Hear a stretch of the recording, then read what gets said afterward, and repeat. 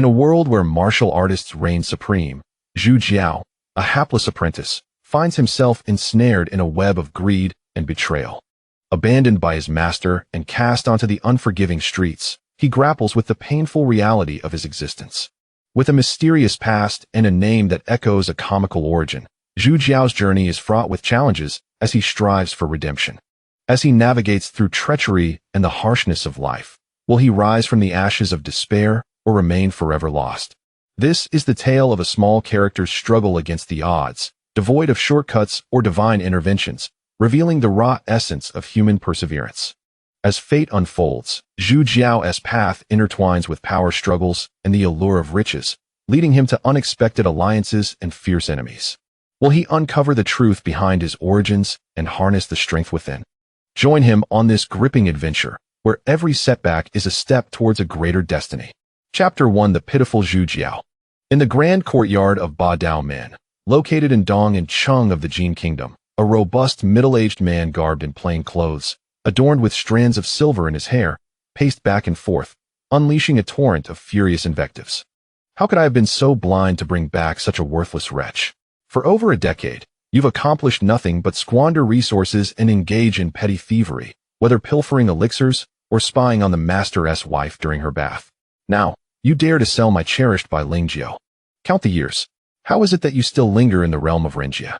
What kind of abomination have I raised? The man's ire escalated, nearly overwhelming him. At that moment, a perceptive disciple hastily brought forth a chair for the agitated master to sit upon, offering comfort. Master, please take a moment to rest. It is unwise to let your anger affect your health. This obsequious disciple, known as Zhuang Siki, was the second apprentice of the elder, who was none other than the fifth elder of Ba Dao Min, Feng Shunyue, a formidable figure of the Dragon Elephant realm. Ba Dao Min ranks among the three dominant factions of this city, primarily operating in the southern district, while Ban Yulu lies to the east and Yu Baotang to the west. Feng Shunyue had taken 3 disciples under his wing, raising them since childhood. His eldest disciple, Ji Yufei, was currently wielding a whip with fervor against his junior disciple, Zhu Jiao. The origins of Zhu Jiao's rather peculiar name trace back to his unfortunate past. It was said that during a fierce snowstorm, he accompanied his mother to beg for alms when he was not yet 10 years old. Feng Shunyue happened to pass by and, upon glancing at him, recognized his innate talent, known as the Jin Gu Wu Jian, which is the foundation for cultivating martial arts. Only those endowed with this gift could aspire to master the highest martial arts, whereas those lacking it would find the path arduous and could only hope to reach the Dragon Elephant realm, the pinnacle of the 3 realms of humanity, Renjia, Taidu, and Longxiang. Below these were the 3 realms of the earth, Diling, Panwu, and Baz. Warriors of the earthly realms were rare within the Jin Kingdom. The key to transcending the 3 realms of humanity lay in the Jin Gu Wu Jian. Thus, Feng Shunyue, believing he had stumbled upon a treasure, eagerly acquired the child. When Feng Shunyue inquired about the boy's name, his mother, trembling in the bitter cold as she counted her coins, replied, "Call him Zhu Jiao." Zhu Jiao. Feng Shunyue found the name rather unappealing. It was only later, during a meal where a particularly delicious dish was served, that he casually asked about it. The servants replied, "Braised pig trotter." Braised pig trotter. Zhu Jiao. At that moment, he realized the unfortunate boy's mother had been delirious with hunger, thus naming him after a dish she craved. The odd name stuck, and there was no changing it. "Alas, master, please stop. Ouch. I understand my mistakes, I swear. I shall never do it again." Ah, at this juncture, Zhu Jiao writhed on the ground, lamenting and pleading for mercy. Observing the battered state of his disciple, Feng Shunyue's temper flared anew. "I am baffled. Are you truly endowed with the Jin Gu Wu Jian?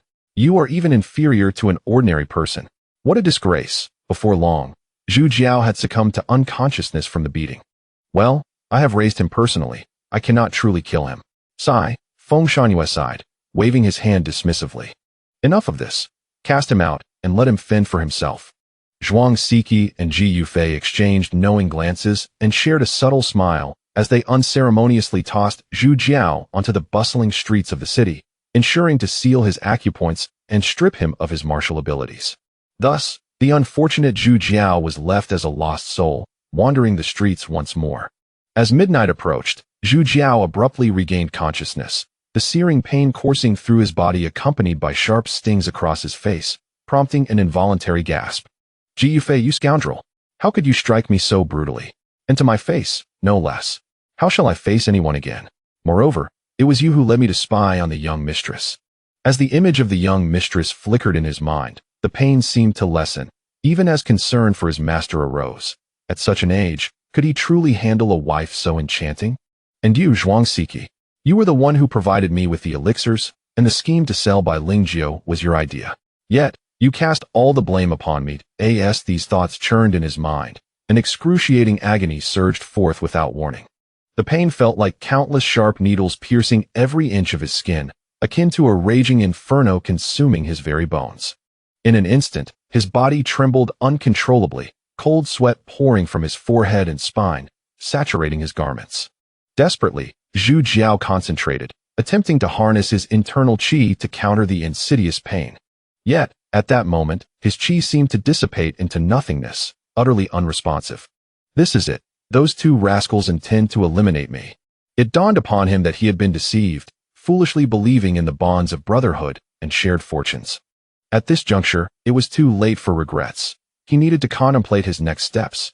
Glancing around to ascertain his surroundings, he recognized his location, Missouri Nan Street, a significant enterprise of Ba Dao Min, where all merchants were required to pay a security tax. Consequently, local merchants held deep animosity toward Ba Dao Min. Had it not been for their overwhelming numbers, they would have relished the chance to spit and kick at them. Moreover, he had previously accompanied others to collect the security tax, thus many recognized him. Now, in a battered state, stripped of his powers and cast aside, he surmised that his master would never forgive him. Lacking the support of his master, as news spread, he would likely face the wrath of the masses. With these thoughts in mind, he steeled himself against the pain, standing up and taking deliberate steps toward the eastern city, the domain of Ban Yu Lu. Certainly, aside from this reason, there exists another factor that is somewhat difficult to articulate. Previously, he was considered a disciple of the elder of Ba Dao Min, a remarkable talent at the 9th level of martial arts, and he had his fair share of ostentatious tales. To endure such a mortifying experience is more painful than death itself. Thus, he bore the agony and traversed the night with great difficulty, ultimately arriving at Buling Street in the eastern part of the city just before dawn. Subsequently, he removed his tattered garments, which had been shredded by the whip, and hastily secured a makeshift covering around his lower body. He loosened his hair from its tie, allowing it to cascade freely. Finally, he rolled in the muddy ground a few times, mixing blood with mud, which would facilitate the scabbing of his wounds and expedite his recovery. At this moment, his disheveled appearance rendered him nearly indistinguishable from a beggar, perhaps even more wretched than an actual beggar. Chapter 2. Reduced to a beggar. Having once experienced the life of a beggar in his youth, he navigated this role with a sense of familiarity. After completing his preparations, he anxiously smeared his face with ash to ensure that even those who knew him would find it difficult to recognize him. Exhausted from a night of labor despite his injuries, he sought refuge in a secluded corner to rest. As dawn broke, the streets grew increasingly lively. The summer cicadas and buzzing flies tormenting his peace and making sleep elusive. Being a beggar was far from easy. After dozing for half a day and drifting in and out of consciousness, he awoke in the evening, parched and weak. He reluctantly lifted his frail body and made his way to a nearby well. The city was dotted with communal wells, each equipped with ropes and wooden buckets. After quenching his thirst, he let out a satisfying belch. Although he had not eaten all day, the water provided a temporary fullness. His immediate concern was to rest and minimize movement to prevent his wounds from festering. The agony from a whip wound was relentless, persisting long after the injury had healed, leaving behind an unbearable itch and discomfort. If the wound was on his back and left unattended, it could lead to severe complications. As a martial artist, he was acutely aware of the dangers of such injuries. Thus, after a brief rest, he found a shaded area near the well to continue his slumber, a wise choice that would conserve energy and aid in his recovery. As the night grew cooler, dispelling the heat, the chorus of night mosquitoes did not disturb his rest. The following day, an intense itch awakened him, and he opened his eyes to find himself startled. A gaunt, disheveled old beggar squatted nearby, staring at him intently. In his previous days of martial prowess, he would have sensed such a presence long before it approached. "What are you staring at, old man?" "Scram," he retorted, a mixture of anger and embarrassment bubbling within him. The old beggar was unfazed and replied, "Ah, friend, your condition is not looking good. Do you think I need you to point that out?" He snapped. No, friend. Your wound has become infested with maggots. It needs treatment, or your demise will be excruciating."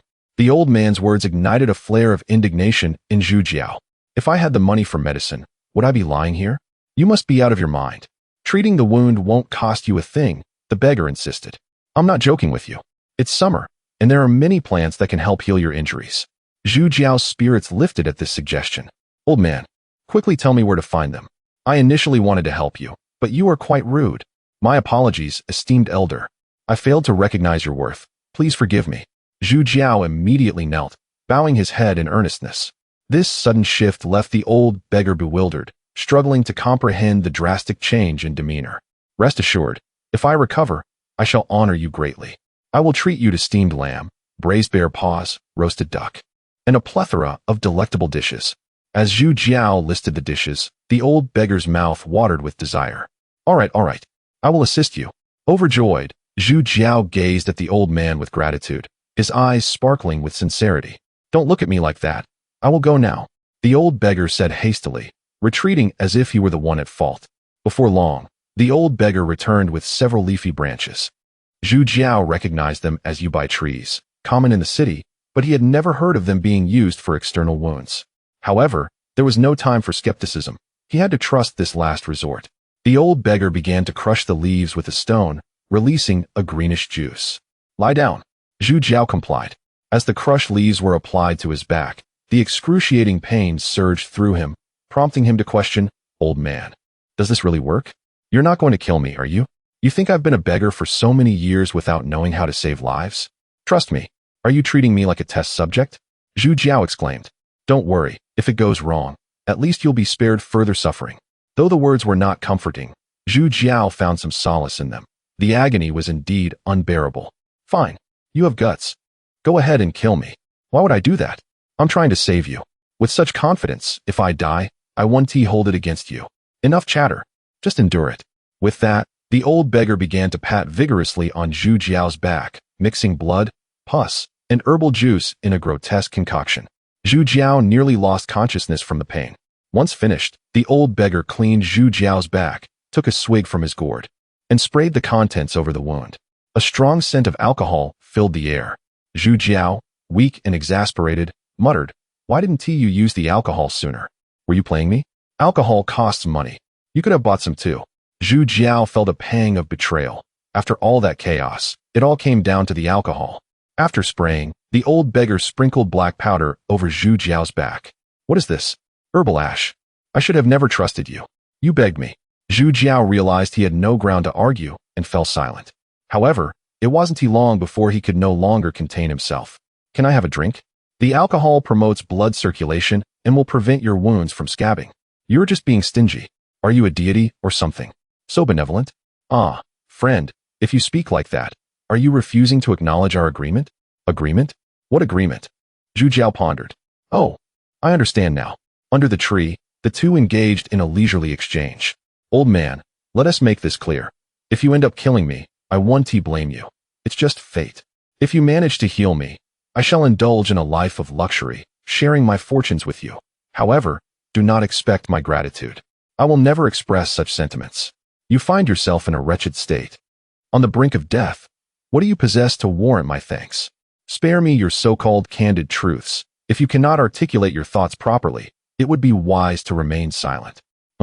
I may be aging, but I am not foolish. It is better to refrain from grandiose promises and present something tangible."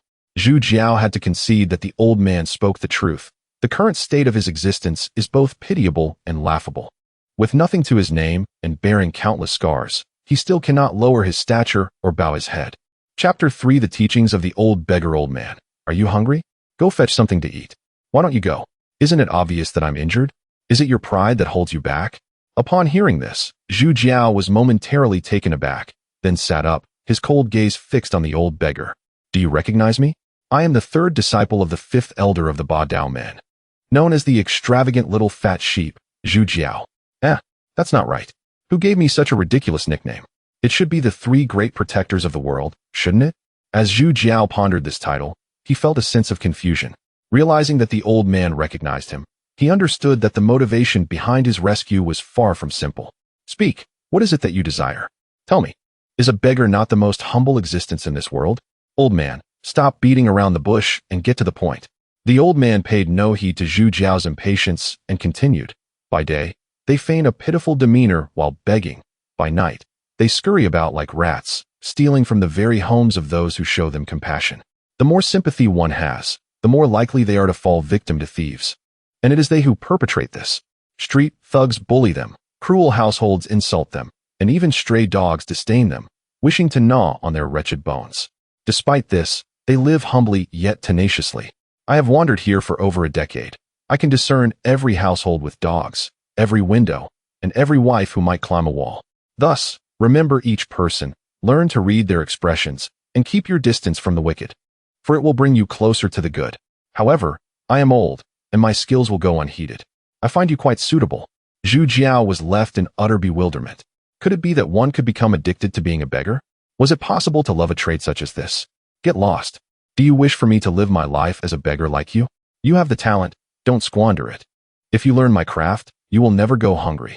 Listening to the old man's fervent declarations, Zhu Jiao turned away in silence, lying back down and muttering, "Damn it, should good people perish?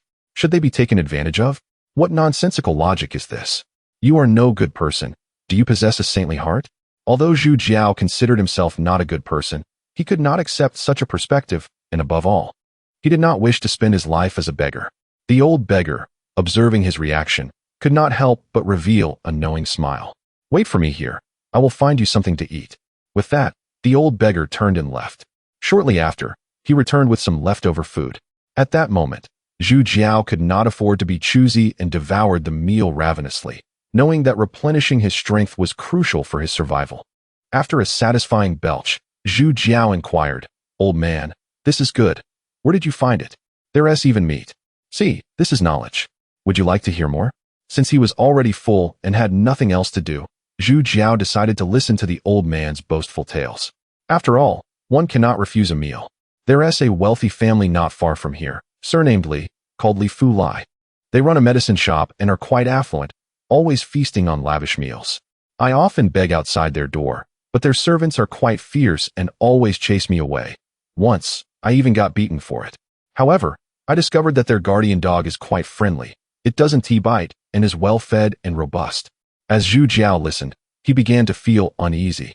Wait a moment, are you talking about a dog? Could it be? The old beggar, interrupted and slightly irritated, continued. So, I took the opportunity to play with that dog whenever I could, and over time, we became friends. It wags its tail when it sees me from afar.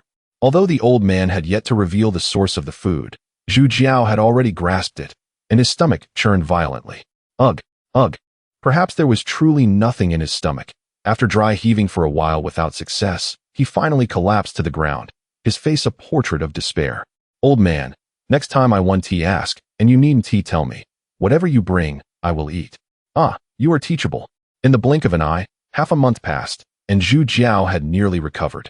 During this time, the two had engaged in numerous conversations, with Zhu Jiao divulging much about himself, and the old beggar providing astute analyses.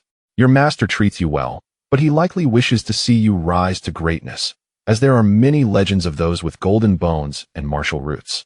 It is unfortunate that you have not lived up to expectations. Your two senior brothers are jealous of your master's favoritism, which has bred malice. This is quite normal. If brothers can turn against each other, how much more so can disciples? Your situation is perilous. If they discover you are alive, they will be on edge. You cannot seek out your master. From the moment you were cast out, you can only return with honor, or else he will look down upon you even more, perhaps even kill you." One must admit, this old beggar was truly perceptive, and his words held much wisdom. Zhu Jiao could not suppress his curiosity. What should I do now? Should I flee? Is running away a man's act? One must rise where one has fallen, but I have lost my martial skills. I am but a useless wretch. Look around at the countless people on the streets who lack martial prowess. Do they not live well? Which emperor or minister, seated in high halls, is renowned for their martial skills? What do you mean? You should beg along the streets with me. allowing your two senior brothers to see that you pose no threat. That way, you will ensure your own safety. But if my master finds out, won't he kill me? It would be a disgrace to him. You are mistaken. He has invested much in your upbringing. If you prefer to beg rather than return, he will see that as a sign of your integrity. Moreover, you have already embarrassed him on numerous occasions. He is accustomed to it. Zhu Jiao began to understand. This old fellow genuinely wished for him to live his life as a beggar, but he had to admit that his arguments were quite compelling. Is it still your pride that holds you back? Seeing Zhu Jiao's unwilling expression, the old man directly pointed it out, unreservedly chiding him. Think about it. You are now penniless and powerless, with two enemies watching you closely. Those you have wronged are reveling in your misfortune. What do you have left? With your life in such shambles, what good has pride ever done you? Self-respect and face are worth less than a full belly. In the Qing Kingdom, at Yulingzong, on Shui Yun Peak, a young man gazed into the clear broth in his hand, which reflected his visage, then surveyed the group of large men in the courtyard. Suddenly, he made a resolute decision. I yearn to indulge in meat, savor fine wine, listen to melodious tunes, and wander through the flower houses. That very night, he fled from this coveted paradise of celestial mountains. After a night of relentless haste, he glanced back at the direction from whence he came, letting out a long sigh. Meanwhile, within the Jinwu Grand Hall of Yulingzong, an elderly man with white hair yet a youthful visage wore a knowing smile, as if he were fully aware of the man's escape. Chapter For the Sorrows of Life. The words of the old beggar deeply pierced Zhu Jiao's heart, causing him more pain than an injury and a more intense itch than the process of healing. He was acutely aware of his origins as a beggar, which prompted him to curry favor with both his master and senior brothers, striving to present himself favorably to the outside world. Yet, inexplicably, he was perpetually misunderstood by others. His cultivation was at a standstill, progressing slower than even an ordinary person. The misfortunes of fate shadowed him relentlessly. Was it truly as the old beggar proclaimed, that he was destined to be a beggar for life? That there was no escaping this fate? Even more terrifying was the realization that such thoughts grew stronger with each encounter with the old beggar. However, if he were to resign himself to a lifetime of begging, what meaning would his life hold? He was still young, still had dreams. To languish through life in a haze was simply unacceptable. Lost in despairing thoughts, a rumbling from his stomach interrupted his contemplation. With a sigh, he made a decision. You are right, old man. Nothing can compare to the growl of a hungry stomach. Thus, on the streets of Buling, two beggars appeared, one a robust youth, the other a frail elder. Do you see that man? What do you think? Don't be deceived by his splendid attire. His pockets are empty. Oh, how did you discern that? Without adornments, he is like a fine horse without a saddle. Look at that other man. He lacks jewelry, yet he must have money. Why is that? His sleeves are bulging, and his steps are heavy. He surely carries something. The old beggar imparted his wisdom without reservation, transforming into a master of the trade in that moment. Are you a beggar or a thief? Why fixate on others' valuables? But you don't grasp it.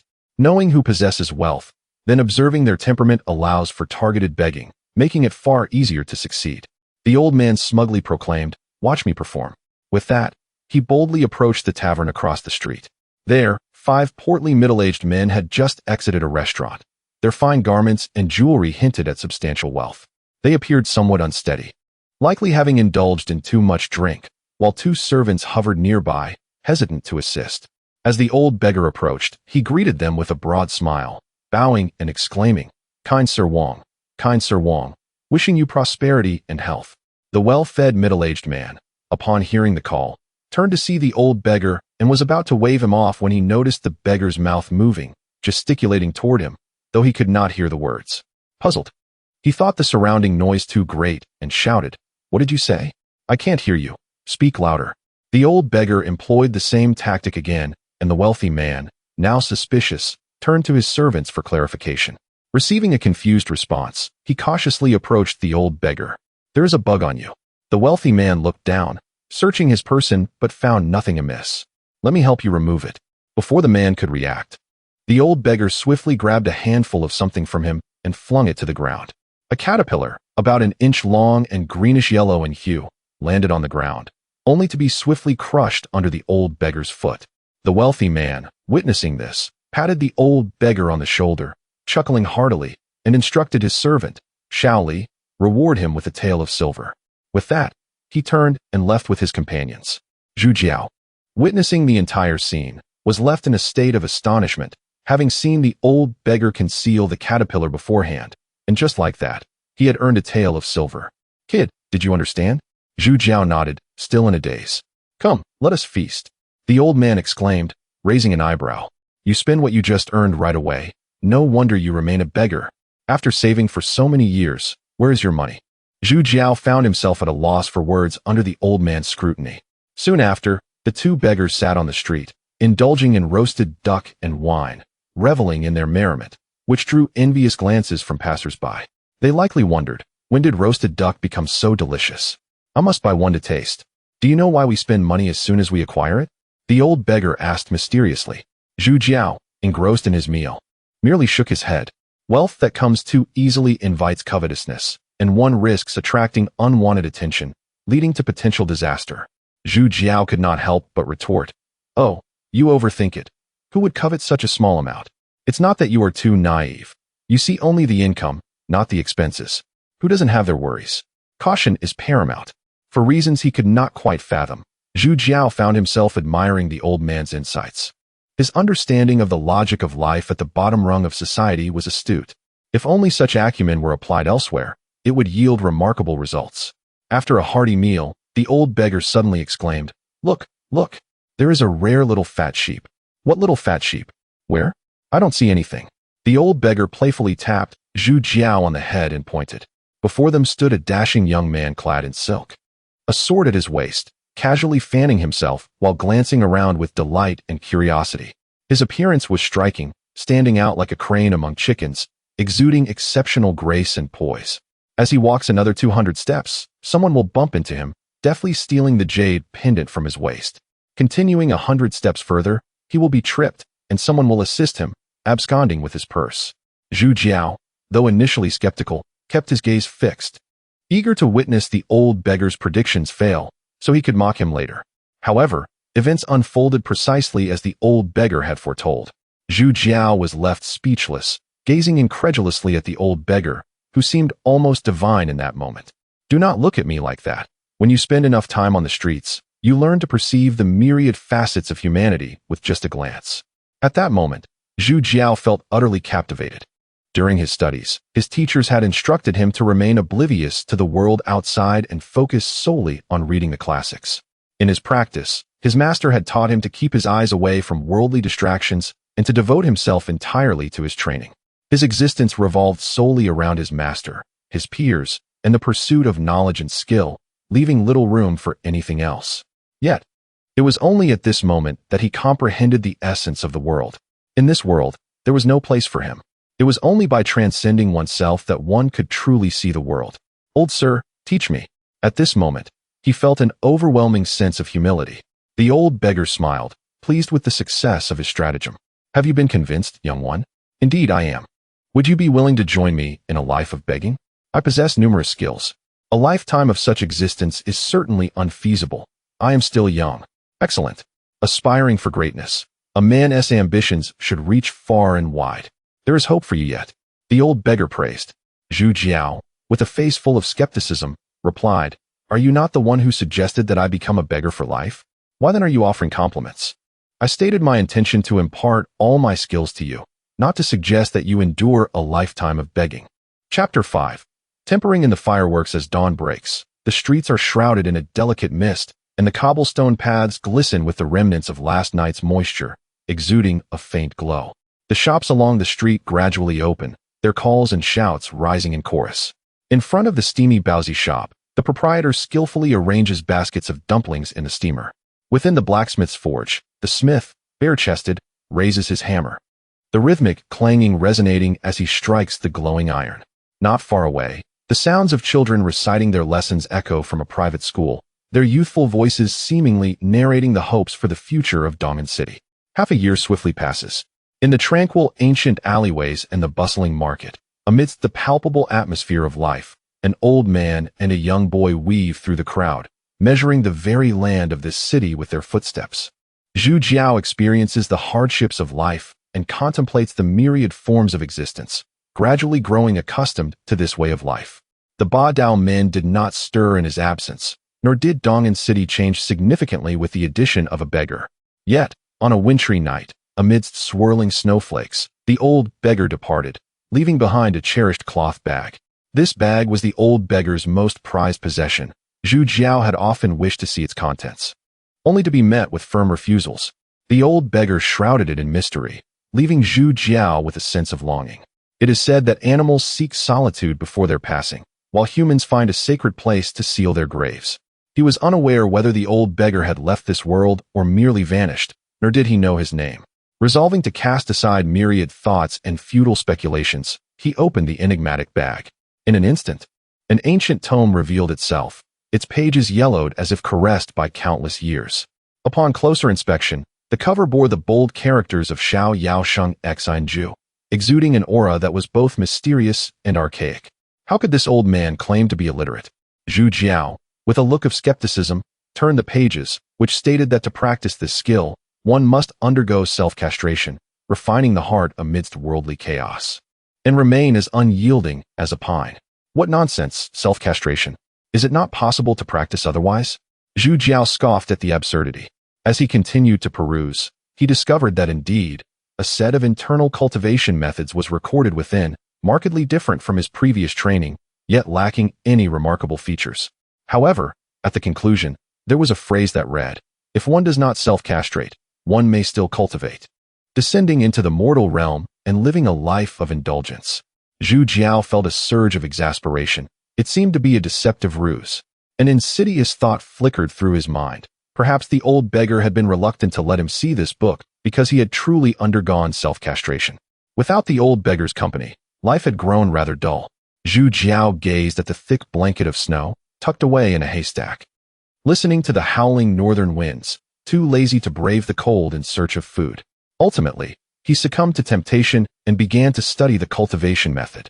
He was aware that his acupoints had been sealed, rendering him incapable of mastering martial arts. Yet in a moment of enthusiasm, he attempted to follow the text.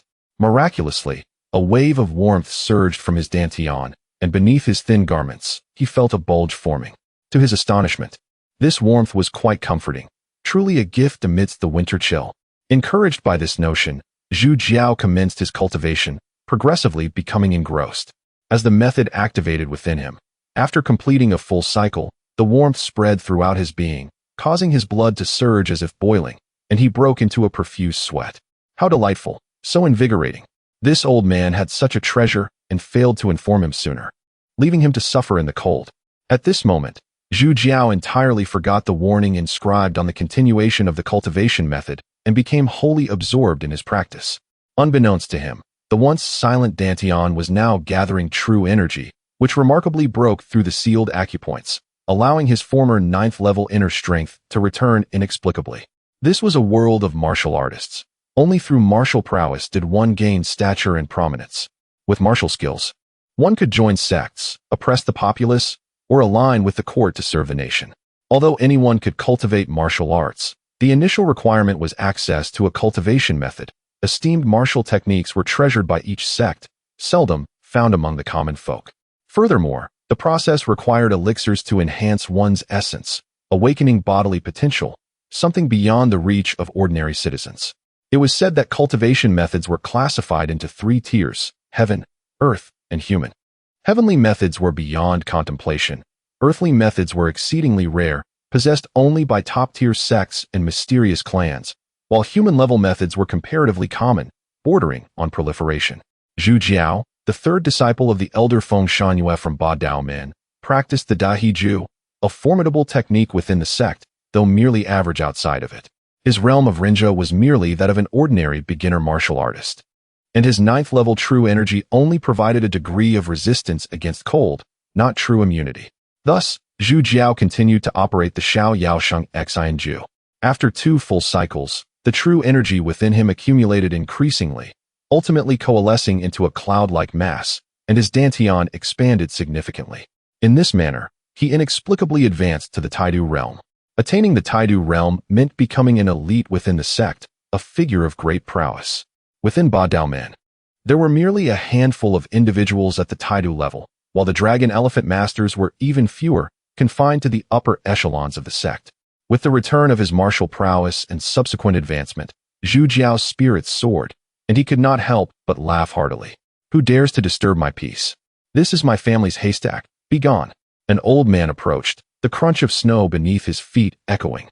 And upon seeing Zhu Jiao nestled there, he could not refrain from scolding him. Old man, it's freezing out here. Grant me some leniency.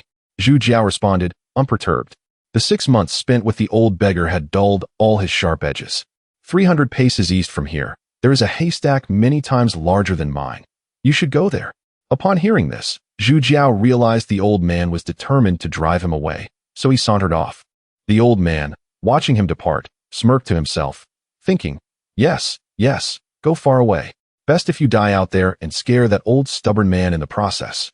After walking 100 paces, Zhu Jiao suddenly felt a pang of hunger and decided to seek something to eat. The world around him was a wide expanse, with passers-by becoming a rare sight. Zhu Jiao knocked on the door of a household. But when the homeowner saw him as a beggar, he slammed the door shut with a curse. Another one? Get lost, I'm freezing to death. Zhu Jiao remained undeterred, persistently inquiring from door to door. A similar scene unfolded elsewhere, where two beggars unexpectedly crossed paths on this frigid day, beset by howling winds and heavy snowfall. Zhu Jiao gazed at the beggar before him, who resembled himself, filled with puzzlement. Why did this person seem so familiar? He mentally traversed through all the acquaintances from Ba Dao Min, but to no avail. There was a sense of recognition, a spark of memory, yet the specifics eluded him. Excuse me, may I ask your name? The individual was taken aback, looking at him with confusion, before gathering his belongings. Did you call for me, good sir? Chapter 6. The fat sheep. Zhu Jiao was taken aback. This was indeed a cultured person, polite and refined. Suddenly, he recalled that this must be the fat sheep the old beggar had spoken of. The contrast was striking, no wonder he couldn't remember. Brother, how did you fall to such depths? Were you not a wealthy man? Do you recognize me? Of course. The moment you arrived on the street, I saw you, a young man, elegantly dressed and bearing an air of grace. The man paused, seemingly lost in memory.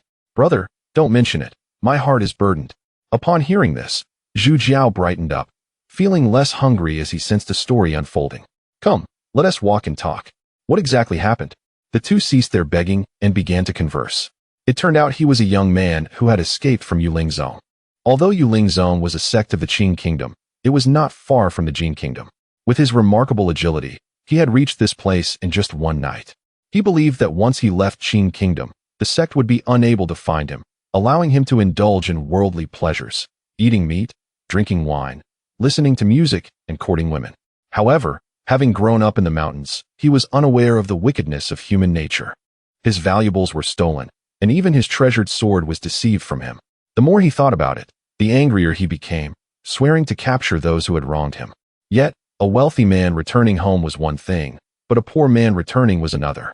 Not only was there the punishment from the sect to fear, but he could not bear the thought of facing himself. To survive, he could only beg on the streets. Zhu Jiao was flabbergasted and asked, You claim to possess knowledge and martial prowess. What level are you? Dealing 3rd stage. Wow. A legendary hero reduced to begging on the streets. Are you telling me a story? What is wrong with that? Is there something amiss? Have you never considered showcasing your skills in a fight? Have you never thought about robbing others for some money? Ah, a gentleman loves wealth, but only acquires it through virtue. That simply will not do. How naive. At your age, are you still living like a dog? Were those who stole from you not wicked? Were those who deceived you not vile? Why can't you be a little wicked yourself? The man was taken aback, his face flushing. Indeed, what he had suffered was hardly trivial. Seeing him in a daze, Zhu Jiao suddenly struck out, unleashing the full force of his Tai Do realm's strength towards the man. Although it was unexpected, the man swiftly countered, gripping Zhu Jiao's fist with ease. Zhu Jiao felt as though his fist was bound by steel, an immense power lurking within, ready to crush his bones. The man's eyes burned with anger, yet he refrained from acting out. Why did you ambush me? I wished to ascertain whether you were lying. Why would I deceive you? Do you truly possess the strength of the Deling realm? Of course. Zhu Jiao was completely convinced. This man was not merely boasting. All right, I believe you now. Please release me. Upon hearing this, the man loosened his grip. Zhu Jiao, Taido realm. Beiyi, Deling realm. As you can see, begging in this heavy snow seems quite challenging. Do you have another method? It might be a bit barbaric. Are you willing to dare? That depends on what kind of barbarism you propose. Do you wish to eat meat? Do you wish to indulge with women? This question struck a chord with Bai Yi. He had originally come out to enjoy life, only to end up suffering for half a year without any joy. He found himself wavering, thinking perhaps being a bit barbaric wasn't so bad after all. At that moment, the grumbling of his stomach shattered the chains of his resolve. Lead the way. Seeing his agreement, Zhu Jiao felt elated. A master of the Diling realm was a dominant presence in this city, hardly more than 5 in number. Having such a person as a bodyguard meant they could walk with confidence. Let us be clear. I will handle the troublemakers, and you will take care of the fighting. That is fair, right? Absolutely. A promise is a promise. Once spoken, it is not to be taken back. Huamanlu, located on the banks of the Chunjiang River in Dong'an City, was the largest establishment of Banyu Lu, a true money-making tree, a treasury of gold. In this snowy season, 2 ragged beggars swaggered inside. At the entrance, a doorman lay sprawled in the snow, groaning incessantly. Moments later, a dozen or so groaning thugs filled the hall, creating a cacophony of wails. An elderly matron, still possessing her charm, stared in shock at the scene. Her mouth agape. Old matron, don't just stand there. Bring out the finest food and drink, and don't forget your lovely daughter, Zhu Jiao declared, striding up the stairs, then added, we need to bathe and change. Hurry and prepare. The young women and guests upstairs were stunned by the sight.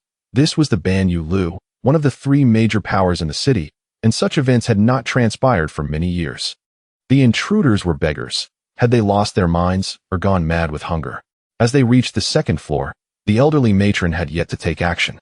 Zhu Jiao shot her a cold glare, his tone icy. If you do not act soon, I will tear down your establishment. Having seen her fair share of the world, the old matron knew that those who dared to cause trouble here were not to be trifled with. Her eyes darted nervously.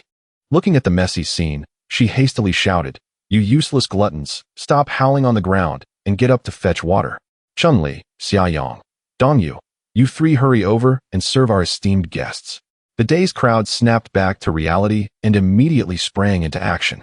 As the 2 entered the Tianzi private room, the elderly matron turned to call over a servant, whispering something incomprehensible. Brother Zhu, why do I feel as though we are bullying the weak? You fool.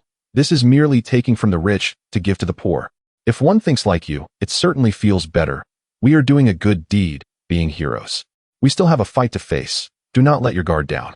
If we lose, it will be disastrous. Rest assured, I can't say for other things, but we have never feared a fight. Before long, Chunli, Xiaoyang, and Dongyu entered the private room. Observing their expressions, they appeared disdainful, as if it would not be long before the 2 before them were corpses.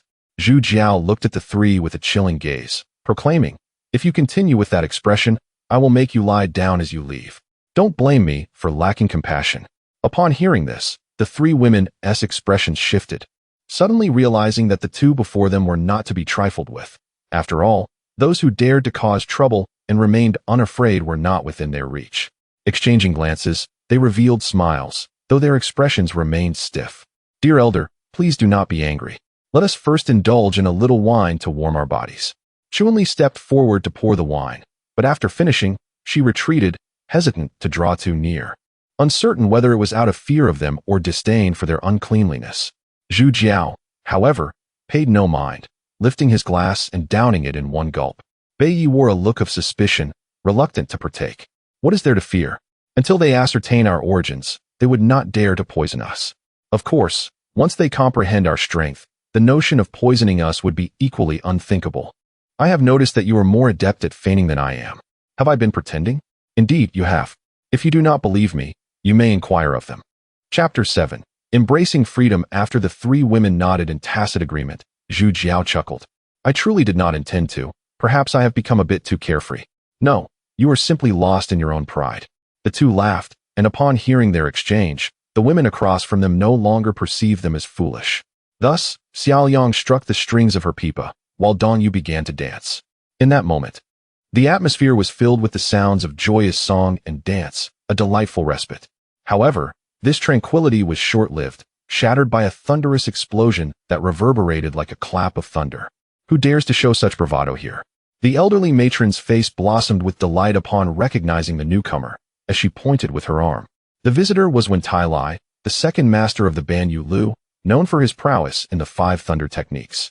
Following the matron's guidance, he leaped to the 3rd floor, striding directly into the private room, where he found two beggars indulging in their leisure. Rage surged within him. Is it you two beggars? You are courting death. Sensing the intensity of his aura and the fervor of his combat spirit, Zhu Jiao's expression shifted slightly, and he cautiously inquired, "Can we withstand him?" One punch. When Tai Lai, insulted by their demeanor, could no longer contain his fury and charged at them with great speed. Yet, his arrival was swift, and his departure even swifter. In an instant, he collided with the massive pillar of the entrance like a thrown sack, pausing momentarily before plummeting to the ground. Immediately, he clutched his chest, blood spewing forth, his bones likely fractured in numerous places. The entire Hua Man Lu fell silent. The sound of a pin dropping could be heard. The onlookers, who had gathered in anticipation of a spectacle, now wore expressions of shock. The earlier mockery had vanished, replaced by profound astonishment and a sense of utter humiliation as they recalled their previous gleeful expressions, resembling clowns.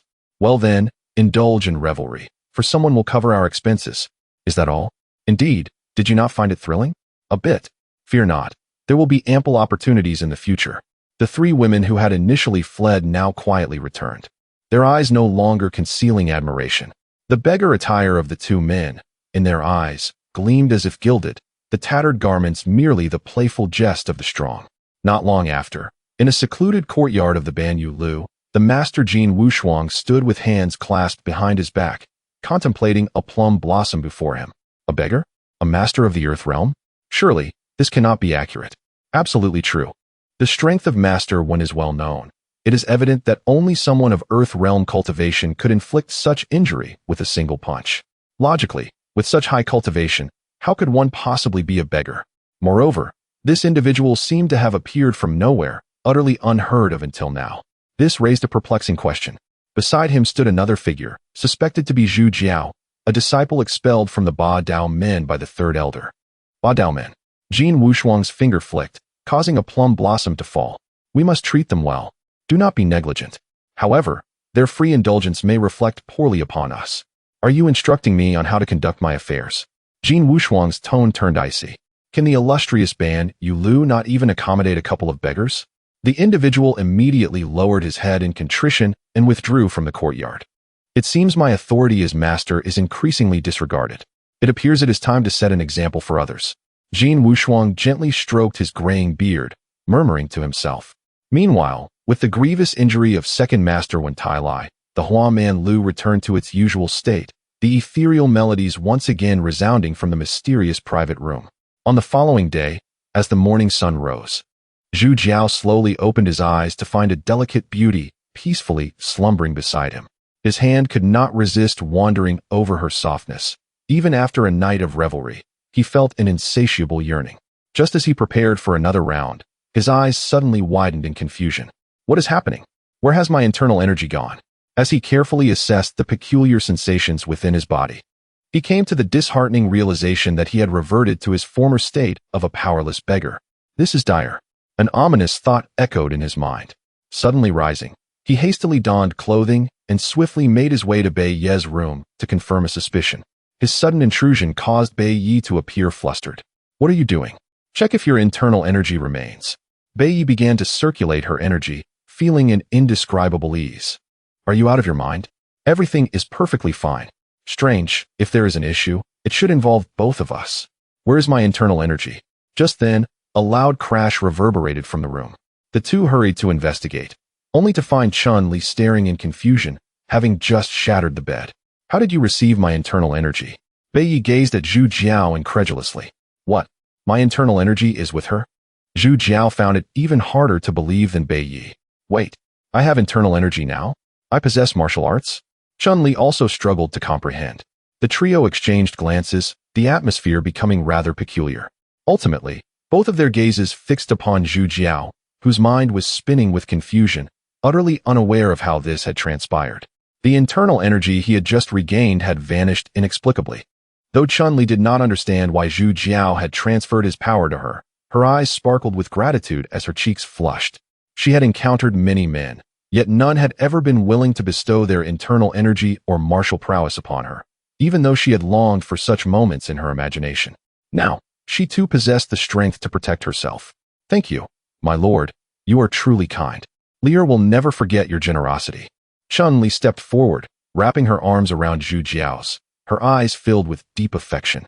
Zhu Jiao, still fuming, forcefully shook her off, sitting down to ponder. A bold hypothesis emerged. The issue likely stemmed from the Xian Yao Sheng Xianju left behind by the old beggar, which stated that to cultivate this skill, one must castrate themselves, refining their heart amidst the worldly dust, remaining as immovable as a pine tree.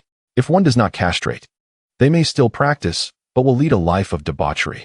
It appeared that without self-castration, one must preserve their purity. Otherwise, their power would leak away, leaving them to become a mere garment for another. Those proficient in the arts of absorption, if they became aware of his cultivation, would undoubtedly swarm to him. At that time, he would face the relentless temptations of licentious female warriors, enduring inhuman torment, and it would be nearly impossible to avoid castration. Curse that old beggar. Does he wish for me to remain a beggar for the rest of my life? Fortunately, the discovery was made early. Had it been delayed, the accumulation of sufficient vital energy might have led to a calamity that could have left one utterly exasperated. Thankfully, prior experiences of mortality had equipped him to adjust his mindset in a relatively short span of time. Recognizing the dubious nature of this cultivation method, he resolved to forego its practice. Thus, within the confines of Huamanlu, the two indulged in revelry for nearly 10 days. However, as the sage mode extended, their existence began to grow somewhat monotonous. Just as they contemplated departing, an unexpected visitor arrived at the door. Chapter 8. Jin Wushuang the man appeared emaciated, yet his ethereal aura was undeniable. His silver-white hair accentuated the vitality of his upright spine. He was Jin Wushuang, the master of the Half-Moon Pavilion. Beside him stood a robust middle-aged man, tall and imposing, exuding an innate authority without uttering a word. Greetings, young brothers. Ah, Pavilion Master, you have arrived much later than I anticipated. Naturally, Zhu Jiao recognized him. For as one of the leaders of the three major factions, his name was known far and wide. Bai Yi observed the newcomers with a grave expression. Both were formidable beings of the Earth realm, and he dared not underestimate them. Jin Wushuang was taken aback to hear Zhu Jiao's voice. He seemed devoid of any cultivation. A quick glance revealed that his Earth realm companion wore a familiar, indifferent expression, showing no sign of displeasure. This perplexed Jin Wushuang. When did Earth realm experts lose their standing? One should not interrupt when an adult speaks. Such behavior is unbecoming. Ah, there are many trivial matters, Jin Wushuang responded with a slight smile, then inquired, He, you must be Zhu Jiao, the apprentice of Feng Shanhua? Do not mention my master. He has cast me out, Zhu Jiao replied with a resigned shrug. We have no connection to the Ba Dao sect, so please do not misunderstand, Pavilion Master. Jin Wushuang nodded, having already received confirmation of this from the Ba Dao sect. Any martial artist daring to stir trouble in another's territory would typically not be taken lightly by the host, especially with Earth Realm experts present. Though they were both of the Earth Realm, Jin Wushuang, now aged, had lost the confidence of his youth and did not dare to come alone. Thus, he invited the city's chief commander, Tai Huai, of the Earth Realm. Young brother, this is the city commander, Tai Huai. Are you acquainted? I have long admired your name. It resonates like thunder in my ears. Today, I am fortunate to meet you. Zhu Jiao replied with a respectful gesture, then turned to introduce Bai Yi. Zhu Jiao understood Jin Wushuang's intentions and recognized that he was more interested in his companion. Tai Huai observed Bai Yi with great interest, contemplating the potential of this young martial prodigy. Both he and Jin Wushuang wore expressions of curiosity, but refrained from inquiring prematurely. Are you two young brothers not inviting us to sit? Ah, how rude of me. Seeing Pavilion Master here, I mistakenly assumed myself to be your guest. Haraha. Ah, no need for formality, young brother. Commander Tai, please take a seat. With that, they settled comfortably on the floor, legs crossed. Once everyone was seated, Jin Wushuang clapped twice, prompting the elder matron outside to hastily enter. Serve the tea, Qiuyu. Jin Wushuang instructed the matron as she entered, his expression calm. Bring the finest Mao Jian. After giving his orders, he turned to Zhu Jiao and asked, Are the services of my half-moon pavilion to your satisfaction? Zhu Jiao recognized the gravity of the moment. He knew they needed to address the situation delicately. Pavilion Master, if I were to say that my brother and I are merely here to enjoy your hospitality, would you be displeased? Enjoying hospitality? Jin Wushuang was taken aback. If his counterpart were merely a master of the human realm, He would have made it clear that one should not provoke a tiger in its den. However, with an Earth Realm expert present, especially in the politically intricate Dongan City, Jin Wushuang understood all too well the significance of such power. The three factions, Ba Dao Sect, Yu Bao Tang, and Half Moon Pavilion, appeared evenly matched on the surface, maintaining a delicate balance, but beneath, currents of tension surged. His faction was the weakest link in this precarious equilibrium, and one crucial reason was his own aging. He had not engaged in combat for many years, cultivating an air of mystery and deterrence. Many were eager to witness his prowess, seeking to gauge his true strength, yet he understood that once he acted, that aura of intimidation would dissipate, and the Half Moon Pavilion would be engulfed in turmoil. The delay of his guests was clearly a sign that they were waiting for him to act. However, he had misjudged the situation. Master must be aware that since my master cast me out, I have wandered the streets, enduring hardships and hunger for 6 months. It was only after encountering Brother Bei Yi, sharing our mutual plight, that I felt a sense of camaraderie. As you are known for your generosity, I trust you will not hold this against me, Zhu Jiao explained, knowing much and daring to speak boldly. Though I say this, I assure you that any expenses incurred will be repaid in due time, and I hope for your understanding, Pavilion Master. While he acknowledged the truth of the matter, he maintained a humble demeanor, his words earnest yet tinged with a rebellious spirit. Jin Wushuang, unable to fathom such an explanation, let out a sigh of relief. Those in high positions often became accustomed to weighing benefits, losing touch with the myriad experiences of the world. You are truly a person of character, far more carefree than I was in my youth. Jin Wushuang's expression brightened. He sensed that the anticipated crisis had been averted, and his mood lifted. Not at all, it was out of necessity. As they exchanged pleasantries, a beautiful woman entered, carrying a tray. Her flowing black hair cascaded like a waterfall, each strand shimmering with a vibrant luster, swaying gently with her movements, resembling a living ink wash painting. Her eyes were like deep, tranquil pools, clear and bright, twinkling with the brilliance of the stars, sometimes playful and lively, at other times profound and emotive, capable of drawing one in with just a fleeting glance. Her long, thick eyelashes resembled butterfly wings. Each flutter seemed to stir a gentle breeze, captivating the heart. Her brows, gracefully arched like distant mountains, perfectly framed her smooth forehead, adding an enchanting quality to her visage. Her petite, straight nose boasted elegant lines, akin to a meticulously crafted work of art, tracing a delicate curve on her face. Her lips, reminiscent of ripe cherries, were vividly alluring, with the corners slightly upturned, as if perpetually on the verge of breaking into a radiant smile, inviting one to draw closer and bask in the warmth and charm of her presence. Draped in a delicate azure dress, the hem cascades like gentle waves, swaying softly with her every step, reminiscent of ripples dancing upon water, or petals fluttering gracefully in the breeze, further accentuating her slender figure. Her form is both light and elegant, each step taken with perfect poise, akin to a celestial being gliding upon clouds, exuding an innate nobility in every movement. She appears as if she has emerged from the pages of ancient poetry, her beauty transcending the ordinary, leaving one in awe of such a splendid existence. She is none other than the illustrious gem of this establishment, Qiu Yu. Chapter 9. Qiu Yu. With the arrival of Qiu Yu, both Zhu Jiao and Bei Yi found their eyes transfixed, not to mention the tent that had risen beneath them. It is not my fault for being lecherous. The young lady is simply too beautiful. To not admire her would be to lack appreciation for the finer things they justified to themselves in their hearts. Jin Wushuan and Tai Huai observed their reactions and exchanged knowing smiles before lowering their heads. Qiu Yu, remaining silent, began to showcase her tea artistry with a graceful smile. The room fell into a serene quietude as the tea was brewed, and it seemed that the two gentlemen were left yearning for more. Old Pavilion Master Jin, you are indeed fortunate to have such a peerless beauty by your side. We are envious, Zhu Jiao exclaimed. If the young man is fond of her, he should pursue her boldly. The young lady is yet unwed, Jin Wushuan explained. Are you implying that she is still untouched?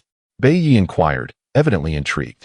Indeed, although Qiu Yu serves me, I treat her like my own daughter, as both father and mentor, Jin Wushuan replied with a gentle stroke of his beard and a smile.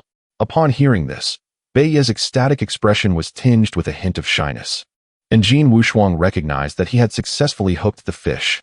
Zhu Jiao, observing Bai Ye's expression of being caught, inwardly cursed his lack of ambition and spoke, "Pardon our intrusion. We have thoroughly enjoyed our time here, and we must take our leave. Do the two young gentlemen have a place to stay? Under the vast sky, we are home wherever we may roam." Jin Wushuang contemplated for a moment and earnestly replied, "I have a secluded villa, long left idle. You may stay there temporarily, sheltered from the wind and rain, and rest for a while until you find your footing." Zhu Jiao had been waiting for such an offer, well aware of the adage that a thick skin can reap benefits, yet he still feigned reluctance. It would be inappropriate to owe you both money and favors. No need for such concerns. My establishment has ample resources and does not mind these trifles. Let us not speak of it again. Jin Wushuang waved his hand dismissively, then continued, "The reason for not keeping you here is not due to material concerns, but rather, this place is a den of indulgence, offering no benefit to martial cultivation. Should one linger too long, it may lead to ruin. I trust you understand? Then we shall heed the old pavilion master's words and impose for a while longer." As they engaged in conversation, the details were settled, and they exchanged light-hearted banter, enjoying each other's company. After the two moved to the villa, Tai Hui accompanied Jin Wushuang back to his estate. "Old pavilion master Jin has invested such effort in seeking my assistance, yet I have achieved little. I feel somewhat undeserving. Tai Duzong, do not say such things. This outcome was indeed unexpected. Though these two are young and impetuous, they do not appear to be deceitful. Half Moon Tower is fortunate to have them, as it brings light after darkness. Young men are often headstrong. Whether they can be of use to me remains to be seen. I must thank you, Tai Duzong, for your support in suppressing the opposing arrogance, lest we face a bitter struggle. Our acquaintance spans many years. May I offer a word of friendship? Feel free to speak. Your years have advanced, and it is undeniable that your strength has waned.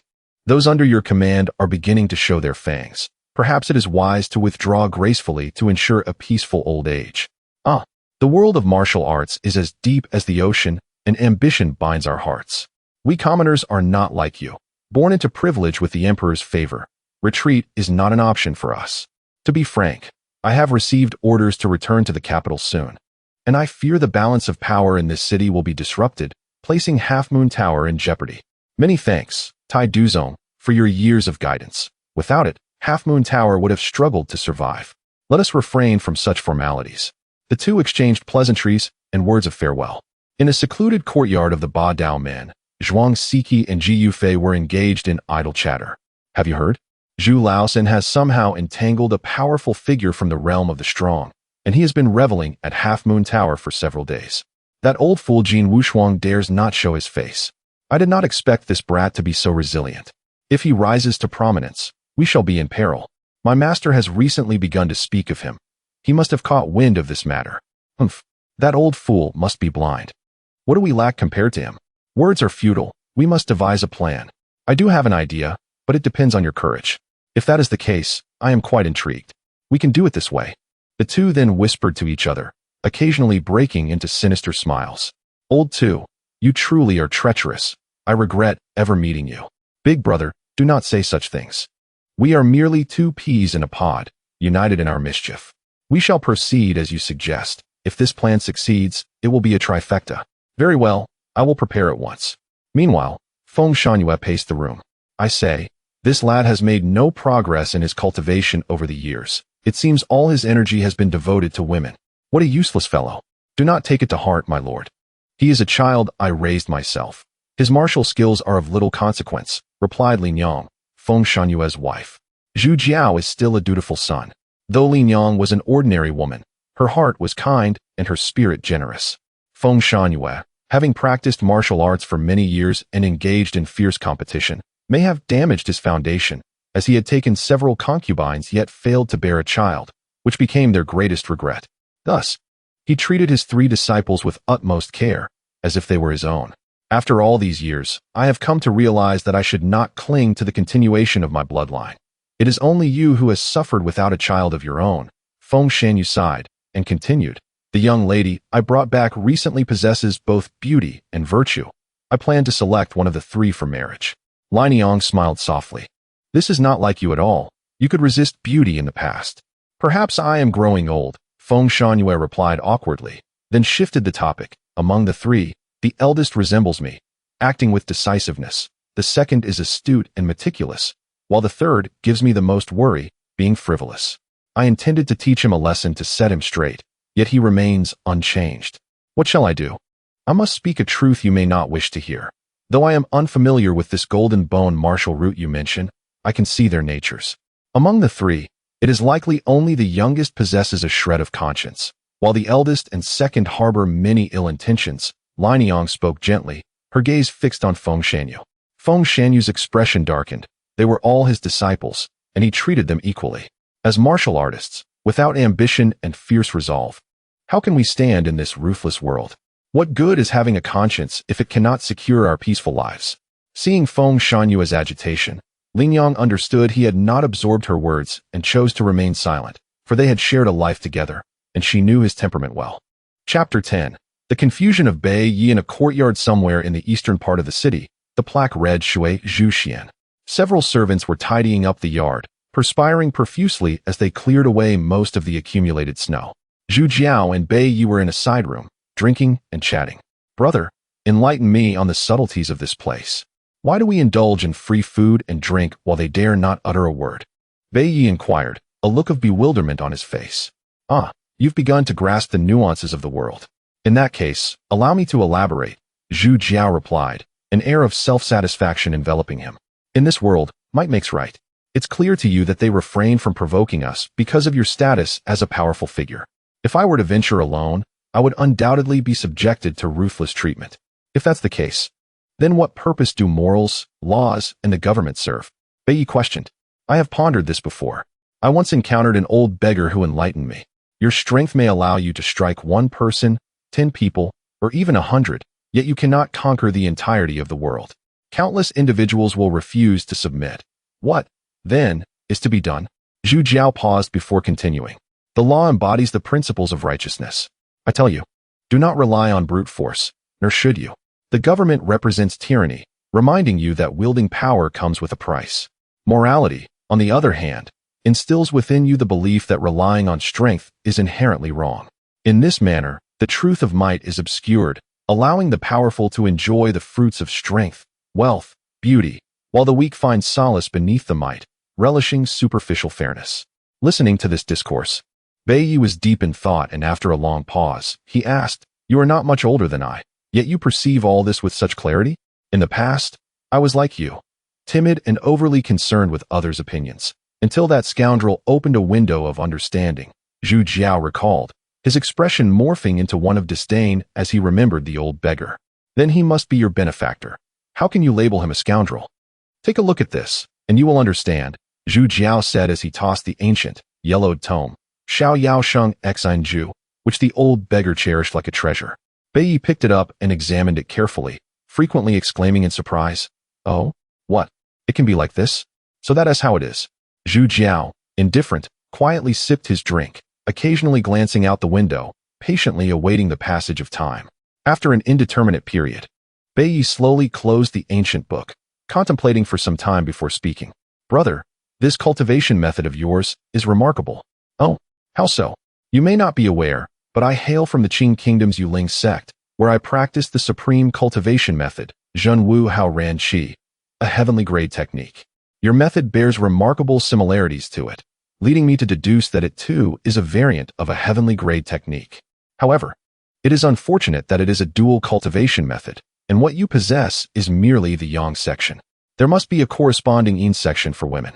Without the yin section, issues of energy leakage arise, which is likely why it has been altered by others seeking to retain vigor through self-castration. Upon hearing this, Zhu Jiao was momentarily stunned. No wonder he had depleted his energy so quickly after just recovering. It was all due to this cultivation method. The thought of being unable to pursue women after practicing it caused him to feel utterly dispirited, extinguishing any desire to cultivate further. Hey, let me take a look at your Zhenwu Hao Ran Qi. My sect has strict orders against sharing it. Violating this could lead to our deaths. How absurd. Heaven knows, earth knows, you know, and I know. Who else knows? If my martial arts improve, what harm could it bring you? You claim brotherhood, yet your heart is filled with schemes. You have never considered me a brother. My own cultivation method is not inferior. I would have shared it with you without question, yet you keep yours hidden," Zhu Jiao implored, ultimately resorting to emotional manipulation, lamenting dramatically, "Ah, how difficult it is to paint a tiger's skin but not its bones, to know a person's face yet not their heart. Oh, humanity!" Bai Yi was incensed by his provocations, his emotions swirling. How rare it was for him to treat others with sincerity, expecting the same in return, only to find it was all a calculation. Seeing Bai Yi's internal struggle, Zhu Jiao feigned heartfelt sorrow and continued to lament. Indeed, although Bai Yi was a man of lust, he possessed an innate purity. Under the influence of Zhu Jiao's provocations and emotional manipulation, he ultimately conceded. "Fine, I shall give it to you. However, such a heavenly grade technique cannot be carried around casually. I need to transcribe it, and you must destroy it immediately after reading." With the scheme successful, Zhu Jiao suppressed his amusement and patted Bai Yi's shoulder heartily. "Good brother, since you treat me with sincerity, should we encounter beautiful maidens, I shall allow you to take the lead." Bai Yi nodded vigorously at his words, utterly oblivious to the cunning embedded within them, eagerly proceeding to transcribe the technique. To exchange a wasteful technique for a heavenly grade one was indeed a tremendous bargain, and Zhu Jiao beamed with joy. In Huamanlu, the rumor of Chun Li unexpectedly receiving true energy spread like wildfire throughout Dong'an City, and Zhu Jiao became a laughingstock among martial artists. The truth of the matter remained shrouded in mystery, yet people were all too willing to believe it was a deliberate act on his part. Few could fathom that a martial artist would abandon their hard-earned true energy for a woman of questionable repute. Such individuals were often deemed mentally unfit.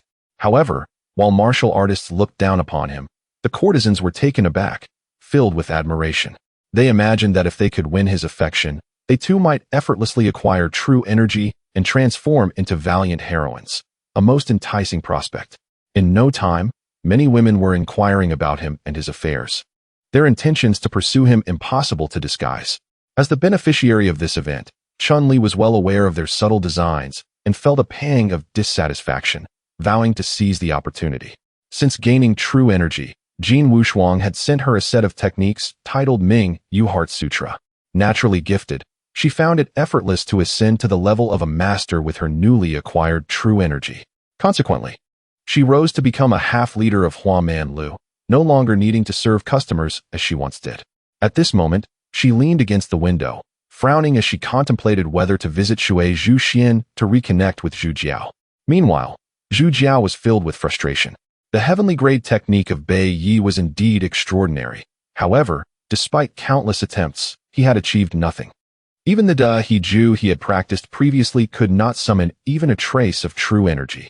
Persistently defying fate, he ultimately succumbed and attempted to practice the old beggar's Xiao Yao Sheng Xin Ju. Yet, a reaction surged within him, and a wave of heat enveloped his body. In such a predicament, he found himself entangled in a dilemma. Chapter 11. Trapped in a scheme. Could it be that once one cultivates this technique, they would never be able to change their path? This conjecture lingered in Zhu Jiao's mind, growing increasingly certain. That wretched old beggar, how dare he? The old fool first declared that Zhu Jiao was destined to be a beggar for life, then mysteriously vanished, leaving behind this book for him to study alone. It felt like a trap meticulously laid for him to willingly jump into. Once he began his cultivation, two fates awaited him: to sever his own manhood and thus escape the mortal realm, or, if he chose not to endure the torment of insatiable desires, ultimately becoming a mere garment for another, leading to his own downfall and reduction to a beggar.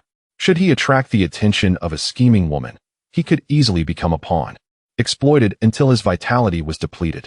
Zhu Jiao shook his head, unwilling to dwell on such thoughts. Self-castration was certainly out of the question. Living as a beggar was preferable. But didn't Bai Yi mention another technique that complemented this one? Perhaps he could endure a little longer, cultivate his skills, and then seek it out, resolving this dilemma. Yet, there was no guarantee that Bai Yi could be trusted. He might vanish without a word like the old beggar, leaving Zhu Jiao to contemplate his grim fate. Thus, he resolved to first reclaim his martial prowess, ensuring his own safety and allowing him to stand proudly in the world. Zhu Jiao pondered deeply, as if he had discovered a path to liberation. His heart steadied, yet he could not suppress his contempt for that old fool. Clearly, the old man had practiced this vile technique, for he neither castrated himself nor maintained his boundaries, ultimately losing his essence and martial skills. It seemed he had also made many enemies, perhaps disguising himself as a beggar to escape his misdeeds. Upon encountering someone as capable as Zhu Jiao, he sought to ensnare him, attempting to alleviate his own guilt for failing to control his desires. Huh, old dog, since you have treated me this way, I shall not grant you your wish. You wish to harm me? Not a chance. I refuse to be as pathetic as you. The more Zhu Jiao entertained such thoughts, the more comforted he felt, and his desire to achieve what seemed impossible grew even stronger. Just wait and see. I will make your face swollen and bruised. With determination, individuals can summon boundless courage and resolve when faced with seemingly insurmountable challenges. Such courage, akin to a blazing fire, burns brightly within, dispelling fear and emboldening one to confront obstacles. Resolve acts as a sturdy lighthouse, guiding one through the fog, preventing them from succumbing to external distractions and temptations. It awakens latent potential, uncovering strengths previously unknown. Obstacles that once appeared unreachable seem less daunting in the wake of this newfound power. Much like a snail, once curled in its shell, bravely extends its antennae, inching forward toward its goal with steadfast determination. A journey of 1,000 miles begins with a single step. Thus, Zhu Jiao made his choice, albeit reluctantly, yet it blossomed into a flower of hope. From humility arose tenacity, and amidst the dust, he flourished, leaping toward the dragon gate against the current. With his resolve firm, he unapologetically began his cultivation. After a small cycle, the familiar true energy returned. Having experienced the joy of regaining it twice, tears welled in his eyes. For a martial artist, true energy is as intoxicating as poison.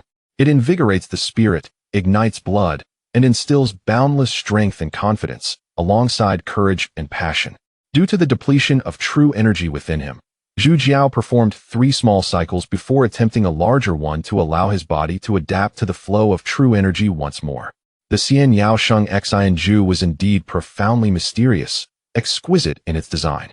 In the past, when he practiced the Dahi Ju, the accumulation of true energy was as slow as a meandering brook, progressing at an excruciating pace. However, the Xian Yaosheng Xian Ju was entirely different. When activated, the true energy surged forth like a roaring river, powerful and rapid, astonishing him greatly. In just one cycle, he attained the strength of a first-tier martial artist, and it seemed that he would soon return to his peak. Yet, as the technique flowed and true energy returned, his brother also grew in strength, recklessly constructing a tall tent. An unusual sensation arose, akin to 100 claws scratching at his heart. Zhu Jiao could only smile bitterly. If seen by others, it would be utterly embarrassing. He hastily calmed his mind and contemplated a solution. Soon, he devised a plan to forge a suit of bronze armor, reasoning that beneath such weight, no one would notice.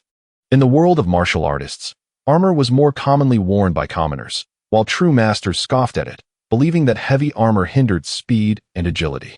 Even encountering such oddities would make one a subject of ridicule, who would willingly forego splendid attire to don cumbersome armor. Thus, the authorities did not impose strict bans on armor. Zhu Jiao, however, found himself compelled to take this course. Rather than be the subject of mockery, he preferred to avoid embarrassment. After exchanging greetings with Bei Yi, he ventured alone to the blacksmith's shop. After articulating his thoughts, the old blacksmith vowed that the armor would be ready in 3 days. Upon returning to the courtyard, he found Bei Yi waiting for him, utterly bored. What do we need armor for? I don't understand you. There's no choice. Your so-called technique is utterly useless. For now, I can only diligently practice my original heart method, Zhu Jiao replied, tossing the heart method book Bei Yi had transcribed back to him. So, does this mean you'll have no connection with beautiful women in the future? At this statement, images of alluring figures, fair skin, and voluptuous curves flashed in Zhu Jiao's mind. His brother's defiance rose, causing his clothing to follow suit. Oh, I see. Bei Yi exclaimed, smiling knowingly. Ah, my brother is suffering. Never mind, brother, don't dwell on it. From now on, I'll handle this for you. You can just watch. Bei Yi's grin was restrained, yet Zhu Jiao felt a pang of discomfort in his heart. Are you trying to provoke me? Don't think your martial prowess intimidates me. Go ahead, give it a try. In any case, you lack the heart to take action. I shall graciously conclude this matter for you. A mere slight exertion on my part, and you shall be free from all worries in this lifetime. It seems quite a profitable arrangement upon reflection. Zhu Jiao found himself momentarily at a loss for words. Bei Yi was, after all, a genuine master of the realm, and provoking him was hardly a wise decision. He could only mutter in defeat. You rascal, have you grown quite capable? We shall see if I still wish to include you in my future escapades. To speak candidly, that girl Qiuyu is indeed breathtakingly beautiful. I now ponder whether I should bestow upon her all my true energy. I wonder if she would refuse such an unmerited gift. Chapter 12. Reasoning upon hearing these words, Bei Yi's expression grew increasingly awkward. He understood that in the face of this martial art, he was nothing but a mere player. Throughout history, beautiful women have been enamored by heroes. Thus, choosing a woman who embodies the spirit of a hero is indeed a commendable option. Brother, do not act this way. Let us converse amicably. There is no need to let a woman jeopardize our brotherly bond. Consider how arduous it is to cultivate true energy. How can one so easily relinquish it? Under Zhu Jiao's influence, Bei Yi gradually learned the art of shrewdness. In this world, three things captivate the heart: power, wealth, and beauty. Such a cruel choice now lies before me, and I ask you, what should I do? A true man should stand tall and aspire beyond. How can he be ensnared by romantic entanglements? I agree with your sentiment. Yet you must recognize that I currently have little true energy left. Should an unexpected event arise, not only would I fail to enjoy the beauty, but my dreams of power and wealth would also dissolve into nothingness. Do not worry, brother. As long as you are committed to your training, I shall serve as your bodyguard. Whoever dares to harm, you must first tread over my body. Is it a promise then? A word once spoken is difficult to retract. After sealing their pact with a handshake, Bei Yi added, however, brother, I need your assistance. Feeling somewhat embarrassed, he continued, you know I have been training in the mountains since childhood, enduring the changing seasons with relentless practice. While I can manage matters of love with ease, I am at a loss when it comes to winning a lady's affection. Let me assist you. But are you not afraid I might win her over myself? If you are to help me, then I must lend a hand to you as well. Were you not just saying you would be my bodyguard and prevent anyone from harming me? I meant to protect you from others, not myself. Very well. Bei Yi, you are no longer the obedient brother. It seems you have forsaken the gentlemanly virtues. You taught me well. Do you still wish to continue this way? Have you learned to talk back? Brother, I was wrong. Recognizing one's mistakes and amending them makes for a good child. Zhu Jiao did not wait for a retort and turned to call out. Hey, you there, the doorman, come here. The doorman, a middle-aged man in his 40s with a muscular build, seemed to be a martial artist, although perhaps of a lower realm, only slightly stronger than an ordinary person. Bai Qingping at your service. Go fetch Miss Qiuyu and tell her we have business to discuss. This might be inappropriate. I commanded you to go, so go without question. Bai Qingping reluctantly accepted the order, grumbling internally, what makes Miss Qiuyu so special? The Lord's precious darling, and you think you can just summon her at will? Bei Yi felt somewhat perplexed. Should one not actively pursue someone they admire and strive to win their favor? How could it be otherwise? Zhu Jiao, noticing his confusion, asked, are you puzzled? Why aren't we visiting her directly? Upon hearing this, Bei Yi nodded vigorously. Alas, though you are a formidable warrior, you lack the mindset of a true champion. What is the mindset of a champion? The world is vast, and I am its master. You earn, and I spend. The act of courting a lady, in her eyes, is inconsequential and will only lead to your exclusion. Is that truly the case? Which lady does not appreciate kindness? You misunderstand. What a lady desires is to be conquered, not to be flattered. What should I do then? After all, we have been in the flower house for so long. Will she not mind? Goodness, how foolish can one be? You truly do not understand. I question how you ever reached the realm of a true warrior. Bei Yi scratched his head, feeling somewhat embarrassed, while Zhu Jiao continued to sip his tea. Observing Bei Yi's anxious demeanor, Zhu Jiao could not help but chuckle. You foolish one, she will not come today. Why not? Did you not send someone to invite her? Who set the rule that because you invite someone, they must come? Brother, can we not drop the suspense? Firstly, she is not well acquainted with you. Secondly, she holds herself in high regard. And thirdly, the old lord has yet to clarify matters. The old man did say I could pursue boldly. She is merely being polite. Do not take it to heart. Surely the old man would not deceive me about her being intact? Given the old man's age, he might not be as vigorous as he once was. That is well. I, Bei Yi, do not regard just anyone highly. But do not rejoice too soon. Let me pose a question. If the flower house were your domain, and others indulged freely, what would you do? If they dare to cause a ruckus in my territory, I would break their legs. And if you cannot defeat them, then I would reason with them. striving to avoid offense. The two shared a moment of understanding, departing peacefully without causing chaos. Do you not feel a sense of indignation?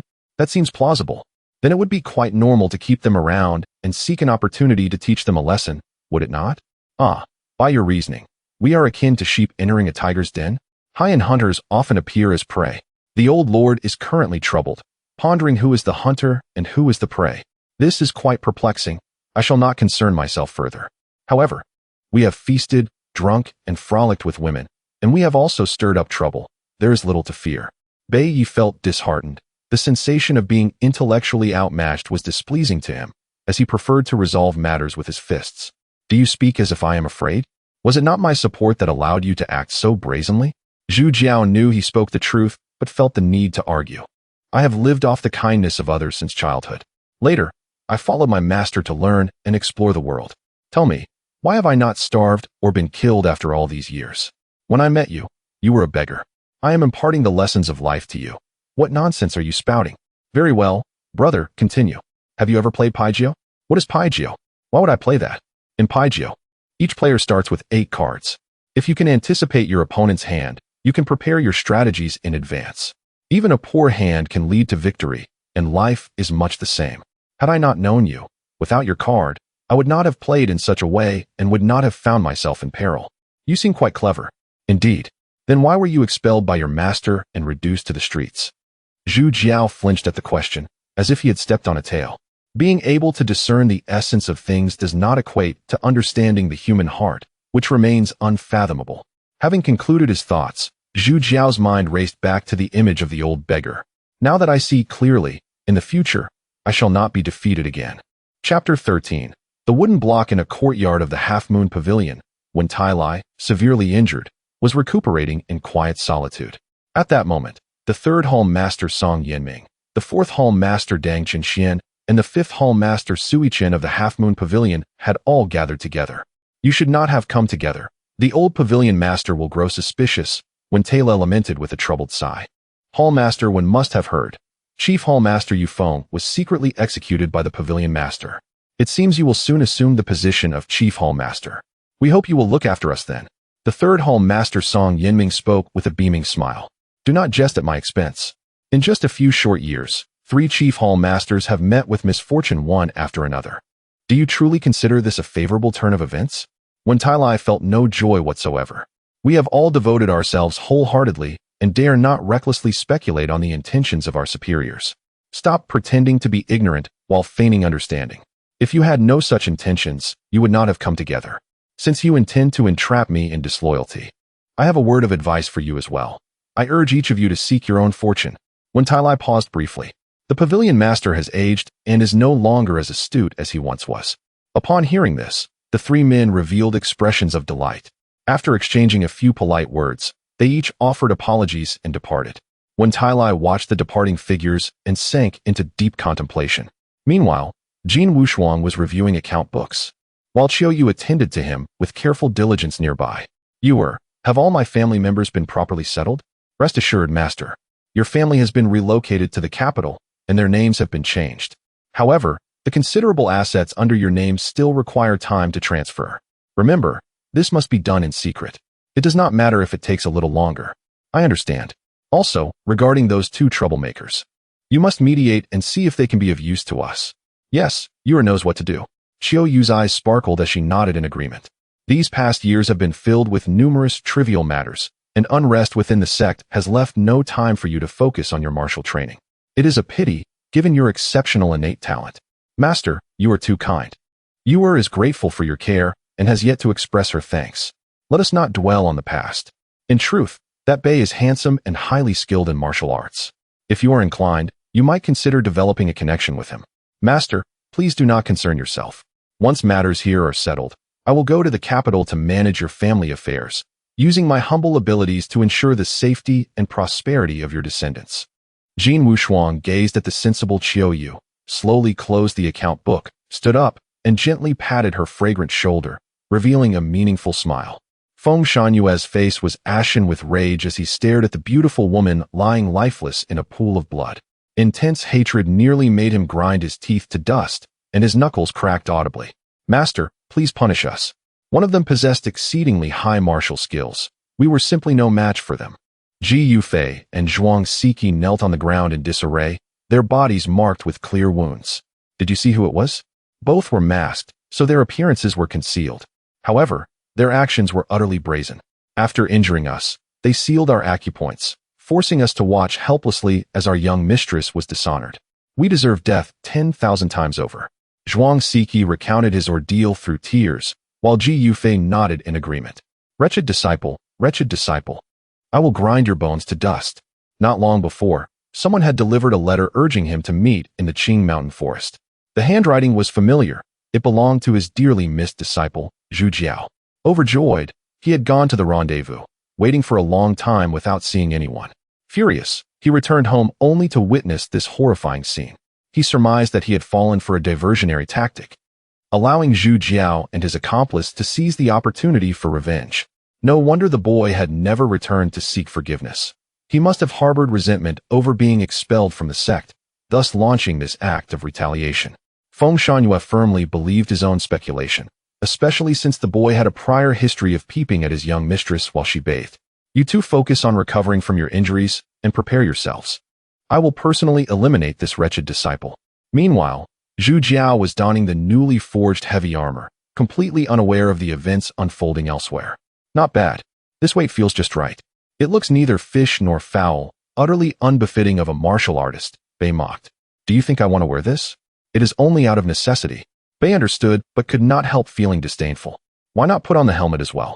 It must not conceal my handsome countenance. Putting on airs again, are you? Get lost. As they bantered, the gatekeeper by Chengping came to report that Miss Qiu Yu had arrived. I will not see her. Send her away. Zhu Jiao immediately issued the order to dismiss her. Bei quickly interjected, what are you doing? That is no way to behave. Please invite her in at once. She did not come when invited. What brings her here now? Bai Qingping observed the two with a peculiar expression, thinking to himself that these two were likely out of their minds. At that moment, Qiu Yu had already entered the courtyard directly, and, upon seeing the two in dispute, could not help but cover her mouth with a light laugh, instantly filling the garden with the radiance of spring.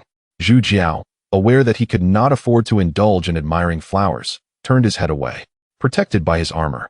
He did not appear awkward. As for Bei, he was utterly captivated. Gentlemen, my apologies.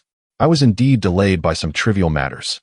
Qiu Yu spoke slowly, her voice like the bronze bells hanging from the eaves of an ancient temple, gently stirred by the wind, clear and melodious as they resonated in the silence, their lingering notes evoking unbidden thoughts. Miss, please come inside. The wind is strong out here, do not catch a chill. Seeing Bei's dazed expression, Zhu Jiao felt speechless and had no choice but to speak up. Once inside the room, the three of them were unsure of what to say, and the atmosphere grew somewhat awkward. What matter brings you to summon me, gentlemen? Qiu Yu, being accustomed to social situations, was the first to break the silence. Since we parted that day, your graceful image has lingered in my heart like a shadow. I have lost my appetite and found sleep elusive. So I wish to behold your beauty once more to ease the pain of longing.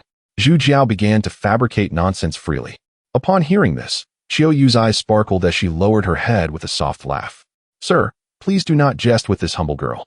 If you truly missed me, why did you refuse me at the gate just now?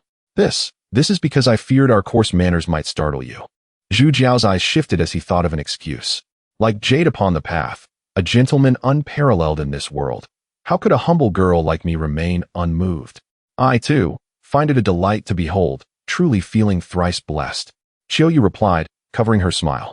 Hearing these words, Zhu Jiao knew this woman was no ordinary person. With just a few phrases, she had lavished praise to the heavens. Bei was done for. He was no match for her. Such a peerless beauty, so deeply versed in the ways of the world. He feared he could not subdue her either. Of course, in his current state, he could no longer entertain such thoughts. All right, enough idle chatter. My companion has taken a liking to you and wishes to befriend you. You two talk first. I have matters to attend to and must take my leave. Upon hearing this, Bei Yi hastily intended to reach out and stop him. However, Zhu Jiao did not afford him the opportunity and dashed out of the room first. This left Bei Yi in an awkward position, scratching his head, utterly at a loss. Qiu Yu's beautiful eyes flickered as she momentarily failed to comprehend Zhu Jiao's intentions, even thinking that perhaps her charm was insufficient. Qiu Yu, Allow me to prepare some tea for you. Chapter 14. The capricious winds. Bai Yi finally managed to utter a word and hurriedly rushed outside. Qiu Yu was left speechless, wondering how this person had managed to cultivate to the earth realm without even grasping the most basic social etiquette. However, one could hardly blame him. Having emerged from the mountains, he had not experienced the world and lacked any experience in interacting with women. Otherwise, he would not have been deceived and manipulated by Zhu Jiao. Having accompanied Jin Wushuang for many years, Qiu Yu was well-versed and quickly came to understand the situation. As she observed the flustered Bai Yi making his exit, she called out to halt him. "Young master, please wait." Upon hearing this, Bai Yi paused at the doorway, caught between advancing and retreating. The winter snow had yet to melt, and the jade-like blossoms adorned the branches, creating a picturesque scene. "Might we share this beauty together?" Bai Yi nodded vigorously, and the two of them moved to the courtyard. "Which place do you hail from, young master?" "Qinghua, Zhaoqing Prefecture, Yangdu." "Who is your master?" "Yuling Zong, the seventh disciple of the esteemed Zheng Yangzhenren." This simpleton Bai Yi revealed his entire background, as if he were waiting for a marriage proposal. Qinghua, Yuling Zong, the martial artist Zheng Yangzhenren? Qiu Yu's eyes widened in astonishment, her mouth agape in disbelief. "Indeed, I cultivate the true martial vastness qi, and I am at the 3rd level of the earth spirit realm.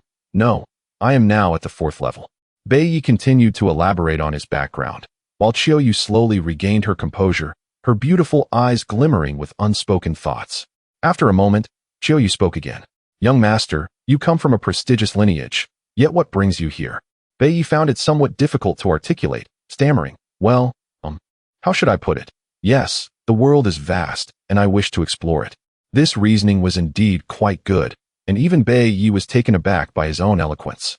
Upon hearing his background, Qiu Yu dismissed any sense of complacency and believed his explanation wholeheartedly. "If you have leisure, might I invite you to explore Dong'an with me?" Upon hearing this, Bai Yi eagerly nodded. "If the young lady is free, then so am I. Then it is settled. A promise made is a promise kept." After discussing some trivial matters, Qiu Yu concluded this torturous encounter and casually glanced at the room where Zhu Jiao resided as she departed. Excitedly, Bai Yi jumped up upon seeing Qiu Yu exit the courtyard. This fool truly believed that his charm had enchanted her. Upon returning to the residence, Qiu Yu relayed all the information she had gathered to the esteemed Elder Jin. "Training in the world? No wonder he seems so simple-minded. Do you have confidence in securing this individual? There should be no issues. Before a martial artist of the earth realm, we are but dust. His identity must be kept a secret. If others were to learn of it, the most powerful warriors of the Jin kingdom would surely flock to him." Jin Wushuang's smile resembled a withered tree coming back to life as he solemnly instructed, "At all costs, ensure this person remains with us." Even without being told, Qiu Yu understood her task and nodded obediently. Such disciples from major sects venturing into the world are undoubtedly immense potential stocks. If nurtured well, they will soar to great heights in the future. Zhu Jiao, that lucky fellow, even as a beggar, has encountered a benefactor. Qiu Yu's thoughts wandered, recalling the one who had looked down upon her. Meanwhile, at the headquarters of the Ba Dao sect, the sect leader, Long Ba Tian, slowly began to speak from the main seat. "I bring good news to all. The city commander, Tai Huai, is returning to the capital for a report. A new city commander will be appointed, and it is Yang Ruiqing. Is he not the infamous Yang Ruiqing of Zixia City? He is a formidable warrior at the 9th level of the Earth Spirit Realm, said to rule with an iron fist wherever he goes, compelling all martial artists to submit or face annihilation. He is indeed fearsome. This is hardly good news. His notorious reputation is well known, and the power dynamics within the city will surely shift." Listening to the discussions echoing in the hall, Long Ba Tian looked with satisfaction at the 6 elders below and nodded, saying, "I share a deep connection with this person. He has already sent a letter stating he will arrive shortly. Congratulations, sect leader. With this connection, our sect's rise is imminent." The pressure exerted by the Yubao Hall on our Ba Dao sect has intensified in recent years. This is finally a chance for retribution. Furthermore, the Half Moon Tower, which has clung to life with Tai Huai's patronage, must also be reckoned with. This is splendid. I too have long been unable to contain my impatience. Everyone, please keep this information confidential and prepare in advance to seize the Half Moon Tower in half a month.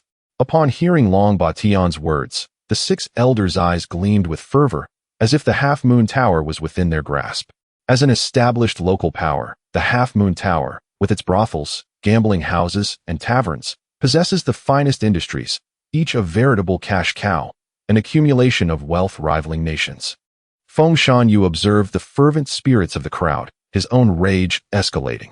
He had contemplated revenge for a long time, but due to Bai Ye's presence, he had to temporarily set aside his plans.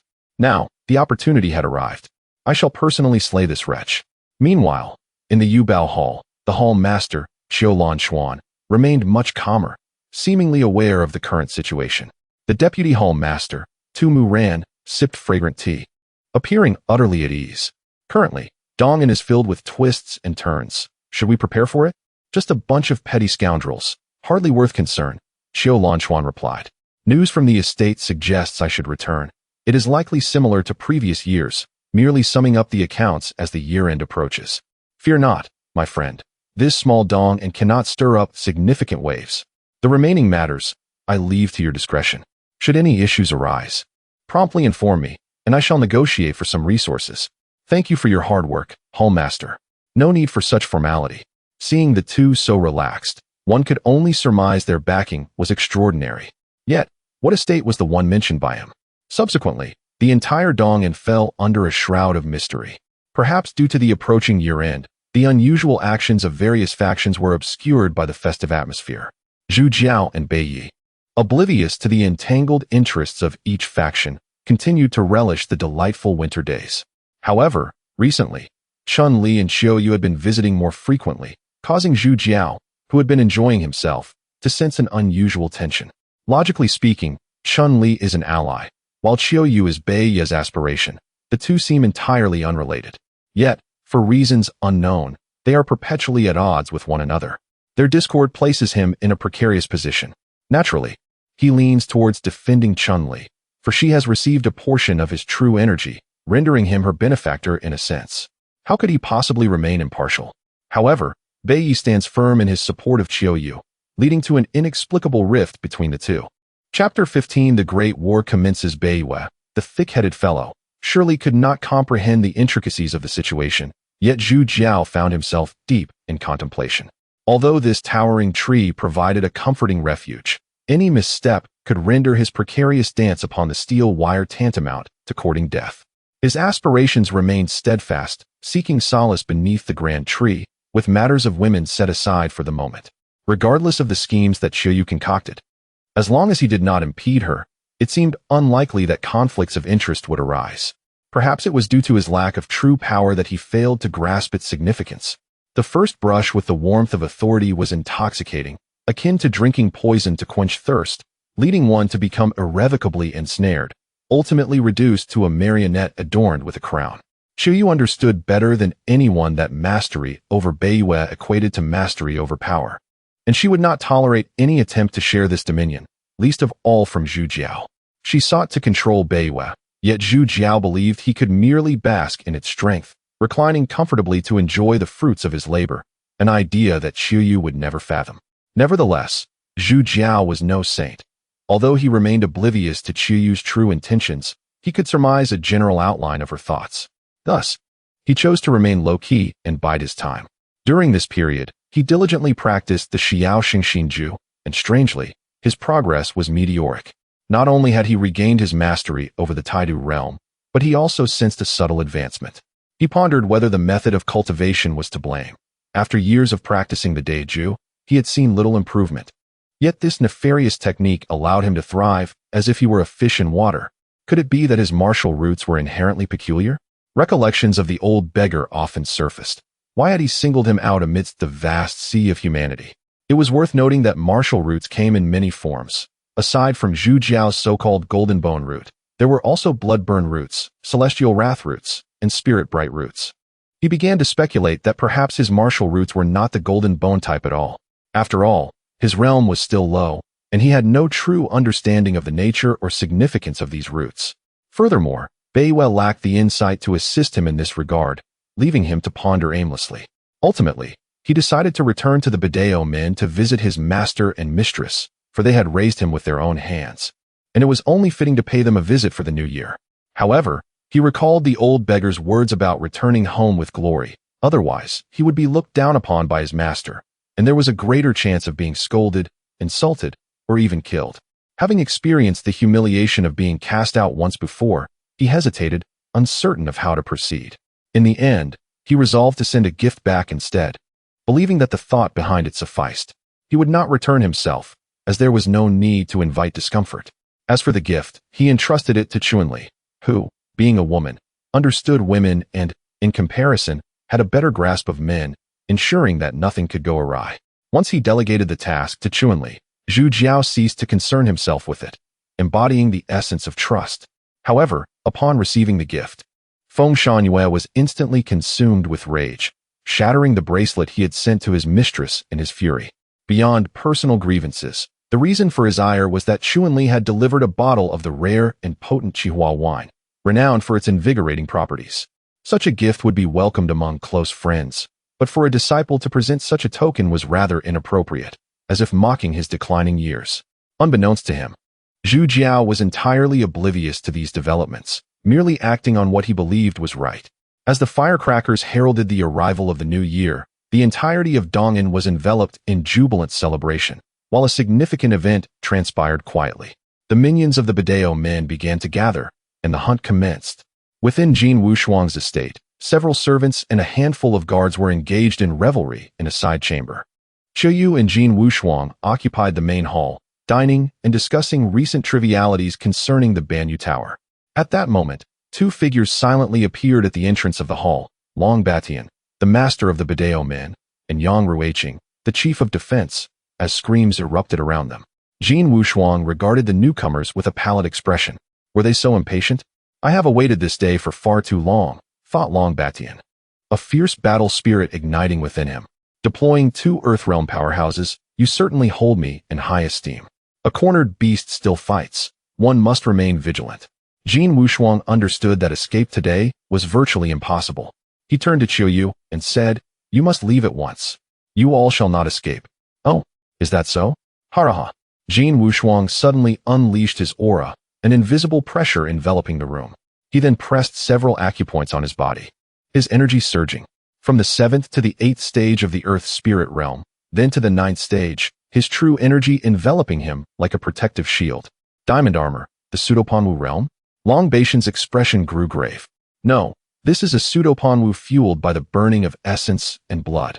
Yang Ruiqing sneered. The old fool is desperate. Be cautious. Let us go.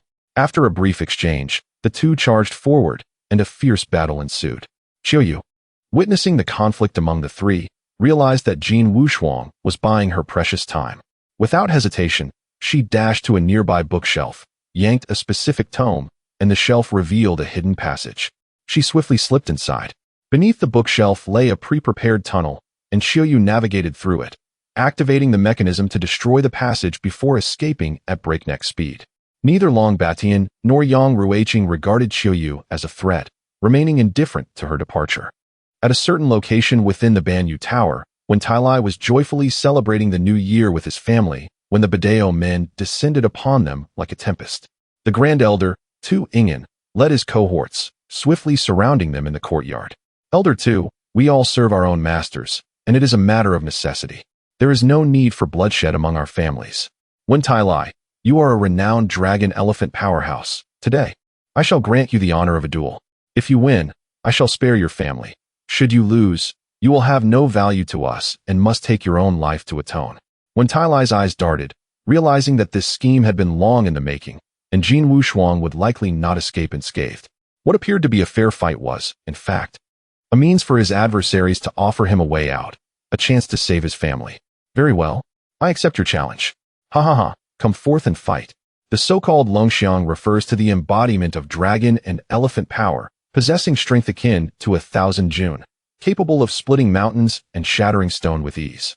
Before long, the entire courtyard lay in ruins, devastated by the fierce clash between the two.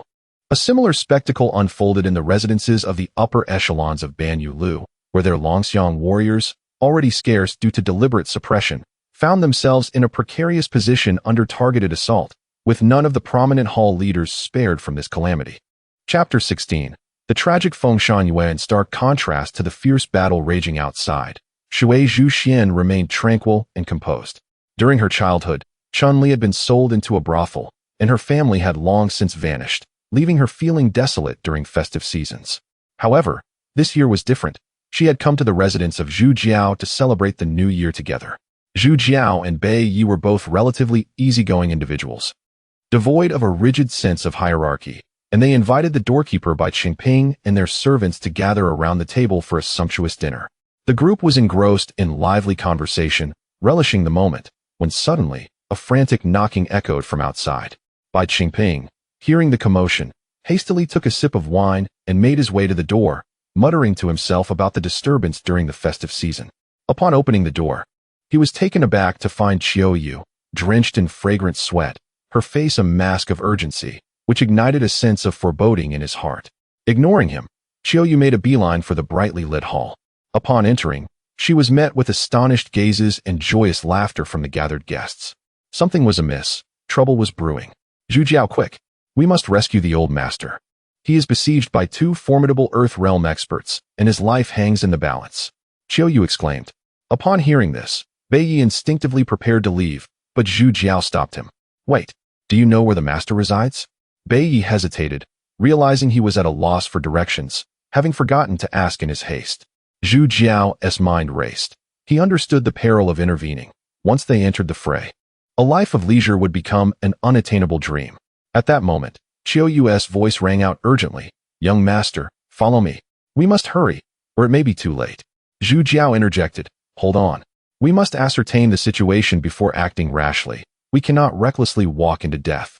Qiu Yu paused, recognizing Zhu Jiao's reluctance to assist, and tears began to stream down her face. This sight struck Bei Yi profoundly. He was overcome by a sense of urgency, and, driven by his feelings, seized Qiu Yu's hand and dashed out the door without a second thought. Zhu Jiao, witnessing this turn of events, cursed inwardly, feeling helpless, and reluctantly decided to follow suit. However, due to their superior lightness, skills, and urgency, he and Chun-Li struggled to keep pace. Yet, as they hurried along, an unexpected turn of events transpired. At that moment, Feng Shangyue stood before them, flanked by his two disciples, Ji Yufei and Zhuang Siki.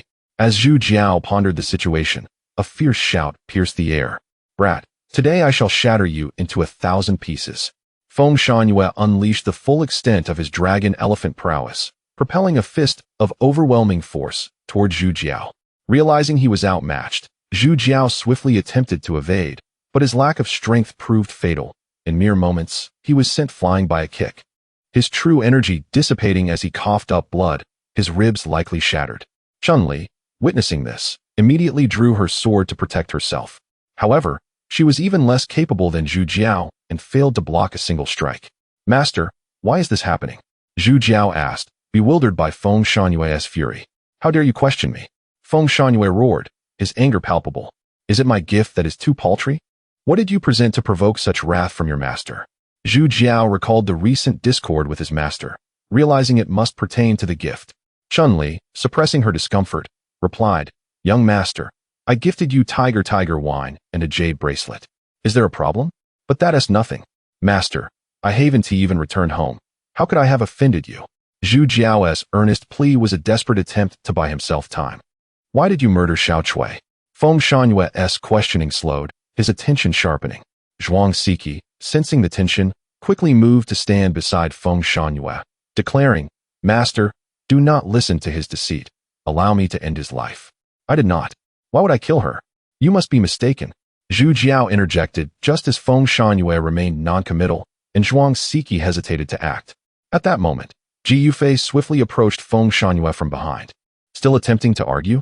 Watch as I end your life. Ji Yufei shouted, lunging with his sword. But Zhu Jiao understood that Feng Shangyue was addressing him, yet the question of his survival loomed large. Reflecting on the earlier moment, he wondered why he had not been more gentle in his actions. You ask, was it not you who wielded the whip? Was it not you who cast me aside? Now, have you not inflicted upon me grave injuries?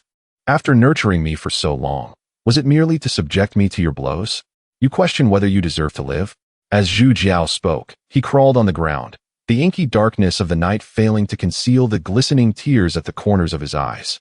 Hey, get up. Stop pretending to be asleep, will you? Chapter 17. The curtain falls, silence speaks volumes. At this moment, Ji Yufei approached with deliberate steps, intent on slaying everyone present. The glimmer of his sword flickered ominously in the pitch-black night, reminiscent of a malevolent specter. Zhu Jiao, witnessing his approach, felt an intense rage that he quickly suppressed, instead channeling the Xianyao Xingxingju. His vital energy coursed through him, staving off his injuries. Little junior brother, it is time for you to accompany master.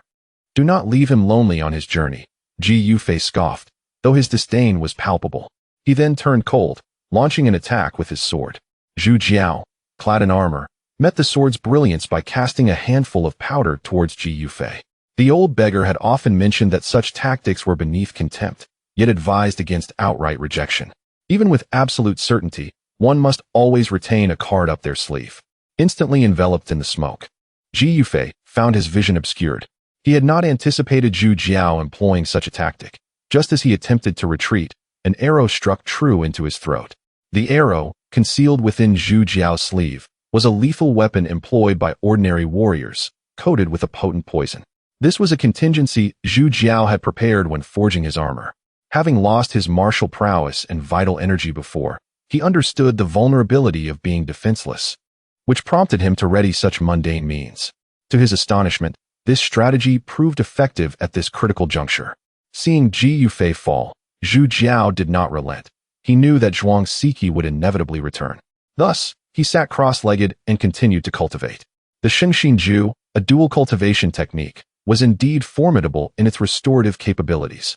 Merely one complete cycle of energy circulation left Zhu Jiao feeling invigorated. Before long, Zhuang Siki stealthily stumbled into view. Upon witnessing the fallen Ji Yufei and Feng Shanyue, an exhilarating sense of relief washed over him. Yet, Zhu Jiao remained unimpressed, for the rumors of Ji Yufei's depleted vital energy had spread throughout Dong'an, and no one could recover in such a short span. The armor adorning Ji Yufei only served to substantiate this fact. As for Ji Yufei's demise, Zhu Jiao surmised it was merely a dying blow from Feng Shanyue. He possessed no such capability. However, Zhuang Siki, ever cautious, approached Zhu Jiao while maintaining his guard. Do not come any closer. If you do, I shall slay you, Zhu Jiao threatened. Zhuang Siki chuckled, as if he had heard an amusing jest. You have already killed master, and Ji Yufei is also dead. There is no need for you to kill me. I shall remain silent.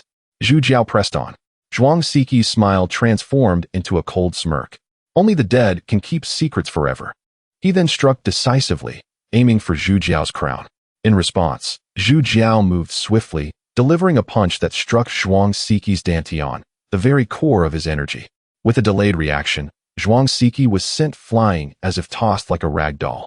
Instantly, his dantian was incapacitated, and he clutched his abdomen, coughing blood, his face a mask of disbelief as he gazed at Zhu Jiao. The Taidu vital energy, you possess such strength?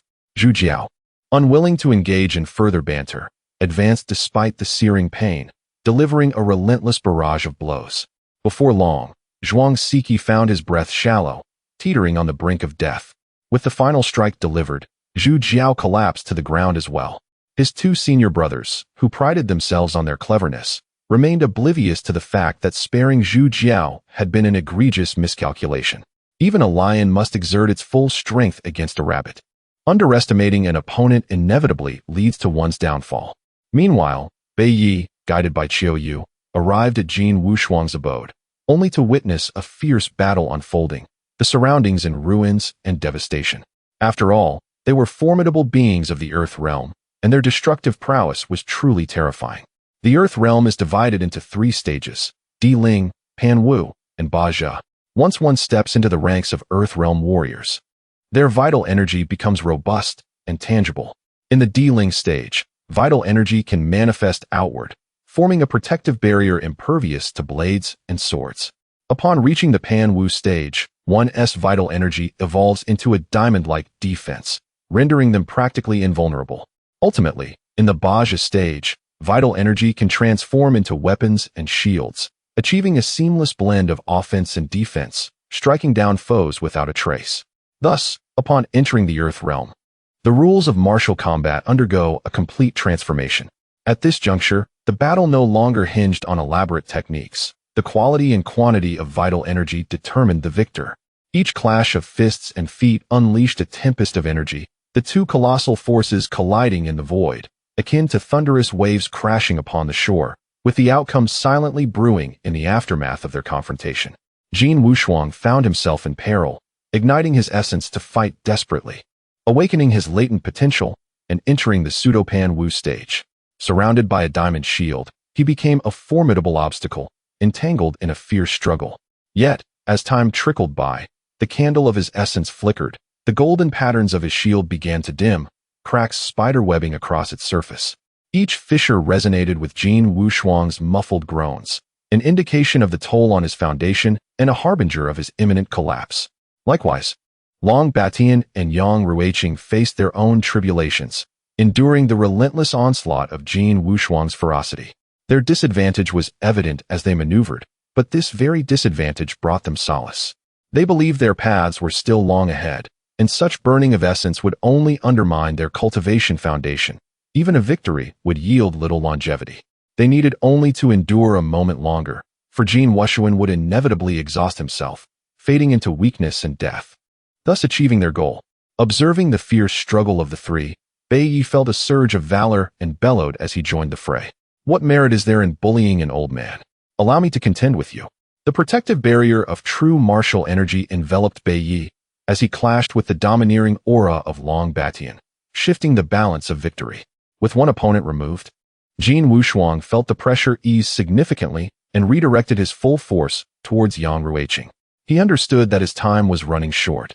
If he could not swiftly subdue this adversary, defeat would be inevitable. Facing the Pseudo-Pan Wu Jin Wushuang alone, Yang Ruiqing felt his vital energy deplete at an alarming rate, akin to a dam bursting. He found himself in dire straits. Should he fail to defeat his opponent before their essence was burned away, his own vital energy would be entirely extinguished, placing his life in peril, especially with a fully potent Earth Realm warrior lurking nearby.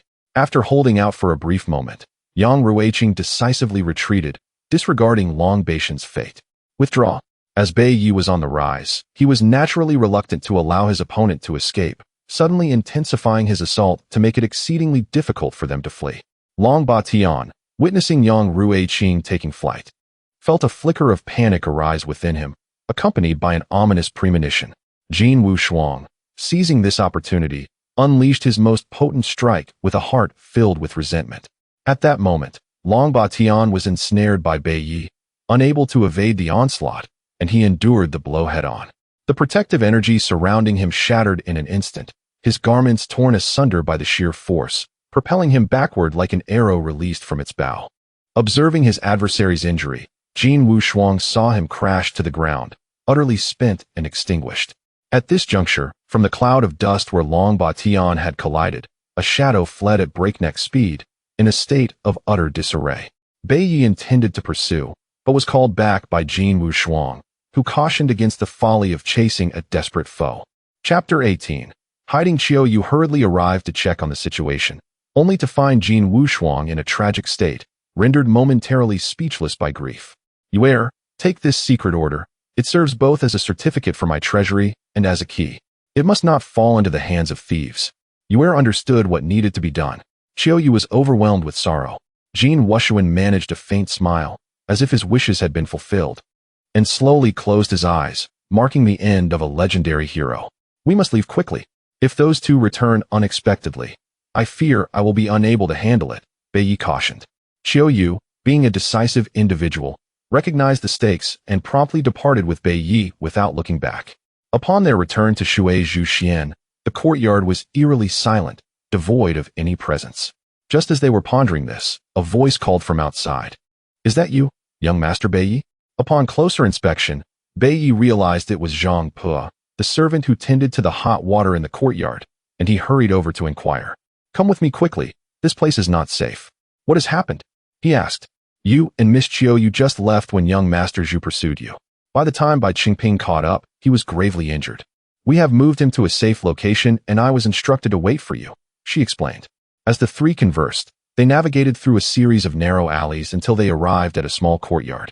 The courtyard was modest, containing only 3 dilapidated houses, yet it was clean, suggesting it had been occupied continuously. Upon entering, They found everyone from Shui Zhu Xian present, along with an additional middle-aged woman, presumably Bai Qingping's wife.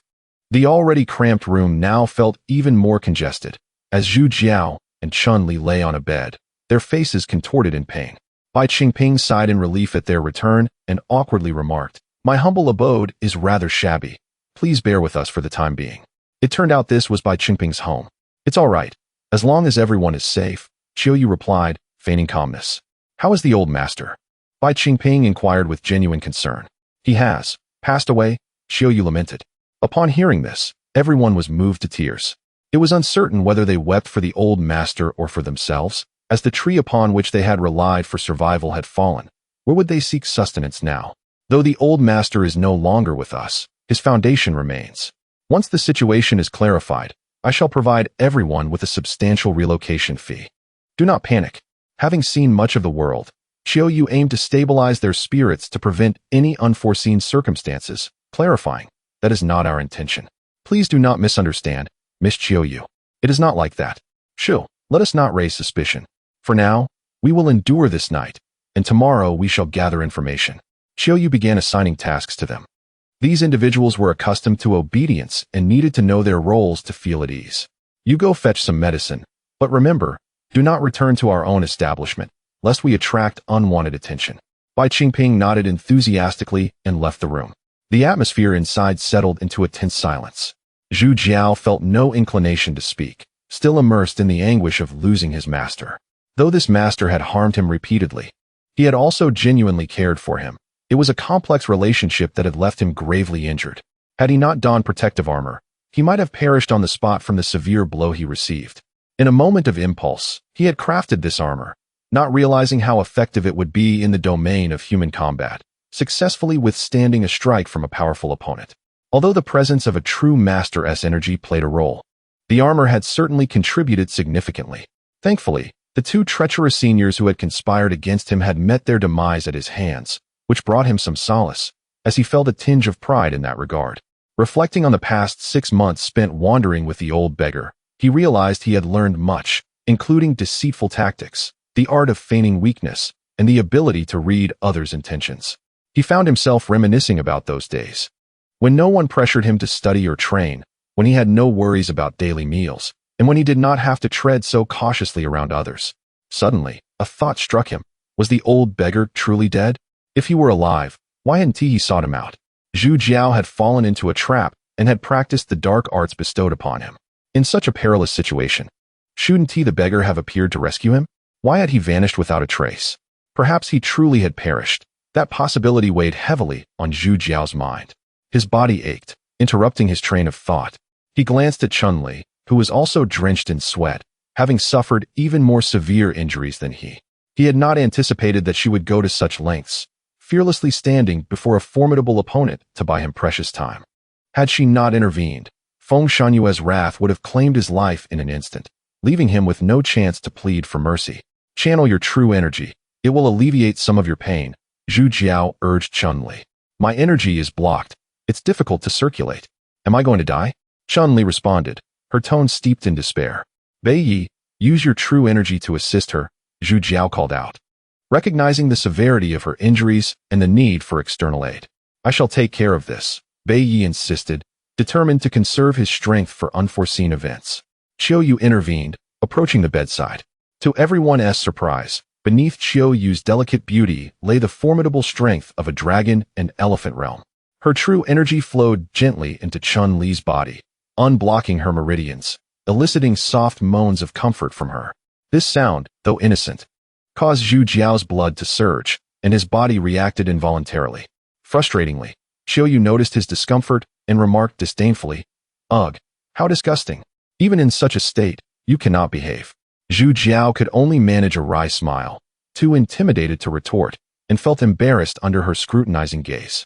Fortunately, after her brief criticism, Qiuyu diverted her attention back to healing Chun Li, while Bei Yi watched with a hint of amusement. An hour later, a knock resonated at the door as Bai Qingping returned. Finding medicine during the new year is quite a challenge. I had to visit several places before someone finally opened their door. "Madam, please prepare the medicine." By the time they took the medicine, night had already fallen. The group huddled together, anxiously awaiting dawn. As the first light of morning crept in, everyone rose as instructed by Qiu Yu, ready to gather intelligence. Qiu Yu understood that this moment was the most perilous. The emergence of a traitor would undoubtedly lead to the annihilation of the entire army. Consequently, she would not afford anyone the opportunity to betray her. After the others departed, she instructed Bai Changping to commence the relocation process and stealthily made her way to a secluded courtyard. Although this courtyard was significantly larger than the previous one, it was merely overseen by an elderly couple who maintained it with care and comfort. Unbeknownst to them, the servants of Shui Zhu Xian had inadvertently become mere pawns in Qiu Yu's strategic game. Upon arriving at this new location, Zhu Jiao secretly rejoiced, relieved to no longer share a bed with Chun Li, thereby escaping the torment of unquenched desire. Bai Yi, as the sole formidable warrior of this territory, bore the responsibility of protection. Thus, Qiu Yu instructed him to remain ever vigilant and prepared for battle. Chapter 19. The Dreams of Chunli. It must be said that Jin Wushuang had prepared numerous contingencies, and Qiu Yu was adept at strategizing. At last, they could find a moment of tranquility to recuperate. The battle that occurred on New Year's Eve swiftly became a topic of gossip among the townsfolk of Dong'an, with the city buzzing with excitement. Following Jin Wushuang's downfall and the betrayal from within the upper echelons, the assets of Banuelo were completely seized by the Baduman, elevating their power to unprecedented heights. Previously, in a three-way struggle, Yubao Hall dominated the northern city, holding sway over half of the territory. Neither Baduman nor Banuelo dared to act recklessly in the northern city, for it was guarded by two formidable figures, the Hall Master Qiu Lanchuan and the deputy Hall Master Tu Muran. Now, however, Long Batian, the leader of Baduman, and the guard Yang Ruiqing seemed to have forged a defensive alliance, intent on entirely purging the local powers within the city. As an official, Yang Ruiqing ought not to overly interfere in the power struggles of the city, yet he had set numerous precedents to the contrary. The authorities appeared to tacitly condone his reckless actions, leading many to suspect that, if necessary, he could directly mobilize the guard forces to eliminate local factions. For local powers, this was far from a favorable situation, which is why the underground market offered a bounty of great value for his head. Alas, as an official with control over the guard forces and possessing the cultivation of a ninth-tier Earth Realm Master, it would be exceedingly difficult for anyone below the level of Pan Wu or a formidable overlord to extinguish him. Consider, Pan Wu and the overlords are renowned figures. Once they take action, it becomes common knowledge. Who would be willing to oppose the authorities over mere monetary gain, ultimately facing ruin and fleeing in disgrace? As martial artists, there exists a formal ascension pathway within the court, with annual assessments for martial practitioners. Those who meet the standards may be officially enlisted. However, there is always a caveat. The court's remuneration is insufficient to sustain a martial artist's training expenses. Coupled with the fact that the Jin Kingdom is inherently weak, suffering continuous defeats in warfare, being assigned to the military equates to placing one's life in peril, where one could easily become a mere footnote of honor and military merit. Nonetheless, there are those unwavering heroes like Yang Ruiqing, who, with unwavering loyalty, take it upon themselves to uphold the state, transforming their fervent passion into a commitment to serve the nation, diligently toiling for the court. It is precisely due to the relentless dedication and tireless struggles of these virtuous individuals that the Jin Kingdom manages to endure amidst the looming threats from powerful adversaries. After approximately 10 days, Zhu Jiao and Chunli had fully recovered, basking in the sunlight of the courtyard, engaging in light-hearted banter. Look at that fool Bai Yi. Do you think he can win over Qiu Yu? I doubt it. It seems more likely that Qiu Yu would capture him instead. You have an uncanny knack for insight.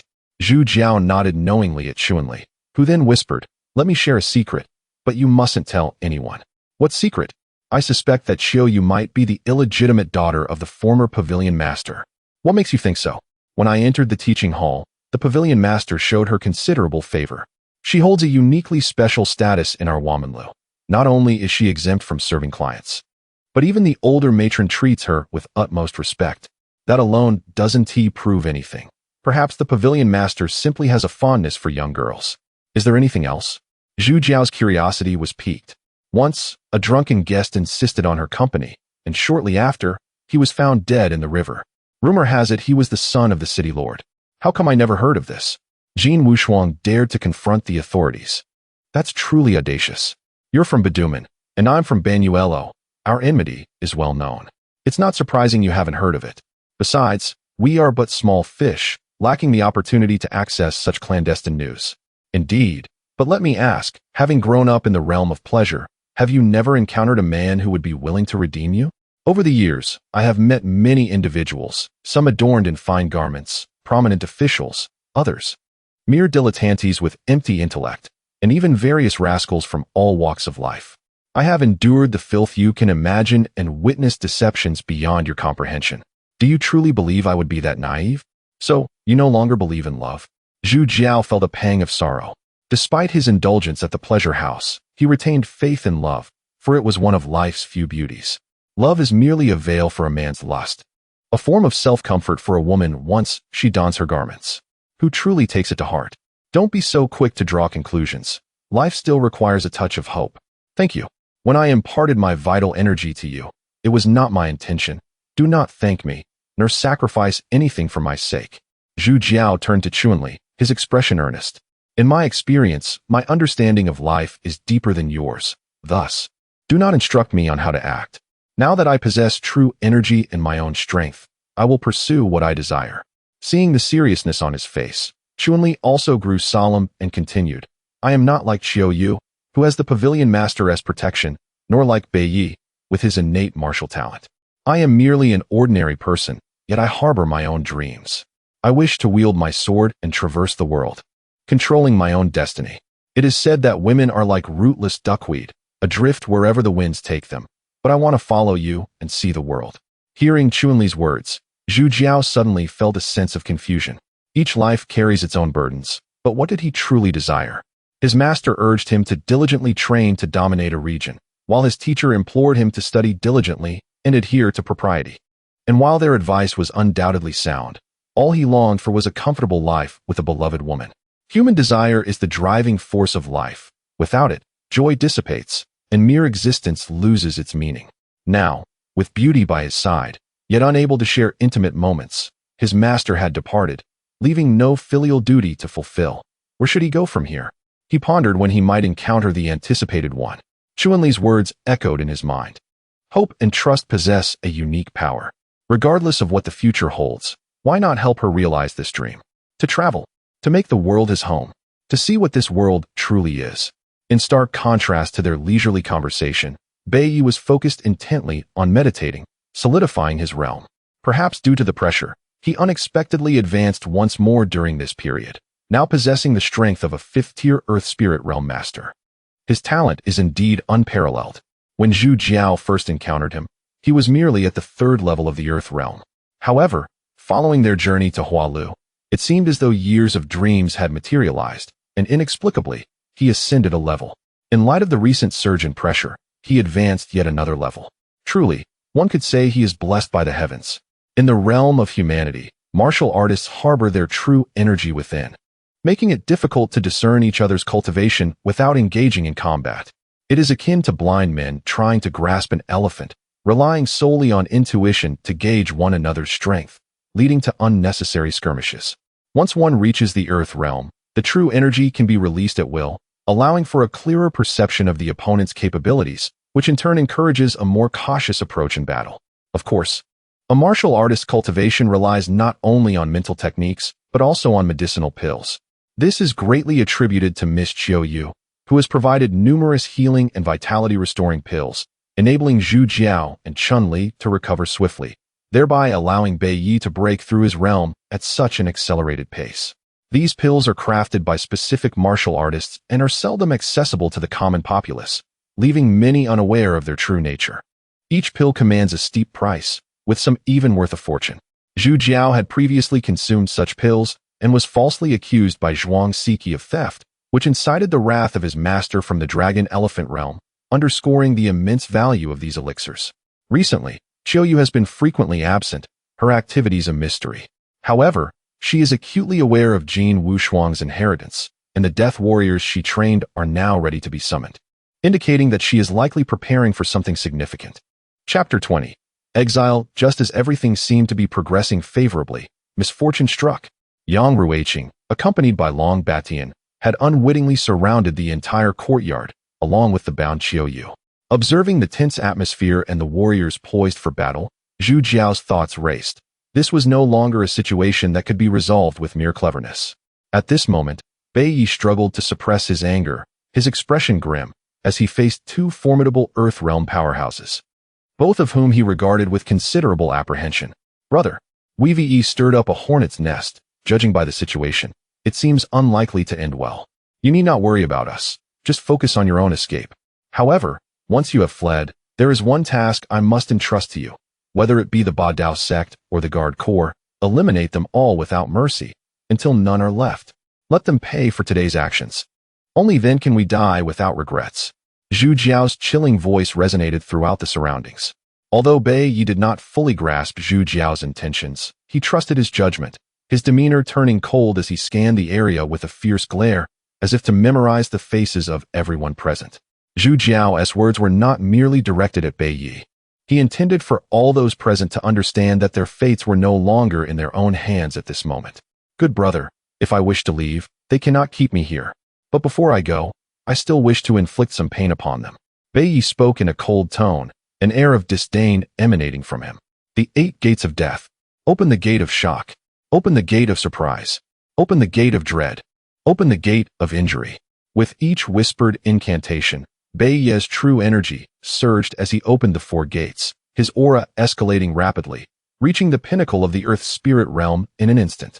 How about exchanging a few moves first?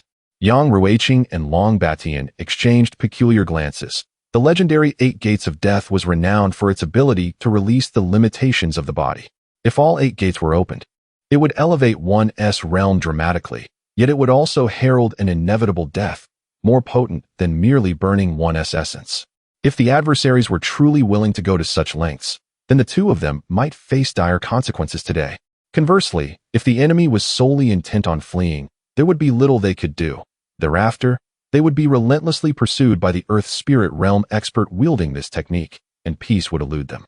The two shared a glance, each seeing the deep-seated wariness reflected in the other's eyes. Gentlemen, let us speak civilly. We have not come here today to make things difficult for you, but rather to discuss matters. Yang Ruiqing proclaimed with forced calm. Release Qiu Yu at once. Zhu Jiao retorted urgently. Brother, discussions do not commence in such a manner. Until an agreement is reached, who would reveal their trump cards? Long Batian interjected. You lack even a shred of sincerity. Is this how you conduct negotiations? Zhu Jiao struggled to suppress his anger. If we do not hold the initiative, you will have no opportunity for negotiation. Yang Ruiqing asserted, evidently unwilling to release Qiu Yu. State your terms. The court is currently besieged by internal and external troubles. The northern front is in turmoil, and it is a time for talent.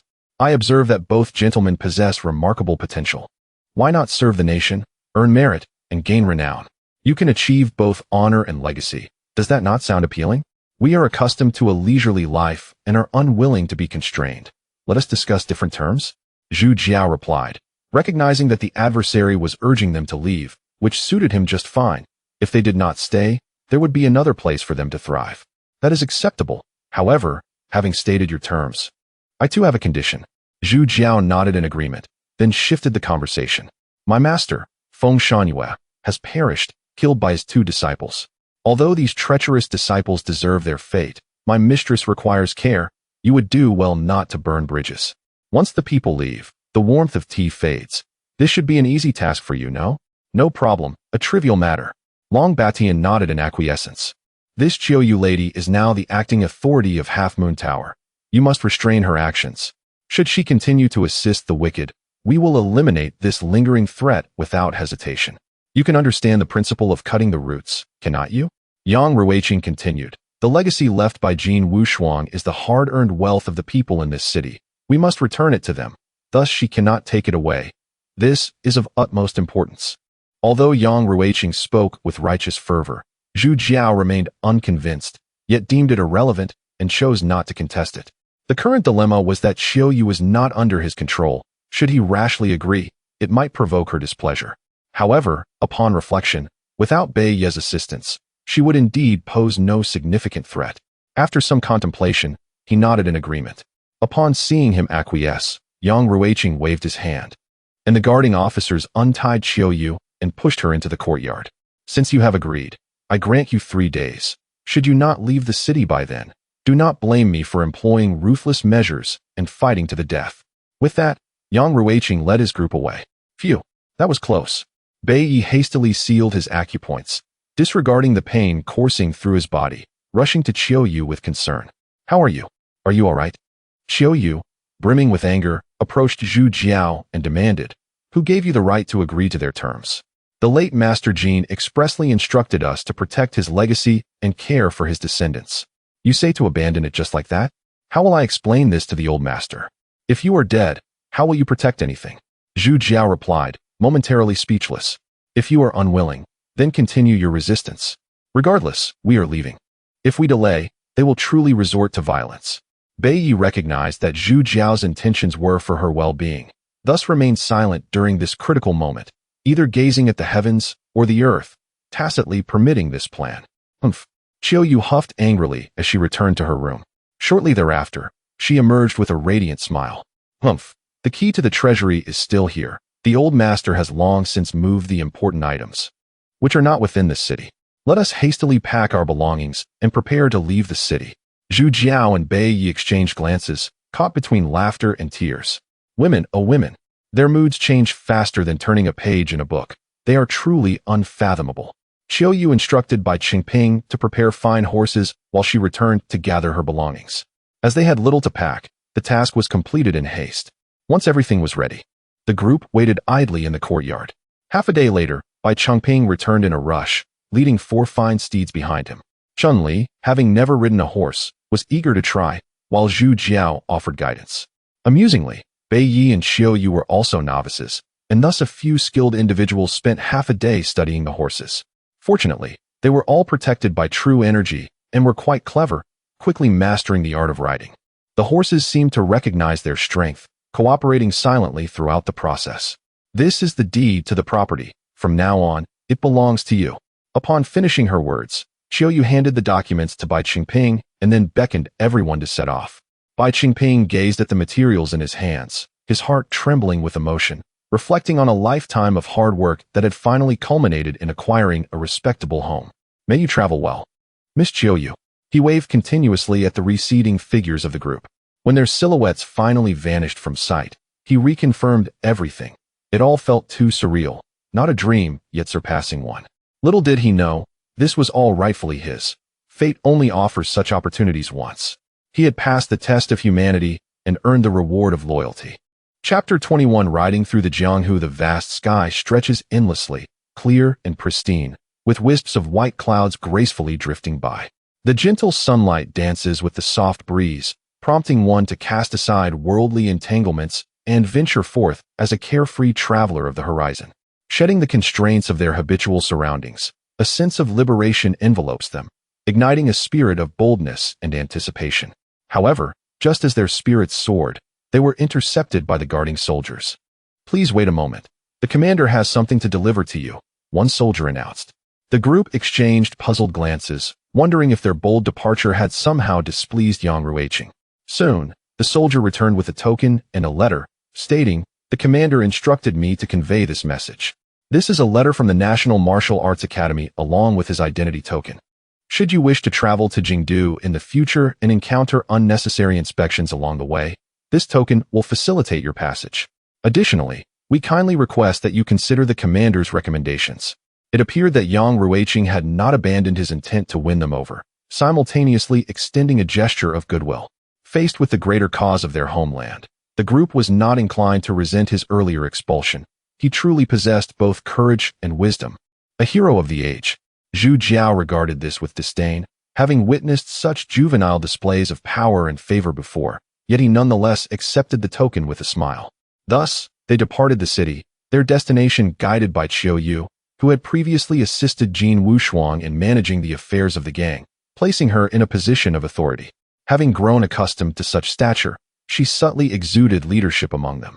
The others bore no objections, especially Zhu Jiao, who reveled in the arrangement, as he had the martial support of Bai Yi and the financial backing of Qiu Yu, fulfilling his aspirations of coasting along and enjoying a leisurely life. Just as they were savoring the exhilaration of their galloping journey, they were once again halted. "I am Tu Muron, The deputy master of the Yubao Hall, and I have been waiting for you for some time, he declared, bowing respectfully. It seems we have no prior acquaintance. May I inquire why you have stopped us? Qiu Yu, apprehensive that the other party might be trouble, was the first to speak. I regret the downfall of the Banyu Tower, as it is a matter that concerns us all. However, I have a question for you. What are your plans for the future? Are you inclined to seek revenge and avenge past grievances? Tu continued. Master Jean once remarked that the rise and fall of powers are akin to the ebb and flow of tides. Driven by the struggle for authority and profit, there are no true enmities. Surprised by the depth of Master Jin's insights, Tu felt a wave of embarrassment wash over him. Indeed, time flows unceasingly, and there is no need for you to dwell on the past. Our intentions are resolute, and we ask for your understanding. Understood. Then I shall refrain from further discourse. Should you find yourselves with leisure, I recommend a visit to Guiyun Manor, a true sanctuary for martial artists. Upon mentioning Guiyun Manor, it was a name known far and wide throughout the kingdom of Jin. Though merely a manor, it surpassed an entire city in its splendor, famed for its dual mastery in alchemy and weapon crafting. For martial artists, such resources allowed them to conquer mountains and rivers, or to cultivate their minds and spirits. Is the Yubao Hall affiliated with Guiyun Manor? Indeed, I have served within the manor for many years. Given your prestigious background, why remain so low-key? With Guiyun Manor's strength, the small town of Dongyan could be easily obliterated. In this world, where many flock for profit, one must be aware that great trees attract the wind. Discretion is paramount. Understood. If time permits, I shall certainly pay a visit. This is my invitation. It will grant you VIP treatment, including meals and accommodation discounts. Tu Muron offered a circular token, which Qiu Yu quickly accepted. Then we shall part ways here, until we meet again. Until we meet again. As the group slowly departed, Tu Muron smiled to himself. Outside the long pavilion, beside the ancient road, verdant pines kissed the azure sky. A youthful, handsome boy was brewing fragrant tea. And as the water boiled, the aroma wafted through the air. The four riders, Zhu Jiao and his companions, dismounted, weary from their swift journey. Qiu Yu beckoned them to take a moment to rest. Inside the pavilion, two individuals were already present. One held a large gourd, drinking heartily, while the other polished the tea set, apparently waiting for a while. As the four entered, they fell into silence, perhaps truly fatigued. The fragrant tea permeated the air as the tea boy approached with the kettle. One person, delighted, spoke to the boy. Tea is born from the mountains and nurtured by the earth, subjected to flames and crafted through the hands of artisans, drawing the essence of the sun and moon, capturing the spirit of the five elements. Its initial bitterness gives way to a sweet aftertaste, with the aroma of orchids lingering on the palate, an unending delight. Akin to the journey of life, where only after enduring trials and tribulations can one glimpse the clear moon and gentle breeze, discovering the true flavors of the world. The other person scoffed. Fine wine is crafted from the essence of grains, absorbing the dew of the heavens and the essence of the earth, refined through fire until its spirit is awakened, drawing forth the pure spring to enhance its character. 100 days of brewing yield 1,000 years of richness. At first, it burns the throat like fire, yet in an instant, it fills the heart with joy, intoxicating the soul. As one navigates life, one should emulate this wine, embracing the vastness of transformation, liberating the body and shedding the shackles of the mundane, fully expressing one's untamed spirit. Unbeknownst to them, the two were locked in a silent competition, making it difficult to discern which was superior. Strangely, their gazes simultaneously turned to Zhu Jiao. Young brother, you shall adjudicate, which is better, tea or wine. Qiu Yu, well versed in the art of tea, wished to step forward and showcase her knowledge, yet an invisible force seemed to bind her, leaving her unable to speak or move. Bei Yi, absorbed in observing the sky and scenery, dared not meet the gaze of the two. Seeing no one respond, Zhu Jiao glanced around in confusion and asked, "Are you asking me?" Both nodded simultaneously. Zhu Jiao scratched his head, feeling somewhat apprehensive. "It seems to me that your debate is rather childish and narrow-minded. I enjoy both tea and wine. If I wish to drink wine, I shall drink it, and if I wish to savor tea, I shall savor it. Why must there be such rigid distinctions? Is it forbidden to drink tea while enjoying wine, or vice versa? Young brother, you surely have not tasted fine wine, which is why you find it difficult to judge. First, try my wine before you speak." One offered the gourd, eyes gleaming with anticipation. Reluctantly, Zhu Jiao accepted the gourd, taking a few hearty swigs. The entrance was spicy yet possessed a hint of sweetness, igniting a fervor that coursed through one's veins, an indescribable sense of comfort. Truly, it was exquisite wine. Another individual, somewhat displeased, offered a cup of hot tea. My tea is quite remarkable as well. Do indulge. With the effects of the wine taking hold, Zhu Jiao graciously accepted. After downing it in one gulp, he suddenly felt clarity in his mind, as though he had transformed into a spirit of the mountains, immersed in an ethereal realm. Its fragrance resembled a spring stream flowing over stones, refreshing and invigorating. Its taste was akin to the morning dew condensed into essence, sweet and rich upon the tongue, bringing a sense of enlightenment as all things resonated within his heart. Ah, what splendid tea! The other, unwilling to be outdone, invited him to drink once more, and similarly, Zhu Jiao resisted. Back and forth they went, unaware of how much they had consumed. Suddenly, a foul stench wafted through the air, prompting an exclamation of dismay from both. Ugh, how revolting! We must leave at once. The companions accompanying them also sensed something amiss, mistakenly attributing it to overindulgence, suspecting him of having soiled himself. Without a thought for their weary horses, they hastily pulled him onto a mount and set off into the distance. Chapter 22 The Three Immortals of the World. As I observed the departing figures, the two who were vying for tea and wine gradually settled into tranquility. I sensed the aura of the old beggar emanating from him. If you were indeed the old beggar, would you remain indifferent while we sought you out? Certainly not. I would have departed long before. Precisely, whether one consents or not bears no significance to us. Suddenly, I felt a twinge of envy towards the old beggar for having encountered such a remarkable individual. Yet, your earlier actions nearly jeopardized his life. You should not have intervened. I merely wished to test his depth and discern his extraordinary qualities. Your celestial brew is both potent and domineering. While it may unleash his boundless potential, it could also obliterate his foundation. I suspect jealousy lurks within you. Humph, this is not jealousy but anticipation. If the old beggar cannot be found, I shall use him as a substitute. You are quite amusing. Though they conversed, their dialogue was devoid of sound, enveloped in a silence as profound as the wreckage of a sunken ship in the deep sea.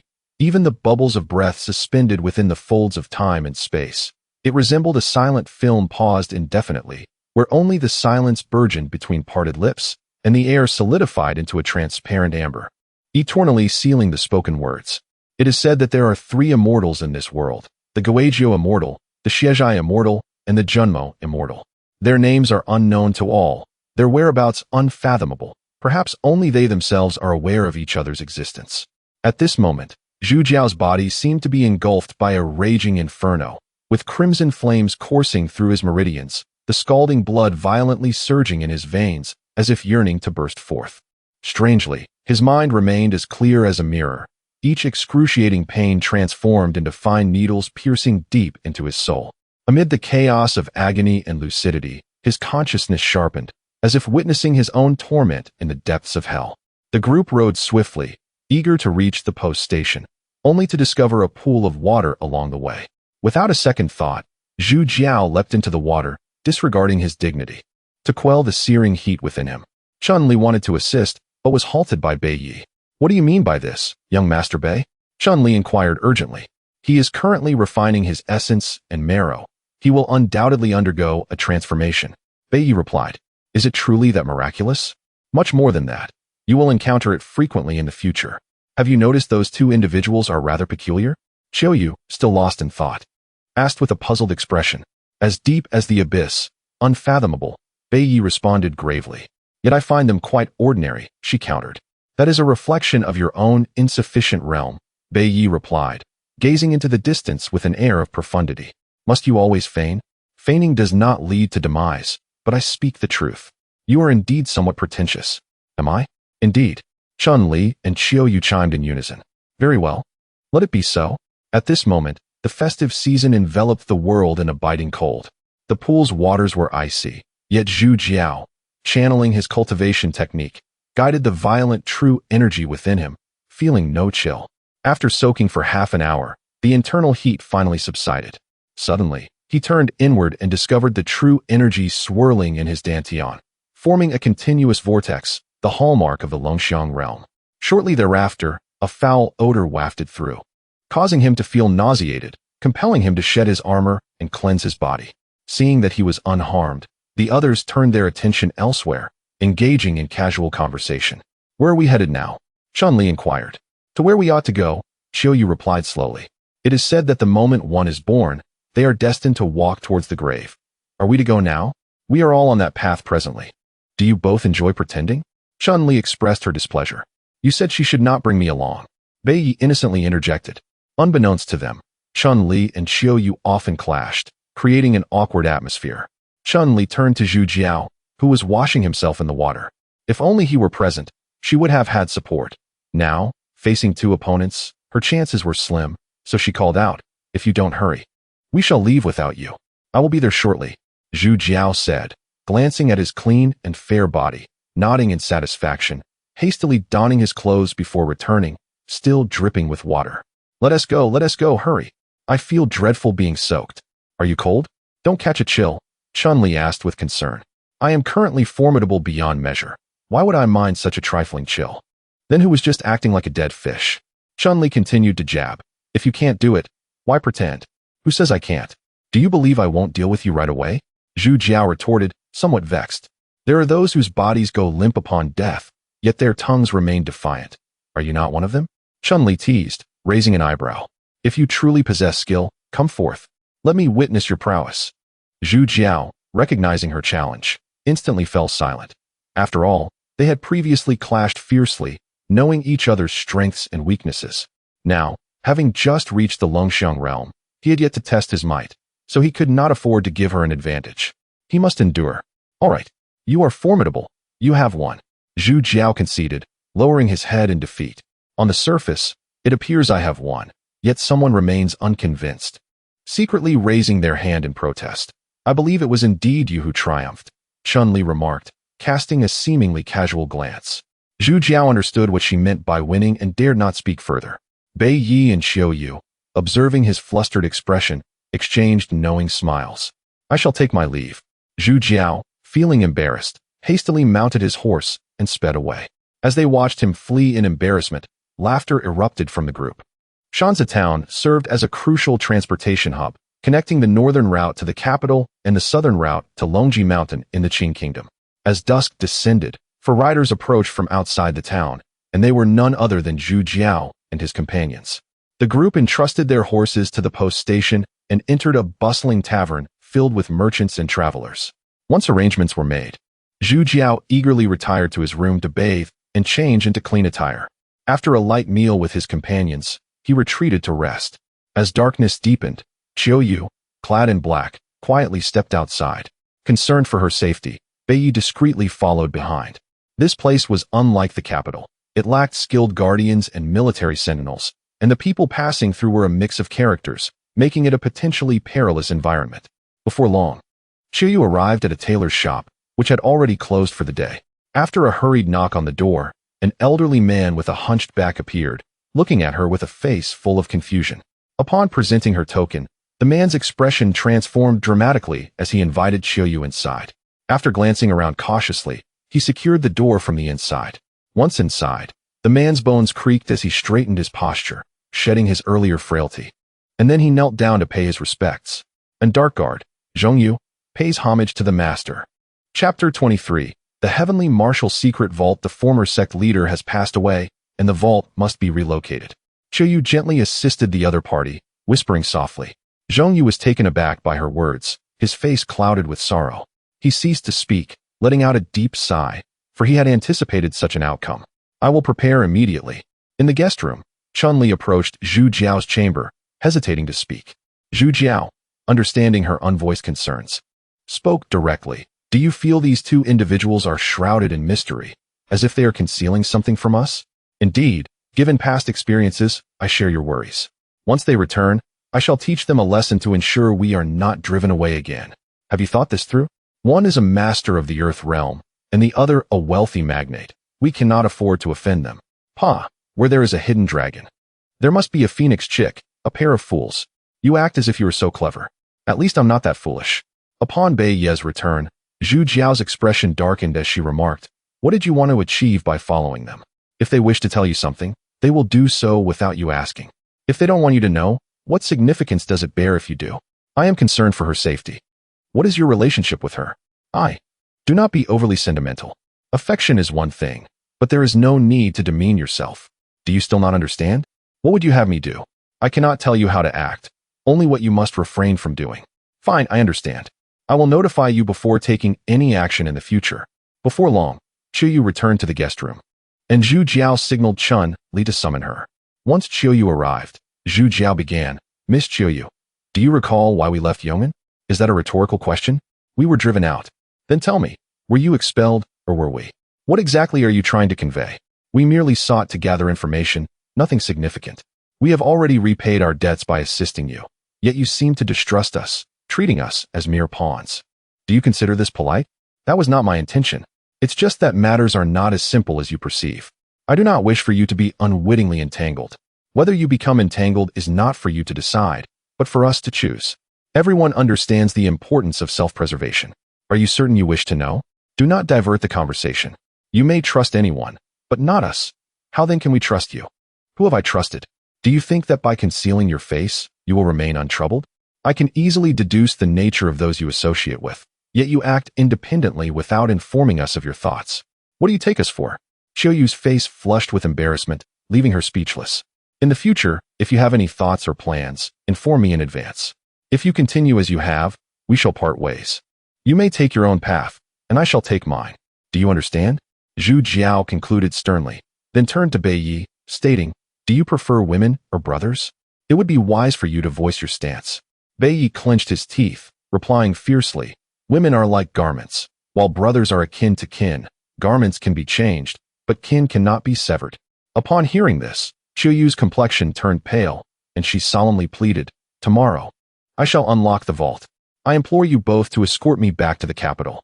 Stop your nonsense. Do you think that the old wretch Jin Wushuang would leave treasures in such a place? Does he not have eyes? There are matters here that we are still unaware of. If you do not come clean now, you can leave at once. Zhu Jiao said coldly. Qiuyu's face displayed inner turmoil as her thoughts raced. Zhu Jiao did not rush her, waiting for her response. Very well, I will reveal everything to you. But once you know, you shall never find peace in this life. Prepare yourselves mentally. Qiuyu began to unveil her tale. According to her, Jin Wushuang was not merely the head of Banyu Building. He harbored another identity. In the early days of the Jin dynasty's establishment, Emperor Jin Taifeng and his brother Jin Taishan reached the pinnacle of their lives, yet possessing martial prowess alone was insufficient for governance. Thus, they agreed to retire from the forefront and retreat into the shadows. Historically, there has never been a first in literature or a second in martial arts. Governing through martial means inevitably leads to rebellion, even for those with celestial realm cultivation. Therefore, they sealed all their knowledge and treasures within a secret vault, to be jointly managed by their descendants with the keys, hence the heavenly martial secret vault. However, human hearts are inscrutable. The internal power dynamics within the Jin family led to an unforeseen split into 4 factions. The lineage of Jin Taifeng controlled 2 keys, while Jin Taishuan's lineage held the other 2. Countless individuals coveted these secrets, and the intricate schemes were unfathomable, resulting in the eventual loss of all 4 keys to the sands of time. Jin Wushuang is a descendant of the royal family, possessing one of the keys. Qiuyu is not his illegitimate daughter, but rather a liaison sent by the holder of another key. Jin Wushuang's ancestors intended to end the family curse, concealing it among the populace, yet it was ultimately revealed. After the key reached Jin Wushuang's hands, he resolutely relinquished the inheritance, entrusting everything to Qiuyu, leading to the present situation. Which faction does Jin Wushuang belong to? The Jin dynasty employed a rotation system for emperors, and as offspring multiplied, a parliamentary system gradually emerged. The lineage's continuity is clearly documented only in the royal family's household registry. And what are the forces behind you? I cannot disclose that, for I am merely a pawn in this game as well. Even if you remain silent, I can surmise a portion. On the day we left the city, 2 factions approached, one from the government, Yang Ruiqing, and the other from the sacred land of martial arts, Guiyun Zhuang. Is this mere coincidence? Qiuyu fell silent, having never been coerced to such an extent in her lifetime. Celestial Realm warriors are almost legendary figures. It is likely that Jin Taifeng and Jin Taishan feared the emergence of celestial beings who could overpower their entire clan, potentially triggering a purge within their ranks. Thus, they devised such a plan. I care not for your so-called heavenly martial secret vault. What concerns me is whether you can stand by our friends. Qiuyu's spirit wavered. The term friend sounded effortless, yet it was anything but simple. Reflecting on her life of over a decade, she questioned herself, devoid of family and friends, merely a pawn executing what she believed to be right. If you contemplate the prospect of becoming our friend, we can indeed forge a bond. However, should you choose to cast us aside, we shall likewise regard you as inconsequential. I can grant you the time to deliberate, and you may also reach out to your backup allies. During this interval, we shall not impose upon you. Once you have made your decision, do inform me. Depart now. Qiuyu silently turned away, her expression filled with melancholy. A woman bearing such a heavy burden as a hostage is undeniably pushed beyond her limits. Chapter 24. The masterful chess player Bei gazed at the unfolding situation, scratching his head in confusion, unable to comprehend the intricate twists and turns involved. The two brothers had jointly built their empire, yet it was a kingdom that could only accommodate one ruler. Thus, it is said that one mountain cannot host two tigers, a virtuous woman does not wed two husbands, and two dragons should not meet, both being warriors of the heavenly realm, who would willingly settle for being a mere backdrop. If one were to perish, who among their descendants could guarantee ascension to the status of a heavenly warrior? If any descendant were to emerge as a heavenly warrior, the ensuing power struggle would inevitably plunge them into a tempest of bloodshed, where kin would turn against kin, transforming familial bonds into bitter rivalries. Despite this, the machinations remained a closely guarded secret within the royal family, and the extent of external knowledge regarding this matter remained uncertain. Observing Yang Ruiqing and Tu Muron, it seemed they were merely pawns, aware of the surface but ignorant of the deeper implications. However, the forces behind them had likely already set their plans in motion. Given the involvement of royal secrets, the convoluted nature of this affair threatened to stir a storm within the court, compounded by the legendary heavenly warrior's hidden treasures. When the time came, various factions would certainly converge, and a bloody upheaval would be unavoidable. Yearning for a tranquil life seemed a distant dream. Zhu Jiao fell into contemplation, the weight of this revelation striking him profoundly, unknowingly drawn into a whirlpool from which retreat was impossible. Brother, you have heard it too. The entangled forces at play here exceed imagination. What are your thoughts? What you see is significant bears no weight on me. As long as I can behold Qiuyu, my heart sways with joy, and that is my reward. The tumult of the world matters not to me. I admire your unwavering devotion, yet if you are unperturbed, then I too have no great concerns. I shall accompany you to the end. Do not speak of such nobility. If you wish to depart, I shall not hinder you. If I leave, will you stay? You will not leave. We are brothers. Who claims you as a brother? You prioritize romance over friendship. Have I wronged you in any way? None discovered thus far, but the future is uncertain. Though I am infatuated, I am still a gentleman. A gentleman knows what to pursue and what to shun. Do you understand? A gentleman, you say? What gentleman frequents brothels and pursues maidens? Are you seeking death? Do not presume I fear you. If you do not include me in your ventures, you may well stumble into folly. A man may be killed, but not humiliated. Are you truly angered? If you are not foolish, then calculate 373 multiplied by 421 and tell me the answer in 3 breaths. 373 plus 7,406 plus 149,002 equals. Fool. Bei continued to count on his fingers, as if failing to arrive at an answer would signify his defeat. In truth, he had already lost the moment he began calculating, oblivious to the fact that he was being toyed with. Chunli observed the bickering duo, finding it difficult to interject, yet her gaze toward Zhu Jiao was filled with admiration, recalling his words. Where there is a sleeping dragon, there is assuredly a phoenix chick. Unbeknownst to them, night had deepened. The inn was bustling with visitors, yet they had only 2 private rooms, one for Chunli and Qiuyu, and the other for Bei and Zhu Jiao. After escorting Chunli back to her room, Bei did not even bother to change his clothes, collapsing onto the bed in a straight line. Zhu Jiao cast a disdainful glance before turning to ponder quietly at his desk.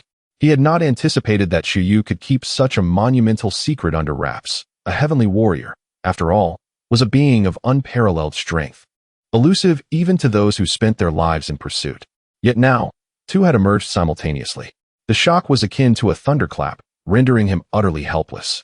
What sent chills down his spine was the knowledge that a slight misstep could reduce them to mere ants, crushed into dust by the relentless march of history, leaving no trace behind. As for the Heavenly Warrior's hidden treasures, with his current level of cultivation, he could not even dare to covet them. It would be tantamount to an ant attempting to shake a towering tree. A miscalculation would invite the wrath of the inscrutable forces lurking in the shadows, leading to a fate of annihilation. The best course of action for self-preservation was to withdraw and avoid further entanglement. However, should he take that path, it would usher in an entirely different scenario. The forces behind Qiuyu, in their quest to prevent any leaks, would undoubtedly seek to eliminate witnesses. After all, only the dead can keep secrets eternally. A shiver coursed from his tailbone up to his neck as Zhu Jiao gazed at the flickering candlelight, cold sweat soaking through his heavy garments. A chilling hypothesis coiled around his heart like a venomous serpent. He had unwittingly plunged into an unfathomable abyss, with every sweep of Qiuyu's moonlit gown becoming a meticulously woven snare. When she lowered her gaze and smiled, the tender glimmer in her eyes transformed into poisoned needles, revealing that beneath her breathtaking beauty lay schemes potent enough to upend the world. Zhu Jiao let out a wry smile, his fingertips unconsciously tracing the cracks on the desk, realizing he had been ensnared in the alluring facade of Qiuyu's gentle demeanor, much like a moth drawn to flame. Her captivating visage, akin to a silken veil obscuring his vision, concealed the tumultuous waves swirling beneath her surface. Her machinations had already transformed into invisible threads, quietly binding him to her scheme while he remained blissfully unaware, lost in the mirage. Upon reflection, he recognized that tonight's conversation was merely another facet of Qiuyu's strategy. She had reached the point of reaping her harvest. How foolish he had been to consider himself clever, only to find himself as naive as Bei. Zhu Jiao chuckled softly, internally acknowledging the complexity of the situation. Now, armed with this knowledge, he had no choice but to press on, for there was no retreat left behind. Suddenly, he recalled Chuanli mentioning that Qiuyu had been sent to Jin Wushuang's side in her childhood, lying in wait for nearly a decade. The so-called secret vault she spoke of was likely a mere facade to deceive the world. The true mastermind awaited her return with something of great importance. A master chess player never reveals their true intentions. Those seemingly insignificant pieces are often marked with hidden insignias, ready to strike when the storm brews. At that moment, Qiuyu was the most clandestine of assassins. Following the known clues, Qiuyu was merely the tip of the iceberg. The vast and formidable forces lurking in the shadows resembled a leviathan roiling in the deep sea, each ripple exuding a chilling aura. Her graceful demeanor, marked by an air of composure in her every gesture, is undoubtedly supported by an unfathomable strength lurking behind her. What formidable force, capable of orchestrating monumental upheavals, lies concealed in this profound scheme? Merely contemplating this sends a shiver coursing through his very bones. Previously, he was deceived by the beggar's tattered facade, falling into a meticulously crafted trap. Having cultivated the Xian Yaosheng Xinju, he had resigned himself to a life devoid of women. Now, he finds himself ensnared once more, this time in the intricate machinations of Qiuyu, drawn into an endless vortex of conflict. The humiliation of being toyed with, his intellect utterly crushed, gnaws at his soul like a relentless parasite, igniting a searing pain in his chest. This ignites a fierce determination within him. Since he has been swept into this turbulent game, he shall strive to break free from its confines. He is eager to witness whether those self-proclaimed grandmasters can contain this peace that is resolutely intent on appending the board. Chapter 25. Seeking a ray of hope as the dawn broke, Zhu Jiao found himself restless throughout the night. Escaping this predicament was far from simple. How could one engage in a game without any cards in hand? His greatest desire at this moment was for the unseen strategist behind Qiuyu to remain concealed, as various factions lay in wait, poised to execute their plans. Only under such circumstances could a glimmer of hope exist. The sole narrow margin for survival.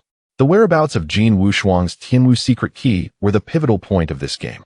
It was likely that Qiuyu herself was unaware of Jin Wushuang's schemes. Had she known in advance, her benefactor would have acted long ago, rendering the current situation unnecessary. The principle of a cunning rabbit having 3 burrows was something even a 10-year-old could comprehend, let alone a shrewd figure like Jin Wushuan. As long as the true key remained hidden, no faction would dare to act recklessly, for stirring up the grass would inevitably lead to dire consequences. With this clarity, Zhu Jiao let out a sigh of relief. Since there was room for maneuver, there was hope for change. Hey, Didn't you sleep last night? The outside world grew increasingly noisy as Bei Yi, still somewhat dazed, inquired. Sleep? With you sprawled out like that on the bed, how could I? Zhu Jiao retorted with irritation. What's wrong? Did you wake up on the wrong side of the bed this early? Nothing much, just seeing your carefree demeanor irritates me. Come on, you can't sleep because your mind is heavy, and now you're blaming me? You need to be more cautious. We are walking a tightrope on a cliff, and one wrong step could lead to our doom, Zhu Jiao warned gravely. Is it really that terrifying to just flirt and catch a girl's attention? Bei Yi murmured. I could just slap you for that. Zhu Jiao exclaimed in frustration. All right, I get it.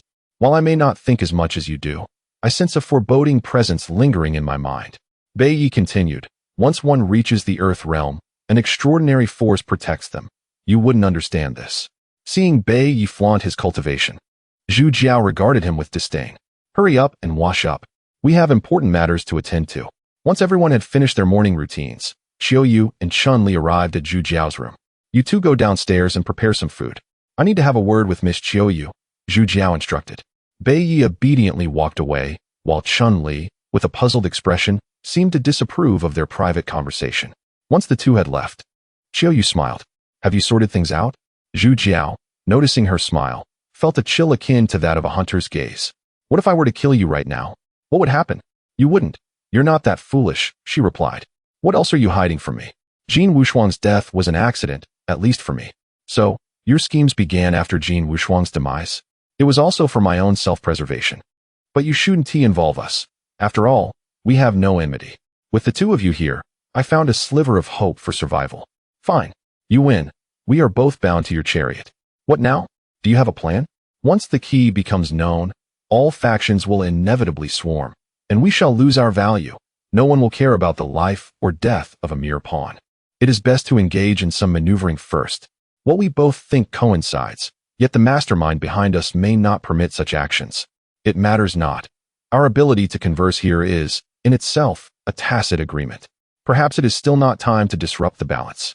I spent the night contemplating, and I now understand your formidable nature. Flattery will get you nowhere. You are not lacking in your own right. What exactly lies within the Tianwu secret vault that evokes both anticipation and dread? Jin Wushuang once said that his family's ancestral records indicate that the Jin family's forebears were twin brothers, proficient in combined attack techniques. Together, they were unmatched within the Tian realm, and most importantly, they possessed a Tian Dan.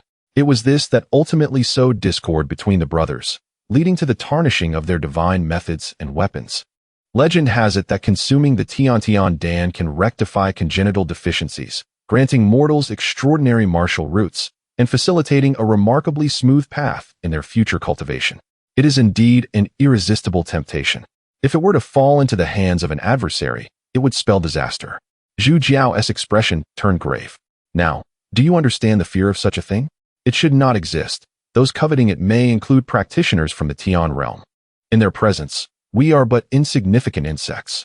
I even dare say that the strategist behind you may not be as intimidating as I once thought. We both consider ourselves clever, yet the truly astute one is the Jin family's elder.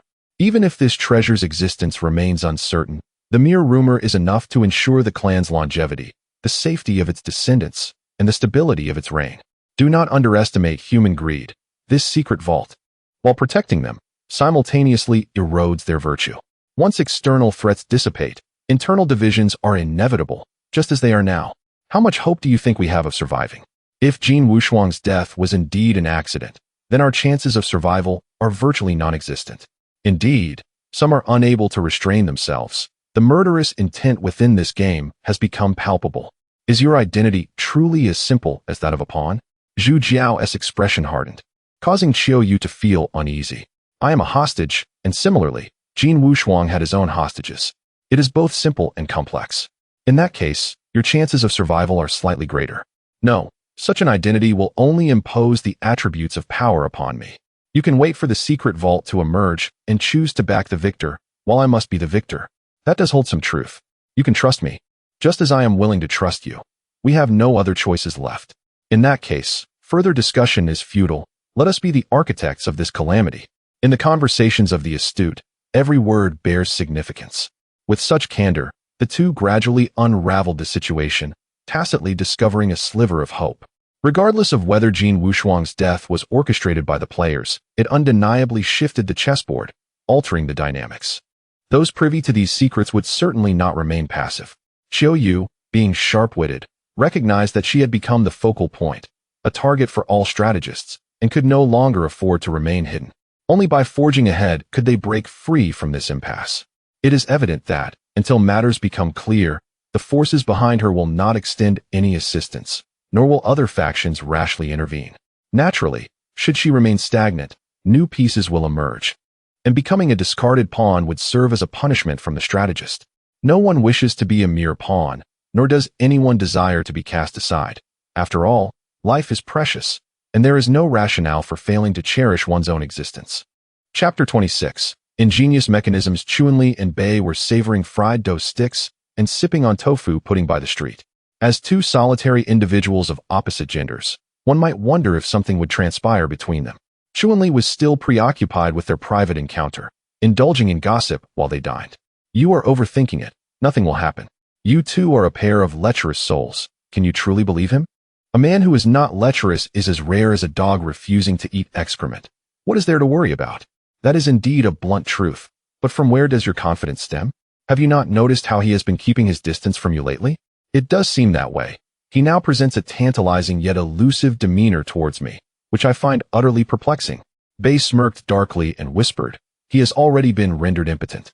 He will be unable to perform in the future. Nonsense. I saw him standing tall just yesterday. Chunli seemed to sense something amiss, stuttering slightly as she spoke. Try to seduce him again and see if he dares to respond.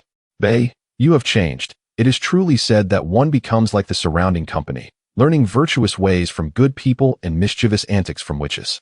As time passed, Chunli no longer referred to him as young master. He has just advanced to Longxiang. Do you not feel a stir in your heart? What good does it do to feel stirred? It is quite simple. If you can win him over, his entire essence of true energy will become yours. Is that truly the case? Is it not up to him to give or withhold? I will confide in you, but do not let it escape your lips. His cultivation has vulnerabilities, regardless of who it is. If one can conquer him, they can effortlessly acquire his true energy. So that is how it is. Heh, just wait and see how I handle him. Chunli, lost in thought, exhibited a glint of mischief in her eyes, a smile creeping onto her face. But you must not speak of this to Qiu Yu. She may act first, and then you will regret it. Upon hearing this, Bei was taken aback, suddenly feeling anxious. What if Caillou were to entice Zhu Jiao? Could that fellow truly resist? It won't happen. She is not that kind of person. After saying this, she felt a twinge of uncertainty herself, losing her appetite as her gaze frequently wandered toward the inn. Seeing Bei's foolishly worried expression, Chunli fanned the flames further. Have you noticed how Qiu Yu always seems to pick on me? Indeed, you two inexplicably argue often, without clear reason. You foolish one. Women understand women best. Her hostility towards me stems from jealousy. She envies me for being Zhu Gongzi's woman. How can that be? She would rather pursue a commoner than be with me, a distinguished master from a prestigious family? I frequently see Qiu Yu, and she often quarrels with him. Do not be so suspicious. Bei, stirred by Chunli's provocations, found it hard to maintain her composure. Why are you so worked up, you blockhead? I am not. I merely find it difficult to comprehend at the moment. You, after spending a few days in the flower house, do you not understand that a wicked man is often adored, while a virtuous woman is overlooked? Well, there must still be some principles to adhere to, right? If I were to have principles, I would have long perished. If you two had principles, you would not be indulging in the pleasures of the flower house. We are all but maggots in a cesspool, each one dirtier than the last. Enough of this. I shall return to the inn for a moment. Chunli noticed that she had successfully provoked Bei and smiled slyly. However, before Bei could reach the inn, Zhu Jiao and Qiu Yu emerged, and the three of them faced each other. Have you finished your meal? Zhu Jiao, unaware of the unfolding events, casually greeted them. Noticing Bei's dark expression, he assumed she was still upset from the morning's altercation and chose not to engage further. Let us eat something as well. Qiu Yu smiled in agreement, and their friendly interaction only fueled Bei's dissatisfaction, causing her to simmer silently. However, Chunli, who had instigated the friction earlier, now transformed into a docile lamb, attending to Zhu Jiao with great care. Soon after, the two finished their meal. Let us depart. At that moment, outside the exquisite tailor shop, a middle-aged man stood waiting. He was the secret guard, Zhongyu. Upon seeing the four arrive, He bowed respectfully, but Qiyu waved to dismiss the formality. This is the place. Are you suggesting that the secret vault is concealed here? Indeed. It does not appear to be very discreet. The minor hides in the wilderness, the moderate in the court, and the major in the marketplace. Then let us proceed inside. The group stepped inside, and Zhongyu glanced around before closing the door and sealing the establishment. Qiyu led everyone to a well in the backyard. Beneath the water, at a depth of 1 meter, lay a piece of blue stone tile. Pressing it would reveal a hidden passage. Hearing this, Zhongyu secured the water rope and slid down it, soon discovering the corresponding mechanism. With a surge of strength, a section of the ground near the well began to tremble, and the soil suddenly collapsed, forming a large pit surrounded by stacked blue stones, embedded with a stone door. Do not descend just yet. This area conceals a mechanism of arrow traps. After Qiyu's warning, she picked up a stone from the ground and struck it against the mechanism near the door with the power of Longxiang. Instantly, countless sharp arrows shot forth, continuing for several breaths before finally ceasing. Once the rain of arrows stopped, Qiyu struck the stone again, hitting the left candle holder by the door, producing a deafening sound as the stone door suddenly swung open. I will descend to activate the next layer of mechanisms. You all wait here. She floated down into the pit, and after firing another stone, she leaped back out. The stone door closed abruptly without warning. Had they not been forewarned, it would have undoubtedly crushed anyone who approached. Toxic gas was being released inside. We shall enter shortly. The onlookers were left in stunned silence, realizing that had it not been for Qiyu, any rash intrusion would have resulted in either death or injury. The design of this mechanism is indeed a marvel of ingenuity. After a brief moment, Qiyu struck the right candle holder. Hold your breath and step back. A pungent odor wafted as the stone door opened. But thankfully the group had prepared and distanced themselves from the edge of the pit, suffering minimal impact. Soon after, as the poison dissipated, they finally entered the passage. However, behind the stone door lay yet another stone door, and the passage itself was only 7 feet long. Qiyu then produced a token, inserting it into an iron hole, which caused another stone door to slowly open.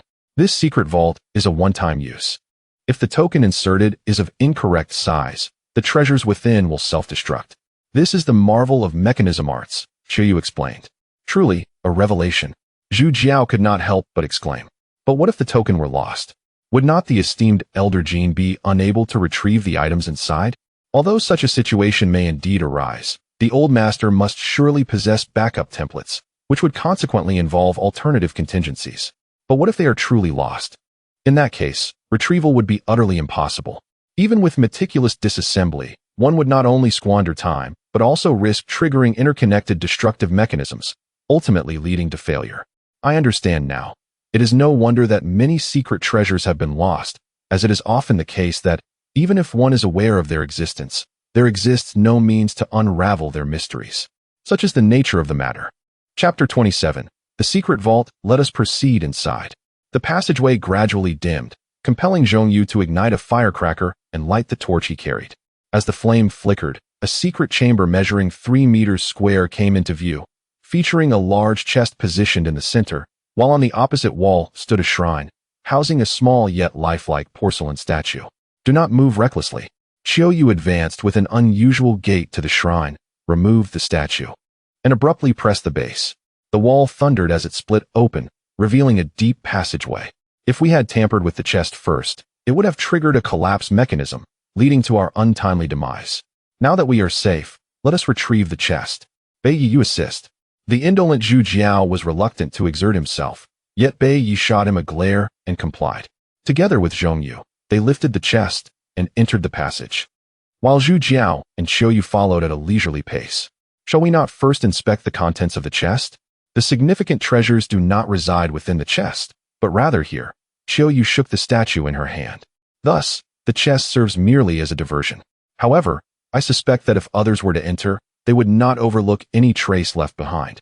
In truth, the activation of this statue also requires a specific method. A single misstep could lead to its destruction, subsequently triggering other traps. You cannot fathom the multitude of traps concealed within this small space, over a dozen in total. Only with my guidance does it appear straightforward and safe.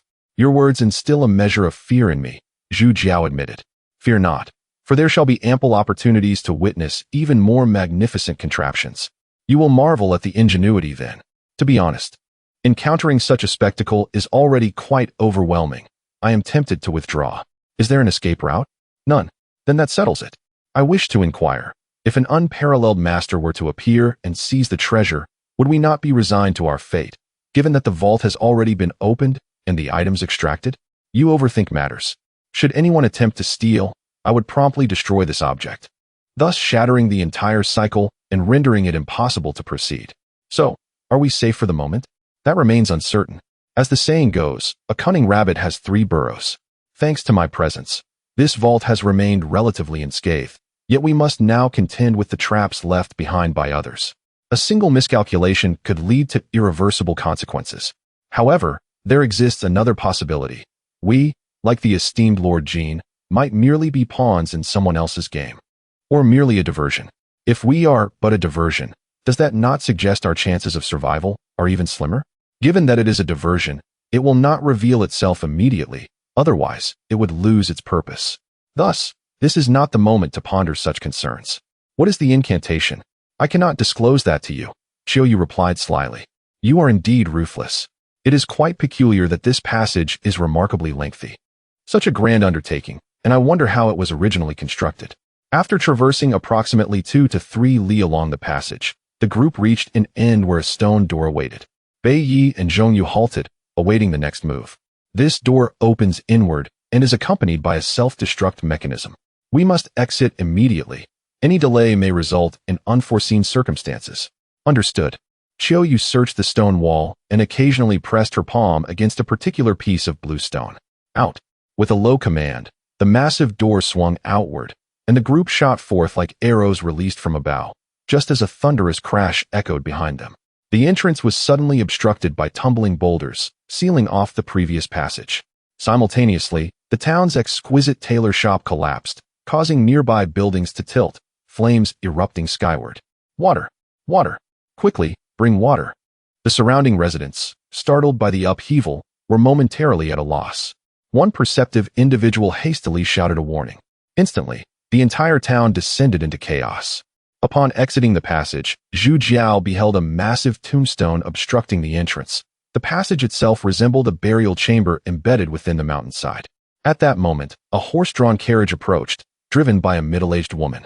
This woman was not Zhongyu's wife, but rather another dark attendant named Gu Zhan, who, along with Zhongyu, served as the true confidants of Jin Wushuang, both possessing formidable prowess. They masqueraded as a married couple to conceal their clandestine operations. Place the chest upon the carriage. We shall take another. Shortly thereafter, 2 carriages sped away from the outskirts of Shanja town. The ensuing inferno consumed countless homes. Fortunately, this calamity occurred during the day, sparing many lives. Tragically, an elderly couple who owned the tailor shop perished. Their remains later recovered from the site, utterly unrecognizable, a truly heart-wrenching scene. After traveling nearly a day, the group arrived at the outskirts of Lanshan town. According to the indications, they needed to head towards Luer Mountain, which still lay a day's journey away. Let us rest here for a while, Chiou suggested to Zhu Jiao, who now appeared considerably more sensible. Ultimately, it is your decision. There is no need to report every little thing. When in doubt, a brief discussion suffices. You did not say that before. It nearly jeopardized our friendship. That is not the case. It was merely an uncomfortable feeling of being kept in the dark. By your reasoning, do you feel better now? Now, I am truly on edge, filled with trepidation. Had I known this would occur, I would have acted differently. I had warned you. Your curiosity got the better of you. Curiosity? Was it not you who orchestrated this entire scheme? Knowing you has indeed brought a streak of misfortune upon me. Let us not speak thus. We are friends, and must stand together. The thought alone infuriates me. Poor Bai Yi, that fool, remains blissfully unaware of our predicament, wearing an expression of serene indifference. Zhu Jiao lamented further. Of all the people to be interested in, why did it have to be you, the harbinger of misfortune? Speak your mind. But do not involve me, if you please. You ought to realize that your words have offended 2 individuals. I am, after all, a master of the Earth realm. Think carefully about the consequences. Bai Yi retorted defiantly. Enough. We know of your prowess. There is no need to mention your Earth realm cultivation daily. Have you seen any other masters of the Earth realm boast as you do? I cannot fathom how you achieved your rank. You possess no sense of perspective. Bei was momentarily taken aback, rendered speechless and unable to retort. Young Master Bei, do not stoop to his level. He is akin to a dog, biting anyone he encounters, Qiyu promptly consoled. If he continues in this manner, we shall simply ignore him. We will tread our own path while he traverses his narrow bridge. I shall always stand by your side. Zhu Jiao discerned that Qiyu still harbored thoughts of his earlier remarks. Indeed, women can be quite petty. However, Bei, in his naivete, upon hearing Qiyu's comforting words, instantly beamed with joy, as if he had received a tremendous favor. Truly lacking in ambition, Zhu Jiao muttered under his breath. The two pretended not to hear and genuinely chose to disregard him. Chapter 28. Indulgence. The setting sun hung beneath the eaves of Yuntao in like a crimson lantern. At this moment, 2 horse-drawn carriages arrived at the entrance, and 4 individuals disembarked, none other than Zhu Jiao and his companions. The innkeeper, upon observing the elegantly attired gentlemen and ladies, felt a surge of delight and hurriedly invited them inside, leaving only Guzhan outside to guard the carriages. Upon entering the hall, they found that the numerous pearwood tables were nearly occupied, and at the central square table, an elderly storyteller was regaling the audience with tales of the rivers and lakes. Beside him stood a young girl of about 13 or 14, holding a clapper, though she had yet to make a sound, likely awaiting her turn for another performance. Prepare a whole sheep and 2 jugs of wine, Zhu Jiao casually requested. I apologize, esteemed guest, but our humble establishment cannot accommodate such requests, and we do not serve whole lambs, the innkeeper replied, slightly embarrassed yet smiling. Realizing that they would not be able to finish a whole lamb anyway, as it was meant for sustenance during their journey, Zhu Jiao acquiesced. Then let us have 2 legs of lamb and 5 pounds of beef. How many rooms do you have available? At most, 3 rooms are available, esteemed guest. You may have to share. The innkeeper responded happily. Let it be so. Quickly arrange it. The group settled at a square table near the entrance, leisurely listening to the storytelling as they awaited their meal. With their arrival, an awkward atmosphere began to pervade the hall. In terms of beauty, Chun-Li and Xiaoyu were both renowned courtesans of Banyu Tower, possessing unparalleled charm that naturally attracted the attention of nearby diners. Their gazes were rife with unrestrained desire. Chun-Li was accustomed to such looks and felt no particular displeasure, but Xiaoyu seemed somewhat uncomfortable, for no one had dared to regard her in such a manner before. Young master, look over there. 2 stunning beauties. Do you think I'm blind? I noticed long ago. Look at those 2. Truly striking. Why don't you go speak to them? Hey, look over there. I see them. Do I need you to remind me? The group lost interest in the storytelling, whispering amongst themselves, and gradually, vulgar language emerged, accompanied by lewd laughter. Just then, from a nearby square table, a voice called out, Old man, stop the storytelling and give us something risque. The crowd erupted in uproar, echoing the call, while the old storyteller glanced at Zhu Jiao's group and then at the girl beside him, retorting, Noble guest, please do not jest. I am unable to comply. Unable? What kind of profession is that? Surely you can tell a tale of the widow's bed. I truly cannot. I truly cannot. The old man waved his hands in exasperation, and as he continued to refuse, the instigator grew irate, signaling to a companion who drew a large knife and placed it against the old man's neck, threatening, if you cannot comply, then your head is not worthy of dining. Please, no need for such rashness. The old man pleaded, sensing the rising anger. It's not that I cannot. It's just that it is inappropriate with a lady present. Nonsense. Without a lady, what would we listen to? Indeed, it is far more entertaining with a lady present. Someone seized the moment to whisper a brief risque line, prompting another eruption of laughter in the hall. Zhu Jiao recognized that the crowd was targeting his group, but noticing Qiaoyu's silence, he refrained from escalating the situation. Meanwhile, Chun-Li, usually of a gentle temperament, felt her anger rising, her brows furrowed as if she were struggling to contain her fury. Just as Bei Yi prepared to take action, an unexpected turn of events occurred. From a previously quiet corner of the hall, 2 individuals suddenly stood up, one resembling a swordsman, his face obscured by a hat, and the other a burly figure with a rugged appearance. Seething with rage as he shouted, Enough! This is intolerable. The patrons of the hall froze at his words, and suddenly, about 10 individuals sprang to their feet, drawing their weapons in readiness. It appeared that, despite the crowd's size, they belonged to various factions. What? Not satisfied? Do you wish to step forward? One sneered. The burly man, unyielding, retorted, A rabble. If you dare, let us settle this one-on-one. Do you wish to challenge us all? Or would you have us all challenge you? With so many of us, do you think it wise to challenge just one?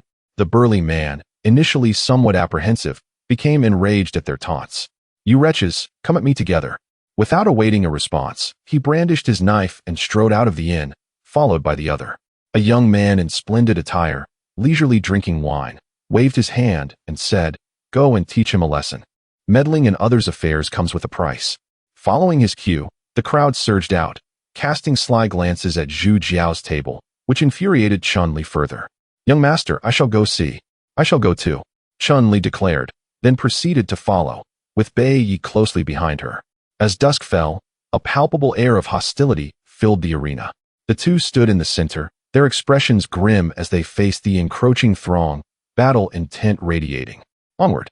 In an instant, swords clashed, and the sounds of metal striking metal echoed, accompanied by grunts and the rush of fists, composing a prelude to death.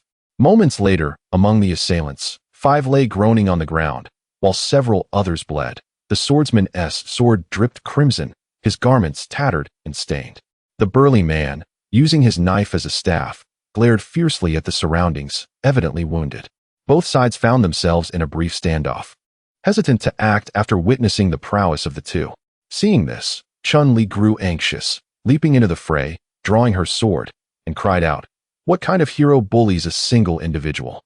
The two men, seeing her enter, expressed gratitude with their eyes. The assailants whispered among themselves, "A formidable warrior is present. Let us summon the young master." Meanwhile, the rest of the hall had emerged to spectate, leaving only the one referred to as the young master, leisurely chewing on beef. Upon hearing the report from below, he could not help but sneer. "Useless fools." He then exited, and upon his arrival, one of the assailants spoke, "If you kneel and beg for mercy now, perhaps our young master will show you kindness and spare your lives."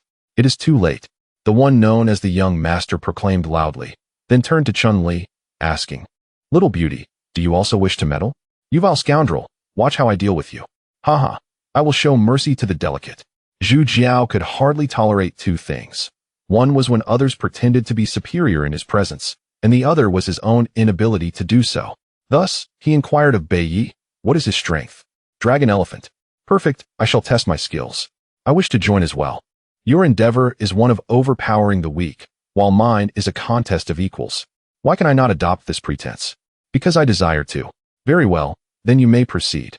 Bai Yi chuckled subtly, concealing a significant detail. The individual in question was already at the 7th tier of Dragon Elephant, whereas Zhu Jiao was still merely at the 1st tier. Chapter 29. Your opponent is here. Hello? Hello? Hello? Your opponent is here, Zhu Jiao exclaimed joyfully, believing that Bai Yi would be honest and not deceive him with false words. "Oh, another bird eager to stand out." The young master responded after a moment of surprise, then turned back to tease Chun-Li, saying, "Beautiful lady, please wait a moment. I shall be quick." As Zhu Jiao advanced, he circulated his true energy, his bones crackling momentarily. The two locked eyes and launched their attacks. The ground fractured like a spider's web, the sound of copper bells ringing fiercely from the eaves, and a whirlwind of dust enveloped the arena, obscuring the combat's details. Before long, a figure was violently hurled out of the fray like a bag of rice, the outcome already determined. The one thrown out was none other than Zhu Jiao, who clutched his chest, coughing blood, his face a mask of horror. For a martial artist at the Dragon Elephant stage, each strike bore immense power, and the recoil from each collision of fists and feet left him in a state of numbness, his bones aching.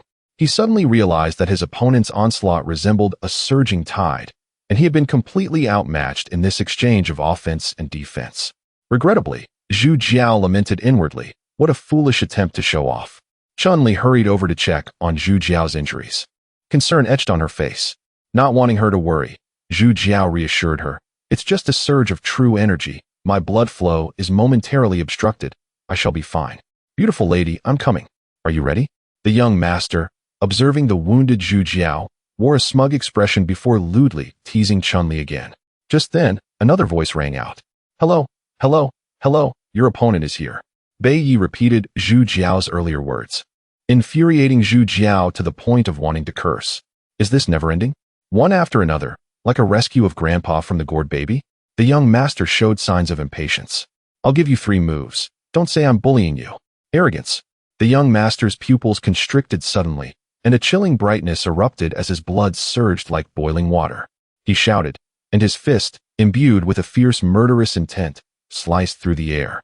The cracking of his knuckles echoed like snapping bamboo, as if he intended to unleash all his pent-up resentment in this vengeful strike, his strength almost breaking through the constraints of the dragon elephant power. Yet, the moment his fist approached Bai Yi, it dissipated into nothingness as if falling into a void. That seemingly casual defense resembled an immense ocean, silently swallowing all incoming assaults. Bai Yi stood with his hands behind his back, his posture as erect as a pine tree, not even causing a flutter in his clothing. The young master furrowed his brow slightly, a ripple of suspicion surfacing in his eyes. In an instant, he propelled himself forward, executing a swift side kick that cleaved through the air with a piercing shriek, aiming directly at Bai Yi's midsection. While this strike appeared to be a test, it concealed a lethal intent. If it succeeded, a series of follow-up attacks would come crashing like a torrent. However, when the fierce kick struck the side of Bai Yi, it felt as if it had plunged into a thick mire of black iron.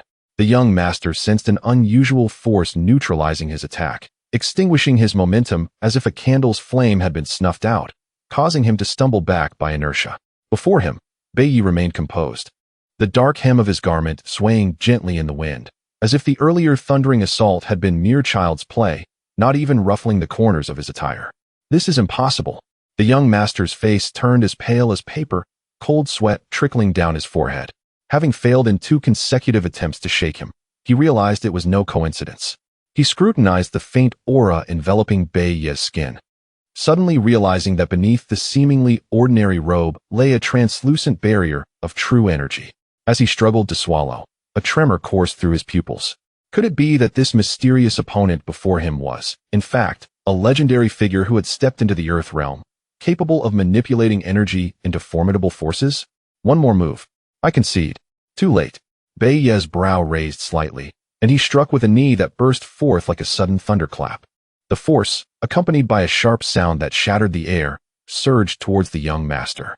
In a moment of panic, he attempted to block, but felt an overwhelming power explode against his chest, propelling him into the air like a kite severed from its string, only to crash heavily onto the ground 3 yards away, stirring up a cloud of dust.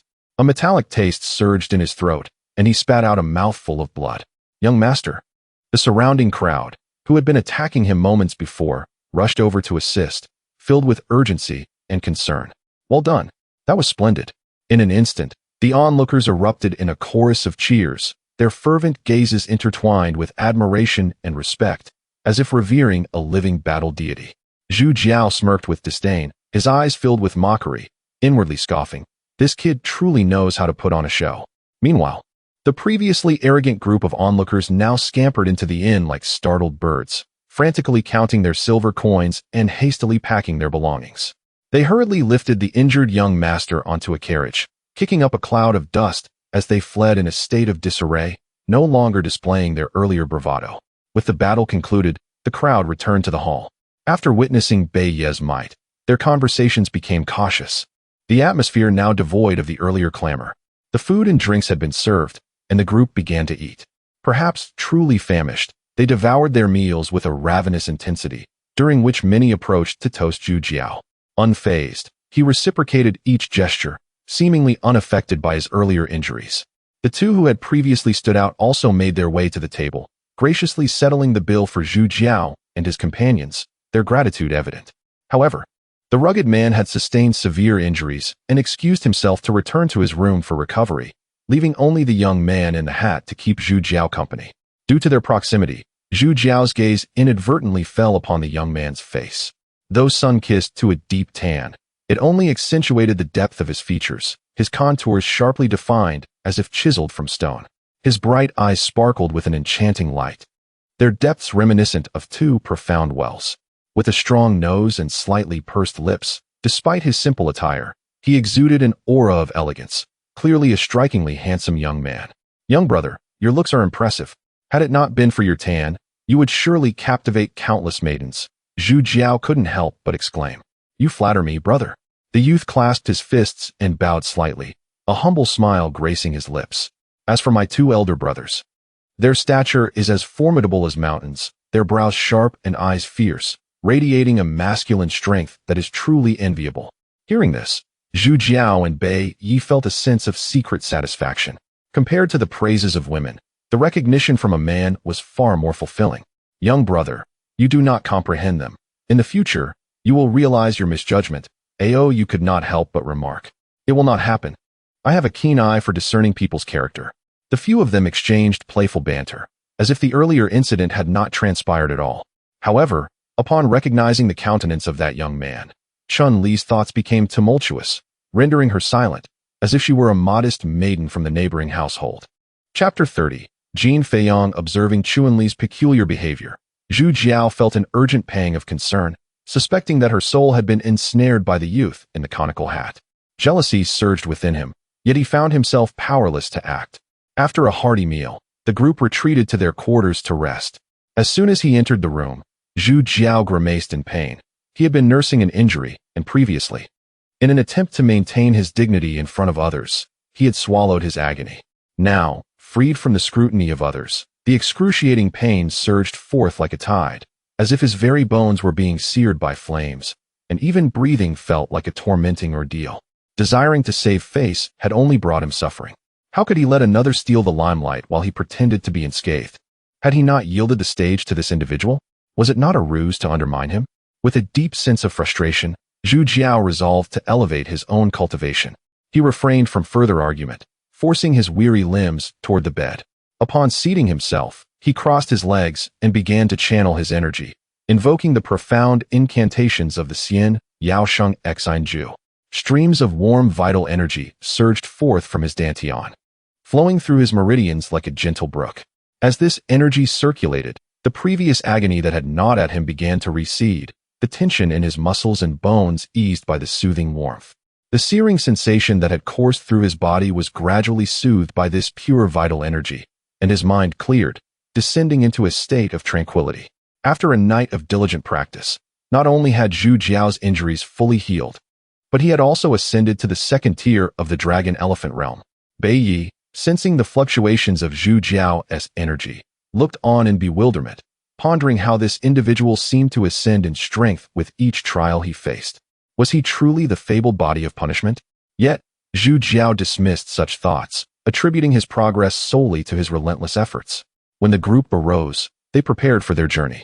Just as they were about to depart, the youth in the conical hat barred their way. Esteemed brothers, after 2 more days of travel, we shall reach Julongjai, a treacherous place fraught with danger. Might I accompany you for safety? What of your friend? He still requires time to recover. Zhu Jiao recalled Chun-Li's unusual state and sought to find a reason to decline. No worries. Once he is healed, he can travel alone. Would that not be rather inconsiderate? Seeing the youth's insistence, Zhu Jiao continued to dissuade him. I would actually be a burden to him. Brothers need not worry. Traveling with us might actually be more perilous, Zhu Jiao warned. Not at all. Strength in numbers. The youth remained undeterred. Zhu Jiao, recognizing the futility of his objections and adhering to the adage of not striking those who bear smiles, finally relented. Very well, we shall travel together. I shall ensure your safety. Bai Yi, witnessing the youth's earnestness, could no longer hold back and interjected. Zhu Jiao glanced at Qiu Yu, who offered no objections, indicating her tacit acceptance of the arrangement. Then it is settled. This is your request, and we have offered our counsel. Let none of us complain should we face danger on the road ahead. The youth's face lit up with joy at Zhu Jiao's agreement. What shall I call you? We merely met by chance yesterday and did not exchange names. But since we shall travel together, we ought to know each other. Qing Niao, Zhu Jiao replied, followed by Bai Yi, Qiu Yu, and Chun-Li introducing themselves in turn. Thus, they set forth towards Lu'er Mountain. According to the information from the secret vault, they were to locate the grave of Li Jinhua at the mass grave on Lu'er Mountain. A box, pre-buried a foot to the right of the gravestone, held their next clue. After a swift journey lasting most of the day, they paused for provisions and refreshed themselves with mountain spring water, enduring the elements until they finally reached their destination. The sight of countless tombstones atop the mountain was overwhelming, akin to searching for a needle in a haystack. As anxiety washed over them, they realized there was no other option but to proceed. Fortunately, they were not alone. Even the unsuspecting Qing Niao joined the search. They split into several teams, weaving through the overgrown terrain until dusk descended. At last, Beneath a gnarled old locust tree, they uncovered a gravestone enshrouded in moss. They had expected this endeavor to be fraught with peril, yet it unfolded with surprising ease. No complex traps or hidden dangers awaited them, which felt rather eerie. Sure enough, a foot to the right of the gravestone, they unearthed a beautifully crafted wooden box after digging through half a foot of soil. Upon unwrapping the box, they discovered a book titled Travel Journal. Flipping through its pages revealed no hints, merely an utterly mundane diary. Even the astute Qiuyu found herself at a loss, questioning if they had made a mistake. Let us find an inn to rest and study this further, Zhu Jiao suggested, his stomach grumbling in protest. Could the next clue be hidden somewhere on the mountain? Perhaps we have yet to grasp its deeper significance. Qiuyu mused with a hint of exasperation. Consider this. The way this item has been carelessly placed does not suggest meticulousness. It is unlikely that someone would expend such effort for naught, Zhu Jiao countered. That may be true, but who can guarantee we won't return? The journey has been arduous, and we are weary. I assure you, we will not be returning here. Then you must provide a convincing reason. Because I share his indolence. That is insufficient. Think about it. Why is the gravestone marked Li Jinhua, yet the author is Jin Feiyang? Before Qiuyu could respond, Zhu Jiao continued, if I were to speculate, it seems this person acted on a whim, burying it here simply because the name Jin on the gravestone struck a familiar chord, despite their utter lack of connection. You truly are a genius. While this reasoning may be absurd, it is indeed fitting. Let us depart. Traveling in the dark is unwise. Having convinced Qiuyu, Zhu Jiao gestured for the group to set off. Shortly thereafter, the band of travelers arrived at the nearest Longxi town. Perhaps due to their relentless journey, fatigue weighed heavily upon them, and they hastily consumed a light meal before succumbing to slumber. In the dead of night, beneath a crescent moon, silence enveloped the surroundings, broken only by the faintest sound of a falling pin. Gu Zhen leaned against the cart, gazing at the star-speckled sky, lost in thought. It is time for a shift.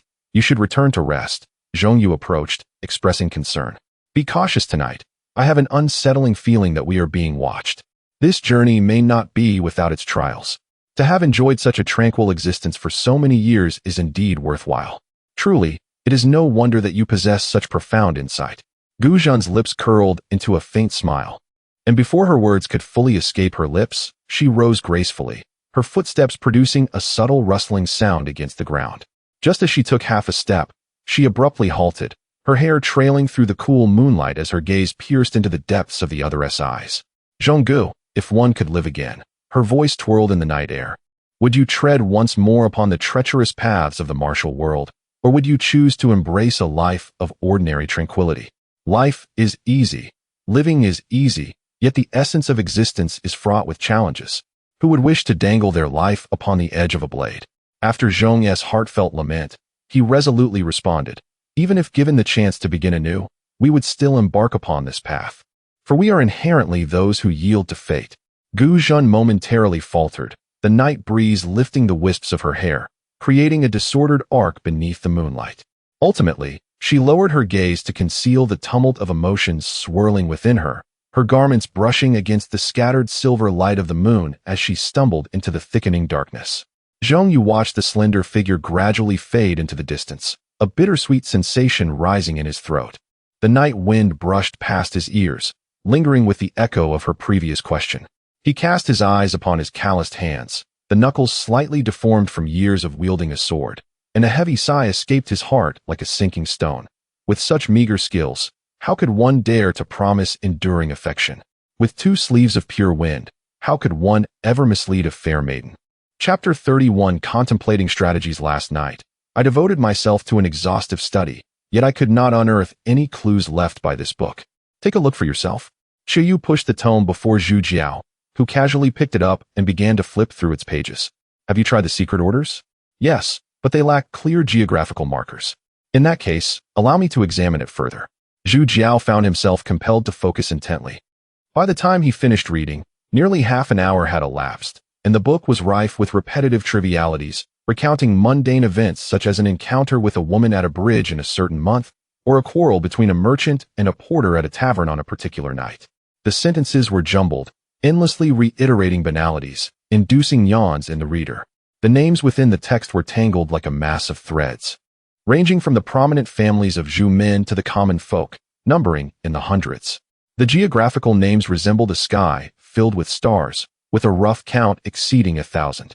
These scattered fragments of words were akin to grains of sand scattered across a vast sea. Even the most diligent search through each page would yield nothing but futility. Unfold the map.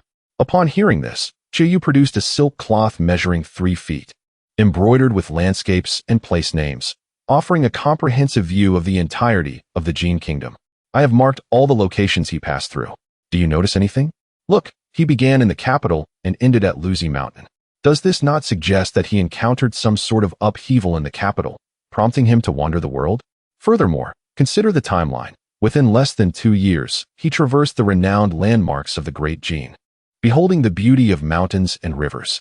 Even we mere mortals could not achieve such feats unless this individual possesses the ability to ride the winds and command the air, transcending the strength of a typical overlord. Indeed, imagine a figure of such formidable prowess, who, if further elevated, could ascend to the pinnacle of Tin. The so-called Tinyu's secret would be an irresistible temptation for him, would it not? Are you suggesting that he is also in pursuit of it? This precisely perplexes me. If he is of the same lineage as Jin Wushuang, he ought to be following a similar path as ours. Yet, this person seems to have discovered Jin Wushuang's family through some distinct trajectory, which is utterly confounding. Chiyu, upon hearing this, displayed a look of shock as a horrifying possibility crossed her mind. Could it be that the lineage of the old pavilion master has faltered at this juncture, and this person is forcibly extending it? The old master did mention that his ancestors intended to terminate the family curse, and he shares similar sentiments. This is one of the reasons the secret has come to me. Could it be that we are all mere pawns, a mere diversion? The two spoke in unison. A shadow of despair spread silently across their faces. A chilling sensation surged from their spines to their minds, fracturing the softest recesses of their hearts, as fear began to seep through the cracks. The truth is as fragile as the paper of a window. A mere tremor of the fingertips could tear open the veil of reality, yet no one is willing to do so. If we follow this line of reasoning, then the key to the Tianwu secret has long been grasped by someone, and it is even possible that it has been lost or damaged, while others remain oblivious, their present existence holding little value. Zhu Jiao inhaled deeply, striving to steady his quivering voice. There is another possibility. His fingertips brushed the yellowed edges of the pages, his gaze sweeping over the chaotic scrawl that resembled wild cursive. Consider these disjointed fragments of narrative. The travel routes are utterly devoid of logic, and the text is saturated with tales of tavern escapades. The author appears to be a libertine, a free-spirited vagabond. Suddenly, he slammed the book down, causing the table to shudder. Imagine, what chess player would wish to control such unrestrained pieces? Who could truly master such a powerful and capricious individual? Zhu Jiao's eyes gleamed with intensity, coalescing into a sharp focus within the shadows that filtered into the room. The essence of a chess player lies in their strategic calculations. Meticulous thought and planning are essential. Such a person could never be the one pulling the strings. He resembles a guardian standing apart from the game, maintaining a delicate balance that should not be disrupted. Your reasoning is sound. In light of this, how should we respond? Chiyu pondered Zhu Jiao's words, nodding in agreement. The player is unaware of our circumstances, nor of this individual's existence. Tracking the movements of a powerful overlord is no simple task, which presents us with an opportunity. Therefore, we must feign that the clues have not been severed and continue our exploration along the routes outlined in the book. However, the next destination is Zhilongzai, a veritable den of danger, a lair of bandits that we cannot easily approach. Zhilongzai is the largest gathering of bandits in the Jin Kingdom, built into the mountains with steep cliffs surrounding it like a natural fortress. Only a winding, treacherous path leads to its gates, littered with stones and thorns, concealing traps at every turn. Besides the daunting terrain that is easy to defend yet difficult to attack, there is another critical factor. Within the stronghold reside 9 formidable leaders, each possessing strength beyond the earthly realm, akin to sovereigns of their domains. Such overwhelming combat power undoubtedly incites the ire of the imperial court, which has attempted to eradicate them multiple times, only to return in defeat, hindered by the presence of a powerful overlord stationed there. In the vast expanse of the great Jin dynasty's territory, warriors of the overlord realm are as rare as the brightest stars in the night sky. Each one's emergence can shake the very foundations of the land. Across the entirety of the Jin Kingdom, Those who can ascend to this realm are few and far between, and among them, only a handful bear names that resonate like thunder, such as the National Marshal Wu Xingzi, the Lord of Guanzhuang Yanzongzi, and the chairman of Zhulongzai Yuna. At this moment, Zhu Jiao felt a shiver run down his spine, caught in a dilemma between advancing into peril or retreating into the unknown. Since others are unaware, would it not be wise for us to bypass this location? This book is hidden in such an easily accessible place that one cannot guarantee it has not been claimed by someone else. Might our actions not alert them? Qiuyu expressed her concerns. You are being overly cautious. Those who know the secret would never readily share it with others. Furthermore, possessing knowledge of such secrets is itself a perilous endeavor. Jin Wushuang understands this better than anyone. Even with his strength reaching the earthly realm, escaping this vortex intact is no easy feat. Thus, I suspect he has no desire to uncover this secret, nor to delve into its mysteries. It has been thrust upon him by Jin Feiyang, and he may remain oblivious to the fact that the clues have been severed. Otherwise, he would not have expended such effort to construct the secret repository, nor would he have guarded it so meticulously until now. Qiuyu carefully contemplated Zhu Jiao's words, reminiscing about the fragments of Jin Wushuang's existence. For instance, the preemptive transfer of assets, the dispersal of heirs, the alteration of names, and the migration of the entire clan are all strategies that, in contemporary times, appear to be well-prepared countermeasures. It is evident that Jin Wushuang is cognizant of this. The family has fallen to a point where it can no longer safeguard this secret. The most prudent course of action would be to dispose of this proverbial hot potato, and his emergence conveniently serves this purpose. Thus, he exploits this situation as leverage and an opportunity to extricate the family from the whirlpool of influence and to remain uninvolved. One must concede that Jin Wushuang is truly astute, for as the guardian of the secret, the most advisable tactic would be to live incognito, hidden amongst the populace. Yet, he chooses to do the contrary, drawing attention from various factions through ostentatious actions. Subsequently, he orchestrates his own demise to manipulate this grand chessboard, ultimately achieving the dissolution of the family curse and ensuring the continuity of the lineage. Chapter 32 Clarifying the context. Qiuyu prided herself on her intelligence and adeptness at scheming, yet before Zhu Jiao, she appeared remarkably naive and absurd. She could not fathom why someone so extraordinarily astute, with the potential of a master strategist, had remained obscure until now. The confidence she had once wielded in her strategic maneuvers transformed into a fine sheen of cold sweat on her palms, dampening the ornate golden embroidery. It seemed that power struggles were to him like flowers in a mirror or the moon in water, within reach yet perpetually distant, akin to knowing the venomous nature of a serpent but still daring to reach out with an innocent heart. It appeared he had discerned the depths of human greed and cunning, understanding the means to manipulate the tides of fortune, yet chose to wield them as a shield to protect virtue. Steadfastly adhering to ideals in a world rife with treachery, he possessed the ingenuity to recognize the intricacies of human nature but opted to refrain from exploitation. This could be aptly described as knowing the darkness, yet preserving the light. Qiuyu's beautiful eyes sparkled with burgeoning admiration. What had once been an obscured situation now revealed itself with the clarity of rugged mountains emerging from morning mist. The hidden fangs lurking in the shadows gradually shed their disguises under his gaze, as the meticulous plans of the chess player began to unravel, exposing a mere tip of the iceberg.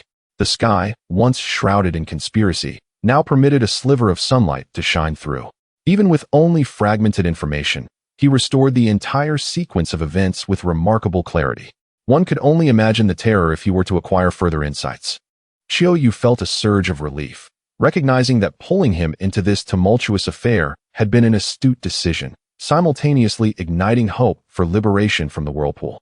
Crossing over from Zhulongzai leads directly to Gaolan City, and beyond lies Guiyunzwang. Let this be our destination, Qiuyu suggested. Let it be so, but remain vigilant against the eyes lurking in the shadows, Zhu Jiao urged. There are many methods, yet execution proves challenging. A clever person can see through the ruse at a glance. Consider Jin Wushuang, who devoted a lifetime to achieving a shift in objectives. It seems unlikely we could realize our aspirations. Qiuyu responded with a hint of resignation. This very book has provided us with guidance, Zhu Jiao countered. Are you suggesting that regardless of whether this book is known to others, as long as we adhere to this path, every step we take serves as the best disguise? Not only that, Upon reaching each place, we must feign discoveries. It is akin to fishing. While an empty hook and a barren catch are causally related, they remain fundamentally distinct. Bei observed the fervent discussion between the two with some confusion, unable to restrain himself from interjecting. After all this talk, I still do not comprehend. If someone covets the TMU's secret repository and is aware of our possession of this information, why not simply approach us directly to demand it or seize it? Why all the secrecy and convoluted paths? If there was only one mountain, it would stand as the highest and most majestic, for it is singular. With 2, distinctions of height arise, and with 3, beauty diverges. Yet the mountains themselves do not contend for such titles. Only humans do. Zhu Jiao patiently elucidated. No one wishes to be subordinate, nor does anyone desire to concede inferiority. Once one person contends, all are drawn into the fray, and that individual becomes the target of collective scorn and assault. Zhu Jiao continued. This matter involves royal secrets, and those engaged are capable of turning the tide at will. Naturally, they would prefer to remain concealed from public scrutiny, thus establishing a precarious balance. However, with Jin Wushuang's unexpected withdrawal, this balance has been disrupted, rendering us the disruptors. They wish for us to unseal the treasure, yet fear the ensuing repercussions. Hence, they observe silently. Without absolute certainty, they will not dare to reveal their true intentions, as it allows them to retain the opportunity to align with the victor, ideally positioning themselves as the winners. Now that you mention it, I feel an urge to return home and seek my mother, Bei remarked. Beginning to grasp the gravity of the situation, Qiu Yu suppressed a smile, reflecting, diligence builds the body, while the indolent cultivate their minds. The ancients do not deceive me. Once a person comprehends their purpose, they will discern the means to achieve it.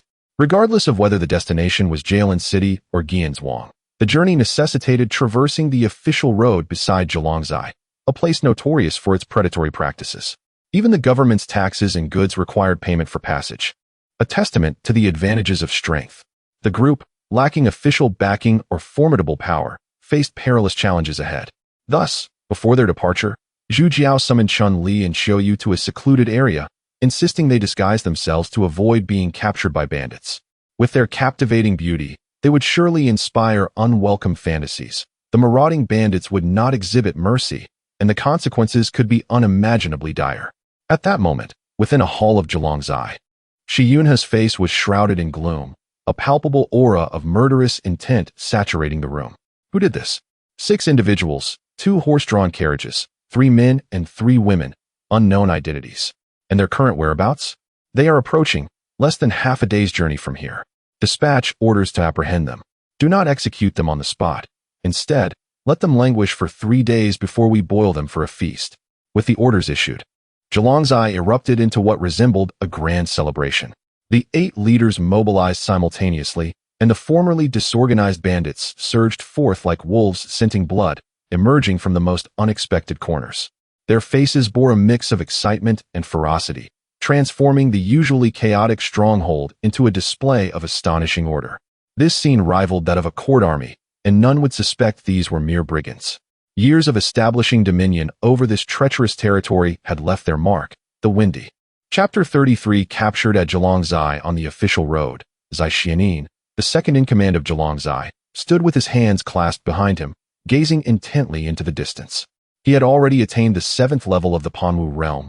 Logically, such tasks should not fall upon him. However, with the orders issued, he felt compelled to take them seriously. Shi Yunhe had only one son, cherished as if he were a precious gem, treated delicately as if he might dissolve in one's mouth, or held tenderly in one's palm for fear of a fall. It was uncertain who had struck him down, but the anger was palpable, and although he held the esteemed title of second in command, he was nothing in the presence of a tyrant. It was best not to provoke his ire.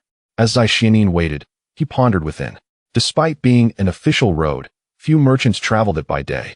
For at night one might encounter malevolent spirits, and by day the king of hell. The spirits demanded money, while the king demanded life, making it a wise choice to avoid this path. Thus, the place was far more bustling by night than by day. Shortly after noon, the fierce sun still hung high, casting a hint of warmth upon the cold winter day. At that moment, 2 horse-drawn carriages rushed forth, one behind the other. And upon seeing the approaching figures, Zai Xianin could not help but smile. Zhongyu, upon seeing someone obstructing the path, halted the carriage, dismounted to salute, and presented a heavy pouch of silver coins. "My lord, we are merely passing travelers. Please grant us a favor." Zai Xianin waved his hand, and the men on either side swiftly encircled them. "What is the meaning of this?"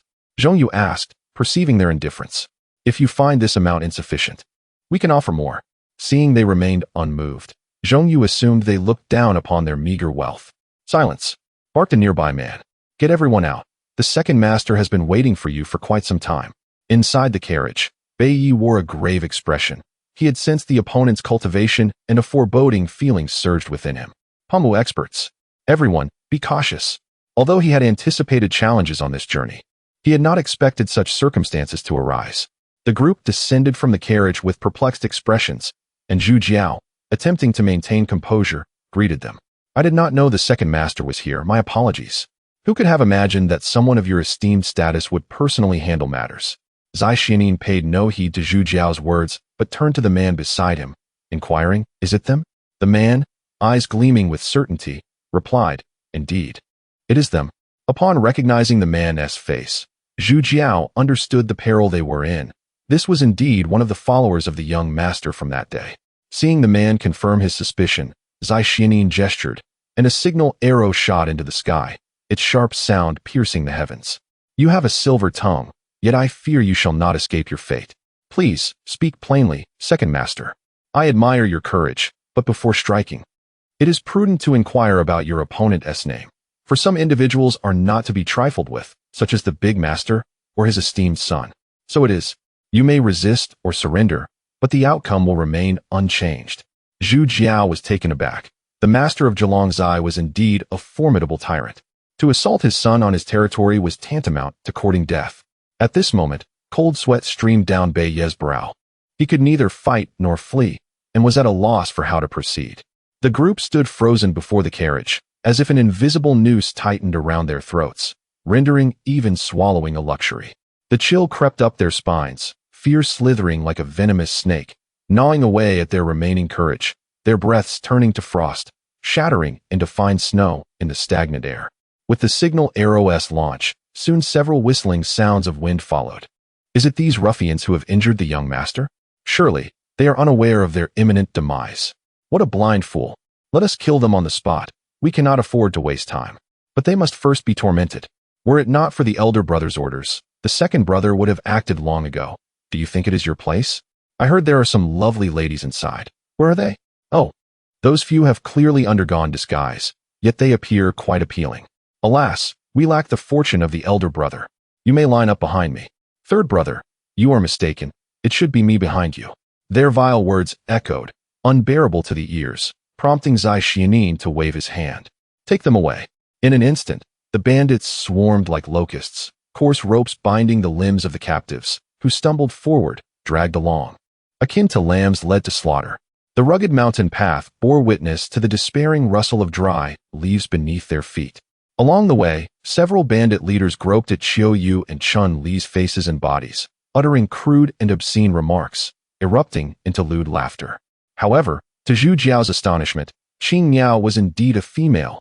At that moment, under the bandits' hands, tears streamed down her cheeks. Bai Yi's throat constricted with a suppressed growl. A tempest of rage boiling within him. He fixed his gaze on those wandering hands, his nails digging into his palms, the pain of flesh tearing overshadowed by the searing fury in his heart. These brutes.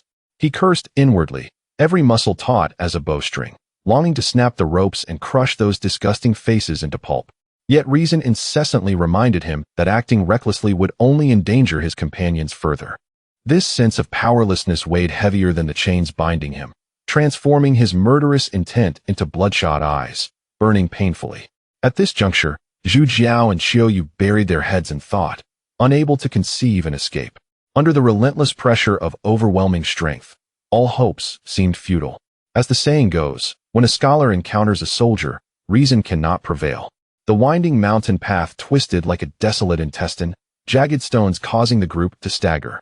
When the ropes were abruptly yanked, they stumbled into a vast expanse. Atop the mountain lay nearly 100 acres of level ground, with adobe houses encircled by curling smoke and the scent of meat and wine wafting through the wooden buildings. Surrounding cliffs loomed like waves, steep walls coiled like giant serpents, completely severing this place from the mundane world, were it not for the ropes binding them. The scene before them might resemble an accidental entry into a hidden paradise atop the mountain. However, as they ventured deeper, Zhu Jiao could not help but glance back, only to see 7 glaring characters etched upon the cliff's edge, blinding his eyes. Jin Feiyong was here. These words loomed like dragons in the sky, exuding an awe-inspiring dominance. The script flowed like a dragon piercing the clouds, each stroke drenched in arrogance. The sharpness of the characters seeming to pierce the heavens. So conspicuous, it was almost as if it feared being overlooked. Zhu Jiao pondered within, who exactly was Jin Feiyong? Why had he never heard of his tale or name in the martial world? What was his purpose in coming here? At this moment, Shi Yunhe was pacing on the high platform within the stronghold, watching the approaching group with mounting fury, nearly unable to contain the intense murderous intent within him. Yet he knew that once he unleashed his wrath, it would only serve to benefit his adversaries. Chapter 34. Jin Feiyong's visit. Before long, the crowd had bound Zhu Jiao and others before the high platform. The chief is here, ready for your disposal. Shi Yunhe's dark pupils surged with a ferocity that seemed almost tangible, warping the very air with a bloodthirsty glow. He stood quietly, his dark robe billowing without wind, concealed murderous intent akin to a coiled viper, each breath emanating a suffocating pressure. An invisible weight enveloped the entire square, rendering the onlookers' legs weak and their throats tight, as if pressed to the ground by an unseen giant hand, their knees trembling involuntarily with an instinctive urge to venerate. This was not submission, but rather an innate fear and shudder that seeped from their bones in the face of an absolute powerhouse. He stepped forward, hands clasped behind his back, the dark hem of his robe sweeping past the crowd like a foreboding storm cloud. His gaze, sharp and piercing like that of a hawk, scrutinized each face, icy glimmers dancing in his eyes as if to extract and examine their deepest secrets with venomous precision. The surrounding air seemed to vanish, leaving only a stifling silence. With every step he took, the weight of terror grew heavier. Finally, he stood before Beiyi. So it is you? Indeed. This was all my doing. They are not involved, Beiyi replied.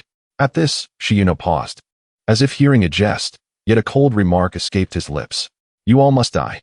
With that, he gathered his true essence, preparing to strike at Beiyi. Naturally, Beiyi would not remain passive. As his true essence flowed, a formidable power erupted from his body, his meridians swelling like coiling dragons, and the force lying dormant in his dantian roared to life. With a thunderous sound, the coarse ropes binding him shattered into fragments. He stomped down, shattering the bricks beneath him, and a surge of momentum propelled him forward, pushing the 8th gate of his deathly ambitions open to the 7th level, elevating his realm to the 3rd stage of Panwu, as the diamond-like protective true energy enveloped him like armor. However, Shi Yunhe regarded this with disdain, his true essence strengthening along with Beiyi's rising prowess, clearly intending to deliver a crushing blow at the peak of his state, obliterating all arrogance. As Beiyi prepared himself, Shi Yunhe unleashed his palm strike. Beiyi crossed his arms defensively across his chest, bracing for the impact. With a resounding crash, Beiyi was sent hurtling like a released arrow, soaring over Tianzhong before crashing into the ground, carving a long trench and lying motionless, his fate uncertain. The enormous gap in their realms resulted in a brutal display of true strength. Witnessing Beiyi unable to withstand the force of the blow, the hearts of the onlookers sank into an abyss of despair. Qiuyu dug her nails into her palm, while Chun-Li trembled, biting her lip, their breaths becoming cautious.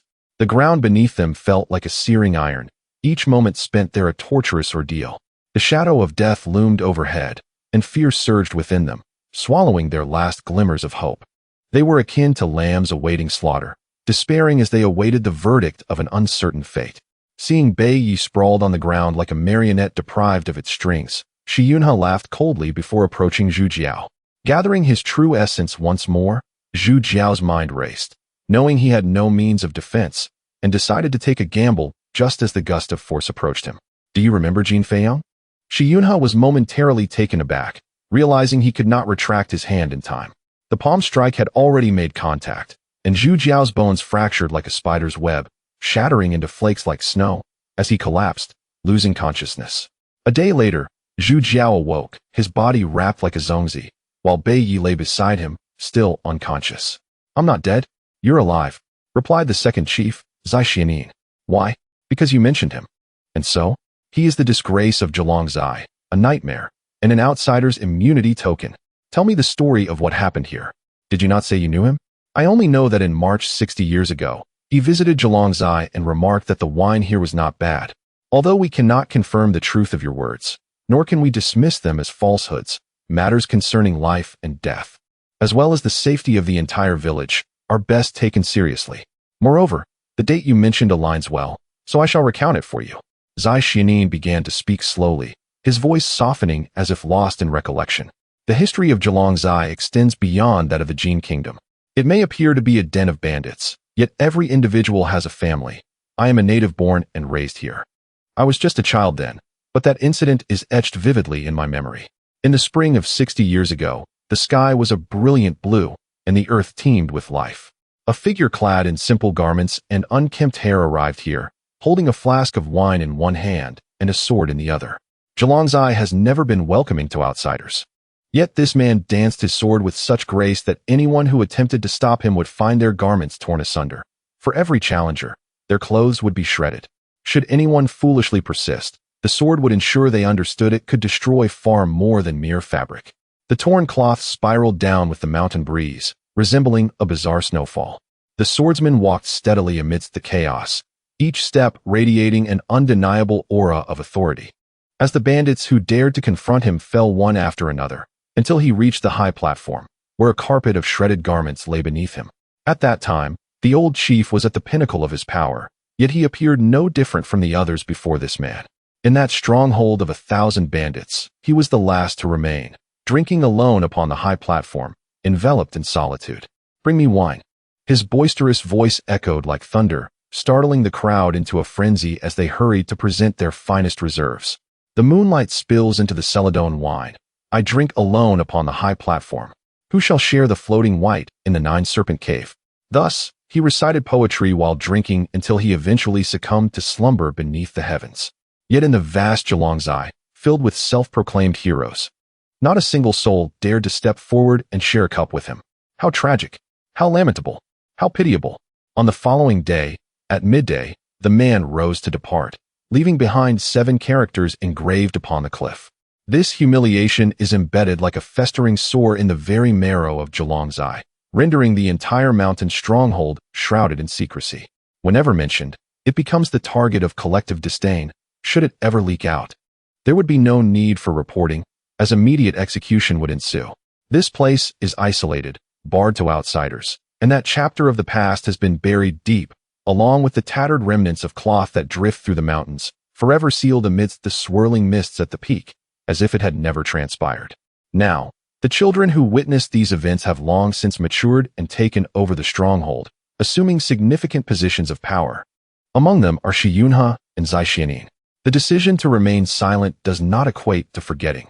The might of that individual seems frozen in memory, his name hanging like a sword poised for execution. That person, that wine, that 3-foot sword, an epitome of nonchalance, an embodiment of wildness, a manifestation of dominance. It appears to be 15 characters, yet it is merely the name of one man. Jin Feiyang. Chapter 35. Healing. The phrase "the world is vast, and I shall roam freely. One should live like Jin Feiyang," abruptly sprang to Zhu Jiao's mind. Perhaps such a scene was indeed a part of his dreams, yet how could he, a mere wretch, ever compare himself to that? It would be a disservice to those 3 words. After Zai Xianin concluded his speech, he remained lost in reminiscence, seemingly unable to extricate himself from the past, even after many years. After an indeterminate period, Zai Xianin's voice resonated once more. "We shall not deliberately seek to verify the truth of your words, nor shall we pry into your relationship, for his name holds a profoundly unique significance here. When we mention it, it signifies death. When you speak of it, it signifies life. Furthermore, I must inform you that this disgrace belongs to the counterfeit, not to me. Conversely, I must acknowledge my admiration. If given the chance, I would like to offer him a bowl of wine, which has been a lifelong wish of mine. So it is. For the powerful, some harbor reverence, while others yield, yet none can surpass the admiration that dwells within the heart. Your companions are in another room. They will care for you. Once you have healed, you must leave this place swiftly. I cannot guarantee that the leader will not change his mind, for that thorn remains ever present. Zai Xianyin's final admonition echoed. What I have just shared with you must remain a closely guarded secret. Do not disclose a single word. You are a clever individual, and you know what must be done. As Zai Xianyin departed, Zhu Jiao silently breathed a sigh of relief, never anticipating that Jin Feiyang's name would possess such weight. Pulling his party back from the brink of death, little did he know that it was Shi Yunhe's deliberate torment that had allowed him a glimmer of hope, for the plan had originally been to shatter his bones and subsequently subject him to a gruesome fate. Had it not been for that, he and Bei Yi would already be among the dead, rendering any further mention of them moot. Perhaps immersed too deeply in thought, he failed to notice the pain until Zai Xianyin had left. Suddenly, the piercing agony surged throughout his body, causing him to gasp in distress. He hastily began to circulate the Xiaoyao Xingxin Ju to divert his attention. As his vital energy flowed, the excruciating pain gradually subsided, and he found himself entering a meditative state. Half a day later, Bei Yi awakened as well, equally perplexed as to why he had survived. However, Zhu Jiao was reluctant to provide him with extensive explanations. Soon after, their companions arrived in succession: Chunli, Qiuyu, Qing Miao, Zhongyu, and Gu Zhen. Are you all right? Did they? No, we are all fine. The only ones who suffered were the two of you. Seeing everyone safe, Zhu Jiao and Bei Yi could not help but exhale in relief. These bandits were capable of anything, and just contemplating the potential consequences sent shivers down their spines. Noticing their curiosity, Qiuyu recounted the events of that day. Shi Yunhe gazed at the fallen Zhu Jiao, momentarily stunned, before staring into the distance at the cliff, seemingly lost in thought, and fell silent for an extended period. The emergence of forbidden words rendered the surroundings eerily quiet. Those ruthless bandits dared not breathe, as if awaiting the wrath of thunder. Yet, the anticipated fury did not materialize. Moments later, Shi Yunhe's anger dissipated as he inquired of the crowd, "Do you know him?" At this moment, Qiuyu realized something and promptly replied, "On the 8th day of the spring month 17 years ago, we visited Zhuolangjai for wine. The wine was excellent, but the people were lacking." This was the only fragment recorded in her diary, and with her exceptional memory, she could recall it effortlessly. Upon hearing this, Shi Yunhe's gaze abruptly lifted, his eyes piercing into Qiuyu's delicate visage, a tempest of emotions swirling within. 3 parts coldness, 4 parts suspicion, and an indescribable chill, akin to ripples breaking the surface of a deep pond, only to swiftly return to stillness. The wine was excellent, but the people were lacking? To be deemed inferior to wine provoked Shi Yunhe's indignation, compelling him to recite a poem. The moonlight bathes the blue porcelain wine. I drink alone on the high platform. The 9-serpent cave lingers. Who will float with me in white? This poem was etched into the very essence of every inhabitant of Zhuolangjai, like a thorn that transformed into an everlasting scar. Had anyone else uttered such an assessment or composed such a humiliating poem, death would be their certain fate. Yet, the one who could express such sentiments was none other than Jin Feiyang. Only he possessed the right to do so. Jin Feiyang, the embodiment of his admiration, was also an entity beyond reproach. Take him away to heal. Treat him well. Do not further disgrace us at Zhuolangjai.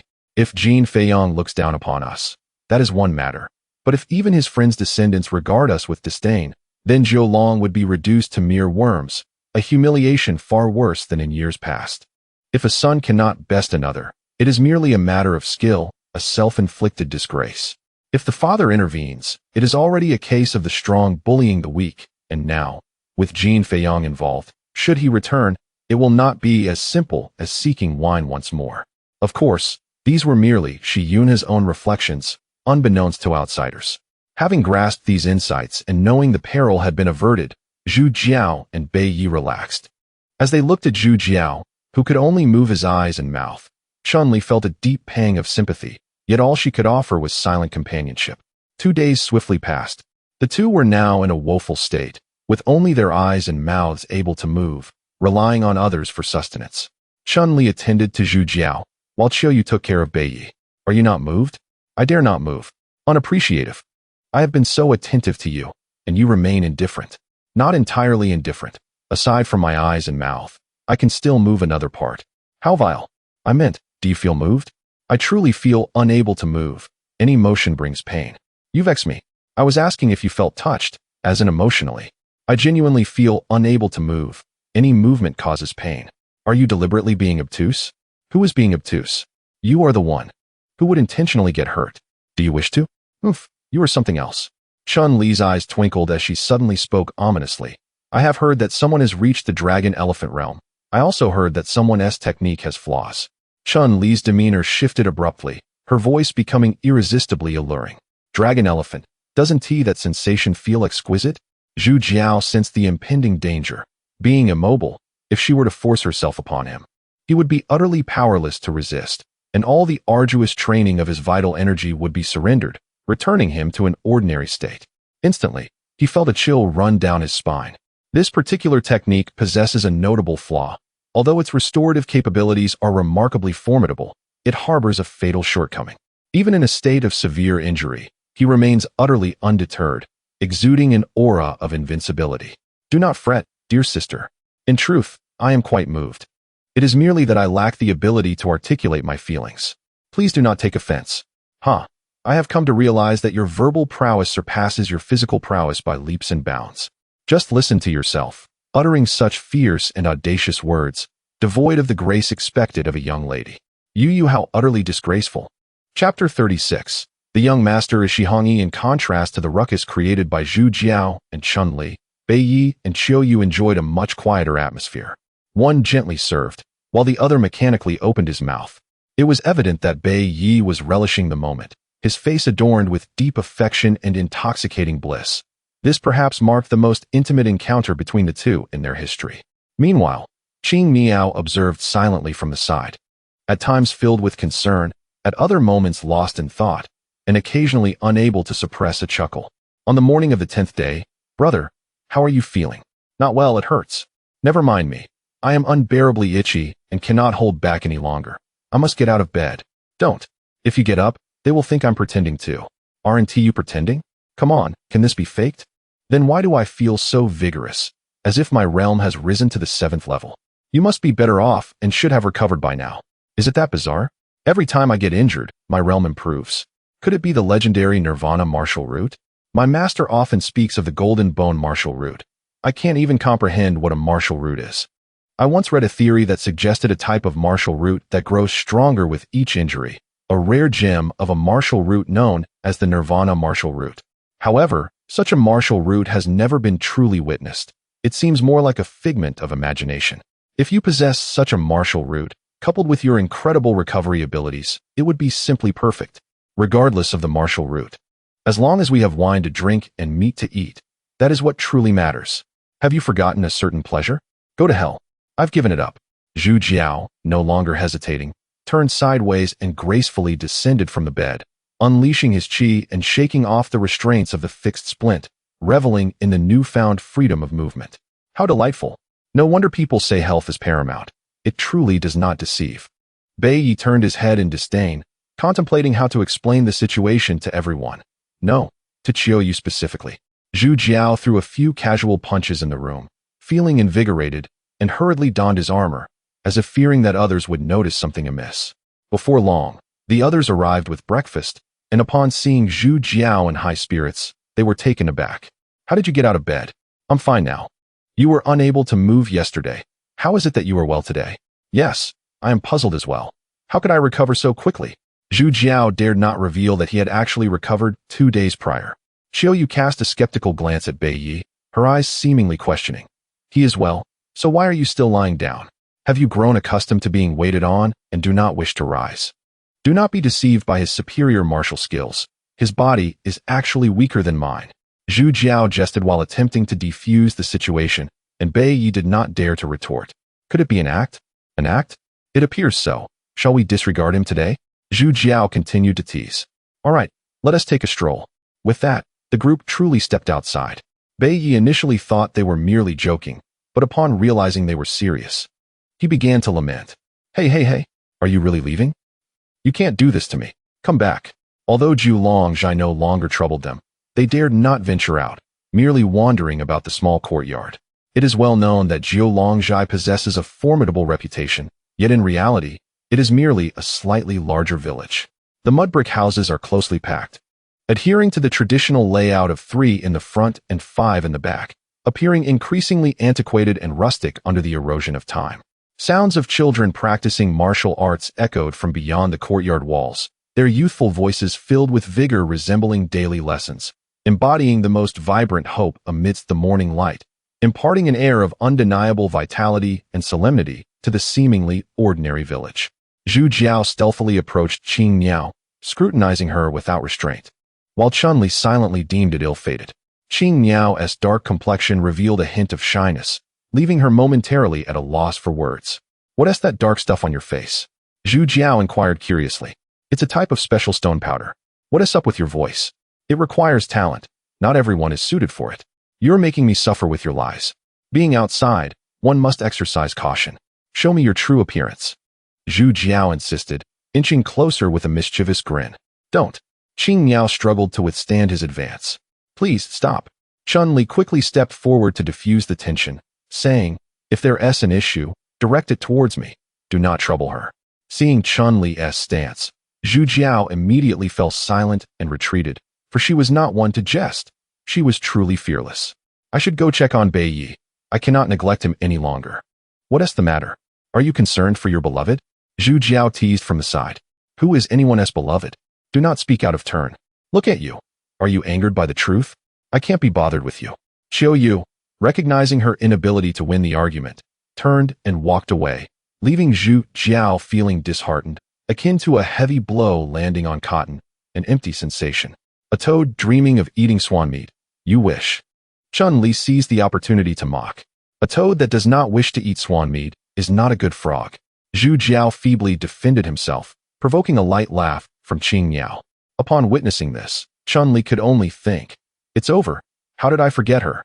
Truly, one cannot be on guard all the time. At that moment, a knock echoed from outside the door.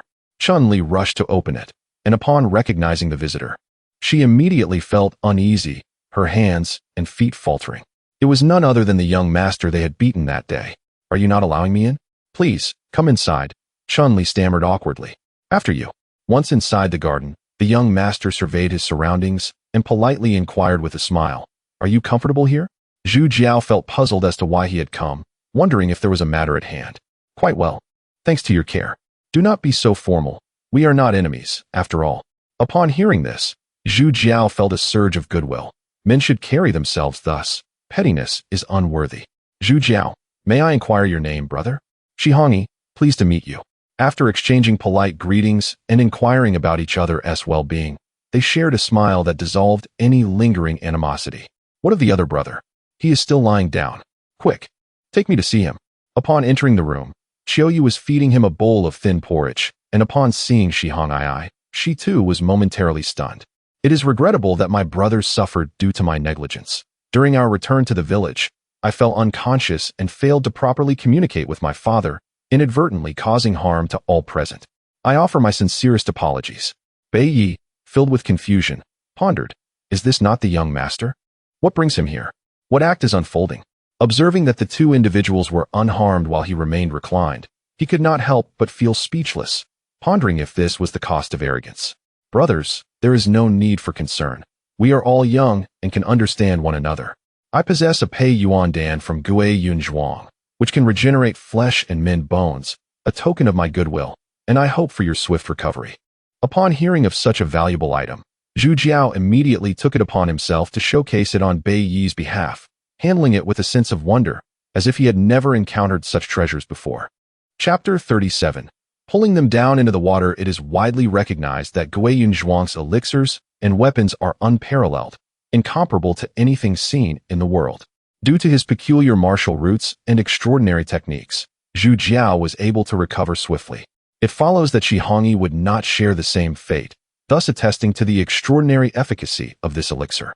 At this moment, Zhu Jiao, losing interest in idle chatter, handed the elixir to Bei Yi after playing with it for a brief while. Indeed, after consuming it for a mere quarter of an hour, Bei Yi experienced a strange sensation coursing through his body, akin to ants crawling, a prickling itch that brought him joy, prompting him to circulate his true energy to dispel the medicinal effects. Seeing Bei Yi take his elixir, Shihongyi understood that any lingering resentment had dissipated. He then apologized, saying, "Brother, continue your recuperation. Once you have fully healed, I shall prepare a feast to express my apologies. I hope you will honor me with your presence to share in the merriment. Certainly, certainly. I shall not impose further, and I bid you farewell. Take care. After escorting Shi Hongyi to the door, the group exchanged glances, marveling at the peculiarities of life. 3 days later, Beiye was able to walk unaided, and 2 days thereafter, he was nearly fully healed. During this time, Shi Hongyi visited several times, and the group grew familiar with one another, the awkwardness of their initial meeting fading into memory, as if it had never occurred. Upon witnessing Beiye's recovery, Shi Hongyi invited everyone to his home for a banquet, which they graciously accepted. As wanderers of the Jianghu, they were innately imbued with a spirit of abandon and freedom, unbound by worldly conventions. As long as they found kinship, even fleeting encounters could forge bonds of deep loyalty. Given the unique nature of Jiulongjai, it felt more like a familial gathering. Shi Yunhei sat at the head of the table, his demeanor no longer as fierce as upon their first meeting. His words were imbued with warmth, perhaps desiring friendship for his son. As the cups were raised and toasts exchanged, a gentle intoxication began to envelop them. Shi Yunhei inquired, "Where do my young friends intend to venture next?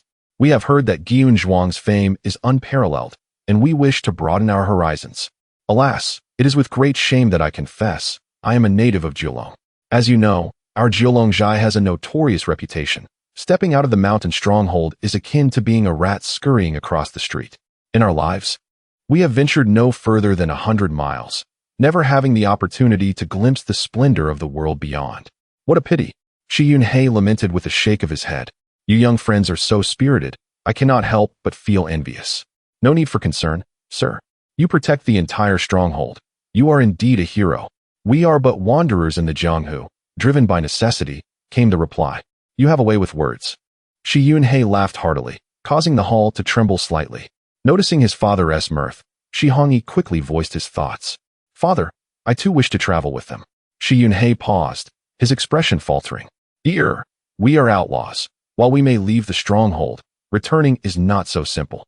Father, your protection has served us well for many years, yet I too have dreams. I long to wield my sword and explore the world." At this declaration, Zhu Jiao, Beiye, Qiu Yu, and Chuanli were all taken aback. No, absolutely not," they exclaimed in unison. The Shi father and son found themselves in an awkward position, their faces betraying their discomfort. "Sir, we have troubles of our own, and if your son follows us, it may lead to peril for his life," one of them explained. Shi Yunhei's temper flared. "What? Do you look down upon Jiulongjai? Do you think we fear trouble? Please do not misunderstand. That is not our intent. You must clarify your words." Zhu Jiao glanced at Qiu Yu, who bowed her head. The two had surmised from the outset that Jin Feiyang's intentions seemed to involve dragging Jiulongjai into a quagmire, and their earlier words had merely been a performance to provoke a reaction. Even without Shi Hongyi, they would have revealed the secret, stirring the waters in order to survive. Seeing Shi Yunhei ensnared, Zhu Jiao feigned reluctance and said, "Sir, consider carefully. Once you know, there will be no turning back. The weight of Jiulongjai rests upon your shoulders. Enough of this idle talk, speak plainly. Have you heard of the Tianwu Maikang?" "No." Shi Yunhei's eyes suddenly sparkled with intrigue. "Speak." Thus, Zhu Jiao recounted all he knew, omitting many details for discretion. "I see. This is not a secret for you to bear lightly. It concerns Tianwu, and the royal family will undoubtedly have their eyes on you. Jiulongjai may not escape the ensuing turmoil." Upon hearing this, Shi Yunhei's expression darkened further. "However, we are not easily intimidated and shall not shy away from involvement." "Father, does this mean you approve?" Shi Hongyi remained unaware of the gravity of the situation, lost in his dreams. Meanwhile, Qing Niao, lost in thought, remained silent, having just learned of this matter. She regretted being unwittingly drawn into such a perilous game, feeling it was an unjust predicament, particularly as she had not been invited but had thrust herself into danger. Oh, how the scenes of the past mirror the present. Yet she was unaware that Zhu Jiao had genuinely wished to spare her from involvement initially. "Go, accompany them, and unravel this matter." "Understood," Shi Hongyi exclaimed with excitement. While the father and son neglected to seek the opinions of the others, "This matter is of great significance and far-reaching implications. We are but pawns, unaware of the full scope. If you wish to proceed, careful planning is essential," Zhu Jiao advised. "Of course," Shi Yunhei continued, "though Jiulongjai boasts numerous skilled martial artists, Confronting the royal family would be akin to striking a rock with an egg. Thus, this endeavor must be conducted in secrecy, avoiding the limelight. Is the power of the royal family truly that formidable? Zhu Jiao inquired with curiosity. Is that even a question? To this day, Zhulangjai has but one ruler, while the royal family commands a multitude of forces. The Grand Marshal overseeing the national defense, the Grand Marshal controlling the military, and 3 great gate-guarding marshals, with 7 prominent figures in plain sight, not to mention countless secret forces. Their desire for the Tianwu Maikang surpasses even our own, Shi Yunhei acknowledged with self-awareness. In that case, your chances seem slim. Yet it must be attempted. The situation remains unclear, and the current clues are murky. We fear that unforeseen complications may arise on the journey, potentially displacing us from the game altogether. Do not fret overly. We shall take it step by step. The crux of the matter lies in the fact that, although we are aware of the existence of this hidden treasure, the royal family has meticulously orchestrated their plans for a millennium without ever unlocking it. The reason for this remains shrouded in mystery. When a single individual is privy to a secret, it remains a secret. However, once 2 or more individuals become aware, it ceases to be so, as each person becomes wary of the others, thus creating a chain of suspicion. Any potential scenario could trigger a cascade of reactions, rendering the nature of the treasure itself less significant than the imperative of self-preservation. One cannot help but wonder what treasures lie within, drawing the ancient beings like moths to a flame. Chapter 38. Gaolan City. It has been many years since our Jin Kingdom last witnessed the emergence of a Tianwu practitioner. The absence of such formidable warriors has rendered our regime precariously unstable. With both internal strife and external threats looming, it is inevitable that desperate measures will be taken, and the Tianwu secret vault must be opened without delay. Shi Yunhe continued, stating that for those at the Dominator realm, the techniques and divine weapons within the Tianwu secret vault are merely embellishments. The true allure lies in the possibility of uncovering the secrets to advancing to Tianwu. It is said that upon reaching the Tianwu level, one can break free from the shackles of the physical body, harmonizing their true energy with the primordial energy of the universe, thus gaining dominion over the 5 elemental forces and manifesting all of creation. At that point, one could ascend mountains to capture tigers, plunge into seas to slay dragons, soar through the skies, and traverse the earth with unparalleled freedom. As Shi Yunhe concluded, he remained visibly stirred, clearly yearning for such power. The others, hearing the first descriptions of the Tianwu realm, could scarcely believe their ears. If such a state truly exists, it would be no different from the celestial beings of legend. My lord, since you have made up your mind, we shall accompany your son into the fray, Zhu Jiao interjected at an opportune moment. Rest assured, should any insurmountable troubles arise, our Zhulangjai will provide you with unwavering support, letting the royal family witness what true bandits are capable of. With the Lord's promise, the young man felt a great weight lifted from his shoulders. We shall set forth tomorrow. Zhu Jiao, filled with enthusiasm, promptly finalized the arrangements. Youth, I have high hopes for you. The group continued to exchange cups, the atmosphere reaching a jubilant crescendo. Initially intending to bypass this area, they found themselves unexpectedly captured and brought to the mountain, encountering such extraordinary experiences. It was indeed a case of when the mountains and waters seemed to offer no path. A grove of willows and a bright flower appear once more. On the following day, the group arose early. The Shi father and son had been waiting for quite some time, leading the party down the mountain with ease. Their carriage was stationed at the road's entrance, accompanied by several fine steeds, likely acquired from elsewhere. These are the renowned blood-sweating steeds, known for their tireless sprinting over vast distances. Today, we bestow them upon you, wishing you all a journey free of worries. Thank you for your generous gift, my lord. Good steeds are suited for heroes. Let us depart. The sight of such magnificent horses left the group spellbound. After selecting their preferred mounts and exchanging them for their carriage, the procession set off in grand style. Watching the departing crowd, Shi Yunhe turned to one of his companions and said, I ask for your assistance along the journey. You need not worry, my lord. I, Duan, shall protect you with my life and ensure that no harm befalls the young master. The man replied before disappearing into the dense forest. It was unclear how he would keep pace with the others without a horse. Indeed, with the aid of fine steeds, they arrived at Gaolan City within half a day. The soldiers stationed at the entrance, recognizing the distinction between the wealthy and the poor, immediately halted the procession, their eyes gleaming with interest. Routine inspection. Officer, we are good citizens from Yong'an. Please show us some leniency. Zhong Yu leapt from the carriage and approached to negotiate. Which traveler does not claim to be a good citizen? Only we can determine whether or not you are. Zhong Yu promptly offered a pouch of silver, weighing at least 100 taels. Allow me to treat you to a drink. The officer weighed the pouch, glanced back at the captain, who nodded in approval, allowing the procession of riders and carriages to advance into the city. Captain, have you noticed that the carriage behind us leaves deep tracks? It must contain treasures. Why let them in so easily? You fool. We are merely small fry. We may oppress the common folk, but to provoke a significant figure would cost us our heads. Just look at those blood-sweating steeds. Most people would consider it a luxury to even catch a glimpse. Your wisdom is unmatched. Captain, I was momentarily blinded. How much did you receive? Approximately 100 taels. Indeed, quite generous. Let us treat our brothers to a feast tonight and enjoy ourselves. Thank you, Captain. However, although the guards allowed them passage, watchful eyes in the shadows had marked this group as potential prey. Gaolon City, though not significantly larger than Yong'an, was vibrant and bustling, with a simple and honest populace.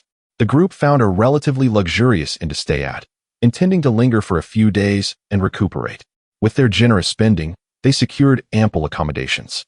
After dining, Zhu Jiao was about to take a nap when Xiaoyu approached him. What are your plans moving forward? What to do? Let it cool off. I am speaking of serious matters. My response is equally serious. The diary mentions Huanin Tower. Should we not investigate? By its name, it sounds like a place of frivolity. Are you interested? I inquired earlier. It is a gathering place for scholars and talented individuals, distinguished from traditional establishments of ill repute. Same soup, different herbs. It merely masquerades as refinement while secretly engaging in flesh trades, manipulating market prices. One's tainted mind perceives all as unclean. I initially thought it best for just us men to go, but since you wish to join in the revelry, let us all go together. Xiaoyu, her thoughts seemingly exposed, silently nodded and exited the room. Shortly thereafter, Qing Yao arrived at Zhu Jiao's chamber alone. Are you preparing to leave? Yes. Once we pass Zhulongzhai, the path ahead will be much safer. I came to bid you farewell. You are already aware of that secret. It may be difficult for you to extricate yourself. I did not intend to draw this trouble upon myself. It is indeed a predicament. I must return and discuss it with my family. I have a word of advice. Speak freely. If you accompany us, your safety may only be at stake. However, if you return to your family, they will all suffer. Humph. Family. They should all share in this disaster. At these words, Qing Miao's anger began to rise, seemingly dissatisfied with her family. Zhu Jiao immediately understood her intentions, but a murky situation could serve his interests without harm, so he resolved to let her be. What a pity, though. I have yet to see your true form. We have only met by chance and are soon to part ways. With the mountains and rivers separating us, it may be difficult to meet again. It is better to bid farewell now, to forget each other in the rivers and lakes. Safe travels. May we not meet again. Watching Qing Miao exit the room, Zhu Jiao's expression turned peculiar. Though he had not seen her true visage, he sensed her extraordinary beauty, and he felt a deep sense of reluctance, lamenting the missed opportunity. To have such a companion is akin to savoring spring wine. It intoxicates the fleeting moments of life. In a world so vast, who can resist the allure of a lovely companion? 1,000 miles of landscape pale in comparison to a single smile from a beautiful woman, and no amount of wealth can outweigh the softness of her embrace. For someone like Zhu Jiao, a roguish character, choosing between riches and beauty would result in him unhesitatingly desiring both. The world is greedy for wealth and beauty, yet they are but fleeting illusions, grasping at shadows that ultimately leave one with lingering discontent. In the end, he shook his head, dismissing such thoughts, and lay flat upon his bed. Chapter 39. Huan Yinlu. After enduring a series of tumultuous events, Xiaoyu discerned the brilliance within Zhu Jiao's ingenious strategies. She relinquished her fixation on controlling the entire situation, instead shedding the burdens of leadership to wholeheartedly assist as a supportive figure, akin to a star willingly dimming its radiance to elevate the moon high into the night sky. As the gathering convened in the hall, only Zhu Jiao remained abed. Perhaps there was an unspoken reverence that prompted others to refrain from disturbing his slumber, or perhaps it was simply a gesture of kindness, hoping he would rest adequately. Are we heading to Huaninlu soon? Shi Hongyi inquired with a hint of anticipation. Yes. Did not Miss Xiaoyu just mention it? Beiyi replied. That is not the case. I was merely eager to confirm. What is there to anticipate? Haven't you ever been to a flower house? Alas, it is indeed a pity. I have never had such an experience. How could the esteemed young master find himself in such a predicament? To speak candidly, my family is quite strict, and given the rigid hierarchy in our region, it is not as carefree as you might imagine. Well then, be perceptive when the time comes. Do not embarrass yourself. Chun-Li interjected, unable to contain herself. Enough of your banter, you too. It is the blind leading the blind, and the more you teach, the more ignorant you become. By the way, this Miss Chun-Li was once the head courtesan at Hua Man Lu. You ought to seek her guidance. Bai Yi added. Chun-Li rolled her eyes at Bai Yi, as if to say he was digging his own grave. And one could almost hear her thoughts. No wonder you cannot win Qiu Yu's heart. Shi Hongyi, upon hearing this, displayed a look of astonishment, followed by a dawning realization, reflecting inwardly. Chun-Li and Qiu Yu. Could it be that both hail from flower houses? No wonder they are so breathtakingly elegant. What a pity. In that instant, he abandoned any pursuit of the two, recognizing that societal prejudices are formidable barriers that he could not transcend. Simultaneously, a flicker of admiration welled within him. He perceived their elevated demeanor and understanding, untainted by bias regarding Chun-Li and Qiu Yu's backgrounds or his own bandit identity, which he found himself utterly incapable of matching. Zhu Jiao descended the stairs slowly, noticing everyone awaiting his arrival, yet failing to spot Qing Miao. With a pang of regret and slight embarrassment, he remarked, I did not anticipate sleeping for so long. I sincerely apologize for keeping everyone waiting. Then let us set off.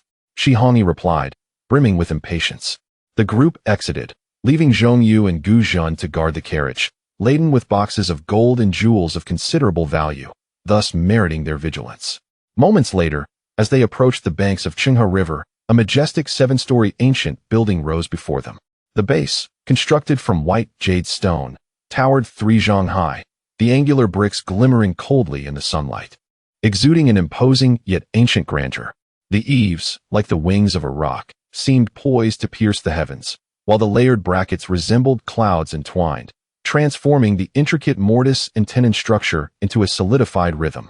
The entire edifice appeared to have emerged from the depths of a dense forest, emanating both a haughty oversight of the masses and the concealment of countless untold tales, evoking a sense of reverence that compelled onlookers to pause and gaze upward.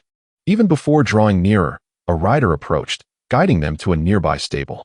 The expansive horse yard was already populated with numerous carriages, while the group arrived on horseback, casually handing over a few coins for the caretaker's services before continuing on their way. Such a magnificent structure was clearly not a place accessible to the common folk.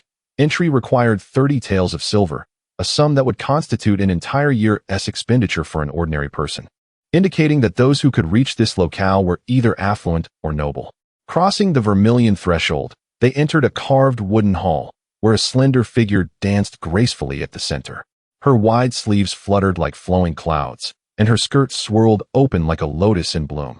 Every turn and gesture harmonized perfectly with the music emanating from behind her.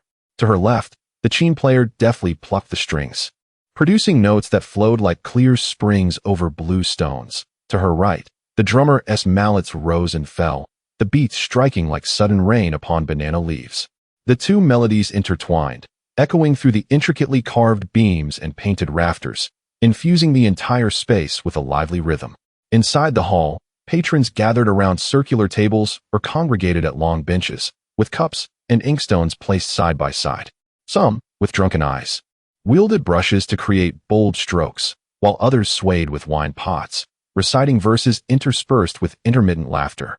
They occasionally applauded in admiration, at times engaging in spirited debate, seemingly engrossed in poetry and prose, yet their true intention was not to indulge in the wine, but rather to seek entertainment under the guise of scholarly pursuits. Looking up, several plain white drapes hung from the eaves, resembling floating clouds in midair, stained with ink.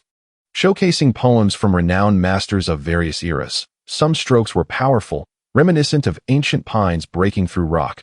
Others were delicate, likened to hidden orchids blooming. As the ink swayed in the wind, it revealed glimpses of the poets' fervor in their craft. Thus, while many in this ancient building sought leisure, there was also a semblance of genuine talent and learning, not merely frivolous pretenders, adding a touch of elegance to this raucous place of song and dance. The group ascended the spiral wooden staircase, arriving on the upper floor to gaze out over the panorama of Gaolan City, which unfolded before them like a gradually unfurling scroll. Streets crisscrossed like a chessboard, houses arranged like stars, and pedestrians and carriages transformed into mere ink dots, flitting through the bustling world of mortals. Below, the river flowed tumultuously, while a gentle breeze whispered above. The copper bells at the eaves chimed melodiously, as if composing a natural symphony. Indeed, the reputation of Huanin Lu was well-deserved. The group marveled in silence for a moment. Then Zhu Jiao turned his gaze to survey the surroundings. The nearby patrons were not numerous, all absorbed in observing the scene, basking in utter contentment. Suddenly, his pupils constricted as if struck by an invisible current, rendering him rigid and immobilized. There, he spotted two men and a woman seated together, leisurely discussing poetry. Perhaps sensing his gaze, the woman inadvertently lifted her head, directing her attention toward his direction. As their eyes met, the atmosphere instantly thickened, as if an unseen force tugged and entwined between them. A fleeting, inscrutable expression flickered in the woman's eyes, while Zhu Jiao's countenance contorted with shock, confusion, and a myriad of complex emotions, a subtle tension rippling between them and altering the ambience around them. The accompanying individuals keenly sensed this abrupt shift in atmosphere. The previously animated conversation abruptly ceased, and everyone paused their actions, glancing over in curiosity, their expressions filled with intrigue. The woman approached gracefully, and Zhu Jiao moved forward slowly, leading to an unexpected encounter. Su Qinghe, Zhu Jiao? After the two individuals hesitantly uttered each other's names, they exchanged a confirming nod. You are here? How did you come to be here? They inquired almost in unison. You go first. No, you go first. Once again, they spoke in harmony, feeling the awkwardness of the moment, and consequently fell silent. Ha ha ha! The shared understanding between them evoked a fit of laughter. Chapter 40. Encountering an old friend in a foreign land. I have resided in this place for 4 years alongside my father. The melodious voice of Su Qinghe shattered the silence first. Regarding Su Qinghe's father, Zhu Jiao was certainly no stranger. He was an elder of the Ba Dao Min and possessed the formidable strength of the Dragon Elephant realm. In the past, during the tripartite division of Yong'an City, the Yu Baotang reigned supreme, while the Ba Dao Min and the Ban Yu Lu were embroiled in a stalemate, both at a disadvantage. In the face of the Yu Baotang's oppression, Su Qinghe's father, Su Daoshan, proposed that Long Batian, the leader of the Ba Dao Min, ally with the Ban Yu Lu to jointly resist the Yu Baotang.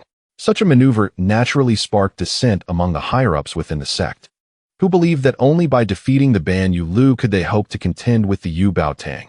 Opposing the latter now was akin to throwing an egg against a stone. Long Batian, however, was somewhat inclined to Su Daoshan's suggestion. Thus, this clandestine strategy was inadvertently leaked to the Yu Baotang. The Yu Baotang promptly employed a scheme of discord, spreading rumors that they intended to infiltrate and conquer the Ba Dao Min. Not only that, but they also surreptitiously showered gifts and wealth upon Su Daochuan. Astonishingly, such clumsy tactics bore fruit. Long Batian fell for the ruse, expelling Su Daoshan from the sect and vowing to prevent him from stepping foot in Yong'an again. Although Long Batian later realized his error, he was left with no choice but to accept the situation, as Su Daoshan had already departed from Yong'an. Since both belonged to the Ba Dao Min and were of similar age, Zhu Jiao and Su Qinghe often played together, sharing an innocent bond akin to childhood sweethearts. However, after Su Qinghe left the Ba Dao Min with her father, the two lost contact, parting ways for 4 years. The absence of a playmate left Zhu Jiao in a state of despondency, and with nothing else to occupy his time. He was left to idle away his days with his 2 senior brothers, which ultimately led to his misfortune and wandering the streets. Now, upon reuniting with an old friend, Zhu Jiao felt an immense thrill within, and the same was true for Su Qinghe. The two engaged in carefree conversations about the past, their laughter resonating like the harmonious sound of a zither and a lute, completely oblivious to the many companions surrounding them. Su Qinghe was accompanied by 2 men, who, upon witnessing her uncharacteristic seriousness, could hardly conceal their jealousy, their anger bubbling beneath the surface. Chun Li was equally envious, muttering incomprehensible words under her breath. Qiu Yu's eyes flickered with thoughts unknown, while Bei Yi and Shi Hongyi exchanged whispers as they observed Su Qinghe. Brother, who is this person? I don't recognize her either. Can I pursue her? What a foolish thought. Why desire a woman who is already taken? Isn't he with Chun Li? That shouldn't matter. Men are allowed multiple wives, after all. Share one with your brother. Is it as simple as just sharing? Does the lady even consent? That's true. Do not be disheartened. I shall let you in on a secret. Following this, Beiyi whispered something into Shi Hongyi's ear. Upon hearing it, Shi Hongyi's expression turned to one of shock and disbelief. Is that true? I haven't read much. Do not deceive me. Why would I deceive you? Just keep it to yourself. If it reaches a third ear, I will hold you accountable. I assure you. Shi Hongyi thought to himself, who would I tell? You should mind your own business. After learning the secret, Shi Hongyi felt a sudden lightness, and his gaze towards Zhu Jiao took on a somewhat teasing quality. In front of Zhu Jiao, Su Qinghe seemed to shed all her facades, revealing her true, lively self, while Zhu Jiao became more reserved, no longer the carefree individual he had been before. As time passed unnoticed, the sky darkened, yet the two remained engrossed, as if they had an endless stream of words to share. The lights of Gaolan City began to twinkle, and the riverboats set sail, casting a crimson glow upon the water.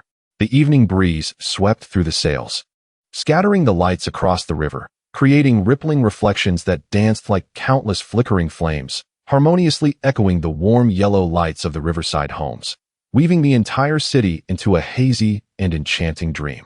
The two companions of Su Qinghe, initially restless and eager to prompt her departure, were repeatedly restrained by Qiu Yu. Noticing that Qiu Yu and Chun Li were equally as captivating as Su Qinghe, they felt a stir of interest but, in the spirit of chivalry, did not press the issue too hard. Fortunately, they eventually realized that it was getting late and exchanged a knowing smile before bidding farewell. Upon returning home, Su Daoshan had been waiting for some time, as any father would naturally worry for his daughter. Why have you returned so late? Father, guess whom I encountered? Su Qinghe could hardly conceal her delight, disregarding the somber expression on Su Daoshan's face. Who did you meet that made you forget to come home? Zhu Jiao, you know, Feng Bobo's third disciple. How did he end up here?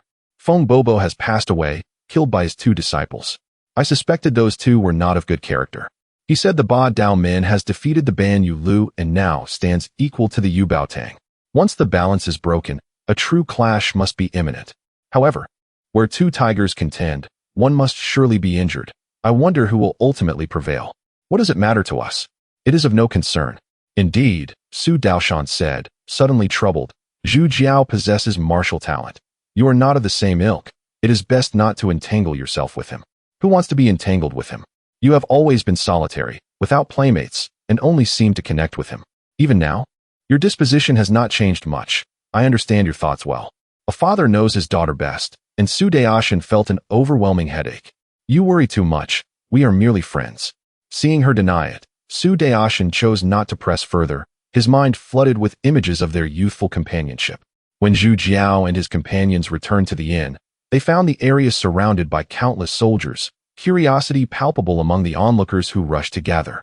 As they approached, a collective gasp of dread escaped their lips, for the sight before them was chilling. The soldiers stood with grim expressions, the atmosphere so tense it felt suffocating. Upon closer inspection, they beheld Zhong Yu and Gu Zhun lying lifeless on the ground, a vast pool of glaring blood seeping beneath them, staining the earth a horrifying dark red. The place where the horse-drawn carriage had been parked was now empty. The contents of the carriage mysteriously vanished. The crowd exchanged bewildered glances, frozen in place, unsure of what to do. At that moment, the innkeeper, upon seeing their return, hurried over to them. Esteemed gentlemen, a grave situation has arisen. A band of marauders has slain your servants and plundered your possessions. I have already reported the matter to the authorities on your behalf. Zhu Jiao's mind raced as he exchanged a glance with Qiu Yu, only to find a fierce blaze of fury in her eyes. In such a bustling metropolis, the audacity of committing murder and robbery is utterly outrageous. If they had merely stolen, it might have been tolerable. However, the brutal killings of Zhong Yu and Gu Zhun are beyond endurance. Do you believe this was the work of mere chess players? Zhu Jiao's voice was cold and chilling, exuding an icy aura. Chapter 41. The Great Battle at Yipentang. To them, this sum of wealth amounted to mere trifles, a drop in the ocean. I concur with this sentiment. Life for a life. Qiu Yu intoned coldly. As you wish. Zhu Jiao's true energy surged, unleashing the formidable power of the dragon and elephant. As he seized the shopkeeper by the throat, his voice icy. Speak honestly, or face death. The shopkeeper, an ordinary mortal, could not withstand such overwhelming force and began to falter under the mounting pressure. Witnessing the altercation, the surrounding officials hastily encircled them, admonishing, "Do not create a ruckus here. The authorities will handle it. Disperse them," Zhu Jiao commanded coldly. Seizing the moment, Shi Hongyi and Bei Yi, unable to contain their urgency upon seeing Zhu Jiao strike, immediately launched their attacks. In mere moments, the officials were writhing on the ground, howling in agony. "Can we speak now?" Zhu Jiao's gaze remained fixed on the shopkeeper, his grip tightening further. Realizing they had provoked a formidable adversary, the shopkeeper surrendered, pleading, "I confess. It was Yipentang's doing. I had no part in it. Please spare me." Upon hearing this revelation, Zhu Jiao's grip intensified, and the shopkeeper's struggles grew more frantic until he ultimately succumbed. Having grown up within a gang, Zhu Jiao understood that such an opulent and must be backed by powerful forces. Once such influence is established, others would not dare to intrude. However, having only arrived in this city for a mere half-day, the occurrence of murder and robbery hinted at local involvement.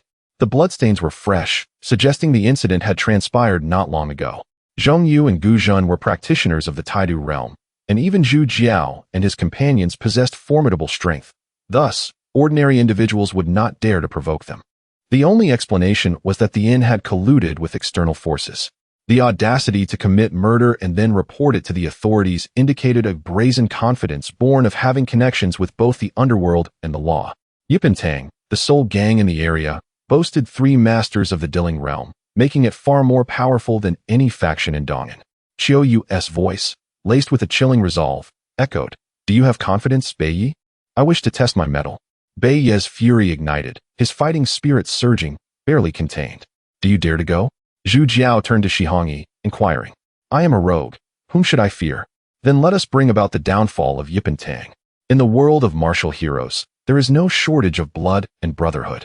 Although Zhong Yu and Gu Zhen were not their kin, their loyalty and selflessness made their untimely deaths all the more infuriating, igniting a righteous rage within the group.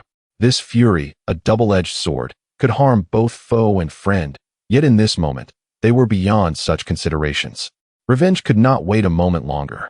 As the only gang in the locality, their whereabouts were easily discernible. The 5 of them, 3 men and 2 women, made their way directly to Yipentang. The night was thick as ink. As the guard at the entrance was about to inquire the identity of the intruders, a shadow darted forth like a gale, followed by a sharp pain. He was sent flying as if a kite severed from its string, crashing heavily against the wall with a dull thud. The grand vermilion door, unable to withstand the force, burst open with a resounding crash, splintering wood in all directions. Within, the patrons, lost in their dreams, were startled into silence by this sudden upheaval. Before they could comprehend the chaos, they felt heavy blows raining down upon them, each one a shriek of agony as they collapsed to the ground. The guards, already few in number, were overwhelmed by the ferocity of the uninvited guests, who struck with the ferocity of tigers among sheep, each punch and kick infused with lethal intent. The sturdy door was reduced to mere paper before their might. They charged through the establishment, unstoppable, swiftly reaching the main hall. At that moment, a piercing alarm signaling an enemy attack shattered the night's tranquility, reverberating throughout the complex and tightening the hearts of all within, as dread cloaked the atmosphere like a shroud. The clang of gongs and drums resounded, flames leaping skyward. In response to this upheaval, the hall master, Qiu Leiling, sprang into action, hastily donning his garments as he rushed outside, querying the guards at the entrance. "What is happening? There is an enemy attack. How many intruders?" From the sound of the gongs, "There are 5. Quickly, lead me to them." The elder guard, Hua, roused from slumber, startled awake, having evidently heard the alarm. At this moment, the 5 intruders stood proudly in the arena before the main hall. Surrounding them were the anguished cries of their comrades, as distant torches flickered amidst the chaos. Yet none dared to approach. "To dare wreak havoc in my Yipentang is to court death," Hall Master Qiu Leiling bellowed as he raced forth. "Excellent." Bei Yi sensed the opponent's true energy, noting it to be at the 5th stage of Diling. The 2 forces collided, their energies clashing with a thunderous roar, neither side yielding an inch. Observing the Hall Master engage, the gang members had no choice but to muster their courage and join the fray, albeit their focus was solely on the 4 intruders. However, their calculations were flawed. Only Chun Li among the 4 was of the Taidu realm, while the other three were dragon elephant practitioners, formidable opponents indeed. As the battle raged in the arena, another elder, reveling in leisure elsewhere, was summoned from slumber. This elder was Tang Fanjia, and he was most displeased. Upon hearing his subordinate's report, his eyes darted with calculation. I would merely be embellishing their efforts by intervening now. Better to allow them to expend some energy first. Those bold enough to attack are not to be trifled with. It is prudent to observe the outcome. Moreover, should I arrive later and the Hall Master perishes, there exists the possibility of my ascension to his position, a potential boon. Wait a moment, I shall prepare myself. Thus, he dismissed his subordinate and returned to his slumber.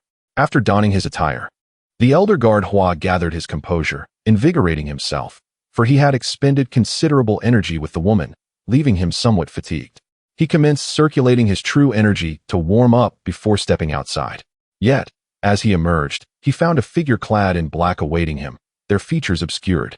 Before he could react, the figure struck, launching a rapid assault toward his face with incredible speed. Pan Wu?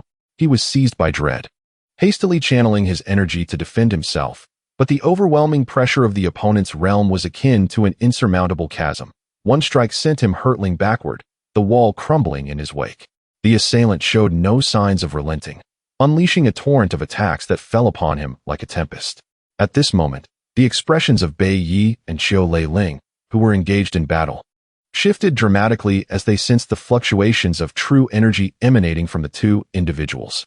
However, Bai Yi presumed that a confrontation had erupted between their two elders, while Qiu Lei Ling believed it to be the work of their faction's formidable Earth Realm experts. Although both were at the Earth Spirit Realm, Qiu Lei Ling's cultivation was evidently inferior to that of Bai Yi, placing him at a disadvantage. The unexpected turn of events heightened his anxiety significantly. Chapter 42. Expulsion. Once more, can you enlighten me as to your esteemed identities? What business do you have in my Pintang? Qiu Lei Ling struggled to fend off the onslaught, his tone now stripped of its initial arrogance. He was acutely aware of his own deeds. Brother, if we have erred in any way, I beseech your forgiveness. I sincerely apologize. Qiu Lei Ling lowered his posture significantly. It was too late. As his defenses waned, despair engulfed him. Should his true energy be depleted, death would be inevitable. I willingly submit. I implore the hero to show mercy. When a person cannot overpower you, they resort to reason. When they are unable to either defeat you or persuade you, they choose to beg for mercy. Though it may cost them their dignity, it is far preferable to the alternative of death. In the battlefield below, Zhu Jiao and Shi Hongyi, both at the 7th tier of Longxiang, alongside Qiu Yu at the 3rd tier, unleashed their combined might, overwhelming their adversaries with ease. However, an unexpected turn of events occurred. Due to the late hour and the sheer number of participants, Zhu Jiao failed to notice a familiar figure amidst the throng, Su Daoshan. He had not anticipated that after leaving Ba Dao Min, Su Daoshan would join Yi Pintang, nor did he foresee that, unknowingly, they had inflicted severe injuries upon him. When their gazes collided, Zhu Jiao suddenly realized, yet it was already too late. Nevertheless, there was no benefit to further words. They could only serve their respective masters and accept the whims of fate. Regrettably, Bai Yi was still too inexperienced. Upon witnessing the opponent's apparent surrender, he let down his guard and withdrew his protective true energy. Qiu Lei Ling seized the opportunity, launching a sudden attack, and upon succeeding, fled in an instant. Thus, Bai Yi could only watch helplessly as Qiu Lei Ling escaped, powerless to intervene. The triumph of Qiu Lei Ling's cunning filled him with uncontainable joy as he vanished into the night after a few agile movements. Yet, a shadow pursued him closely and soon caught up, claiming his life. With Qiu Lei Ling's flight, the morale of those below dissipated, and they promptly knelt in surrender. Speak. Zhu Jiao surveyed the surroundings, his voice cold and commanding. Who was responsible for the incident at Fu Lian? The crowd exchanged glances, until suddenly, one individual turned to flee, only to be restrained and brought forth by those nearby. Do you know? The man trembled uncontrollably, his fear evident. It was our Tang Zhu, Dangxing Luo, who orchestrated this. Did you partake in this? I did not. No. They are currently indulging in the rear courtyard. Another elder, Tang Fan Shuang, is with them. I beg the hero to spare my life. I am but a lowly pawn. Zhu Jiao then turned to Bai Yi and inquired, can we still fight? No problem. Bai Yi, deceived in this moment, was ablaze with anger, his injuries forcibly suppressed. Lead the way. At this moment, Tang Fan Shuang was lost in dreams of grandeur, entirely unconcerned with the fate of Yi Pin Tang. Before long, they arrived at the rear courtyard. All the scum of Yi Pin Tang, come out. A thunderous roar echoed, reminiscent of a dragon's roar or a tiger's growl. Tang Fan Shuang quickly rose, leaping to the windowsill. Seeing the approaching group, he had no choice but to leap from the balcony. Greetings, brothers. I am Tang Fan Shuang, honored to meet you. His smile was more ghastly than a specter. Enough of the pleasantries. Where is Dang Xing Luo? This individual is indeed under my jurisdiction, and I shall fetch him for you to dispose of. The fact that they had found their way here indicated that they were the victors of the battle at the main hall. If even the hall master was not a match for them, then he certainly stood no chance. The logic was clear, prompting Tang Fan Shuang to respond with extreme humility. With that, he turned and entered the courtyard, summoning all his subordinates. Dang Xing Luo? As the crowd's gaze fell upon a quaking figure among them, it was clear who he was. You were responsible for the incident at Fu Lian? The man remained silent, and Zhu Jiao, incensed, unleashed his true energy. Upon witnessing this, the man recoiled in terror. Zhu Jiao advanced, delivering a powerful punch to his chest. Flee. If you run, your family will suffer the consequences. Zhu Jiao's voice was chilling. In the realm of martial arts, family grievances were typically spared, but that was contingent upon circumstances, such as now, where the man contemplated escape. Hearing this, the man halted, and Zhu Jiao, recognizing his understanding, turned to Tang Fan Shuang, asking, how should you handle your subordinates? Leave no one involved. Excellent. Zhu Jiao regarded him coldly. You take action. Tang Fan Shuang understood that he was being coerced. Any hesitation on his part would lead to his own demise. Thus, he turned and drew his blade, the swift motion resulting in a severed arm. We did this out of respect for you, elder. Ah, spare us. We have no ulterior motives. Ah, we have been loyal to you. Ah, we shall never dare again. Ah, have mercy on us. Ah, begging for mercy is futile. If it were effective, there would be no need for death in this world. Brothers, are you satisfied? He severed his own arm. Tang Fan Shuang clenched his jaw, and as his arm fell, he exhaled deeply, knowing he had made the right gamble. A group of individuals returned to Fu Lake Inn, where the young attendant regarded them with trepidation, unable to utter a word due to the bloodstains that adorned their bodies. They paid him no mind and proceeded directly to their rooms to rest. In a secluded courtyard of Yipentang, Su Daoshan lay upon a bed, teetering on the brink of life. Su Qinghe stood beside him, her face etched with concern, unaware of the events that had transpired or the identity of the assailant who had injured her father. Naturally, Su Daoshan would not divulge that the perpetrator was none other than his beloved, Zhu Jiao. As the night passed in silence, dawn broke, heralding the arrival of a new day.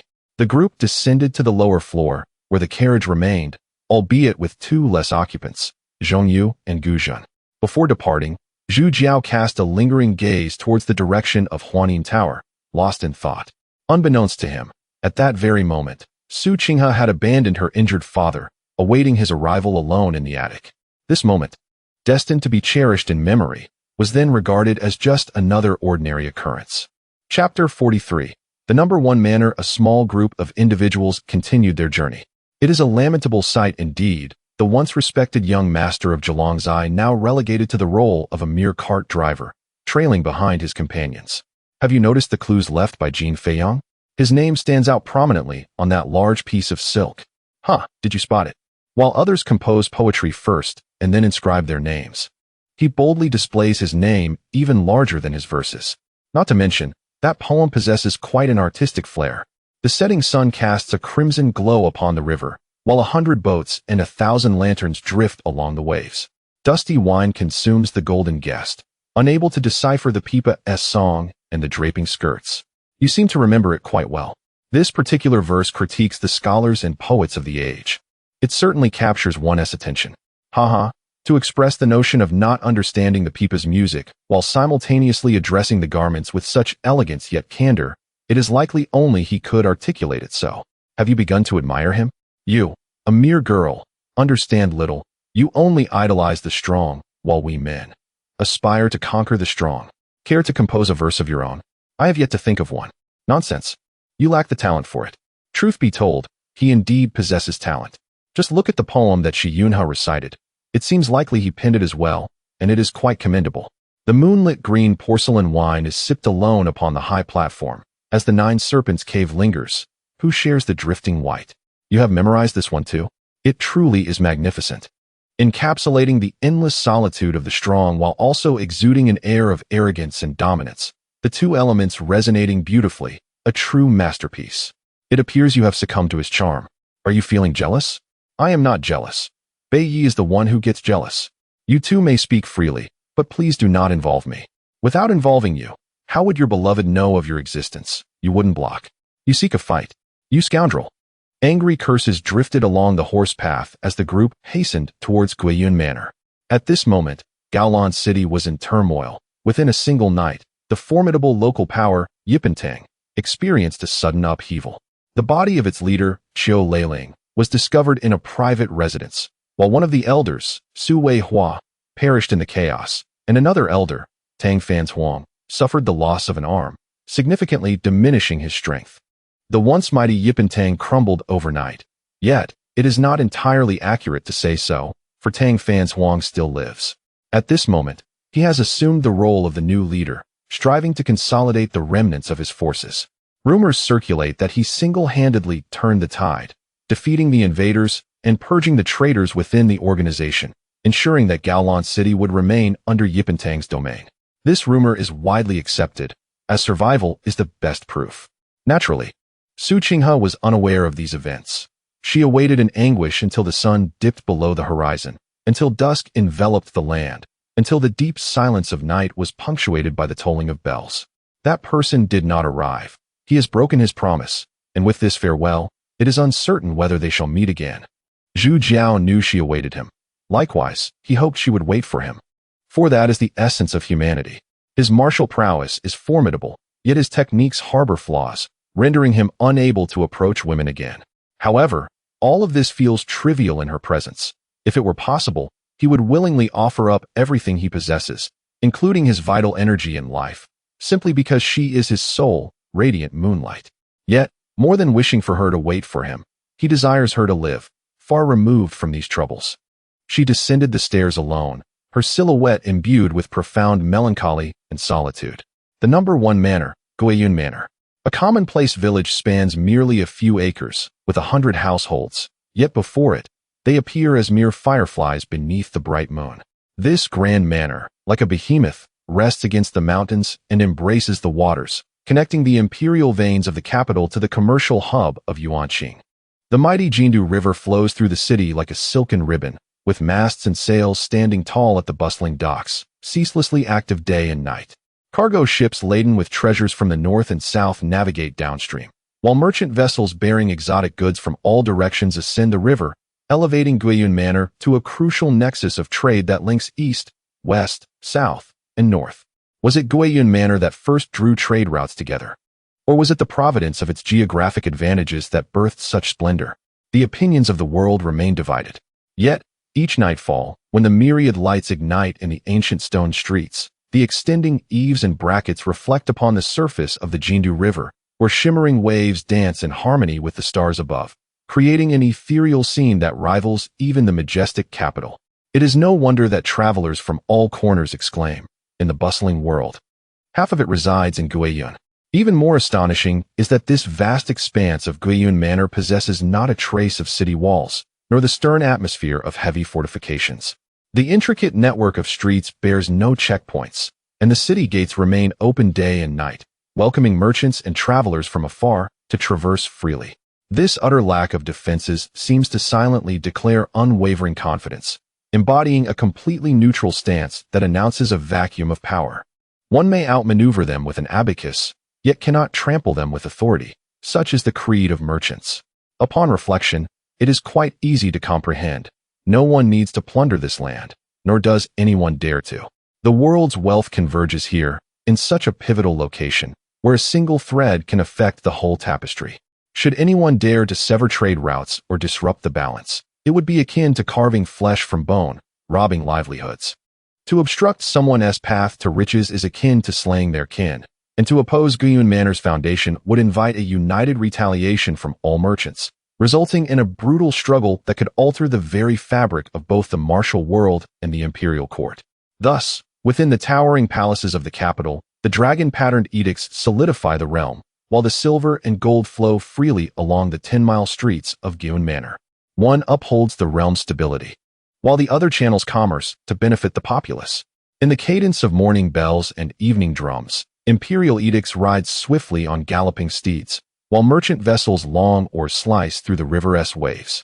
This harmonious balance of military and commerce, of authority and trade, serves as twin pillars supporting the vast empire's sky, where the crimson palace walls and dark-tiled merchant buildings stand in striking contrast, ensuring the dynasty's heavens remain perpetually azure, uplifting the prosperity of the land. Although the imperial power cannot reach this place, they possess their own strength, the Merchant Alliance. All who come to trade must adhere to the Alliance's regulations, preserving local reputation and order. Any violations face corresponding penalties. It is evident that each merchant's establishment bears a unique mark, the Alliance's emblematic petals of integrity, ranging from 1 to 9 petals. When all petals vanish, it signals the day of expulsion from the Alliance. And at that time, even amidst the bustling world, none shall engage with them. Thus, in this realm, integrity surpasses wealth in importance. Countless ancient signs adorn the roadside, bolstering the confidence and sense of security of every traveler. At this moment, a group of individuals arrived at this place, where merchants were already bustling in abundance, and the outer edges revealed an extraordinary prosperity. Truly, the reputation is well-deserved. Chapter 44, Baodan Tang, truly lives up to its reputation. A few individuals exclaimed their genuine admiration. Upon hearing that this place was renowned for its dual mastery of elixirs, both a hub for merchants and a sanctuary for martial arts, it was imperative to conduct thorough research. Since this is the case, why don't we rent a small courtyard and linger for a while? Chiu replied. I share the same sentiment. Indeed.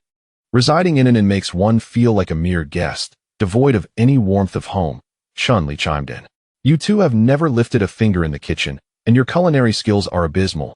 Zhu Jiao recalled her days of lying in bed, subsisting on thin soup, a thought that still sent shivers down her spine. Are we meant to cater to you then? That's not what I meant. I merely suggest that we need to address our dining situation. Let us hire 2 servants. Chiu immediately proposed a solution, suspecting that she too was not inclined to serve others. That is certainly an option, but you both should also learn a thing or two. In the future, when you marry, you should be able to grace the banquet hall and manage the kitchen. We won't marry into a household without servants. Right, Chiu? Chun-Li turned to Chiu, who could only nod in agreement. As the ancients say, to capture a man's heart, one must first capture his stomach. Stop trying to instill in me the notion of being a servant to men. I am not buying into that. I am only looking out for your best interests. Are you my father or mother, to claim you are looking out for me? Heed the advice of others, and you will have a full stomach. Then I advise you to skip meals from now on. Will you heed that? You are being unreasonable. Zhu Jiao continued earnestly. You must understand that in this world, men hold the reins. As women, we must possess the awareness to embrace our roles. Lying back to enjoy life is preferable to shouldering burdens and responsibilities that can be exhausting, I assure you.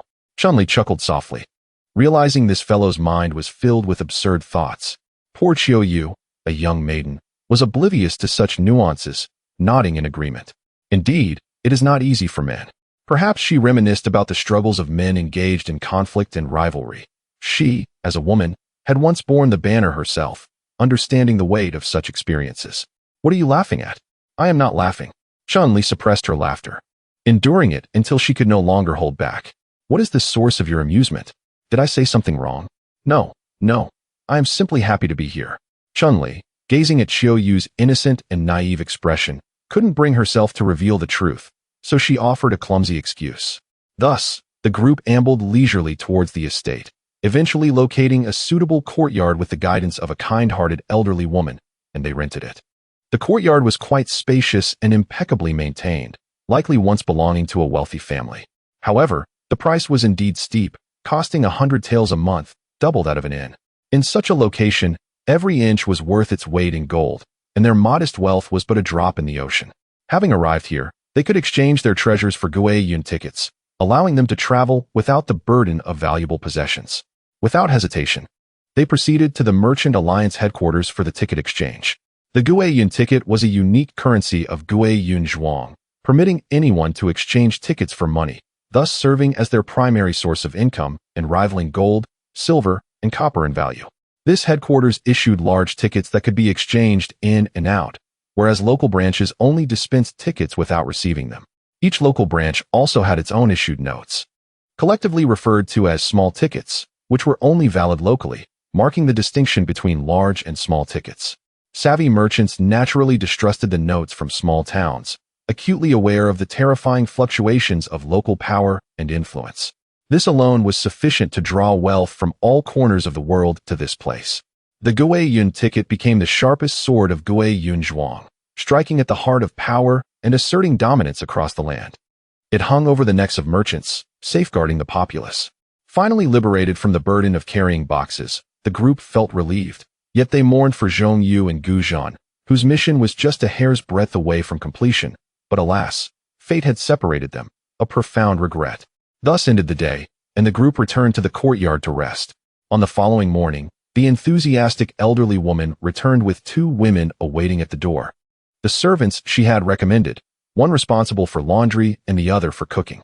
The 2 women were naturally delighted, and the 3 men were equally pleased, for this arrangement was far superior to the inedible meals they had endured, and the expense was negligible, especially since it would not come out of their own pockets. Now, Qiu Yu had become a veritable landowner, and Zhu Jiao was determined to dig deep into her pockets. Although she insisted that this was the inheritance of Jin Wushuang, meant for his descendants, Zhu Jiao had already laid the groundwork. He informed Qiu Yu that the moment they departed from Dong'an, the money ceased to belong to Jin Wushuang. It was the hard-earned pay for their journey. Moreover, Jin Wushuang's wealth extended beyond this. Without their involvement, those treasures would have long been seized, akin to the enterprises he managed. Most importantly, if they did not spend it, they would ultimately be enriching someone else. Each point struck a chord in Qiu Yu's heart, and she was already wavering. After all, such reasoning was irrefutable, a testament to human selfishness. On the second day, the group ventured to Baodan Tang, the elixir shop directly managed by Gui Yun Zhuang, covering over 5 acres, bustling with patrons. After a cursory exploration, their expressions soured, for within. The elixirs were meticulously categorized by realms. For instance, Zhu Jiao's Longxiang 7th level had corresponding elixirs of the 7th level, further divided into categories like Pei Yuan, Gujing, Pojiang, Liao Yuan, Fa Sui, Ranjing, Jihun, Huiqi, Zeng Yuan, and Su Gu, among many others, each intricately classified.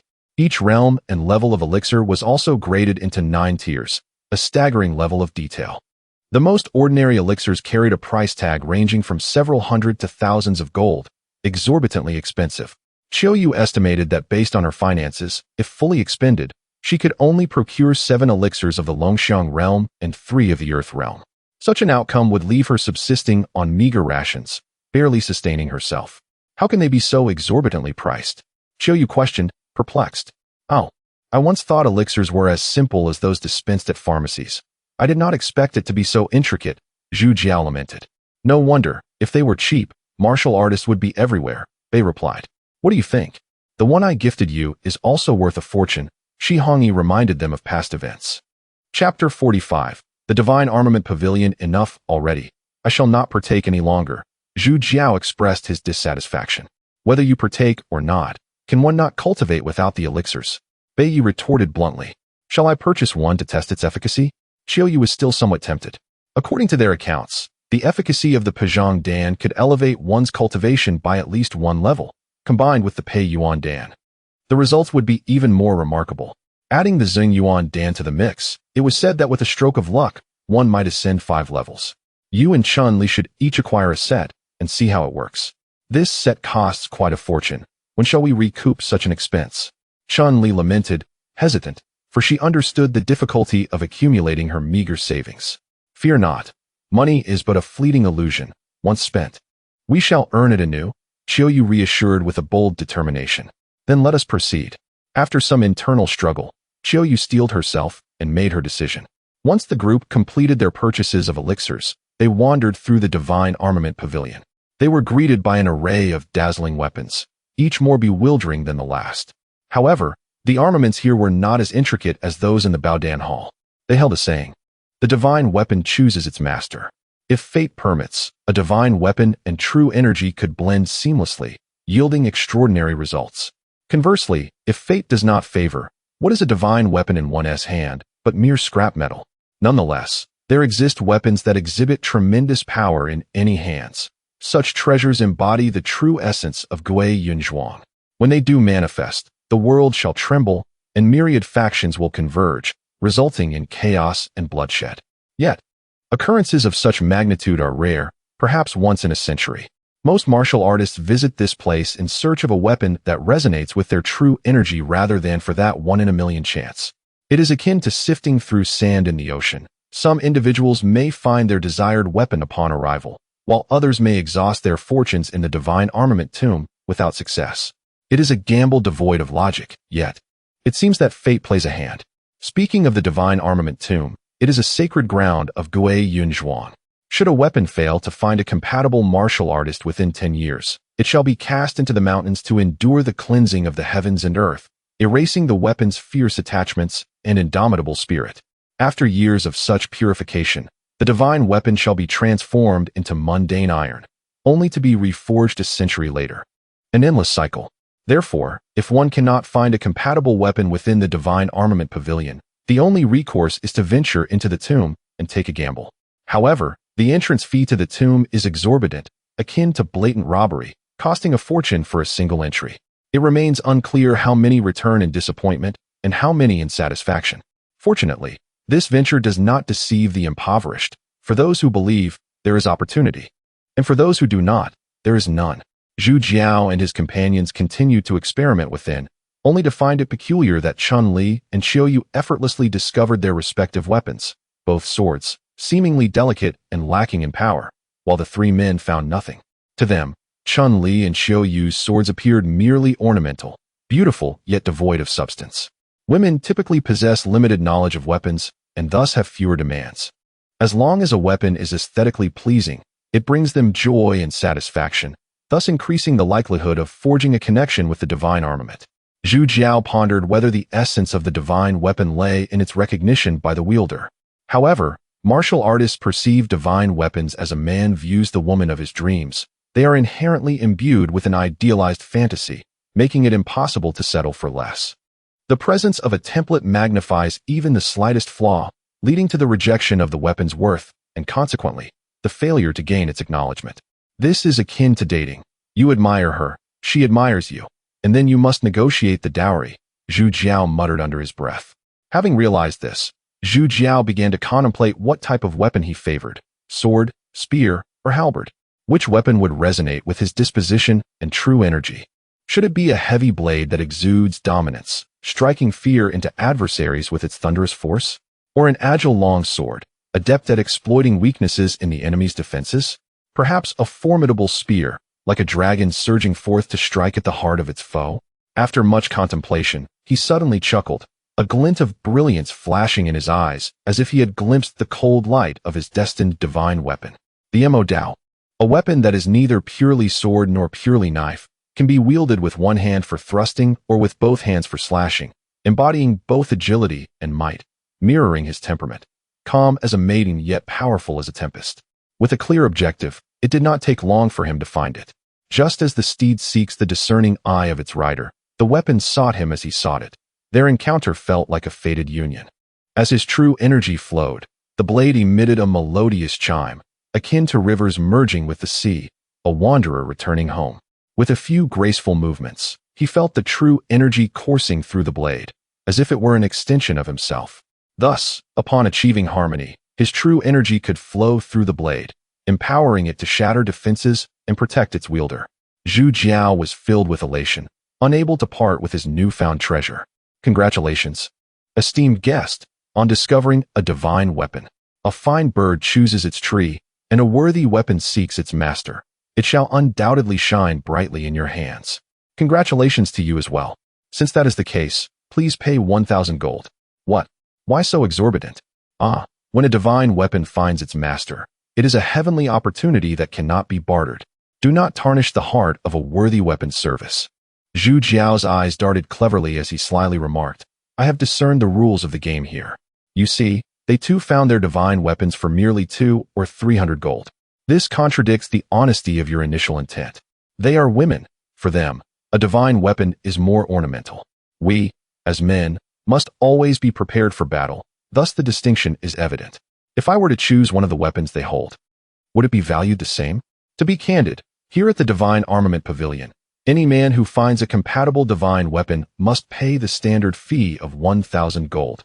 This is not an affront directed solely at you. Ah, I see. If I were to choose one, could I have them purchase it on my behalf? We only sell to those who are compatible, the man said, stroking his beard with a hint of pride. No wonder. You are quite ruthless. Your business acumen is indeed one of a kind. Ha ha. The wealth of the world is inexhaustible. Otherwise, why do people often say that in the bustling world, half of it is returning to the clouds? Very well. Zhu Jiao turned to Qiu Yu and said, for items worth 2 or 300 gold, there is no need to display a sign. However, for something worth 1,000 gold, it must be utilized.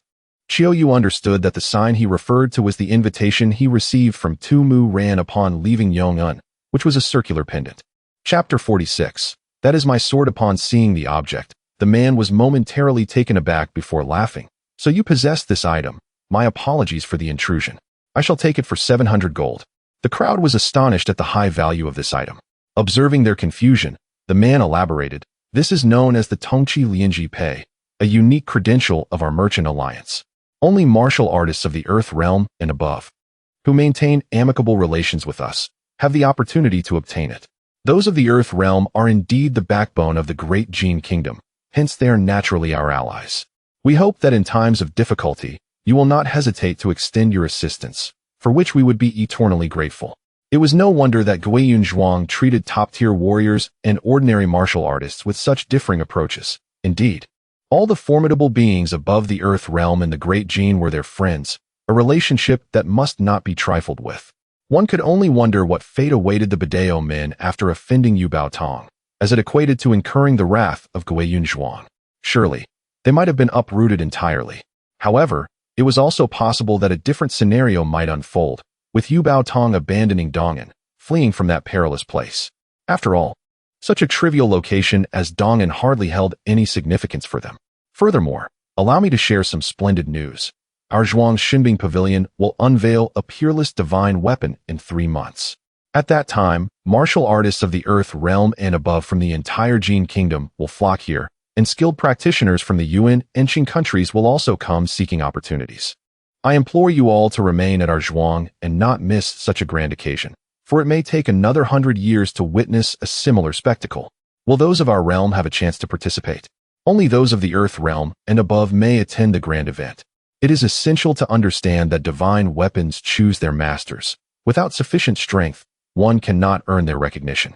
While I am unaware of your realms, possessing this ornament signifies that among you there is an Earth realm expert. Please inform him promptly to avoid missing this auspicious day. Will there be any supreme beings of the Baz realm present? And what of those in the Dilling realm? Certainly, anyone can communicate with the divine weapon. It will choose whom it desires, and that individual shall be its master. As long as one remains within Guiyun Zhuang, they are safe. Once outside our Zhuang, however, we are powerless to assist. Haha, you have calculated well. Once you acquire the divine weapon, it seems you may have to remain here as unpaid laborers. Such an overt scheme. Indeed, you are astute.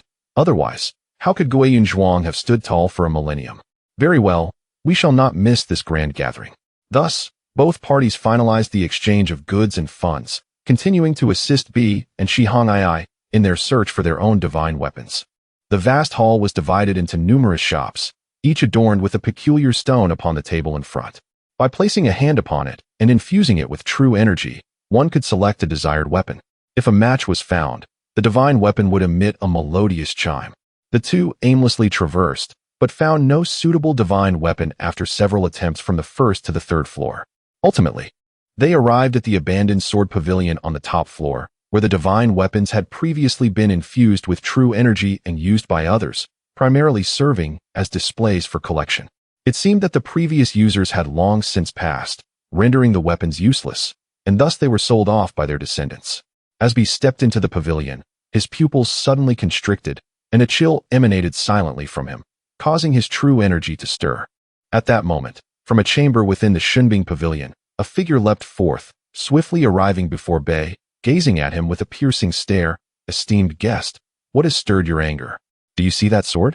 Bei felt the aura of a Baz realm individual and remained unperturbed. "What of it? That is my sword."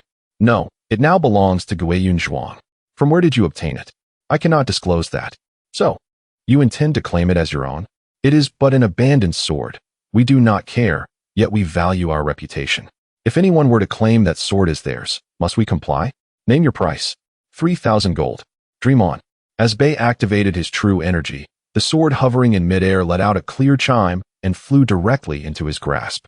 The man instantly unleashed his true energy, thrusting forth a palm. As a torrent of energy erupted like a volcanic eruption, swiftly forming a cage around Bei.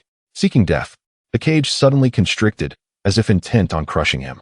Bei immediately mobilized his true energy, reopening the 8th gate, striving to resist, yet the vast disparity in realms rendered his efforts futile. An overwhelming sense of life and death crisis enveloped him, even more intense than during the encounter at Julongjai. In desperation, he directly opened the 8th gate. Strangely, the points of the 8th gate did not activate. Instead, a terrifying intent radiated forth, with true essence surging uncontrollably. That formidable, unmatched intent surged toward the man, causing his true energy to dissipate in an instant, the once steel-like cage collapsing under the onslaught of that true essence. The man's expression morphed into one of disbelief, fear washing over him like a tidal wave, causing him to tremble involuntarily. "You possess the protection of Tianwu." At that moment, Bei realized his master had bestowed life-preserving true essence upon him, preventing him from opening the 8th gate. Though separated by great distance, it had saved his life. At this juncture, 2 more figures appeared, and sensing their true energy, Bei discovered they too were of the Baz realm. He could not help but lament how he had recently been encountering so many of the Baz. Were they truly so commonplace? The newcomers approached the man beside him, reproaching him softly. "Yunzhong Lia, you are too impulsive. This could bring calamity upon our Zhuang." The other added, "Our ancestral teachings remind us that there are people beyond people, realms beyond realms. We must treat others with respect and sincerity. To flaunt one's martial prowess today may lead to the invoking of family discipline." The 2 clearly sensed the overwhelming aura of Tianwu, and their scolding words served merely as a facade for their own dignity and face. Turning to Bei, one of them spoke humbly, "Young brother, we apologize. We have been discourteous. Let us dispense with idle chatter. I am Yunzhong Shan. May I inquire as to your sect?" "Yiling Zong Bei." The 3 from Guiyun Zhuang's pupils widened, fully aware of the might of that place, which they could not hope to rival, causing them to tremble in fear. "Ah, so you are a friend from the Qin Kingdom, traveling from afar to grace our humble abode. We at Guiyun Zhuang have not extended proper hospitality and have disturbed you. Dear brother, rest assured, we shall prepare a gift in due course. We humbly ask for your forgiveness." "That is my sword. Brother, you may be unaware that the sword in your possession is also crafted by my Guiyun Manor, being one of our most esteemed works. Otherwise, it would not have the honor of gracing the abandoned sword pavilion. What more can be said? Do not be anxious, dear brother. We now recognize that it rightfully belongs to you. Your hearts are in harmony, and your vital energies resonate perfectly. It is evident that such remarkable efficacy is the result of prolonged nurturing. We extend our heartfelt congratulations to you, dear brother, on the retrieval of what was once lost." Chapter 47. Just knock on his bamboo pole. Bei had always hesitated to disclose how he lost his sword, as he deemed it an embarrassing matter. The tale begins in Yong'an. When Bei first ventured out of the mountains, he fell victim to theft. Famished and desperate, he resorted to pawning his treasured sword for a few coins to satiate his hunger, with the intention of reclaiming it once his circumstances improved. Although the pawnshop was not a legitimate establishment, the proprietor was knowledgeable about swords and swiftly sold it to the Imperial Treasure Hall, amassing a fortune before closing shop and vanishing. Upon returning to the now-closed shop, Bei realized he had been duped, but it was too late. The proprietor was nowhere to be found, leaving Bei to grapple with loss, not only of his money and sword, but also of his dignity. Consumed by regret and resentment, he vowed to recover his sword and capture the thief. Even if he had to live as a beggar, his resolve remained unshaken. After wandering aimlessly in Yong'an for half a year, he eventually encountered Zhu Jiao, who helped him come to terms with his misfortune. Only he and Zhu Jiao were privy to the truth, Yet Zhu Jiao's promises of assistance seemed hollow. If they found the thief, the bodyguard would surely abandon them. Later, they were expelled and caught in a whirlpool of events, leaving the matter to be set aside. Now, as fortune smiled upon him, Bai Yi felt a surge of excitement. His beloved sword lay before him, and even in the face of a tyrant, he was determined to reclaim it, believing that he had been deceived. As it pertained to the honor of a warrior, he would rather die in battle than suffer indignity. Hearing the adversaries speak, Bai Yi coldly inquired, "Do not be too quick to congratulate yourselves. I demand to know how this sword came to be here. If you cannot clarify its origins, I shall not let this matter rest." The three opponents exchanged bewildered glances, for they had no idea of its provenance. "Why not enlighten us as to how your prized sword was lost?" one retorted. Another suggested, "Perhaps you ought to retrieve the sword first. We still need to investigate before providing you with an answer. Considering the complexity of the affairs at the manor, we are not omniscient." Bai Yi appeared to remain irate, and Zhu Jiao, sensing the rapid shift in tension and Bai Yi's formidable presence, quickly adopted an air of authority, declaring, "This sword is an extraordinary weapon coveted by the Guiyun Manor. Your underhanded methods are disgraceful, and now you seek to intimidate us. Surely, this undermines your reputation for honest dealings. If the sword were to simply return to its rightful owner, it would be far too lenient on you. Indeed, it is utterly unreasonable. You seem to be taking advantage of us. How shameless." The indignation of the group was palpable, as though they were truly the aggrieved party, unaware that they were genuinely mistaken. The three were equally perplexed. After all, who could willingly part with such a precious sword? The circumstances surrounding its disappearance were indeed perplexing. While it was conceivable that it had been stolen or deceived from its owner, to counter with such claims could easily backfire and escalate tensions. The truth of the matter remained elusive. Whether it was their own people or others responsible was uncertain. Now that the sword's owner had arrived, it could be said that they had caught both the thief and the spoils, rendering the situation particularly difficult to navigate. "Please remain calm. Regardless of the truth, we acknowledge our prior rudeness and shall offer 3 earth spirit cultivation pills as an apology. What say you?" Upon hearing this, Zhu Jiao, sensing their successful negotiation, interjected, "We have endured great hardships in our quest to find the sword, nearly losing our lives in the process. These offerings will make our journey worthwhile." Such sentiments evoked emotion even among the companions, who, had they not known the truth, might have shed tears. The three adversaries felt sincere regret. Initially hesitant to part with compensation, they now considered it insufficient, realizing their previous narrow-mindedness. "Rest assured, once the truth is uncovered, we shall provide you with a satisfactory resolution." With that, the group nodded in agreement and departed, returning to the courtyard filled with elation, save for Shihongyi, who left empty-handed. After a hasty meal, the companions gathered in the courtyard, still unable to contain their excitement. The efficacy of a weapon depended on the corresponding divine weapon techniques. Without such techniques, its potential could not be fully realized. In high spirits, Bai Yi commenced his lesson. Where might one acquire divine weapon techniques? Zhu Jiao, eager to learn, listened intently. "The divine weapon technique I practice is called Meihua Sen Nong, utilizing a 3-foot-long sword. As you all wield swords, I shall impart this technique to you." Bai Yi disregarded the sect's prohibitions. For when bonds of friendship flourish, generosity flows without solicitation. "What of my broadsword? Does it matter? Your broadsword is unique. While it bears resemblance to a sword, significant differences exist. Thus, it now depends on your understanding. Do you possess any techniques for the broadsword? Do you take me for an encyclopedia? Anything close will suffice. I am not picky. I might have one. It was born from childhood curiosity and playful experimentation. Do share." The 7 slashes of the Ghost Blade. A name so formidable. You wouldn't understand. The more impressive the name, the less capable the creator, often leading to disappointment. I was once deceived by its title. Shall we proceed? Watch closely. I shall begin with the stances. As Bai Yi demonstrated the sword techniques while explaining the nuances of force application and the intricacies of energy channels, he was thorough and meticulous. Though each of them possessed true energy, it was their first encounter with sword techniques, and they soon found themselves drenched in sweat. Unbeknownst to them, night had deepened, yet their thirst for knowledge remained unquenched, leaving Shihongyi in a state of melancholy as he retreated to his quarters. During their breaks, the others encouraged Bai Yi to continue teaching. Divine weapon techniques differ from martial arts, while the latter merely combines strength and energy. Divine weapon techniques must align with the weapon itself to be effective. Thus, prior to obtaining my sword, I relied solely on my martial arts. Bai Yi continued, martial arts focused on fists and feet are inherently weaker than divine weapon techniques. In the presence of true energy, they struggle to unleash their full potential. Hence, the disparity between me with a sword and without is vast. How vast? To illustrate, I am currently at Earth Spirit level 5. With this sword, I can confront someone at level 5 of the Panwu realm without resorting to my 8 gates of death. So powerful. A whole level gained. Should I unlock 7 gates, I could contest a tyrant.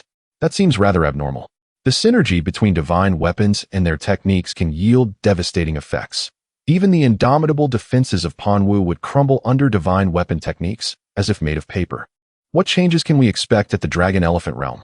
Chapter 48. The Divine Weapon Technique. Upon mastering the Divine Weapon Technique within the Longxiang realm, one gains the capability to withstand the formidable forces of the Earth Spirit realm. Beyond the vast expanse of true energy, the Earth realm and the human realm possess their protective shells akin to a tortoise's. If one were to shatter that shell, they would be as vulnerable as any of you. Does this imply that we can all withstand the Earth Spirit? Not quite. The adversaries we have encountered from Dongan to this point have merely relied on true energy and physical prowess for survival.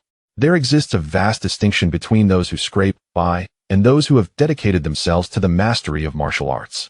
Therefore, they are not complete masters of the Earth realm. Bai, under the admiring gazes of his companions, spoke at length, showing no signs of halting.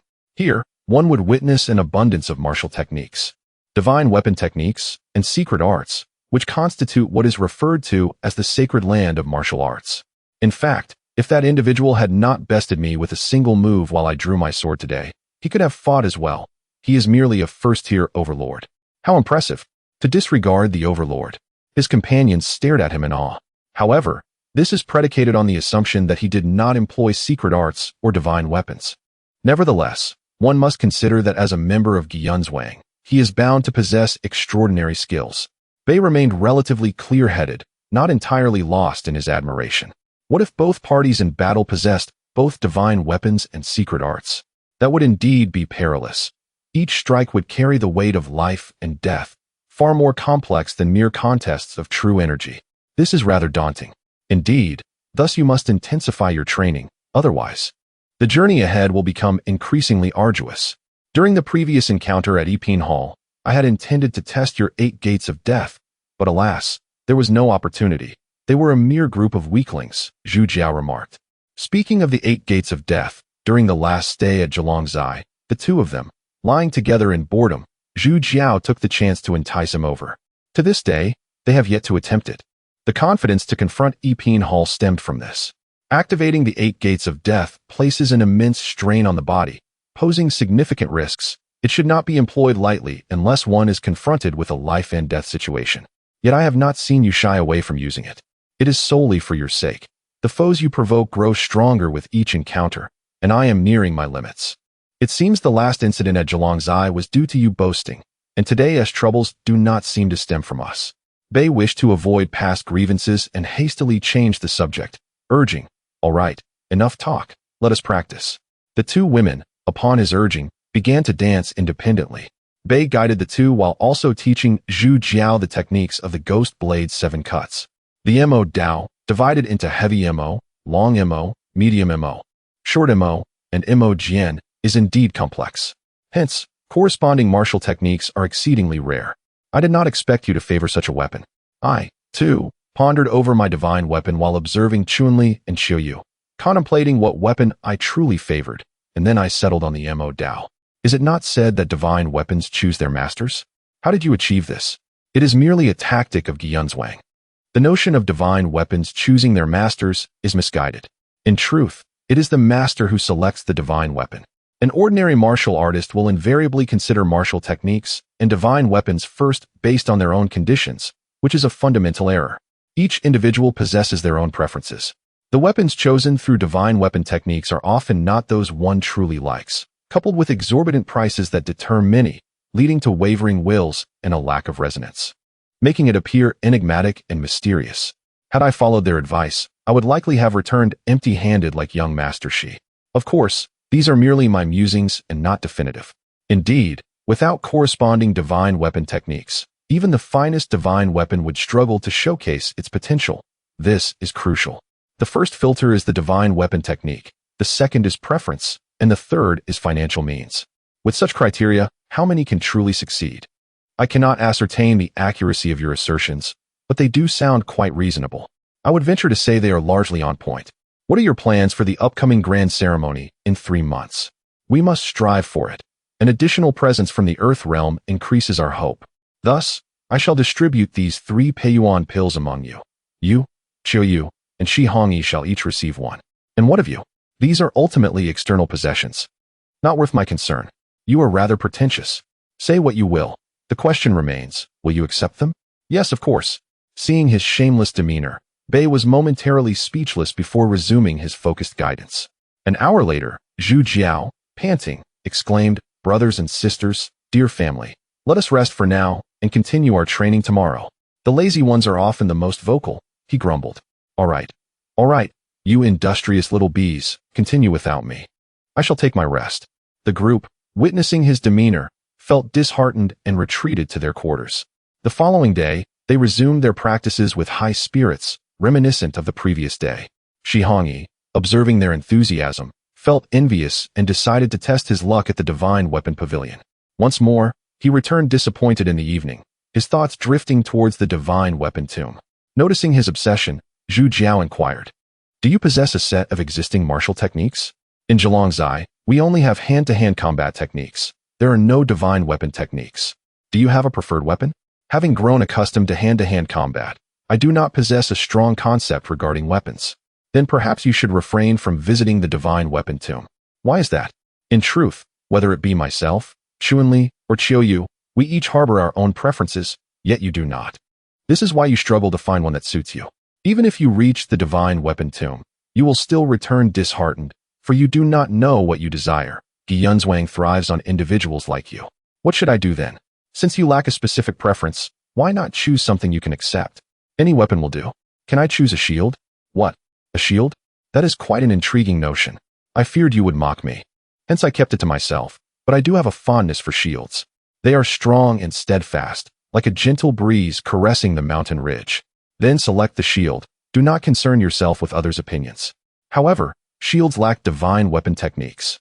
Can't you create one yourself? If others lack it, you can devise a way. Very well, then I shall pursue it and procure a shield. Go forth and choose according to your preferences. With a newfound purpose, Shi Hongyi immediately perked up and hurried off to the Divine Weapon Pavilion. You won't lead him astray, will you? What nonsense is that? How could I possibly mislead anyone? How is this misleading? Do you know why I chose the Emodao? Pray tell. My thoughts are quite simple. Strike when I wish to strike, thrust when I wish to thrust. How utterly absurd. Honestly, all of you. You speak of the sword following the path of the gentleman, governed by propriety and rules, while the blade embodies dominance, crushing all in its path with swift and decisive force. In my view, that's all nonsense. A sword is just a sword, a blade is just a blade. Their greatest distinction lies merely in their shape. In truth, one can strike with a sword and thrust with a blade. The reason they are distinguished is simply because thrusting with a sword feels effortless, and striking with a blade brings immense satisfaction. Wow, I must admit, I'm starting to admire you a bit. Chapter 49. Instruction. No wonder you wish to possess my Plum Blossom Trio and my Ghost Blade 7 Cuts. It appears you intend to act as you please. Only now do you realize? Very well, I shall indulge you. The two began to exchange techniques in practice, while the two women also immersed themselves in swordplay, clearly absorbed in their endeavors. By afternoon, Shi Hongyi truly returned with a shield, which resembled a half-door in size. Obscuring his body to the point where he was nearly invisible, it could serve as an umbrella in the rain and shade from the sun on clear days. Initially, the others wished to laugh, but realizing they must not dampen his spirits, they instead offered praise, which filled him with immense satisfaction. Little did he know that this act would result in the birth of the only heavenly shield master in Jin country. The practice of martial arts is not a pursuit that can be accomplished in a day, especially the techniques of divine weapons, which require relentless effort day and night. On the 4th day, 2 unexpected visitors arrived at the door, Yun Zhonglia from Guiyun Manor, who had been involved in the previous conflict, and Yun Zhongshan, who had acted as a mediator. Their intrusion was somewhat abrupt. "Please, come in," Chunli said. "I beg your pardon, Let me be brief. Bai Yi interjected, eager to avoid any lengthy discourse. The two had already grasped the situation, but such matters were indeed difficult to broach. We have dealt with the rogue involved in this incident. We ask for your forgiveness, little brother, Yun Zhongshan tentatively stated. Are you implying that this matter does not concern you? Bai Yi replied as he handed them a piece of paper, which was a receipt. Yun Zhongshan glanced at it and remarked, Our Guiyun Manor is well known for its golden reputation, yet this receipt bears the name Yun Gui. This is a case of deception, where one seeks to mislead the world with false pretenses, making us both victims. Of course, your loss is somewhat greater. It seemed that the details had not been noticed at the time, and Bai Yi nodded in understanding. The others listened, bewildered, their expressions filled with confusion. Only Zhu Jiao appeared disinterested in the unfolding events. Well then, since we have clarified matters, that is for the best. After all, this is not a pleasant situation, Bai Yi replied dismissively. This visit was primarily to express our apologies. We should not have been so careless, allowing others to exploit our vulnerabilities. The return of what was lost is fortunate. Let us move past this. Fortunately, the precious sword had been recovered, and Bai Yi felt greatly satisfied, unwilling to linger on the matter further. Young master, your demeanor is truly remarkable, and your generosity is commendable. To speak frankly, our ties with Qingyu sect are quite profound. Not long ago, young Master Nanqing also visited our manor to acquire numerous supplies. Let us keep my affairs discreet, Bai Yi thought to himself, wary of mentioning his sect, fearing that if news were to leak, it would draw the attention of his master, leading to significant trouble. I understand, and will certainly refrain from spreading rumors. Yun Zhongshan, a perceptive individual, deduced the essence of the situation after several probing exchanges. If there is nothing else, I will not see you out. Bai Yi began to dismiss them, anxious that prolonged conversation might lead to inadvertent revelations. If you have the opportunity, please convey my regards to the esteemed master. Guiyun Manor will always be his steadfast ally. Understood, let us take our leave. No need for formalities, just place these gifts wherever you choose. Then we shall take our leave. The two exited the courtyard respectfully, leaving the others in a state of bewilderment. Once the two had departed, the group eagerly opened the gift boxes, their expressions turning to astonishment. Inside were 2 Dan pills for cultivating the Earth Spirit realm, 5 pills for breaking through the Dragon Elephant realm, all of exceptionally high quality, along with various restorative and energy-replenishing elixirs. Goodness, these are worth a fortune, they exclaimed. Guiyun Manor has truly invested heavily. Bai Yi, who exactly are you? The gifts left everyone in awe, as they contained rare and invaluable items, capable of surpassing the wealth of Qiu Yu several times over. The sounds of admiration and respect echoed, causing Bai Yi to feel somewhat elated. Among the many gifts was a striking black gold card. This was one of the most valuable items from the Guiyun Merchant Alliance, allowing one to withdraw vast sums from any commercial establishment, even granting direct access to the manor's master, Yun Zhongyi. It was indeed the most precious item from Guiyun Manor, comparable to a royal bestowed treasure. Well then, you should utilize these Dan pills first, and see if they can help you break through the Earth realm. This may offer you another opportunity, he said. Are you interested in that extraordinary divine weapon? I am indifferent. The divine weapon is in nurturing, and I have already formed a bond with my sword, so there is no need for a replacement. However, you must strive diligently. What makes that divine weapon so sought after, and what is its unique quality? To put it simply, to wield the power of the 5 elements requires the heavenly martial realm. Yet this divine weapon allows its master to command the forces of metal, wood, water, fire, earth, ice, wind, thunder, and even the yin-yang shield without needing such a realm. Wouldn't you agree that it is formidable? Does that mean that with this divine weapon, one could become invincible in the world? Invincible? How audacious of you to think so.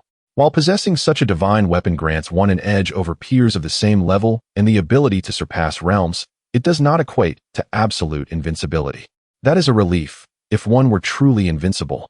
It would be terrifying and make one a target for all. You speak as if the divine weapon is already yours. Then the 3 of us shall use this Dan pill to strive for the Earth Spirit realm, while we will synchronize our practice of divine weapon techniques later. That sounds splendid. Bai Yi, truly a product of a grand sect, appeared unfazed by the Dan pills, divine weapons, and martial techniques. The others were filled with admiration. Unaware that Bai Yi silently lamented, "Why do I feel the need to show off? Would it really be so terrible not to?" Yet, this feeling is truly exhilarating. The The group turned to their rooms, beginning to consume the Dan pills for refinement. Zhu Jiao and Shi Hongyi were both at the 7th level of the Dragon Elephant realm, while Qiu Yu was still at the 3rd level. They all possessed martial roots, giving them a relatively greater chance of success. Chuanli, with her pure, true qi, lacked martial roots, and as a mere novice, she felt considerable pressure. The 3 realms of humanity are the foundational stages of martial arts, achievable by even ordinary individuals. Now, with the aid of Dan pills, the results would not be disappointing.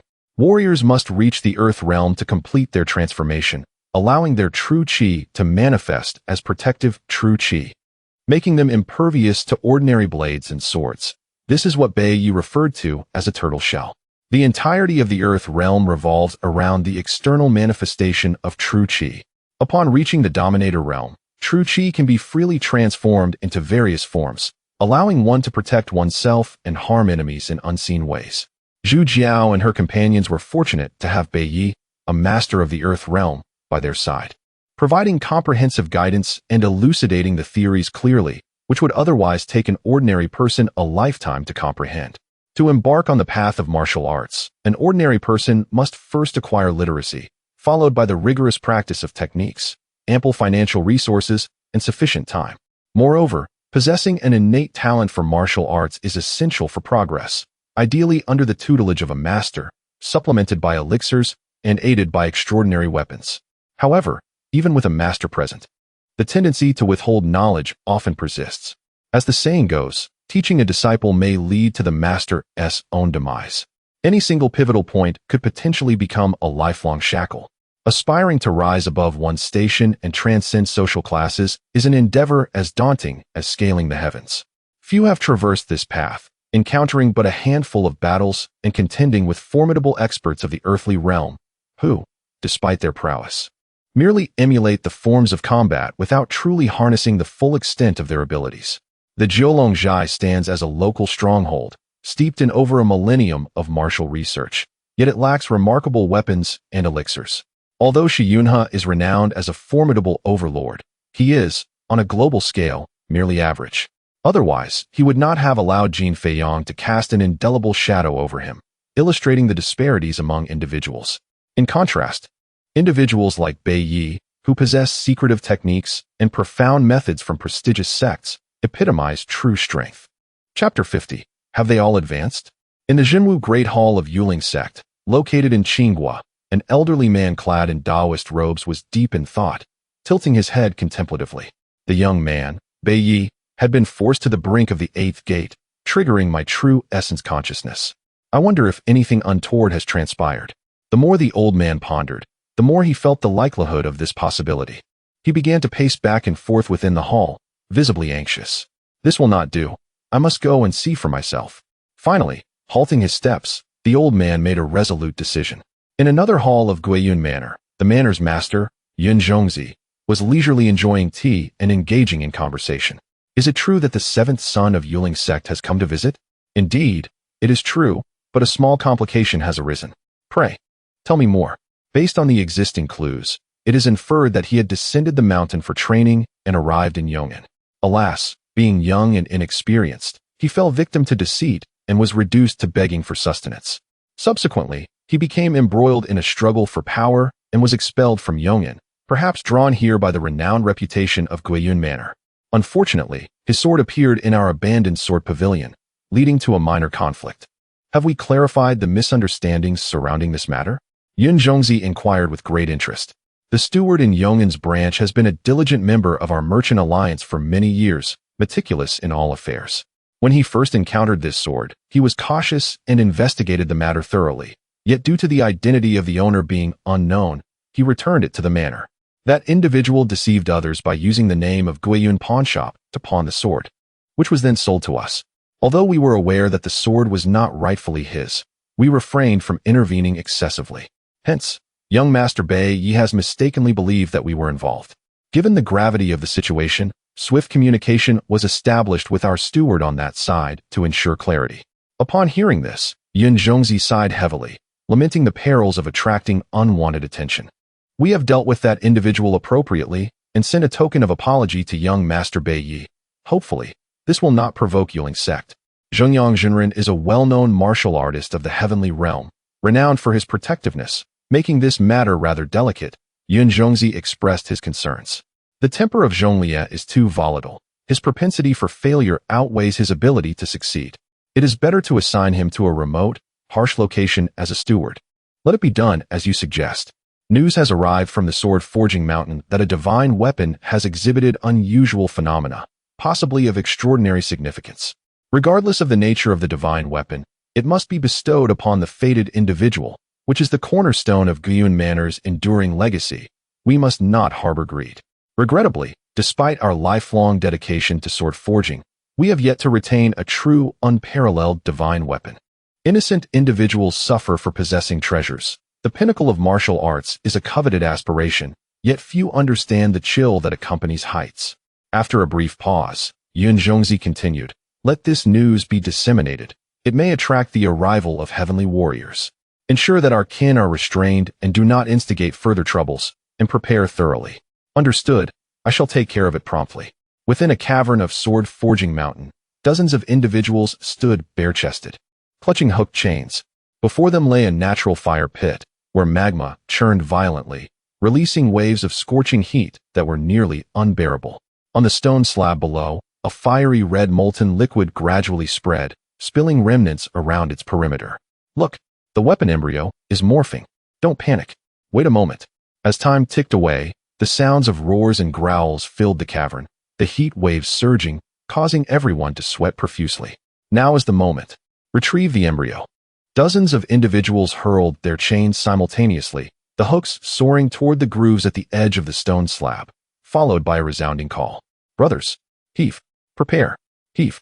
With the call of the signalman, dozens of individuals synchronized their strength, and the colossal stone slab began to rise slowly, a torrent of intense heat rushing toward them. Beneath the slab lay the true heart of the Earth's fire, while the surrounding magma was merely dross. What material is this slab made of? Even divine iron deforms in such flames, yet it remains unscathed, truly remarkable.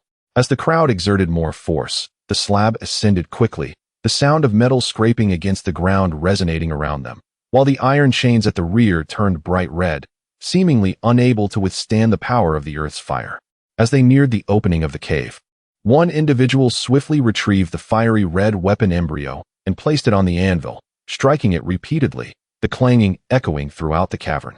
Occasionally, the hue of the embryo faded, and when the hammering proved ineffective, the individual tossed it back onto the stone slab. "Lower it." The surrounding individuals lowered the slab once more, sealing the heart of the Earth's fire. Before long, the iron chains in their hands became taut due to the heat, rendering them incapable of grasping the slab any longer. "Change out the workers and chains."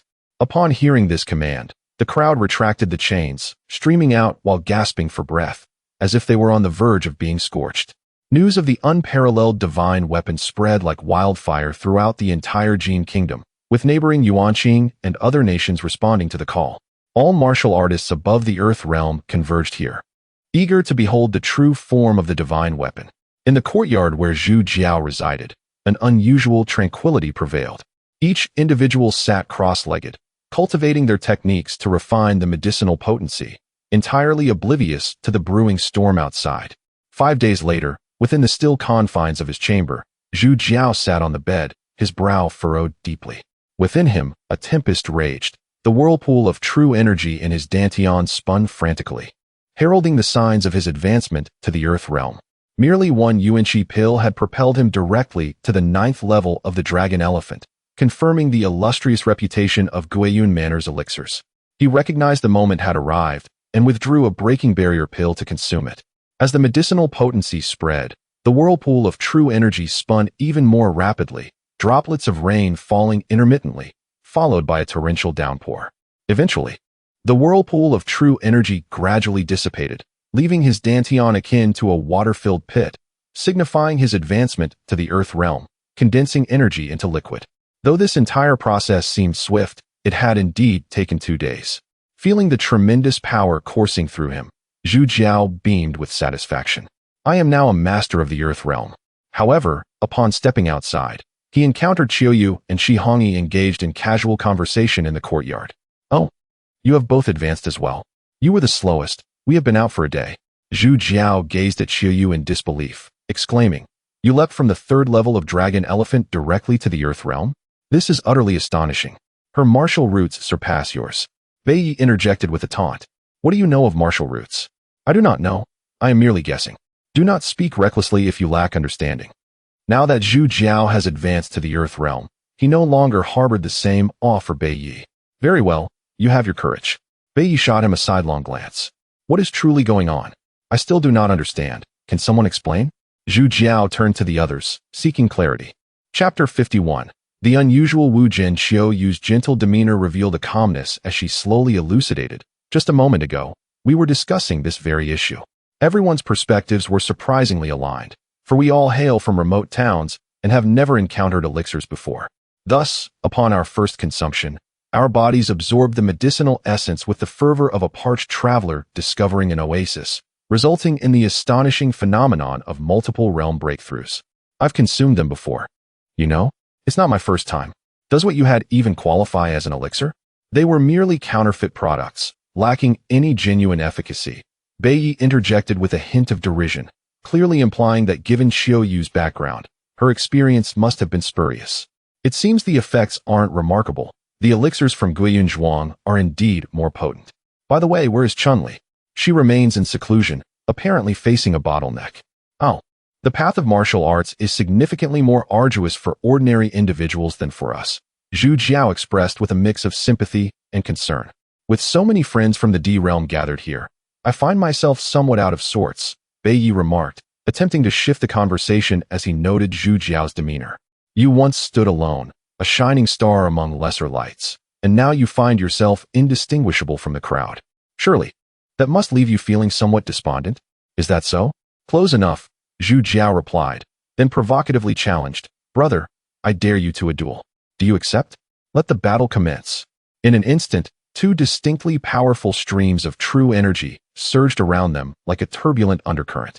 Their figures moved like lightning, fists slicing through the air with a sharp sound, leg strikes transforming into icy flashes as they collided with a deafening roar, causing the entire courtyard to tremble under the intensity of their clash. "Is this what it means to fight in the D realm?" Zhu Jiao mused, growing increasingly bored as he realized that as long as true energy existed, even receiving a beating was of little consequence. Techniques he had mastered in the Sand realm, such as footwork and agility, still granted him advantages in their struggle, allowing him to exploit openings with cunning moves like strikes to the eyes or joint locks, capable of forcing even formidable opponents to momentarily retreat. Yet, in the D realm, where true energy enveloped the body, the significance of each technique's success or failure diminished, and the consumption of true energy became the pivotal factor in battle. After a brief contemplation, Zhu Jiao activated the first 3 gates of the 8 doors, causing his true energy to surge to the 5th stage of D Ling, matching Bei Yi's energy levels and amplifying the power of his strikes. As it was merely a sparring match, they refrained from inflicting serious harm upon each other, and soon over 100 exchanges had passed. "This is dull. I'm calling it off," Zhu Jiao declared, and Bei Yi also withdrew, channeling his energy inward. Just as Zhu Jiao focused on regulating his energy, a sudden, intense pain coursed through his body, akin to being gnawed upon by countless insects, causing him to stumble involuntarily. He then stared incredulously at Bei Yi. "What just happened?" "That is the consequence of opening the 8 gates. Why didn't you mention this sooner?" "I did, but did you listen? I merely advised against opening the Death Gate. I never said anything about the others." "True, the first 7 gates are indeed permissible. Then why am I injured? This is your first time activating them. Your body isn't accustomed to it. After a few more attempts, you'll adjust." "Is that so?" Zhu Jiao mused, activating his cultivation technique to mend his body while suppressing the pain. He contemplated that since experiencing pain once is still pain, experiencing it twice would be the same. It would be better to endure it all at once. Thus, he abruptly opened all 7 gates, causing his true energy to swell to the 9th stage of D Ling, seemingly just a step away from Pan Wu. "Stop," Bei Yi warned loudly. "Why? You must progress gradually. Opening all 7 gates at once is reckless. That power doesn't belong to you, and it surges within you. The consequences could be severe, injuring your meridians at best, shattering bones at worst. It's best not to use your true energy just yet. Allow yourself time to adapt." "It's too late. I think I just circulated my energy through a small cycle. Zhu Jiao, upon hearing this, managed a wry smile. Then you're on your own. What should I do now? Do as you please. Right now, I want to give you a beating. Zhu Jiao, feeling the robust power within him, was overwhelmed with confidence, and the earlier surprise had sparked a reckless determination. Without waiting for Bei Yi to respond, he charged forward, as if he had awaited this moment for ages. At the 9th stage of Di Ling, he was capable of exerting overwhelming pressure on Bei Yi, and under the deluge of his attacks, Bei Yi found himself struggling to defend. Observing Bei Yi's predicament, Zhu Jiao let out a triumphant roar. How satisfying! Meanwhile, Bei Yi wore an expression of despair, likely regretting his earlier decision to provide Zhu Jiao with elixirs and teach him secret techniques. After enjoying their bout, they both withdrew their energy, but at that moment, Zhu Jiao suddenly collapsed to the ground, howling in agony. Bei Yi, observing his disheveled state, could not help but smile in satisfaction. Lift him to the bed. He won't be getting up for at least 10 days. Qiu Yu and Shi Hong'ai each took a leg, while Bei Yi supported Zhu Jiao's arms, tossing him onto the bed as if he were a mere sack of potatoes. Bei Yi, you beast! You've done this to me! Zhu Jiao cried out in anguish. Bei Yi understood the excruciating pain he endured, having experienced it himself, and chose not to engage further. Instead, he offered Zhu Jiao a precious healing elixir worth its weight in gold. Stop your wailing and focus on your recovery. Damn it, I was already trying. It's useless. I can't believe it. Take it slow. You've betrayed me. Ah, Bei Yi, you're heartless. The onlookers, witnessing this spectacle, exchanged knowing glances, chuckling quietly as they departed the room, leaving behind a chorus of lamentations. 5 days later, Zhu Jiao appeared before everyone, brimming with vitality, prompting a flurry of speculation. This is utterly abnormal. He was bedridden for a few days at the 3rd stage of Di Ling, Shi Hongyi exclaimed, wide-eyed. He claims to possess a Jin Gu Wu Jin. Could it be that injuries make him stronger? Bei Yi pondered. Who knows what is going on? Aren't Jin Gu Wu Jin supposed to have sturdier bones? I've never heard of such a trait, Bei Yi replied. What Wu Jin do you possess, Bei Yi, and how does it compare? Qiu Yu inquired. I possess Pejun Wu Jin, with a more intense and vigorous true energy than the average person. What about you? The sect leader mentioned I have Ling Ming Wu Jin, allowing for rapid cultivation. And you, young Master Shi? I have Xian Jiao Wu Jin, which grants me a more resilient true energy. This is indeed puzzling. They all mused in confusion, ultimately failing to reach a consensus, their gazes turning towards Zhu Jiao, seeking an explanation. Don't look at me. I have no idea either, Zhu Jiao replied, just as perplexed as the rest, waving his hands dismissively. Could it be due to the elixirs? That was a healing elixir. Could it be that the effects of the previous elixirs have yet to dissipate? That is also a possibility. Ultimately, the true cause of this anomaly eluded them, and it seemed that only through the next injury would they glean further understanding. Chapter 52. Novices pecking at each other. I have a question. If I open 7 gates at once, will it hurt less? What are you thinking? Each time you open a gate, there is backlash, although it is not as perilous as the first time. As the number of attempts increases, you become accustomed to the pain, and your body adapts accordingly. Bei Yi was somewhat speechless and explained. Others usually try 1 gate at a time, but you, on the other hand, have directly opened 7 gates. It is a miracle that you are still alive. Isn't that too much? This is not even the worst. At least there are 7 gates to cushion the impact. If it were other techniques that consume vital essence, using them once could cost you decades of life, or you might even die on the spot. Is there a method without side effects? There exists a pill called Fei Shui Dan, which is much easier to use, but the enhancement it provides is minimal, at most 3 tiers. As expected of a sect disciple, you are well informed. However, speaking of which, as a sect disciple, why do you only know these 2 techniques? Are there no others? What do you mean by only? These are top-tier martial arts. Mastering even one of them is commendable. What more do you desire? Have you ever considered what would happen if you lost your sword? At the very least, you should learn some form of boxing or grappling skills. Bei Yi was immediately at a loss for words, as if his tail had been stepped on. We have a family tradition of a technique called Zhenshanjiang. Would you like to learn it? Shi Hongyi interjected at this moment, understanding the intent behind the display of his family heritage. Zhu Jiao naturally grasped the situation. Is that the move you used in our last battle? Indeed. Your father used that move as well, right? Right. But it nearly cost me my life. You must compensate me for that. Seizing an opportunity, Zhu Jiao dashed over to Shi Hongyi's side, and the two eagerly began to discuss. Chun-Li has not eaten for several days. We should go check on her. Qiuyu expressed her concern.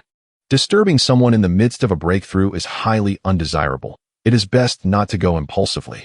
As martial artists, we can survive without food and water for 10 days without significant issues, especially since she has elixirs to assist her, so there is no need for worry. In that case, since we have some free time, why not guide me in my divine weapon techniques? Seeing the free time, Qiuyu prepared to continue practicing sword techniques. Opportunities for such intimate, hands-on interactions are rare.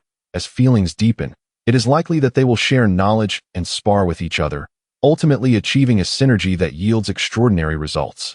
Bai Yi nodded while indulging in delightful fantasies. This palm technique is quite impressive. What is the background of your Jiulong Zhai? Zhu Jiao remarked after hearing Shi Hongyi's explanation. According to my father, our ancestors were once a border defense army. However, due to the court's failure to provide funds, they were compelled to become self-sufficient and took refuge in Jiulong Zhai. No wonder, even though you seem carefree, you exhibit the demeanor of a soldier. Zhu Jiao flattered smoothly. Given the passage of time, there are no rigid customs left, and we resemble ordinary folk more. How is your great shield? It remains unchanged, with no progress. How about I use divine weapon techniques to spar against your shield? That sounds like a great idea. I've been troubled by the lack of someone to exchange blows with. I too have been concerned about not having a training partner. The two quickly agreed, and thus one attacked while the other defended, resuming their practice. He had just begun learning Mei Hua Sen Nong, and using the unfamiliar dagger to catalyze the technique was somewhat challenging, producing only a fraction of its potential power. Meanwhile, Shi Hongyi was also attempting the shield for the first time, and the two novices found amusement in their mutual clumsiness. Amusingly, if they were merely practicing, that would be one thing, but they incessantly praised each other. I didn't expect you to possess such a move. You are truly a genius. That technique is utterly unexpected. This is simply remarkable. Indeed. That last move, let us see it again. It was so fast I nearly couldn't catch it. If you added just a bit more force, I wouldn't be able to withstand it. You saw through me. Perhaps it was the unique properties of Xin Jiao Wuzhen, or perhaps his innate affinity for shields. The shield, as a natural defensive treasure, harbors extraordinary mysteries.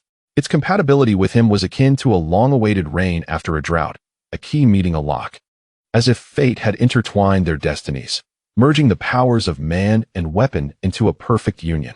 Although he lacked the corresponding divine weapon techniques, relying solely on the shield's inherent defensive capabilities, he stood invincible. As their practice continued, Shi Hongyi became increasingly adept with the shield, and the earth-level technique, renowned for its impenetrable defense, became even more formidable with the addition of the shield. As they practiced, Zhu Jiao's true energy dwindled, while Shi Hongyi still seemed to possess ample reserves. I have a peculiar sensation. What is it? With this shield, your defense is even more terrifying than that of Pan Wu. How could that be? Look, I have a divine weapon, and you have one too. I possess divine weapon techniques while you do not. I am at the third tier of earth-level techniques, while you are merely at the first tier. Logically speaking, shouldn't I be stronger than you? That does seem to be the case. Then tell me, why is it that my true energy is nearly exhausted while you still have considerable strength left? Now that you mention it, I feel a bit proud. I am also a bit envious. Their amusing exchanges distracted Qiuyu and Bai Yi from their practice. Days passed, and Zhu Jiao had made some progress with Mei Hua Sen Nong, now able to exert approximately 50% of its power, while Shi Hongyi had also explored the shield techniques to a considerable extent. Both were progressing together.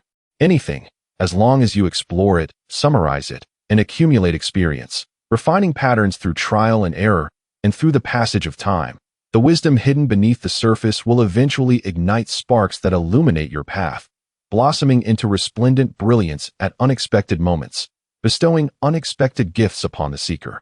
Of course, besides Mei Hua Sen Nong, the practice of Gui Dao Qi Zhan was also progressing in tandem. With Shi Hongyi as a sparring partner, Zhu Jiao could freely employ his divine weapon techniques without fear of injuring the other. Practicing without reservations allowed him to refine his skills in real combat. Compared to a rigid wooden dummy, Shi Hongyi was an exceptional live target. While the wooden dummy could withstand attacks, it remained immobile and offered no feedback. Shi Hongyi, on the other hand, not only received his strikes accurately, but also skillfully applied pressure during blocks and evasions, sometimes using finesse to neutralize force, and at other times leveraging momentum to counterattack. forcing Zhu Jiao to adapt constantly. Each clash of offense and defense resembles a contest of intellect and might. The advancements garnered from such practical combat experience can be likened to fortuitous encounters. In a remarkably brief period, his cultivation and techniques have progressed by leaps and bounds, displaying a momentum akin to soaring 1,000 miles in a single day. As the two prepared to retreat to their chambers for meditation after exhausting their true energy, Chun-Li emerged triumphantly from her closed-off state.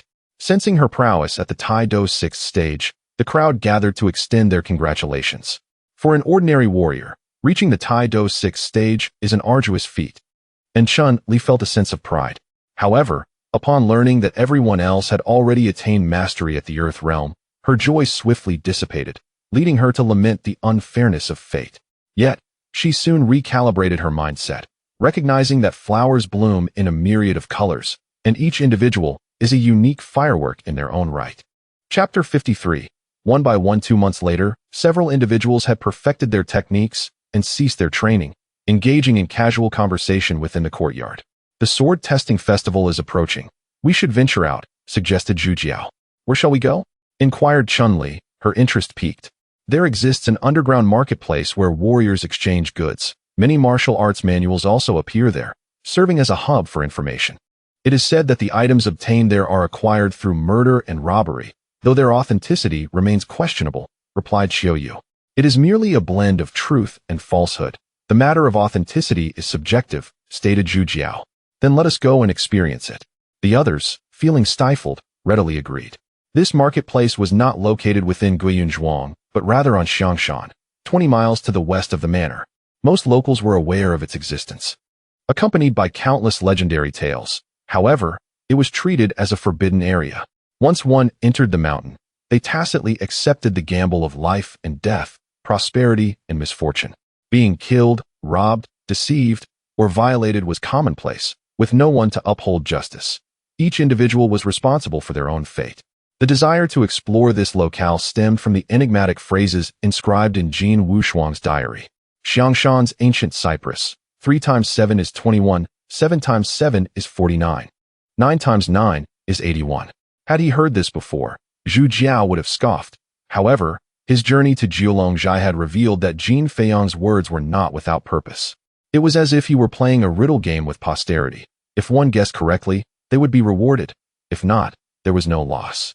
Zhu Jiao relished such intellectual games, as they required neither violence nor fear, making them all the more delightful.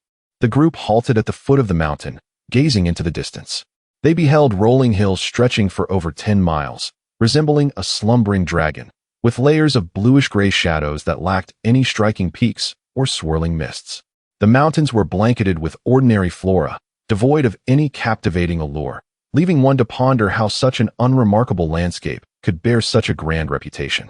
The winding paths at the mountain's base were numerous, with clear signs of previous visitors, indicating that it was not a place seldom trodden. At that moment, a mounted figure approached, appearing to be a formidable warrior, yet courteous as he addressed the group. I assume you are travelers unfamiliar with the local customs. Might I offer my guidance? We would be most grateful for your assistance, replied Zhu Jiao. The man was Feng Shizi, a renowned figure in the martial world who dealt in information, connections, and guidance, an individual well-versed in the ways of society, possessing a deep understanding of human interactions. Then I shall take it upon myself, said Xiaoyu, tossing a silver note worth 50 taels, likely the smallest sum she could afford. The man joyfully accepted it without offering change, grinning as he exclaimed, "Thank you for your generosity." He was confident that the individuals before him would not contest his actions, and the group exchanged amused glances. Saying nothing as he led them into the mountain. You have arrived at an inopportune time. This place only comes alive at night. During the day, you will encounter few people, he explained. Why is that? As you can see, this is not a benign locale. Those who come here are often engaged in unsavory dealings, wishing to remain inconspicuous. Of course, I do not imply that you are among them. Your presence here during the day attests to your honorable intentions. It is much safer to visit in daylight, Feng Shizi continued. Is murder and robbery common here? Indeed, it is inevitable. Otherwise, it would not be called an underground marketplace, he replied. If someone of lowly strength were to come here, it would be akin to courting death. Who would dare come? That assertion is flawed. If someone possesses valuable goods that garner universal acknowledgement, they can sell them at high prices and hire skilled escorts to descend the mountain safely, Feng Shizi elaborated. If they are unrecognized and possess nothing of value, they can still exit unscathed. There is an inn at the mountain summit, where over a dozen powerful warriors reside, earning their keep through escort services. If you require assistance, I can introduce you. Upon hearing this, Zhu Jiao waved his hand dismissively. Such places warrant utmost caution. No need, no need. We come merely for leisure, he replied. Noting their wariness, Feng Shizi continued to share local secrets. After a while, the group arrived at the mountain's peak, discovering a landscape of undulating buildings, including taverns, inns, and eateries, alongside numerous makeshift stalls, resembling an ordinary town. The party was perplexed, as the anticipated brutality was conspicuously absent. You may wonder why it appears this way. Allow me to explain, he said. As the area's notoriety grew, many warriors found themselves unable to sell their treasures for days or even weeks, and returning to their origins would only heighten their risks. Consequently, they opted to stay in the mountains, prompting astute individuals to establish inns, stables, and shops, gradually evolving into the current scene. This is a legitimate business, far more stable and comfortable than thieving and pillaging. However, one must not underestimate those behind these enterprises. Their transactions are steeped in blood and life. Without sufficient strength, one should not covet or meddle. Thus, the cost of lodging here is exponentially higher than that outside, and the prices of food are astonishingly exorbitant. Hearing this, the group could not help but grumble internally. The price of this guide is no different from robbery. Truly, he is a wolf in sheep's clothing. Since we have arrived, I have conveyed all that I needed to share, so I shall not intrude further. Wait, are you leaving already? Do the hosts have any further instructions? 3 times 7 is 21, 7 times 7 is 49, 9 times 9 is 81. This is a well-known saying here, the complete version being 3 times 7 is 21, 7 times 7 is 49, 9 times 9 is 81, one by one. What does that signify? 21 individuals, 49 lives, 81 challenges. One by one indicates that those who come here are not of noble character, having endured numerous hardships, only to meet a grim fate. But why one by one? Do you see that large cypress tree over there? It has thrived on this mountain the longest, growing robust and formidable, earning the title of the elder brother of this peak. Yet beneath that tree lie the severed heads of over 100 formidable dominators. The once mighty warriors have been reduced to mere remnants, their essence now mingling with the earth, accompanied only by a cypress tree, transforming into a handful of yellow soil. So that is how it is. I am grateful to you, my brother. Until we meet again. Until we meet again. The few who watched the departing Ren Hong could not help but fall into deep contemplation. Chapter 54, 100,000 gold come. Lao Bai Shu, take a look. A towering cypress tree cast a shadow that shielded them from the sun, with a cool breeze whispering beneath its branches. Wooden plaques stood erect, each bearing a number that sent chills down their spines. Some were faded and barely legible, while others gleamed as if newly carved, the largest number reaching 127. There were no names, no gravestones, only the cold, unfeeling figures. Each number represented a formidable warrior. Each warrior possessed their own legend, yet the ancient cypress remained verdant, and the conquerors were long gone. The ancient cypress hung with a deep blue hue, while the wind rose, stirring a melancholy tune. The nameless remnants of the past echoed with the tales of heroes now forgotten. In this somber scene, it was difficult not to recall a poignant poem from antiquity, which evoked a profound sense of sorrow. Enough with the lamentations, Zhu Jiao interjected. The souls who perished here were not virtuous. Just consider, which good person would venture into this desolate place? Let us quickly determine our next course of action. Isn't 121 the implication? Qiu Yu inquired. That is indeed a possibility, Zhu Jiao replied. After all, that individual has a history of burying items near graves. Digging up graves in broad daylight seems rather improper, does it not? They deserve what they get. Zhu Jiao asserted confidently, which reassured the others. Armed with swords repurposed as shovels, they began to unearth the ground. Before long, they unearthed a small box, roughly the size of a palm, sealed with wax and untouched. Eagerly, they opened it to reveal 2 items, a gold dragon pendant, strikingly exquisite, and a key, elegantly crafted with an ancient charm. This is valuable, Zhu Jiao exclaimed, his excitement peaked.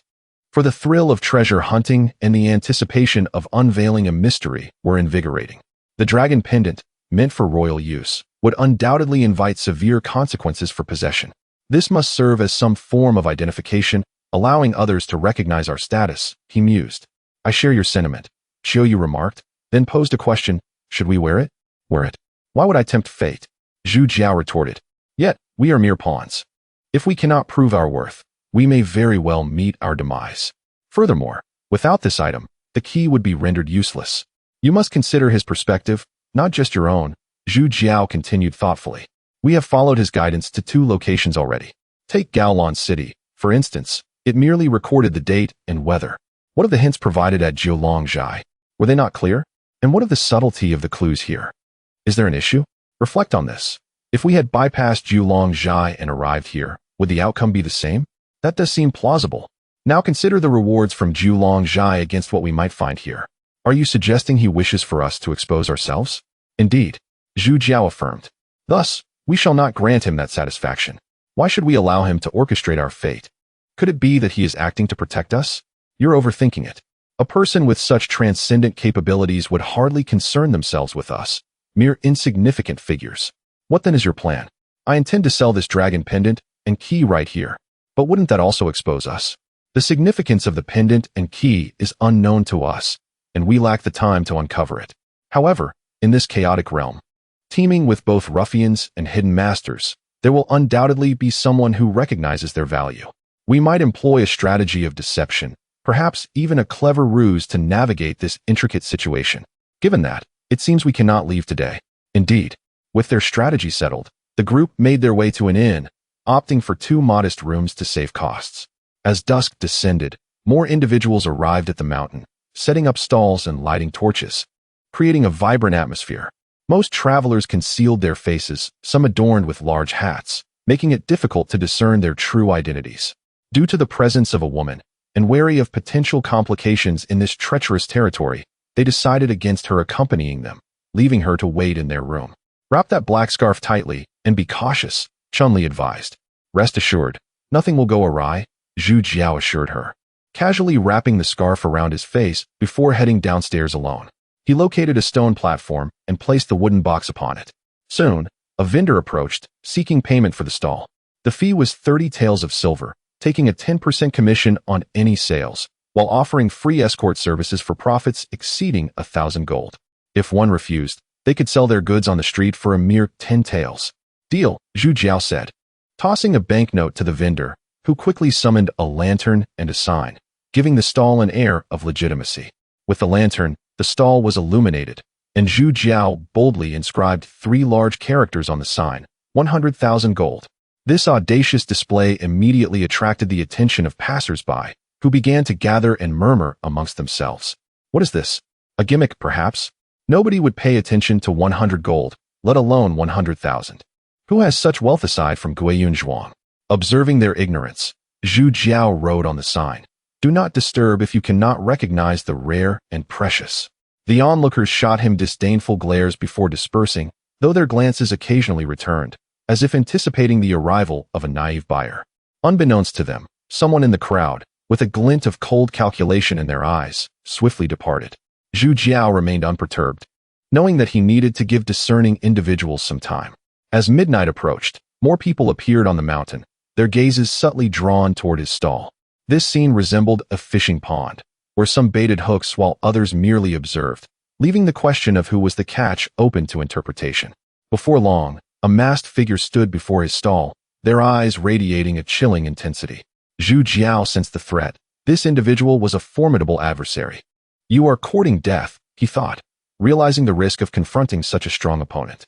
Since you recognize the value of this item, it must be linked to the secret I possess. He decided to bluff. If you dare to act against me, I will ensure the word spreads, making it common knowledge. Are you threatening me? The figure retorted. You were the one who issued the threat first. Is it truly worth 100,000 gold? Not a single tael less. One can only fear possessing a life, yet lacking the means to enjoy it. This matter is no longer related to you. If you store it away, I may spare your life. Should you desire it, I would gladly bestow it upon you. Do you dare to accept? The man fell silent, fully aware of the significance of this object. The Jin Long Pei, a prized possession of the highest echelons of the Dajin kingdom. Wielding the power to command loyalty and execute authority, capable of summoning troops and directing their movements. However, he was oblivious to the identity of the rightful owner of this Jin Longpei. As for the secret concealed within the Tian Wumeet song, it was no secret within the royal circles, especially for one of his formidable stature. At this moment, should he take it, it would affirm the value of the item, instantly drawing attention from all quarters and making him a target of scrutiny. Conversely, if he refrained from taking it, allowing such a symbol of royal authority and dignity to be sold off carelessly would be nothing short of a blatant affront. Chapter 55 The Contest of Power. He hesitated, contemplating whether to wait and see if there might be a possibility that, aside from their royal family, no one else recognized this item. At that moment, another overlord arrived, his demeanor relatively mild and his tone courteous. "May I have a look at this item? Please, feel free." It was only natural to show sufficient respect to an overlord. The man took it in his hands, scrutinizing it closely, making sounds of admiration. Indeed, it is the legendary Golden Dragon Pendant. Such a divine artifact should not be found in this place. "Young brother, might you share its origin?" "I have no information to disclose." The man removed his mask, revealing his true appearance, a middle-aged man in his 50s, with strands of white beard. "I am Yun Zhonghan, an elder of the Guiyun Zhuang clan. I wish to acquire this item, but I have a question." "You may inquire, but I am not obliged to respond." "Is this key related to that secret matter?" The simultaneous appearance of these two items invites speculation. "That is subjective. Since young brother is unwilling to divulge, very well. Come back to my clan with me, and I shall offer you 100,000 gold. Surely, you are aware of Guiyun Zhuang's reputation. It is not that I distrust Guiyun Zhuang, but rather that I distrust you. Words alone bear no weight. Produce your proof." Yun Zhonghan smiled faintly, producing a small square seal and handing it to Zhu Jiao. After receiving it, Zhu Jiao took out a silver note for careful comparison, noting that the inscriptions matched perfectly. "Very well, this item is yours." The man's expression changed slightly, casting a cold glare at Yun Zhonghan. He said, "Guiyun Zhuang should mind its own business. Do you not fear for your life and clan?" Yun Zhonghan sneered. "I am indeed conducting business. Do you not think this item is worth its weight in gold? You are playing with fire. Do not trouble yourself.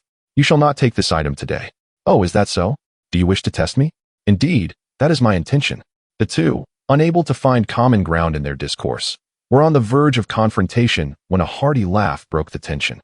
"Gentlemen, please remain calm and allow me to speak." The voice accompanied a figure who swiftly approached, positioning himself between the two. The newcomer was Xiang Yichen, a notorious figure in the underworld, a martial arts giant at the pinnacle of power, a veritable demon known for his ruthlessness, and one of the local overlords. Both Yun Zhonghan and the man recognized him and felt apprehensive, quietly awaiting his words. "Since both of you are interested in this item, why not let the highest bidder claim it? Relying solely on martial prowess would be inherently unfair. My Xiangshan Heifeng has built its reputation over the years, which is not to be taken lightly. I beseech you both to show some consideration and refrain from adding more corpses beneath the old cypress tree." Xiang Yichen spoke slowly, his authority undeniable. "If we are to discuss based on financial power, who could possibly rival Guiyun Zhuang? Your argument holds some merit. Yet Guiyun Zhuang possesses not only immense wealth, but also a plethora of formidable individuals within its ranks. Are you not equally outmatched?" Xiang Yichen mocked him with a cold smile. The man, humiliated, felt an overwhelming urge to possess this item. Hesitation was no longer an option. He raised his hand, his fingers deftly retrieving an object from his sleeve. As the gilded token emerged, it refracted a chilling brilliance, with a coiling dragon poised majestically, its whiskers trembling with movement, as if it were about to break free from the confines of the token. Flipping the token over, the four characters "as if I were present" leapt into view on the reverse, the intricate patterns along the edges echoing the imperial style, unmistakably a golden imperial edict, commanding obedience wherever it appeared. "Do you intend to rebel?" Yun Zhonghan was not surprised by the man's revelation of identity, while Xiang Yichen cast a disdainful glance, saying, "Put away your worthless trinkets and your ignorant arrogance. Here, I hold the authority." He was indeed justified in making such claims. This place lay far from the imperial power, and the man, acting alone, would surely be isolated. Guiyun Zhuang's influence, however, rivaled that of the royal family, rendering them unyielding to commands or proclamations. If you insist on this course of action, you will find yourselves opposing the imperial authority. Consider the consequences carefully. The imperial power had fallen to such depths, the man felt a sense of helplessness and could only continue to threaten. Should you utter such words again, do not blame me for my ruthless nature. Xiang Yichen's voice grew colder. As a giant of the underworld, he harbored a deep-seated disdain for the imperial authority, and anger now simmered within him. The man, seeing that neither was swayed, snorted coldly and turned to leave. Hurry and take your prize. And let Yun Zhongzi send the gold. Do not make me retrieve it myself. After speaking to Yun Zhonghan, he turned to Zhu Jiao. Come with me. Yun Zhonghan bowed respectfully to Xiang Yichen before departing. All that had transpired was witnessed by the onlookers, who, though unaware of the specifics, could only speculate and imagine. The tale would soon spread like the wind. Meanwhile, those above remained vigilant, closely monitoring the events below, their concern palpable despite the lack of clarity. I did not expect so many overlords to be present here. Our actions were indeed reckless, Qiu Yusin admitted, feeling uneasy. There are far more than you imagine. I sense 2 hidden auras as well. Truly, this is a place where dragons and tigers converge, Bei Yi replied, concealing his own brilliance. Is young Master Zhu unharmed? Chunli asked anxiously. Even if there are issues, what can be done? Under this roof, one must bow their head, Bei Yi replied helplessly. Let him be. Who asked him to be so clever? Qiu Yu seemed somewhat annoyed. Yet, despite her words, her gaze remained fixed, watching him walk towards a certain courtyard. Xiang Yichen led Zhu Jiao to a nearby hall. Once seated, he summoned someone to serve tea. A graceful woman entered, her figure enchanting and breathtakingly beautiful. Even Zhu Jiao, having seen countless individuals, could not help but marvel at Xiang Yichen's good fortune. Do you recognize the item for sale? I do not. Why have you chosen to sell it? Are you unaware of its value? I only realized it later. Then allow me to enlighten you about this item and its secret. Xiang Yichen began to narrate, explaining the golden dragon pendant in detail, and Zhu Jiao listened with rapt attention. It was revealed that 60 years ago, Jin Feiyang had come to this place, where 2 great powers met as friends through martial prowess, ultimately forming a bond of mutual respect. Jin Feiyang confided a monumental secret to him. The story, it seemed, began with the royal family. Back then, the Jin brothers dominated the world with their celestial martial prowess, founding the great Jin Empire. Yet power, akin to an addictive poison, gradually undermined the bond between the 2 brothers, leading to an unspoken rift between them. Consequently, they resolved to relinquish their positions and retreat into the shadows, forging 5 golden dragon tokens. Among their descendants, they would select 5 individuals to wield authority, these 5 becoming the highest symbols of power in the Dejin kingdom and the custodians of its secrets. Subsequently, they convened the most distinguished youths from their clan to form the Zhong Lao Yuan, a council entrusted with making crucial decisions regarding matters of state, including ancestral rights, the deposition of emperors, and the appointment of officials. This structure of imperial power was nearly flawless, yet there remained one flaw: the 5th position within the Tianji Chu. The brothers, vying for that singular slot, nearly turned against one another. In the end, they unanimously decided to share a single bride, leaving their fate to destiny. Thus, their offspring would remain indistinguishable in lineage, erasing the distinctions of social standing. And it was from this lineage that Jin Feiyang emerged as the 5th descendant. Chapter 56. The situation spirals out of control. This seemingly flawless approach appeared to resolve the issue at hand, yet it sowed the seeds of future troubles. The 5th lineage faced dual rejection from the other 4 factions, gradually distancing itself from the center of power. As time flowed by, the family's branches grew like an ancient tree with gnarled roots, and the infighting among the clans escalated to a boiling point. Within the vortex of power, 2 factions emerged as formidable contenders, gaining absolute dominance. This compelled the originally weak trio of forces to hastily forge an alliance, thus creating a delicate balance of power reminiscent of a tripod. However, even united, this alliance struggled to wield any significant influence during family deliberations, unable to rival the other 2 factions in the slightest. With the wear and tear of both overt and covert conflicts, the alliance's strength flickered like a dying candle, inevitably heading towards decline. The Jin Wushuang lineage exemplified this downward spiral, quietly retreating from the treacherous political arena after rounds of power reshuffling. At that time, while the power struggles within the family surged beneath the surface, they maintained a veneer of restraint, for all parties were acutely aware that the Tianwu secret repository represented a true taboo. Crossing that line would unleash a storm of bloodshed. Until one day, the Jin Feiyang lineage received alarming news regarding the sudden disappearance of the Jin Wushuang lineage's ancestors. Following the clues, he arrived at this place step by step. During his investigation, he unearthed a shocking secret. One of the factions had already gotten ahead and obtained the key from the hands of Jin Wushuang's ancestors. Yet, he remained oblivious to which faction had laid claim to it. Amidst the surging undercurrents of tension, he found himself treading upon a razor's edge, while his enemies lurked in the depths of obscurity, akin to venomous serpents poised to strike in the night. Unbeknownst to him, he had already brushed against the secret within the secret. That faction would never allow him to return alive, for only the dead could keep secrets. He sensed that he had become a target and, in a bid for self-preservation, disclosed everything to Xiang Yichen, who pledged assistance. Now, over 60 years have passed, and he has not reappeared. The likelihood of his demise is substantial. Upon hearing this, Zhu Jiao felt a sudden tightness in his throat, his fingers gripping the teacup turning pale.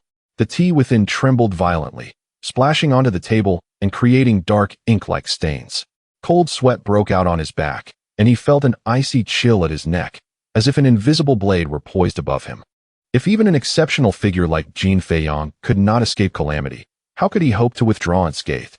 According to this account, Jin Feiyang's burial of objects was not a mere oversight, but rather a hasty action born of foreseen danger and despair. Continuing the lineage of Jin Wushuang was merely an attempt to lull others into complacency, delaying the impending storm. As Zhu Jiao's thoughts raced, he perceived the true horror of the situation. One faction had already recognized his insignificance, while the others remained blissfully unaware, considering themselves the players. Jin Feiyang's actions were likely intended to have him wield the Jin Long Pei to draw out Xiang Yichen, thus relaying the message back to the capital to warn others. Yet, his current actions were in direct opposition to Jin Feiyang's intentions. As it turned out, the true players knew that the key to Jin Wushuang was non-existent in his possession, and thus, they paid him no mind. This was precisely the opportunity Jin Feiyang had created. While the players busied themselves manipulating the board, they were unaware that they had already fallen into someone else's game. Zhu Jiao pondered deeply, and after unearthing Jin Feiyang's journal, he felt an ominous premonition, piecing together several truths, which today found validation in Xiang Yichen's words. The so-called opportunity was one that Jin Feiyang had procured for his own lineage, not for him. Unexpectedly, he had inadvertently disrupted Jin Feiyang's layout and escaped the whirlpool. Little did he realize that his actions not only shattered Jin Feiyang's plans, but also dismantled everyone else's. No one could have anticipated that he would boldly seize Jin Feiyang's Jin Long Pei, not to mention the Tianmu key. The individual who acquired both keys would never have imagined that this pawn, serving as a smokescreen, would truly alter the equilibrium. Now that the key had reached Guiyun Zhuang, acquiring it would become exceedingly challenging. Even if they united all the royal clans, opposing Guiyun Zhuang would yield only a 50-50 chance, rendering all their previous schemes futile. Zhu's actions indeed overturned the chessboard, a result that even Jin Feiyang would not wish to witness.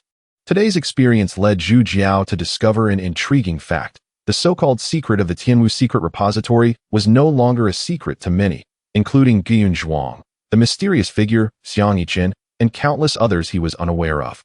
They would undoubtedly react to today's events, compelling all factions to reconfigure their strategies. The host detailed the inner workings of this matter and inquired whether Zhu Jiao needed to take any action. You are astute, in truth. Neither Jin Feiyang nor you hold a candle to the significance of the Tianmu secret repository. Do you wish to partake in the spoils as well? Then involvement is inevitable.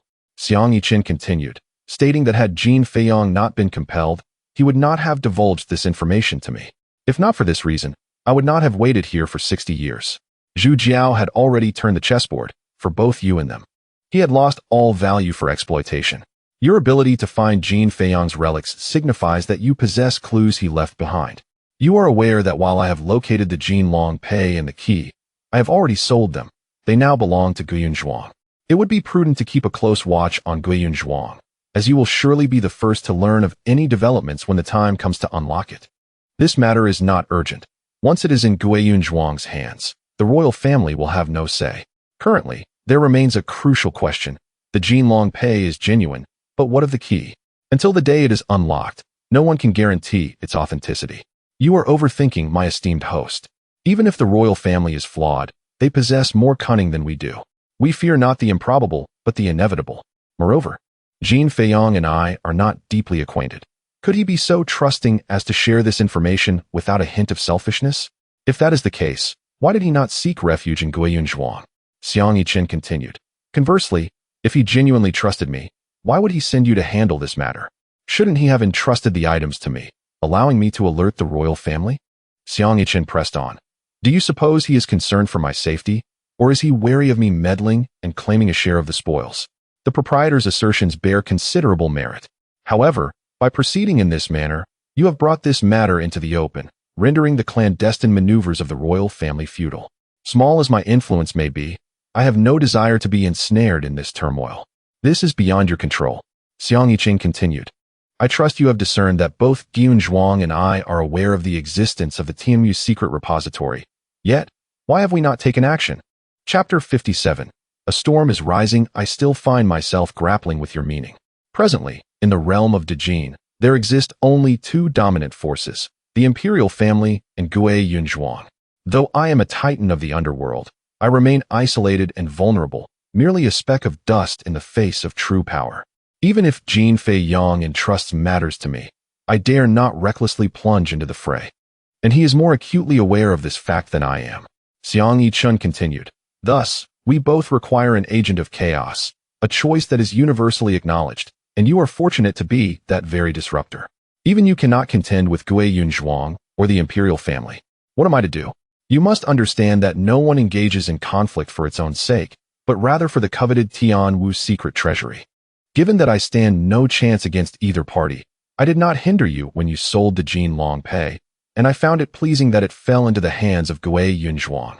The two superpowers will compel all factions within the Jin Kingdom to choose sides, presenting me with an opportunity for growth. Remember, when two tigers contend, both may suffer grievously. Xiang Yichun took a sip of tea to moisten his throat before continuing. Although both parties will vie for victory, they will not annihilate one another. Ultimately, negotiations will ensue, and at that juncture, you and I shall represent a neutral third party to balance the interests of both sides. I understand now. The confrontation between such superpowers is not akin to the open warfare between nations, with swords drawn and bullets flying. They require a space for testing each other as strengths, to accumulate small victories for greater triumphs.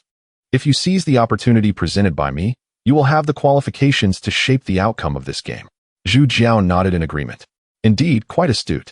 To be candid, I have just extricated myself from a predicament and wish not to plunge back into the fray. Would it be possible for you to spare me? It is precisely your thoughts and actions that have granted you this opportunity. Had you discreetly hidden your assets, you would merely serve as a garment for others. In the end, only a dead end awaits you. Clearly, you have made the right choices, earning the recognition of both myself and Guiyun Zhuang. However, should you choose to remain uninvolved, the imperial family's vengeance would surely descend upon you like thunder. Tell me, how would you survive this storm? Xiang Yichun continued. Therefore, I propose a transaction. I shall ensure your safety. And you shall assist me in mediating between these two factions, forming a bridge for communication among the three parties. Though your argument is compelling and the deal tempting, it appears I stand to gain nothing from it. Do you have any choices? It seems not. Zhu Jiao acknowledged his lack of options. After a moment of silence, he asked, What exactly do you require of me? Xiang Yichun, stroking his beard with a smile, replied, The imperial family is bound to take action soon. They will first approach Guiyun Zhuang to demand the Jin Long Pei and the key. Naturally, Guiyun Zhuang will not relinquish them easily, as they are inherently theirs. Consequently, Guiyun Zhuang will likely enlist you to shield them from confrontation. You merely need to bide your time here for a few days. Master Strategist. Zhu Jiao replied, I shall comply. Upon seeing Zhu Jiao nod in acquiescence, Xiang Yichun laughed heartily and engaged in some inconsequential chatter before sending him on his way. Upon returning to the inn, Zhu Jiao found his companions somewhat anxious. What transpired? Did they give you any trouble? Asked Qiu Yu, her expression one of urgency as she sought to uncover the details. Nothing of consequence. The host merely invited me for tea, and we conversed for a time, Zhu Jiao replied nonchalantly. Qiu Yu, sensing something amiss, noticed Zhu Jiao's reluctance to elaborate and refrained from pressing further. By the way, Guiyun Zhuang currently owes us 100,000 gold. We need to remain here until they send the money. 100,000 gold. Did I hear you correctly? Chun Li's eyes widened in disbelief. This is no trivial matter. Such a sum is astronomical and will inevitably attract covetous eyes. Must we be on constant alert? Qiu Yu expressed her concern rather than joy upon hearing this news. Fear not. When the time comes, we will seize Gui Yunzhuang's Baodan Tang, and you can indulge in their elixirs like candy, consuming everything before we depart, Zhu Jiao said with an air of ease. That notion is quite appealing. Taking their money and purchasing their goods, Chun Li mused, feeling exhilarated at the prospect. Thus, the group settled comfortably into the inn.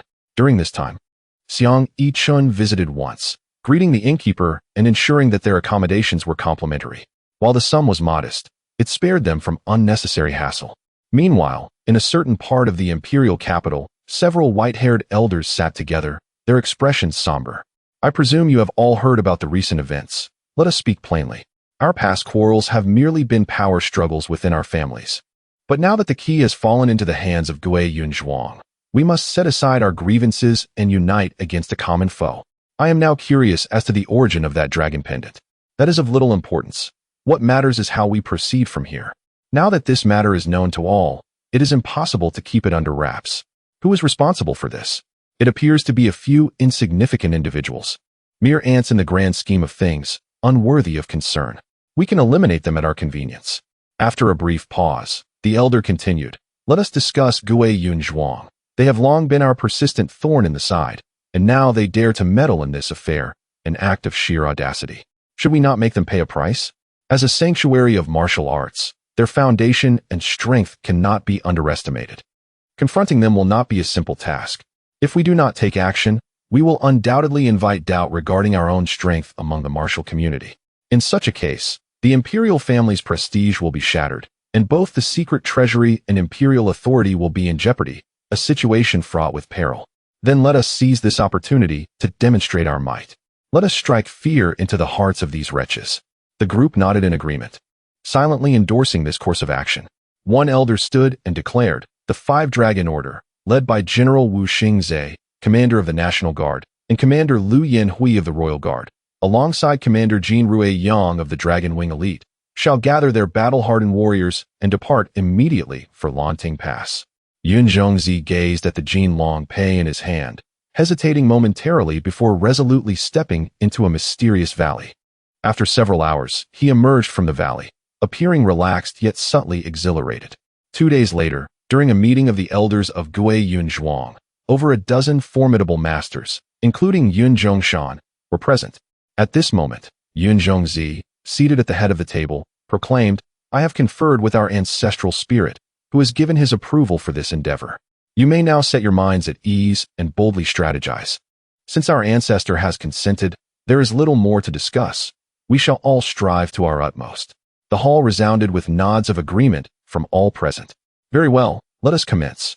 Yun Zongzi straightened his posture and declared, the first topic for discussion is the royal family's mobilization of military forces. How shall we respond? The discussion begins. I believe that although the royal forces have gathered at Lantingwen, they do not truly dare to engage in battle. This is merely a tactic of intimidation intended to coerce us into retreating. There is no need for undue alarm. I must express a contrary viewpoint. Throughout history, warfare has always been characterized by deception.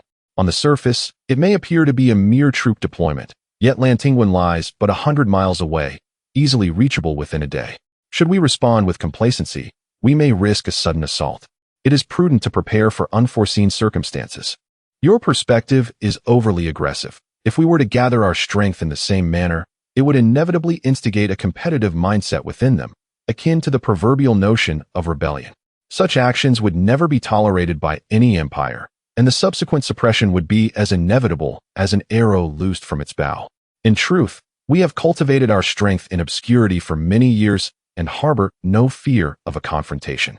Nevertheless, the royal family remains unaware of our true capabilities, and they may very well entertain similar thoughts, leading to a scenario where two tigers contend, resulting in mutual devastation. Chapter 58. The end of the trial after an indeterminate period. Gazing upon the multitude of hands raised high, Yun Zongzi slowly lowered his eyelids, his brow slightly furrowed, as if weighing countless pros and cons suddenly. He He raised his head with a fierce glint in his eyes and declared in a voice resonant as thunder, "The vote is passed." He commanded the shopkeepers across the lands to adjust daily prices by 30%, raise the prices of divine weapons and elixirs by 70%, and increase the exchange rate for tickets tenfold. He ordered the clan members to send out invitations, gathering friends and relatives from above the Earth realm to a banquet at Gyun Manor, where food and lodging would be complimentary, with generous gifts presented. Rumors were to be spread about a deficit in the national treasury, preparing to plunder Gyun Manor, activate the covert operations, and summon the assassins back to the manor. These commands thundered like a storm, swiftly disseminating throughout the kingdom of Jin. Flocks of carrier pigeons from Guiyun Manor soared across the sky, and the sound of galloping hooves on the official roads echoed like drums, carrying secret orders into every nook and cranny. As the orders from Guiyun Manor were issued, the kingdom of Jin was instantly thrown into chaos, with winds and clouds swirling. In the marketplaces, the common folk clutched their copper coins, lamenting the soaring prices of grain and vegetables. Inside the fabric shops, the shopkeepers wore grim expressions as they repeatedly adjusted price tags, while customers stared in disbelief at the prices, voicing their grievances. "The prices are rising faster than one can fly. How are we to survive?" Meanwhile, outside the elixir shops and weapon forges, martial artists were seething with rage, with some slamming their purses onto the counters. Has the price hike suddenly turned us into fat sheep awaiting slaughter? Simultaneously, various factions within the martial world began to investigate the sudden drastic price adjustments, pondering what could possibly lie behind this series of unusual actions. Ultimately, people gleaned the terrifying truth through various channels. The court was mobilizing troops to raid Guiyun Manor. This news incited widespread panic throughout the kingdom of Jin, leading to a chorus of complaints, with outraged citizens gathering at the government offices demanding answers. As this matter concerned the livelihoods of all, countless letters of advice flooded into the imperial city, stirring the court into a frenzy. 2 days later, prices unexpectedly returned to normal, prompting the populace to exclaim that they had been unnecessarily alarmed. However, unbeknownst to them, Jin Lixian, one of the 5 dragons, had personally visited Guiyun Manor and engaged in a secret conversation with Yun Zhongzi for half a day, eventually ending this confrontation. Subsequently, the troops assembled at Lanting Pass retreated to their original positions. A day later, Yun Zhongzi journeyed to Xiangshan, returning to Gyun Manor with Zhu Jiao and others, everything unfolding just as Xiang Yuchen had anticipated. Thus, this simple trial came to an end, with both sides having caught a glimpse of each other's hidden depths. Yet, the cessation of overt conflict signified the commencement of covert struggles. Within a certain hall of Guiyun Manor, after Yun Zhongzi and Zhu Jiao took their seats, a conversation commenced. "Let us speak frankly. Xiang Yichen has relayed all that he knows to me, and I share his sentiments. The Tianwu secret vault is not of utmost importance to us. However, we must involve ourselves. Do you understand why? Please enlighten us, master of the manor." Zhu Jiao replied.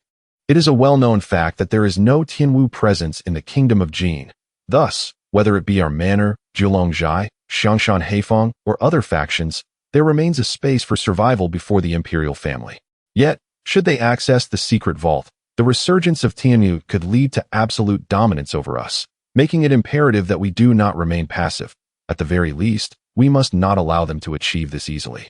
This is a mutual constraint and hindrance among your factions. I am truly innocent." Zhu Jiao lamented. He understood better than anyone that among their small group, Shi Hongyi belonged to Zhulongjai. Qiu Yu was from the royal family. Bai Yi hailed from Yuling sect, while he and Chun Li were mere commoners without any backing, purely insignificant figures. Others had formidable allies, while he was akin to a child without a mother, lacking any support. Before an avalanche, no snowflake is innocent. The secret has been preserved for a millennium, and the various factions have tacitly observed the changes because, deep down, they are unwilling to act, as you have overturned the chessboard. Yet, I too was drawn into this against my will. I am not here to hear your explanations, knowing full well that this is merely your means of self-preservation. However, you must now present yourself in a neutral stance. Why must it be me? Anyone with a factional affiliation would not put us at ease, and you are precisely the suitable candidate. May I propose a condition? Speak. Regardless of the outcome, grant us a path for survival. That depends on your capabilities. You are a clever individual, aware of how to balance interests. This statement is akin to saying nothing at all. Once the grand ceremony concludes, You shall set out for the capital. Be prepared. Wait, master of the manor. Have you forgotten something? What is it? My 100,000 taels of gold. You truly intend to claim it? Do you not realize that such an act harms both others and yourself? Unwise for any sagacious person? Do not refuse what can be freely given. If you truly do not provide it, I have no choice. After all, it is no small sum, and greed is inevitable. You underestimate Guiyun Manor. Do you think we would regard such trifles? I am merely concerned that you may attract unnecessary troubles with your wealth, jeopardizing your bright future and your life. In truth, it is acceptable to forego the gold. Simply exchange it for elixirs to enhance my companions, providing us with some support on our journey. Alas, it seems you know nothing of the depths of the various factions. To tell you the truth, even if you all were to ascend to the realm of overlords, you would still appear as mere ants before us. After a brief pause, Yun Zhongzi continued. However, since you have spoken, I shall grant your wish. Zhu Jiao understood that he was merely a commoner, a penniless individual who must strive for what he desires, unlike others who feign camaraderie. After making the necessary arrangements, Yun Zhongzi turned to Bai Yi, a hint of confusion in his expression, and inquired, Young Master Bai Yi? Indeed. Your Qingyu sect possesses the true Sun Master, a genuine Tianwu presence. Do you still hold interest in the secret vault? I am also an innocent party caught in the fray. Be cautious on the journey. After all, swords and blades show no mercy, and some nefarious elements may not recognize true power. Rest assured, I still possess some self-preservation abilities. After receiving Yun Zhongzi's nod, the group returned to their respective courtyards. Meanwhile, atop a mountain at the border between the Yuan and Qin kingdoms, a figure stood with hands clasped behind his back, his garments fluttering in the wind. From the forest, a person rushed forth and bowed upon arrival. Chu Jinchuan, at your service, sect master. Is that piece of information accurate? Absolutely true. Continue the investigation and report back immediately upon receiving any news. The figure responded with a soft affirmation and gradually withdrew, ultimately vanishing into the dense forest. Zhengyang Laogo, this time you shall surely meet a fate without a burial place. Shortly thereafter, the individual muttered to himself and leaped into the void, disappearing from sight. This remarkable feat of traversing the void revealed him to be a master of Tianwu. Upon returning to the courtyard, Zhu Jiao and his companions resumed their former routines, spending their days in jest and honing their martial skills. Before long, Guiyun Zhuang delivered various elixirs, and the group, no longer polite, feasted heartily, intent on advancing their cultivation. It can be said that sharpening a sword on the eve of battle, though it may be slow, still shines brightly. Chapter 59. The Sword Testing Festival. As the two formidable factions clashed, the world trembled in response, making this year's Sword Testing Festival particularly vibrant. Experts from the Earth Spirit realm, typically elusive, gathered in Guiyun Zhuang, engaging in lively exchanges. Even the mighty figures of the Panwu realm, who usually dominate their territories, made occasional appearances among the crowd. Legends of unparalleled individuals, transcending the mundane, could also be glimpsed by those with keen eyes. All of this excitement stemmed from the rumors surrounding the extraordinary divine weapons. Guiyun Zhuang had established a stringent classification for weapons. Those wielded by martial artists were merely termed weapons, while those capable of resonating with true energy were exalted as divine weapons. The finest among these were known as famed weapons, and the finest of all were labeled as peerless divine weapons. However, even beyond peerless divine weapons, there existed the transcendent divine weapons, reserved for the Tianwu. Upon attaining the status of Tianwu, one could harness their true energy to ignite the innate true fire for weapon forging, granting them limitless creativity. Yet, the downside was evident. From the moment of their creation, these weapons bore an indelible mark, rendering them unable to be passed to another. Every century, Guiyun Zhuang hosts a sword testing festival. While it is dubbed a sword festival, it encompasses more than just swords. The term is favored for its auspicious connotation. As swords are more commonly crafted, it is said that on this day, Guiyun Zhuang would identify a fated individual and bestow upon them a peerless divine weapon. To speak of the might of these divine weapons necessitates a discussion of the three heavenly realms. The three heavenly realms are categorized as the first realm, Yunxiao, the second realm, Leifu, and the third realm, Tiangong.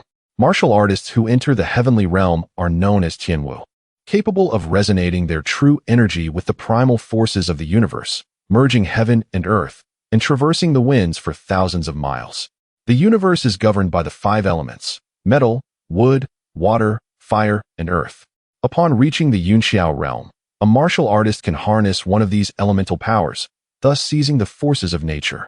Entering the Leifu realm signifies the ability to wield 2 to 3 elemental powers, and in exceptional cases, one may command all 5. If a talent is extraordinarily gifted and possesses a remarkable comprehension, they may even transcend the 5 elements to combine them, achieving rare and powerful elemental forces such as ice, wind, and thunder. Mastery over any one of these allows one to disregard the elemental conflicts, ensuring an advantageous position in battle. It is said that ice can freeze all, thunder can shatter all laws, and the winds can traverse great distances, granting one the freedom to roam the world. Naturally, such martial artists are exceedingly rare, often existing only in legends. The third realm, Tiangong, signifies a profound mastery over elemental forces, an understanding of the transformation of properties, and an insight into the principles of yin and yang, allowing one to transcend the 5 elements, akin to the sun, moon, and stars, gazing down upon the mortal world. Returning to the subject of peerless divine weapons, it is essential to understand that once a divine weapon is imbued with elemental forces, even the protective true energy of the earth realm is rendered as fragile as tofu before a knife. A weapon infused with elemental power in the earth realm, while possessing less than 1% of the strength of a Tianyu, can effortlessly annihilate opponents of the same rank, enabling one to triumph over adversaries of higher tiers. Thus, these extraordinary divine weapons naturally attract swarms of martial artists, who find it impossible to resist their allure. However, it is crucial to note that no matter how exceptional a divine weapon may be, its effectiveness ultimately hinges on the wielder. If the wielder is lacking in strength, the weapon merely becomes an additional trinket for their demise. Yet, exceptions abound. Zhu Jiao is one such instance. His motivation for participating in the sword testing festival is merely for the excitement, as the prospect of acquiring a peerless divine weapon holds little significance for him. He has no desire to be the foremost figure of his time, engaging in endless battles fraught with peril. Instead, he yearns for boundless wealth, exquisite wines, and endless beauty, seeking a life of leisurely enjoyment until old age. Consequently, under his influence, the atmosphere within the courtyard starkly contrasted with the bustling anticipation of the outside world. With the aid of medicinal pills, Zhu Jiao and his companions engaged in daily discussions about who had advanced in rank that day and what pills they would consume the next. Perhaps due to overindulgence, subsequent advancements became less pronounced. Zhu Jiao reached the 5th stage of the Earth Spirit Realm. Qiu Yu attained the 9th stage. Shi Hongyi progressed to the 6th stage. While Chuanli faced a rather awkward plateau at the 8th stage of the Dragon Elephant, seemingly encountering a bottleneck that hindered further progress. In contrast, Beiya unexpectedly ascended to the Panwu realm, a delightful surprise. While it appeared to be merely a 3-stage advancement, the difference felt vast. Perhaps others were unaware, but Beiya knew better than anyone the extent of his secret efforts and the hardships he had endured. One morning, a knock echoed from outside the door, as Yun Zongzi sent a messenger to summon them, announcing that the sword testing festival was about to commence. Only then did the group realize the urgency and sluggishly make their way over. In truth, they all understood that their leisurely lives were coming to an end, and they would soon be embroiled in a world of blades and swords.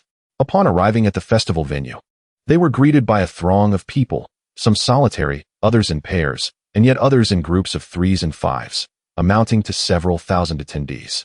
They marveled at the sheer number of martial artists from the Earth realm and above, exclaiming in awe that there were indeed others beyond themselves, realms beyond their own. As the sun ascended to its zenith, Yunzhongzi led a gathering onto the plaza. A heavy, rhythmic footfall approached, and 4 robust men steadily bore a table crafted from black wood adorned with gold, slowly making their way forward. Upon the table rested a long knife, measuring nearly 4 feet, angled with elegance. The blade was elongated and sleek, its hilt wrapped in dark red silk, glinting coldly with a fierce gleam. The design bore striking resemblance to a Miao knife, but exuded an even more menacing aura. At the end of the hilt dangled a bronze dragon head, its gaping maw fearsome and intimidating, swaying slightly with each step and emitting a low, resonant hum. The entire knife resembled a slumbering beast, quietly radiating a daunting pressure that gripped the hearts of onlookers. As it made its debut, it captivated the audience like a magnet, plunging the venue into a profound silence, with everyone holding their breath, unable to divert their gazes from the imposing long knife.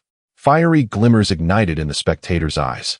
Akin to a ferocious beast lying in wait in the shadows, its crimson pupils swirling with greed and desire, their piercing stares nearly boring holes into the magnificent blade upon the table.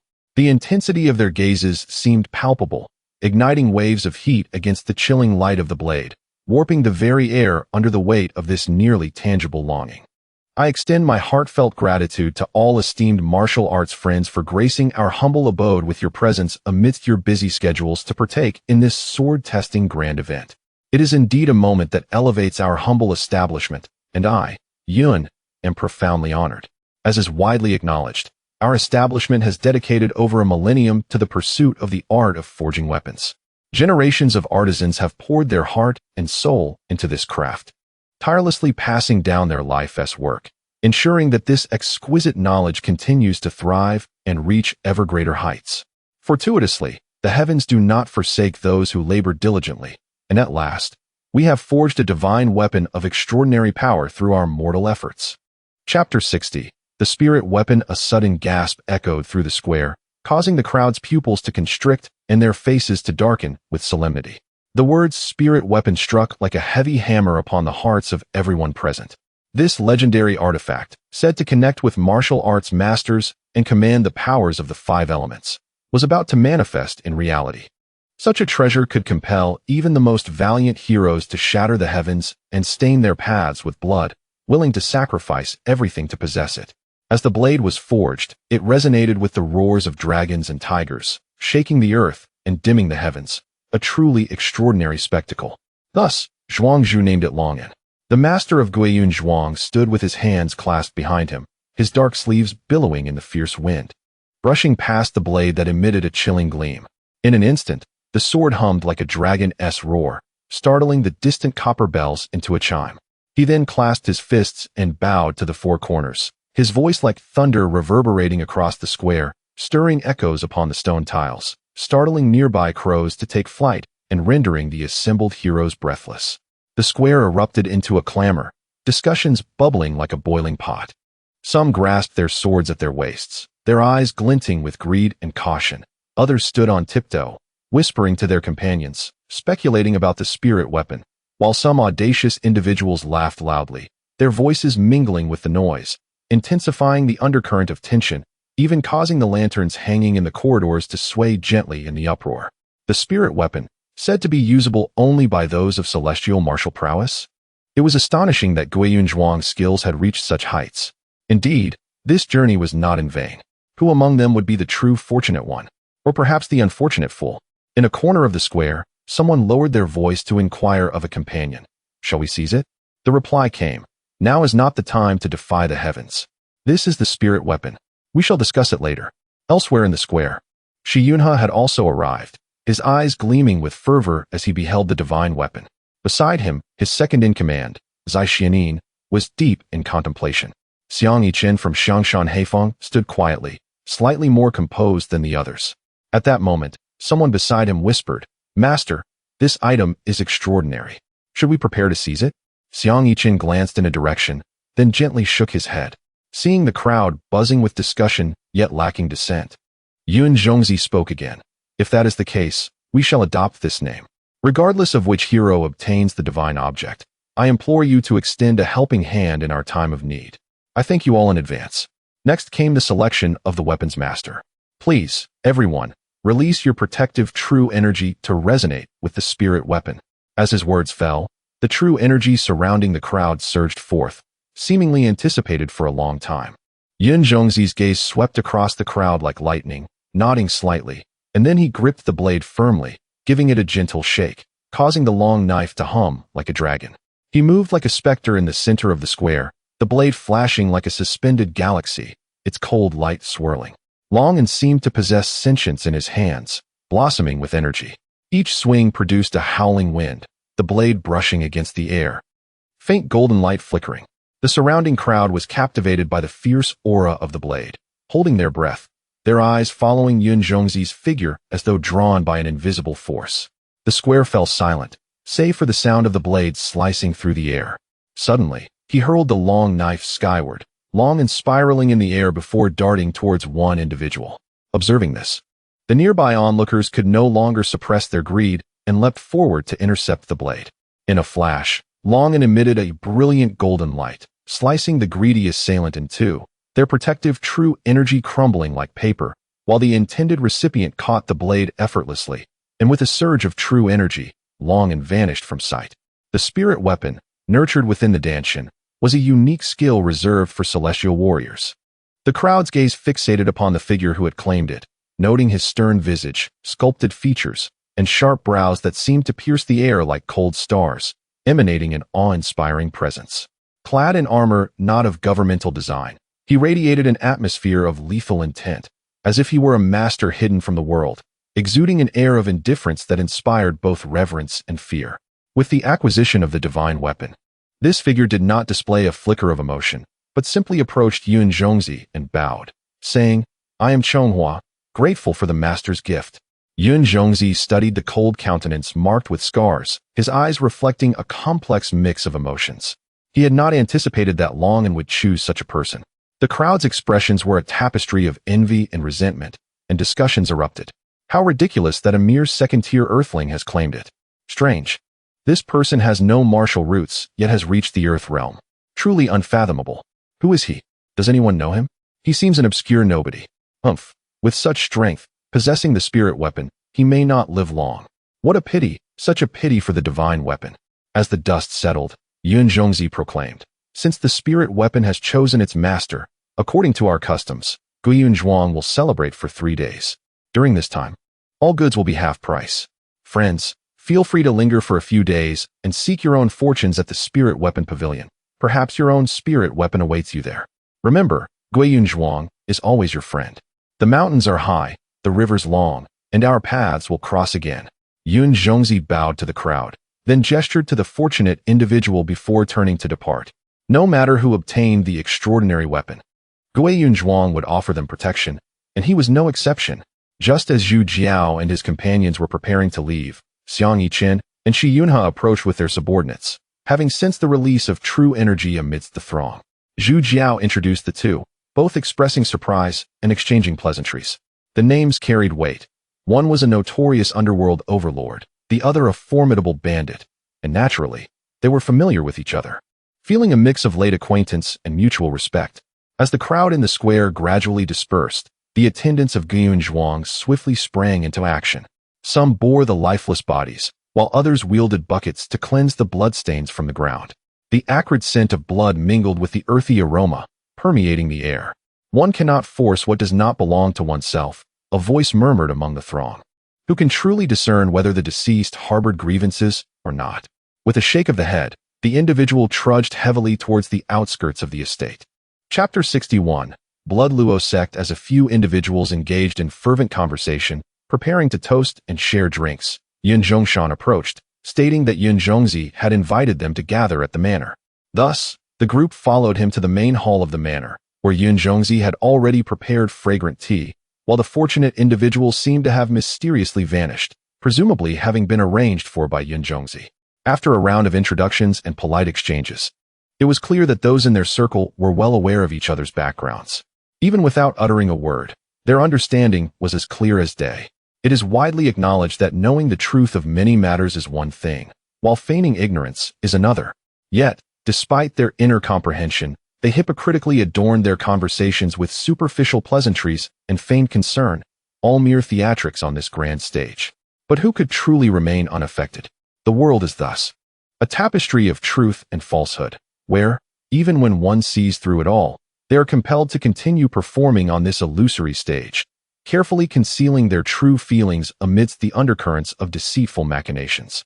Zhu Jiao observed the old foxes engaging in their performance, feigning ignorance while fully aware, and found the spectacle both amusing and exasperating. Eventually, unable to contain himself, he spoke up, "Esteemed leaders, let us dispense with the trivialities. What arrangements shall be made regarding the matter of the Tianwu secret repository?" Since no one dared to speak plainly, he, the disruptor, took the initiative. The others exchanged glances and nodded in tacit agreement. Yun Zhongzi then declared, Since we are all aware of this secret, let us speak candidly.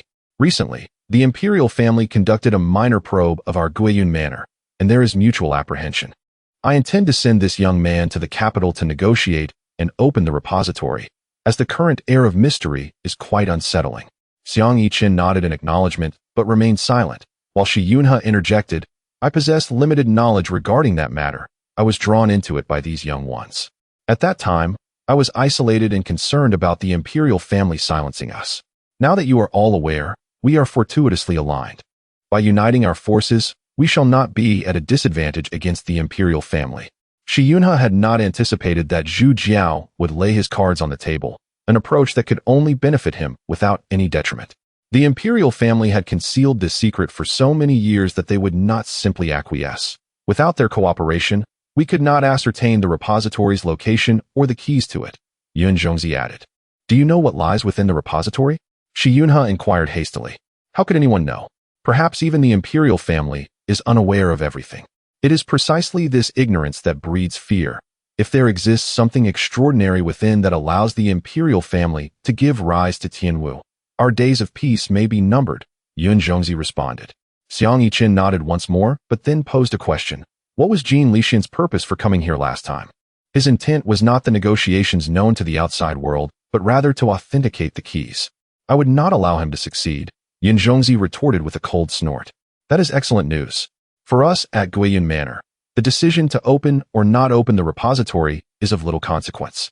What is most concerning is whether the imperial family might secretly open it themselves, which would pose a significant threat and risk.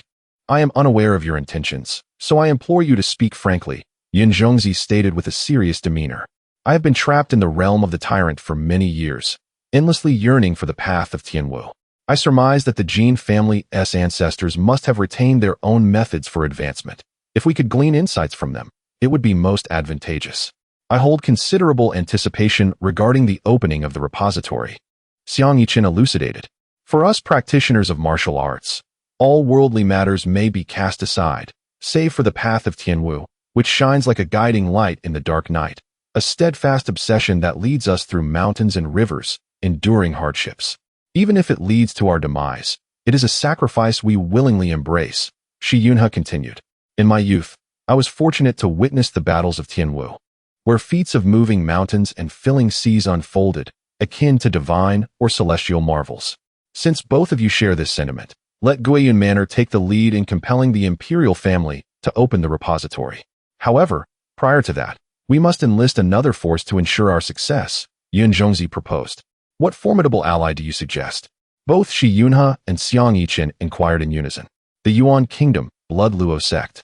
They are a sect well-versed in martial arts, with Tianwu presiding over them, far beyond our capacity to contend with. Engaging with them would be akin to seeking death, Xiang Yiqin cautioned. You misunderstand. My kingdom has survived for many years in the precarious space between Yuan and Qing, and indeed, their eyes are everywhere. However, they are unaware of the repository matter, which is why they observe from the sidelines. Times have changed. If they become aware, they will undoubtedly intervene, and we may find ourselves at a loss, Yun Zhongzi elaborated. Thus, we might as well extend a gesture of goodwill, bribing their envoys in our nation. This way, we can involve the Blood Luo sect while ensuring they keep our secrets. If the situation becomes untenable, we can shift the blame, achieving 3 objectives in one stroke. Both Shi Yunhe and Xiang Yiqin pondered this.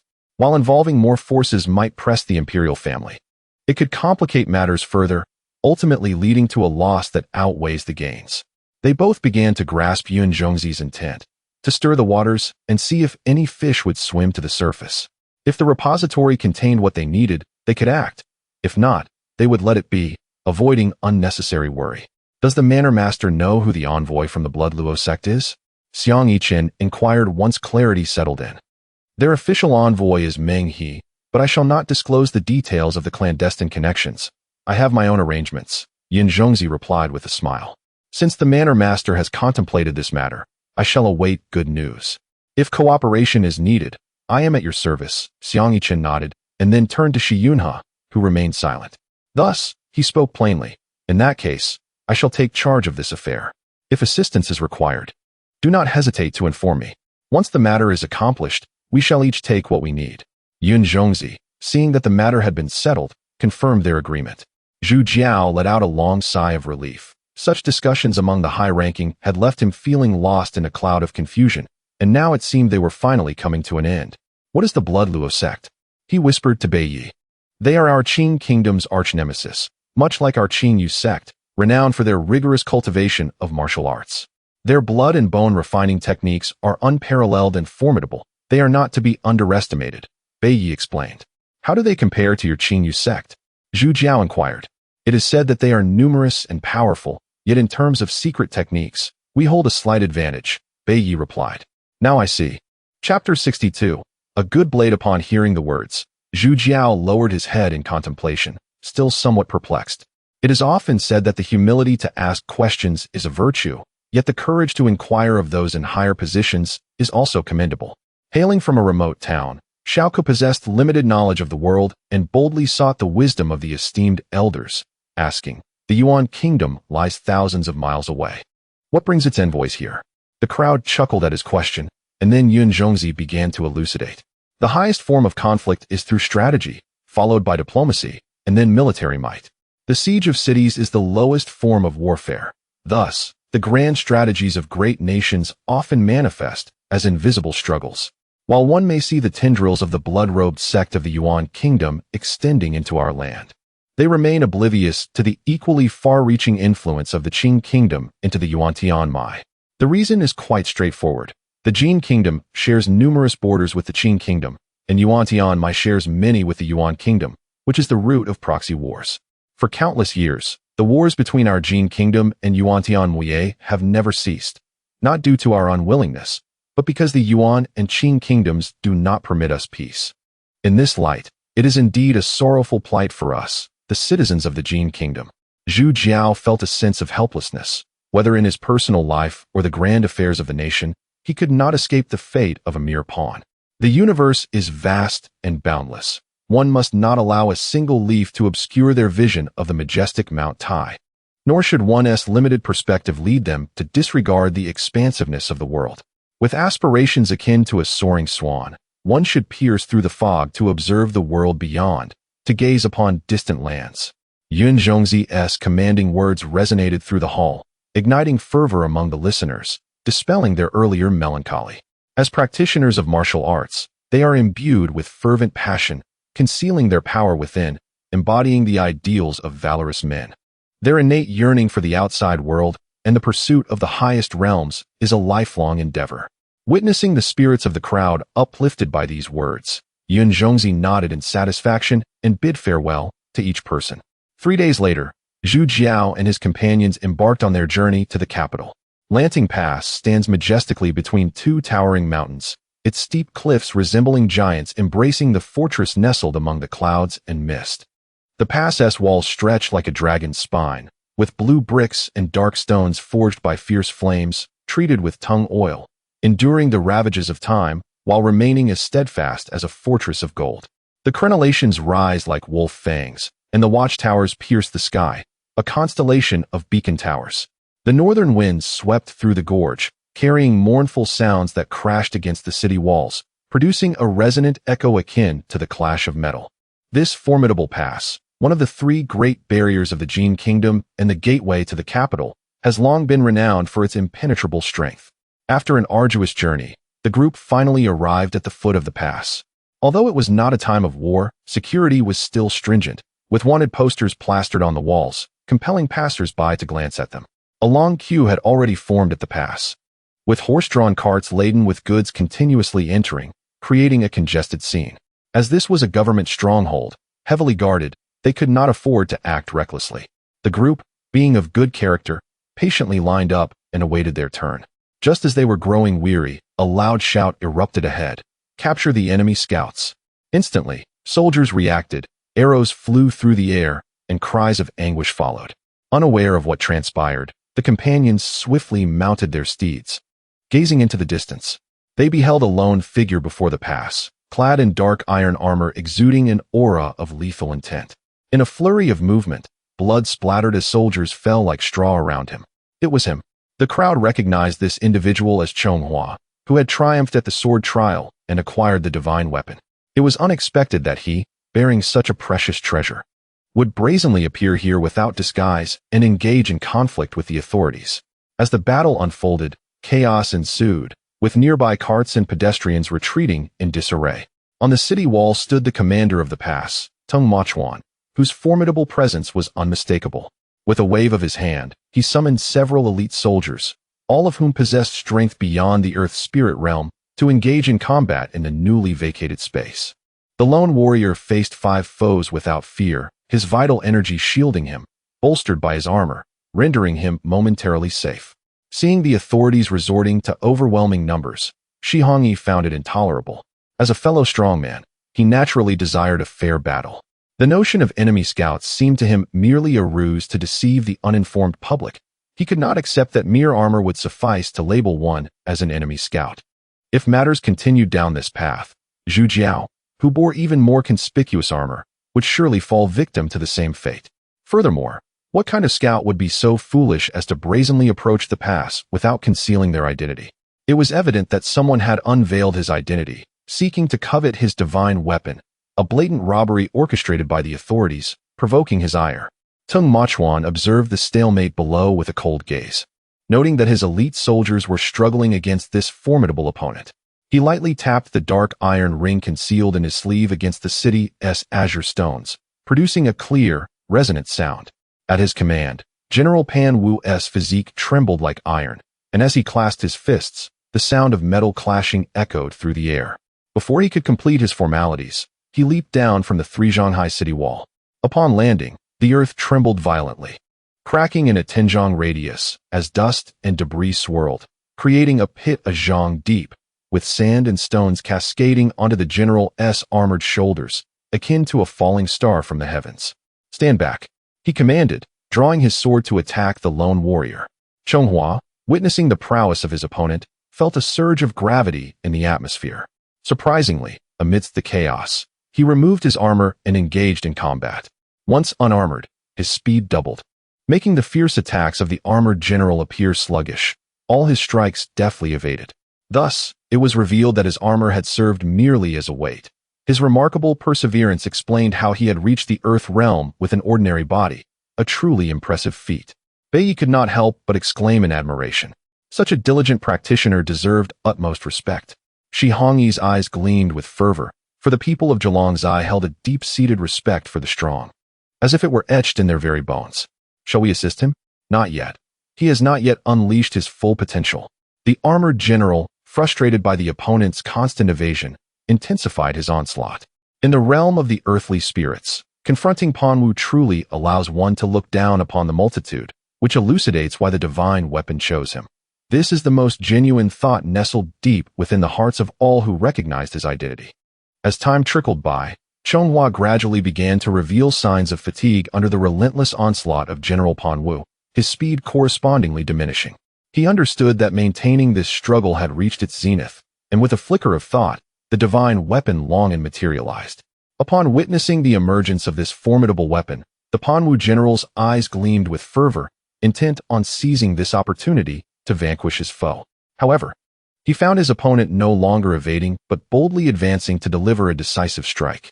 The sword he wielded to parry was shattered, and the golden light of the blade expanded infinitely before him, ultimately manifesting as the solitary glimmer of brilliance. What a splendid blade! This was the last unuttered sentiment he wished to express in his lifetime. Chapter 63. The Battle of Lanting Pass. As he gazed upon the fallen General Panwu, Tung Machuan remained unfazed, his eyes fixed intently on the extraordinary divine weapon, which shimmered with an enigmatic radiance. Moments later, he could no longer suppress the insatiable greed within him, leaping from the city ramparts and descending effortlessly to the ground.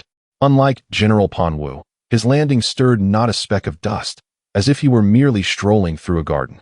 Witnessing the commander engage in battle, General Panwu followed suit, creating a scene of remarkable grandeur. Seeing the adversary's formidable prowess, Chonghua's eyes brimmed with overwhelming battle intent, prompting the divine weapon to resonate with the roar of dragons and tigers. Observing the opponent's elite forces, he glanced at his companions and declared, "I shall confront them. If I cannot prevail, you must flee without dragging me down." Shi Hongyi, taken aback, retorted, "Who do you look down upon? If that is the case, Let us engage in battle. At that moment, Zhu Jiao was also ignited by their fervor, agreeing, I want to test your Meihua Sen Nong. Do not disappoint me. Bei, laughing heartily, responded, Good brother, take care. Do not hold me accountable if you perish. I shall not accompany you on the road to the Yellow Springs. With that, he took flight, and the others followed suit. Noticing the sudden appearance of several individuals, Tung Machuan sneered, deriding, Indeed, the underworld is not short of wronged souls. Generals, how about we serve as your opponents? Zhu Jiao proclaimed boldly, Bei, this esteemed figure is yours to handle. However, just as they were about to assist in the face of injustice, Chonghua spoke, his words chilling, Get lost. Do not obstruct us here. Everyone was taken aback, not expecting him to be such a person. Chuanli, enraged, demanded, How can you be so ungrateful? You think you are a good person? Do you consider yourself a bodhisattva? This is no concern of yours. Stay out of it. Humph, a dog biting Lu Dongbin, unable to recognize a kind heart. You deserve to be bullied. You deserve it. Chuanli scolded, feeling wronged. Despite this, the crowd did not truly depart. Although Chuanli's words were harsh, her heart remained soft, and she chose not to hold it against him. Tung Machuan, accustomed to his elevated status, felt his blood boil as they continued to converse, completely disregarding his presence. He coldly commanded, Tear them to shreds. Leave not a single one. With that, his true energy surged with immense force, and Chonghua responded by striking back, initiating a confrontation from afar. General Panwu bellowed like thunder, wielding his copper wolf-toothed mace with tremendous might, shattering everything in its path. Zhu Jiao unsheathed his sword, its cold glint resembling a silver thread, forming a pincer attack with the general. In an instant, the clash of blades created a web of light. Bronze spears collided with iron swords, igniting brilliant sparks. The sounds of their weapons clashing echoed like torrential rain striking tiles, akin to thunder crashing, as flying sparks traced crimson arcs under the blazing sun. Shattered stones and broken blades soared in all directions, transforming the battlefield into a boiling inferno of slaughter. With the sounds of death reverberating through the air, obscured by clouds of dust, Shi Hongyi wielded his great shield with impeccable precision, the divine weapon manifesting extraordinary prowess, managing to withstand the onslaught of 3 formidable Panwu warriors without yielding. Zhu Jiao activated the 8 Gates technique, seamlessly transitioning between Meihua Sen Nong and Ghost Blade 7 slashes, forcing the 2 Panwu warriors to maneuver desperately, continually evading. Qiu Yu, facing 1 Panwu warrior, appeared to still possess energy, occasionally aiding the beleaguered Chuanli in alleviating her burden. As the sole Panwu realm expert of the group, Bi drew his sword, coldly observing the remaining 3 Panwu generals, exuding an imposing aura that rendered them hesitant to act. Previously, these generals had marveled at Chonghua's prowess in combat against Panwu, but now, witnessing these individuals, they began to question their understanding of reality. When had the Earth Spirit realm become so formidable? Could it be that their own Panwu was merely a facade? Thus, the battle descended into a stalemate. Meanwhile, Tung Machuan, utilizing his sovereign strength, relentlessly assaulted with his true energy, while Chonghua directly countered with his blade. Aware of the legendary reputation of the long and divine weapon, Tung Machuan refrained from approaching recklessly, yet under his relentless onslaught, Chonghua found it increasingly difficult to press forward, leading to a standoff. However, as time progressed, under the overwhelming barrage of Tung Machuan's true energy, Chonghua's own reserves began to dwindle, nearing exhaustion. Seizing an opportunity, Tung Machuan struck, sending Chonghua hurtling several zhang away. Observing this, Bei recognized it was time to act, propelling himself toward Tung Machuan with fervor. The 3 Panwu generals, witnessing his intervention, redirected their assault toward Zhu Jiao and the others, escalating their pressure significantly, resulting in muffled groans of discomfort. In response, Zhu Jiao activated the 8 Gates technique to its 7th gate, elevating his prowess to the Panwu realm, thereby gaining the chance to extricate himself and support his companions, barely withstanding the onslaught. Seeing his allies in such dire straits, Bei no longer held back, combining his swordplay with divine techniques, his blade blossoming like plum blossoms. Though his weapon was not a peerless divine artifact, it was still renowned, and under the augmentation of his true energy, it effortlessly tore through defenses, forcing Tung Machuan to retreat in haste. Noticing their commander at a disadvantage, the Panwu generals intensified their assault, intent on resolving the situation and moving to assist. However, Bei, as they presumed, aimed to capture the king first, striving to bring the conflict to a swift conclusion. As the battle raged on, the intensity surged. All present had sustained considerable injuries amidst the fray, droplets of blood splattering onto the yellow earth, painting it with blossoms of enchanting crimson plum. Some bore gaping wounds that exposed bone. Others suffered heavy blows to their shoulders, with armor dented and blood seeping from the cracks. Each clash reverberated through their arms, the brutality of the conflict threatening to engulf the realm in a whirlpool of crimson. Yet, to the astonishment of all, the catalyst of this event, the previously injured Chonghua, staggered back into the fray. Clutching Longan, his eyes bloodshot. He radiated a battle intent even stronger than before. The once dry Dantian surged with powerful true energy, circulating throughout his body. Seeing him return, Tung Machuan's expression shifted to one of alarm, struggling to withstand Bei's assault as Chonghua drew nearer. His already precarious position grew increasingly perilous. The armor encasing his body gradually peeled away beneath the sword blossoms of the northern night, revealing a scene of utter desolation. Yet, what is destined to come will inevitably arrive. Chonghua drew ever closer, until, at a certain moment, he came to a halt. Subsequently, his vital energy surged forth violently, infusing entirely into the body of the Longan blade, and with a fierce slash, he propelled it forward. The golden blade light raced ahead, carving deep, unfathomable fissures into the earth along its path. Once this strike was completed, Chonghua once again collapsed to the ground. Chapter 64. Achieving renown in battle, a sudden life-and-death crisis engulfed Tung Machuan's mind. He concentrated all his true energy before him, forming a wall that stood nearly 10 feet tall. In an instant, a golden blade of light sliced through it, splitting the barrier in two before dissipating into nothingness. The blade's force waned just before reaching his face, and under such targeted defense, he barely withstood the attack. Had he miscalculated, he might have already become a lifeless corpse, and cold sweat poured down his brow. Although he successfully blocked the blade, a sword's edge rested menacingly against his throat, unmistakably belonging to Bei.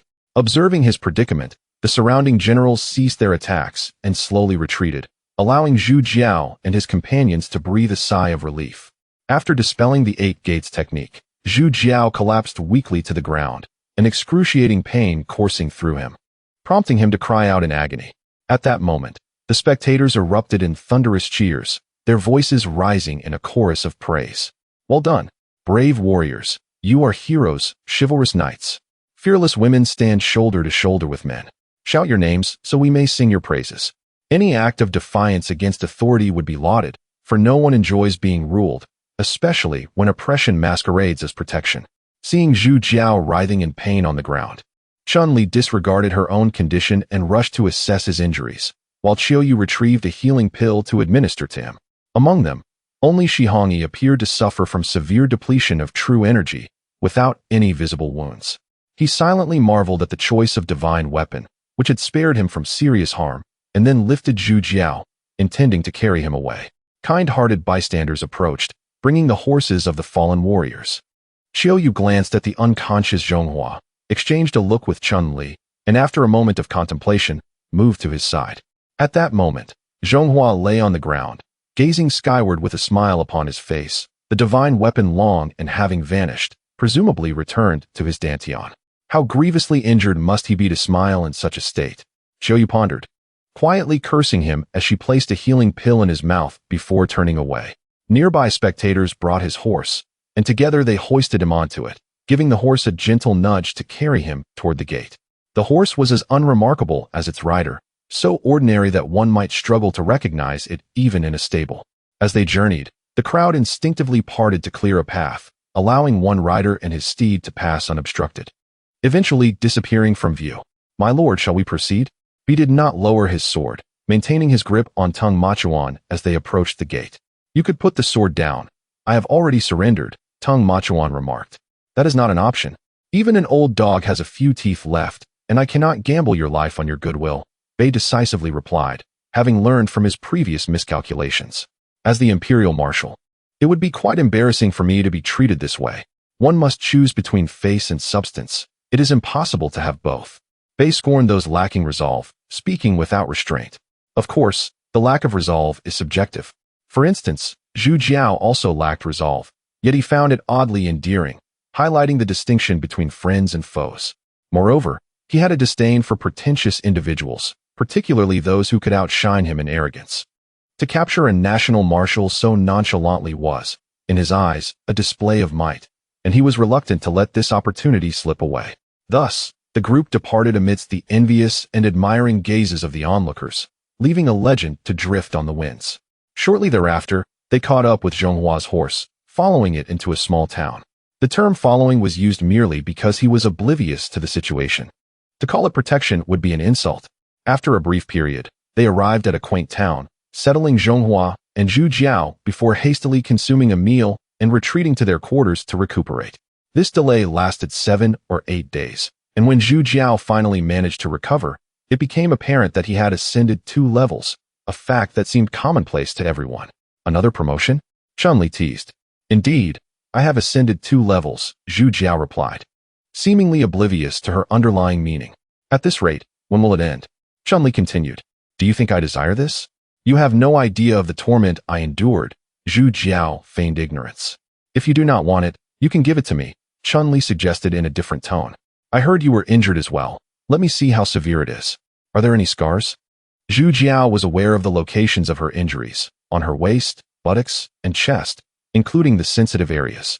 Upon learning this, he lamented that among the generals, there must have been several who deliberately targeted such vulnerable spots. In truth, not just Chun-Li, but Qiu Yu's injuries were similarly concentrated in these areas, revealing the despicable nature of these soldiers. However, conversely, had they not intentionally gone easy on them? How could the 4 of them have endured for so long against the formidable Panwu generals? Human emotions and social dynamics exist everywhere. Compared to the deceased Panwu general, this was indeed a superior survival tactic. Chun-Li recognized Zhu Jiao's playful teasing and decided to let it go. Then let us see in our room. No. I was merely speaking casually. Zhu Jiao hastily waved his hands, prompting laughter from the crowd, as it was evident that only Chun-Li could keep him in check. By the way, where is that ungrateful scoundrel? Zhu Jiao, fearing Chun-Li might pursue the topic further, quickly shifted the conversation. Everyone knew to whom he referred. Their injuries were all due to him. Do not mention him. He left without uttering a single word of thanks, Bei responded. Calling him a scoundrel is quite fitting, Shi Hongyi chimed in. Only Qiu Yu appeared to disagree, defending him. In that situation, he might have spoken hurtful words to protect everyone. Then why did he leave without a word? Such a lack of manners. Shi Hongyi, himself a brigand, found it ironic to criticize others for their lack of decorum, eliciting laughter from the others. Perhaps he knows he is the target of everyone's ire and is intentionally distancing himself from us. Qiu Yu continued her defense. When did you become so understanding? Have you taken a liking to him? Zhu Jiao teased in response. Bei Yi was momentarily taken aback, realizing the possibility that had just been presented, and subsequently, a surge of jealousy took hold, giving rise to a sense of frustration. Surely, you cannot be referring to yourself. Chun-Li interjected, coming to Qiu Yu's aid. Zhu Jiao found himself at a loss for words, inwardly exclaiming, This girl is rather bold, isn't she? She dares to speak her mind so freely.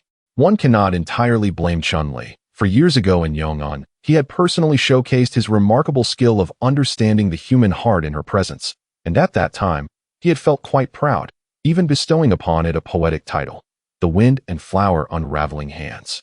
Noticing Zhu Jiao's silence, Qiu Yu gratefully nodded towards Chun-Li, who responded with a knowing glance. And the two shared a subtle smile. Chapter 65. The Battle of Tianwu. In light of this, let us set forth. The group had been waiting for his recovery, which led to their delay. Upon seeing that he was well, they readily agreed. With the swift gallop of the Hanxue Baoma, they effortlessly caught up with Zhonghua. The others still bore a grudge against his actions and chose not to engage with him further, casting a fleeting glance before hastening away, leaving poor Zhonghua to taste the dust in their wake. After traveling for half a day, they were unexpectedly halted at a fork in the road. There stood a solitary figure with hands clasped behind his back, flanked by 9 others arranged in a formidable line. Zhu Jiao activated his true energy, and, upon sensing their presence, his expression shifted drastically as cold sweat broke out. The reason was that all 9 were overlords, and the one behind them was even more unfathomable. Damn it, are there truly that many overlords around, as if they were common? Zhu Jiao could not help but curse, and his words struck deep like a searing brand in each heart.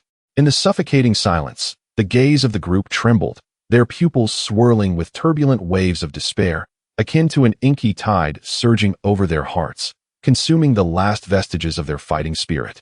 The chilling sensation of powerlessness felt like an invisible hand tightening around their throats, rendering even breathing a laborious task. If it were merely one overlord, there might be room for maneuver.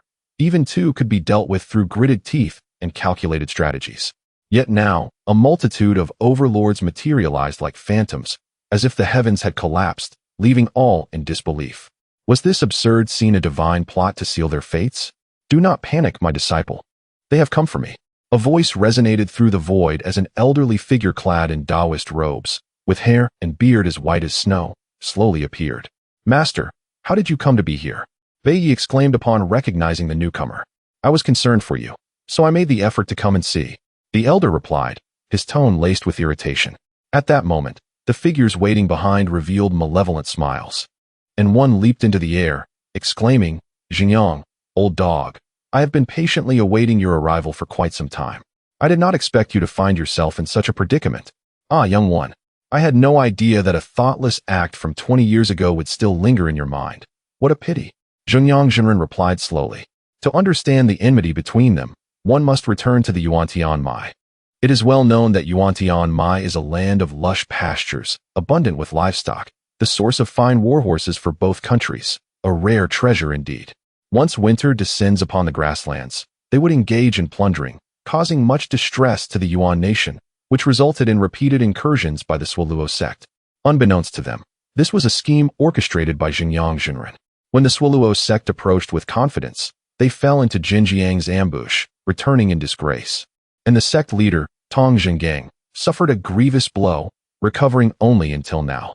The animosity between Yuan and Qing had long existed, with Qingyu sect and Shuilua sect being sworn enemies. Bei Yi's appearance in the Jin kingdom sparked Tong Zhenggang's sense of revenge. Initially, he intended to capture Bei Yi alive to leverage against Xingyang Zhenren for retribution, but upon receiving news of Xingyang's departure from the sect, he altered his plans to an ambush strategy. Knowing Bei Yi was present, he surmised that Xingyang Zhenren would not flee, as he was fiercely protective of his prized disciple. Old dog, do not engage in verbal sparring. It will surely lead to your demise here. Wait, that is not fair. Fair. Here is a thought. Since your target is me, do not harm my disciple. Let us engage in battle as we see fit, shall we? Ha ha ha, old dog, are you jesting? If you disagree, I shall disregard what you have said. However, exercise caution in your strikes. If you happen to kill him, you will lose your bargaining chip, and at that point, I shall retreat home without further entanglements. Such a futile outcome is not what you wish to witness, is it? Xingyang Zhenren's enticing words echoed throughout the realm, stirring a flicker of temptation within Tong Zhengang. Very well, old ghost, should you dare to flee, I shall show no mercy. After a moment of contemplation, Tong Zhengang acquiesced to the plan. Form the formation. The 9 overlords below moved in unison, assuming an unusual configuration, their fingers weaving as true energy surged and roiled. The individual at the forefront pointed toward Tong Zhengang, who felt as if he had consumed a potent elixir, his aura ascending steadily until it reached the realm of thunder. Meanwhile, Xingyang's energy surged to the 9th tier, yet he could not advance further. Tong Zhengang let out a long howl, his palm coalescing into a blood-red blade, emanating a foul black aura, and the crimson light glimmering from the blade stung the eyes. He swung downwards, the blade's light cascading like a reversed Milky Way, suffused with a nauseating blood hue, accompanied by a stench that rushed toward them. Xingyang Zhenren's expression grew grave as he swept out his dust whisk, silver threads dancing like serpents, each strand blooming with glistening water patterns. Layer upon layer of these patterns formed a barrier, crashing against the blood-red blade light, shaking the heavens and earth, with the resulting energy cascading like a meteor shower, carving deep furrows into the ground. The thunderous sound echoed across the sky, causing the birds in the forest to plummet from the shockwaves, the residual force shattering stones and decimating trees. This was indeed the Battle of Tianwu. The disparity in realms became increasingly apparent, and Xingyang Zhenren gradually found himself at a disadvantage. Bei Yi, witnessing this, grew anxious and turned his gaze toward the formation, suspecting they were the source of Tong Zhenggang's continuous energy. He promptly activated the 7th gate of the 8 gates of death, drawing his sword and charging forth fiercely.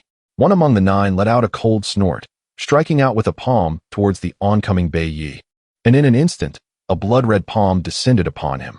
With but a single blow, Bai Yi was sent flying, his life hanging in the balance. Zhu Jiao watched in horror, realizing that the previous strike had been imbued with the power of Tianwu, comprehending how terrifying their combined force truly was. Before Zhu Jiao could rush to check on him, Bai Yi suddenly burst forth from the dust, charging once more at the assailant. It turned out that the adversary had held back considerably, not wishing to deliver a fatal blow and lose his leverage. At that moment, Zhonghua galloped in, his eyes gleaming with fervent aspiration as he beheld the battle above, ignited by the spirit of combat. Dismounting with a leap, he summoned his inner Longyan, gathering his true energy and launching a fierce strike at the nine. Indeed, he was fearless, a natural warrior. The sword light of the divine weapon howled incessantly, shining even more brilliantly than before the Lanting Pass, indicating that he had begun to grasp its essence through usage. At this moment, the nine individuals were connected by their vital energy, finding themselves in a predicament where they could only rely on the one controlling the main formation to withstand the impending onslaught. Zhu Jiao, disregarding all else, exchanged a glance with Shi Hongyi before simultaneously unleashing the seven gates to launch their assault.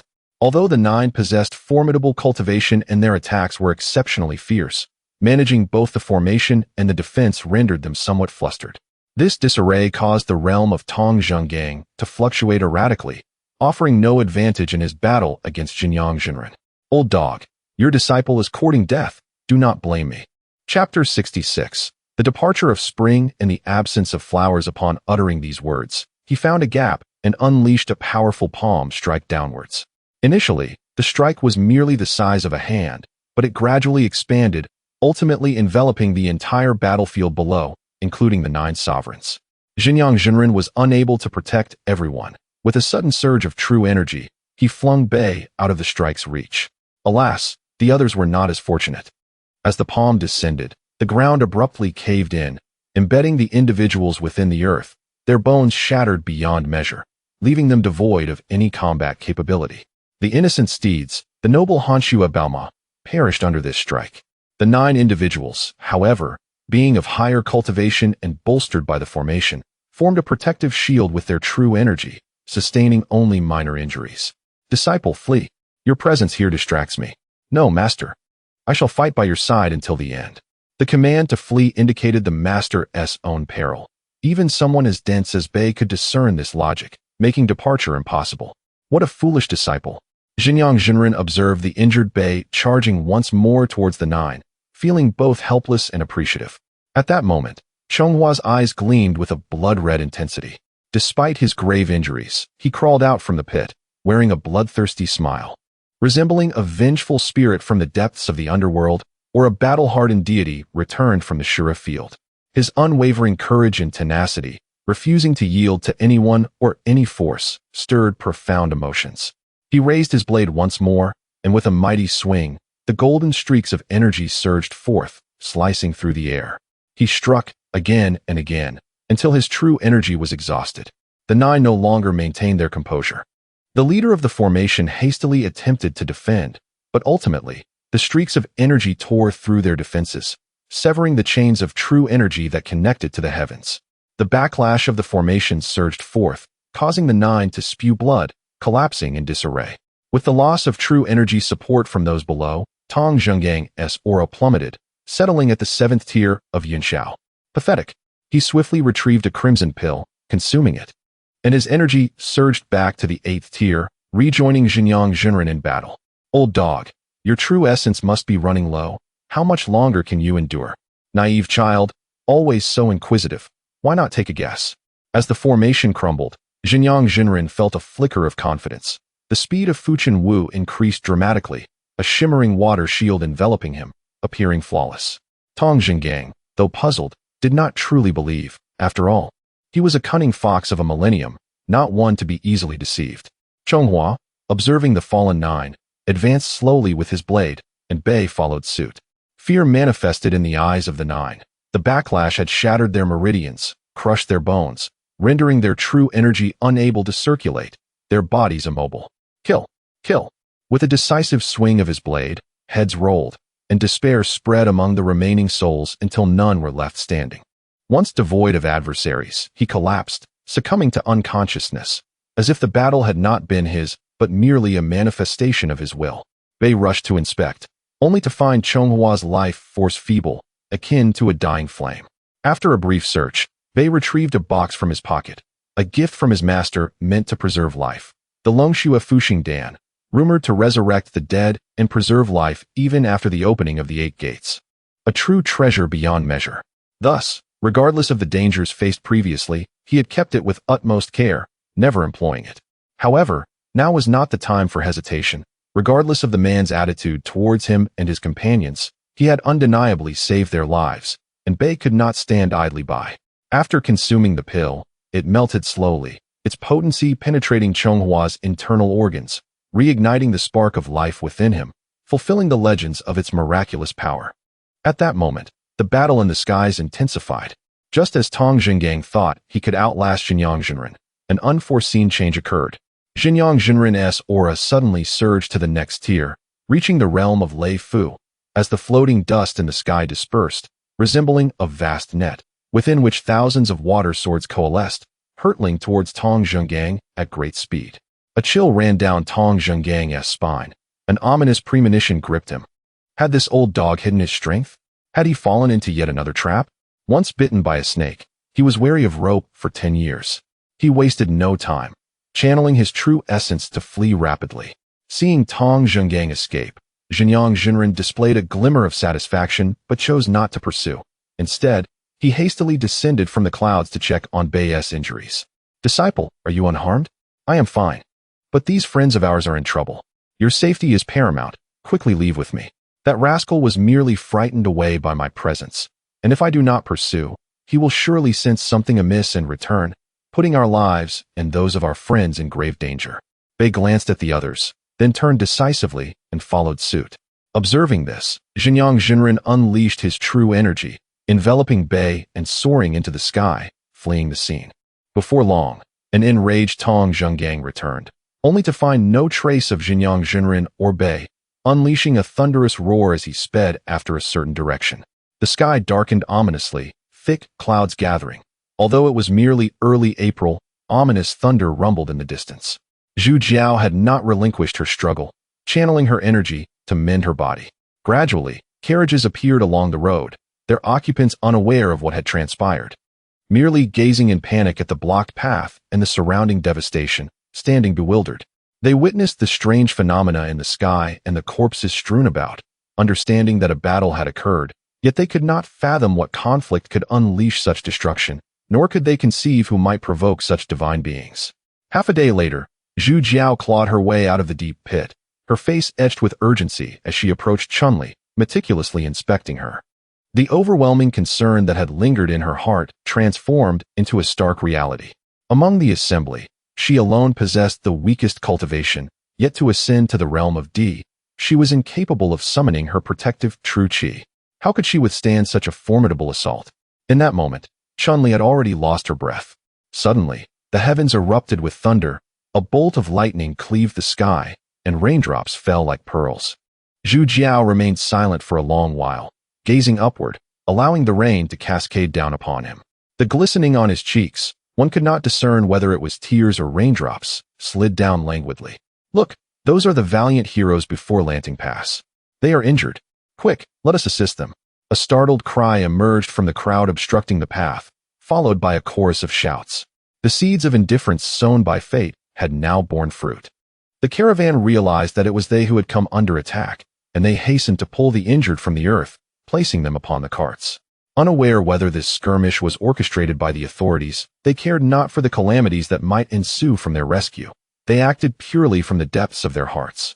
"Brothers and friends, let us forge a path through the woods. Quickly, swiftly depart from this place." Suggestions met with agreement. And with agreement came action. Around the crater caused by the celestial assault, a path was swiftly carved out, allowing the carriages to pass, even more expeditiously than a professional construction crew. The road was somewhat muddy, yet the carts advanced through the downpour. At long last, they arrived at a town, and the crowd surged into the inn. Subsequently, a rather unskilled local doctor was summoned. He gazed at the injured with a shake of his head. which provoked a torrent of scorn from the people. What sort of doctor is this? Unable to tend to such minor wounds. He ought to return to farming. Truly a barefoot physician, lacking any real skill. Hurry and devise a solution, otherwise you shall face our wrath. Chapter 67 Oath. Zhu Jiao, dragging his grievously injured body, approached them. Enough, do not trouble the doctor, we possess elixirs. With that, Zhu Jiao rummaged through Qiu Yu's clothing pocket, retrieving a porcelain vial and dispensing the pills into the mouths of the group. As the elixirs were ingested, their pallor faded, replaced by a radiant glow. Thank you all for your aid. Now, return to rest. We are warriors, not easily succumb to death. Zhu Jiao began to see them off, his gaze sweeping over their faces.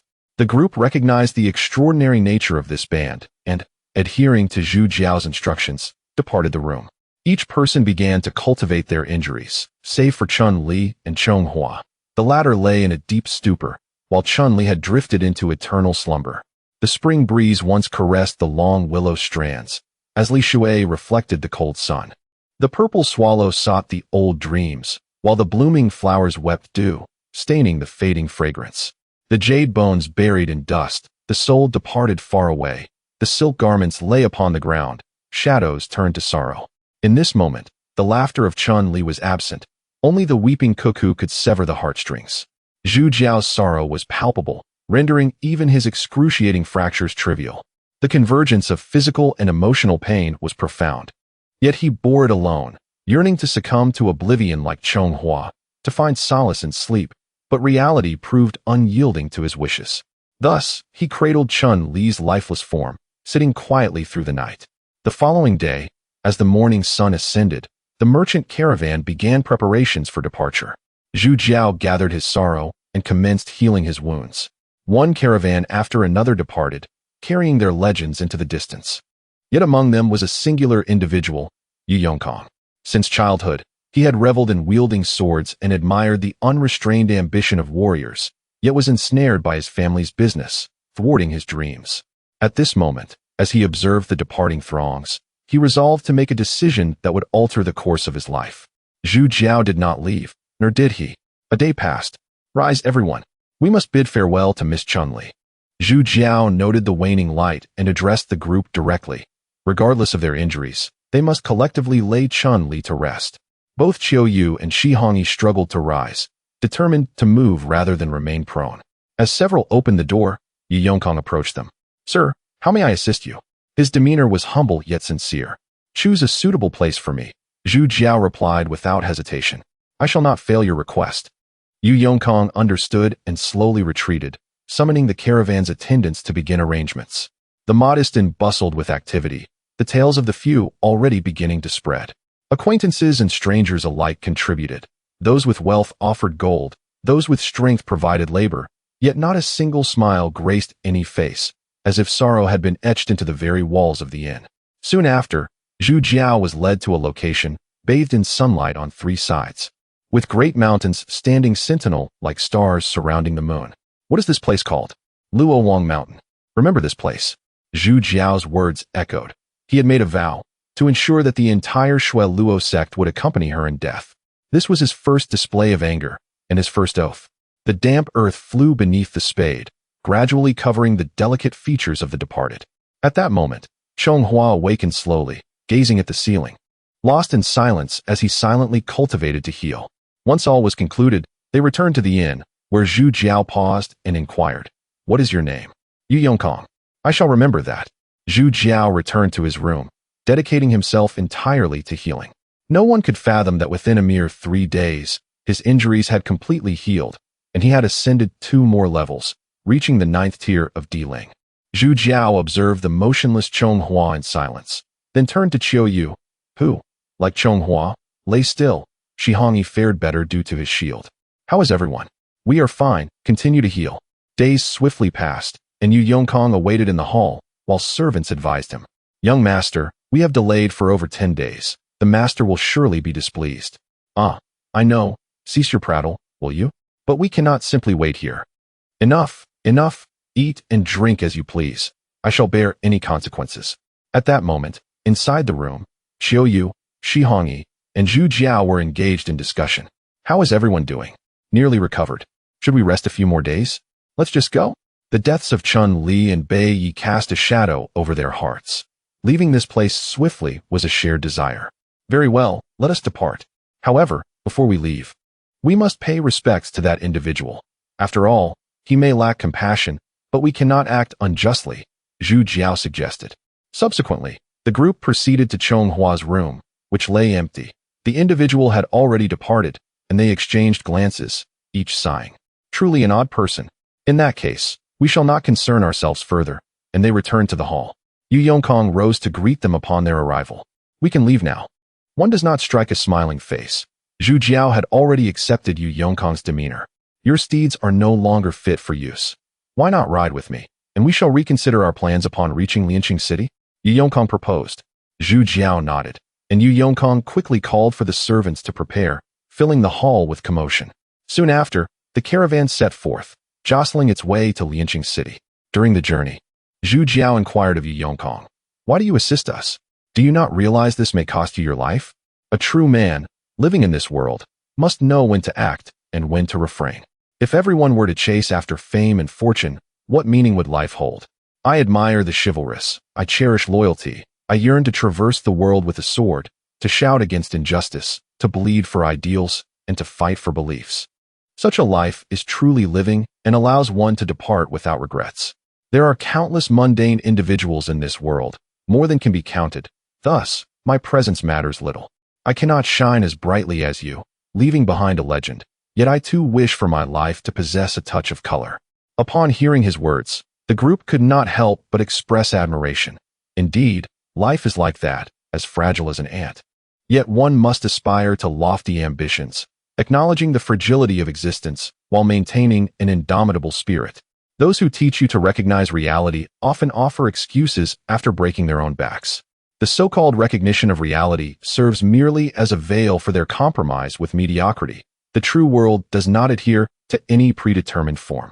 Just as a butterfly breaks free from its cocoon and a spark can ignite the vast wilderness, why should the impossibilities perceived by them confine the boundaries of your existence?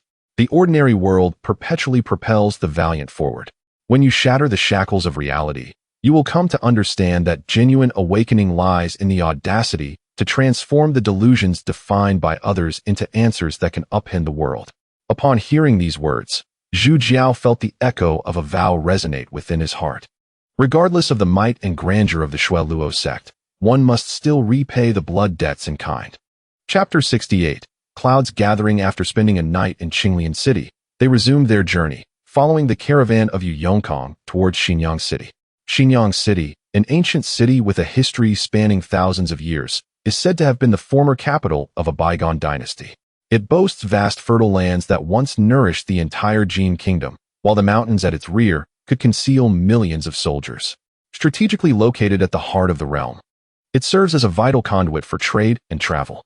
Indeed, one could advance here with sword in hand to establish dominion, or retreat to the serene lakeside of Nanshan to indulge in leisure. Since time immemorial, it has been a coveted battleground for military strategists. The mountains behind the city yield a rare tea known as Maojian. Harvesting begins in the bud stage before the grain rain, selecting only the tender shoots and leaves.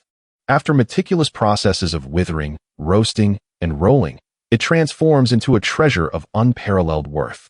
Under such stringent harvesting conditions, even a vast tea plantation struggles to yield 4 taels of dried tea, rendering it exceptionally precious and perpetually high in price, truly a sovereign among teas, esteemed beyond measure. Upon tasting, one first encounters a refreshing chestnut aroma, which gradually unveils an underlying orchid fragrance, a delicate warmth that cleanses the spirit. Brewed, the tea reveals a clear, luminous infusion with a tender green sheen, imparting a rich and sweet taste that lingers on the palate, showcasing a uniquely invigorating flavor. Even after 5 infusions, its lingering fragrance remains robust. Traditionally reserved for royal consumption, this tea is seldom seen by common folk, thus shrouded in obscurity.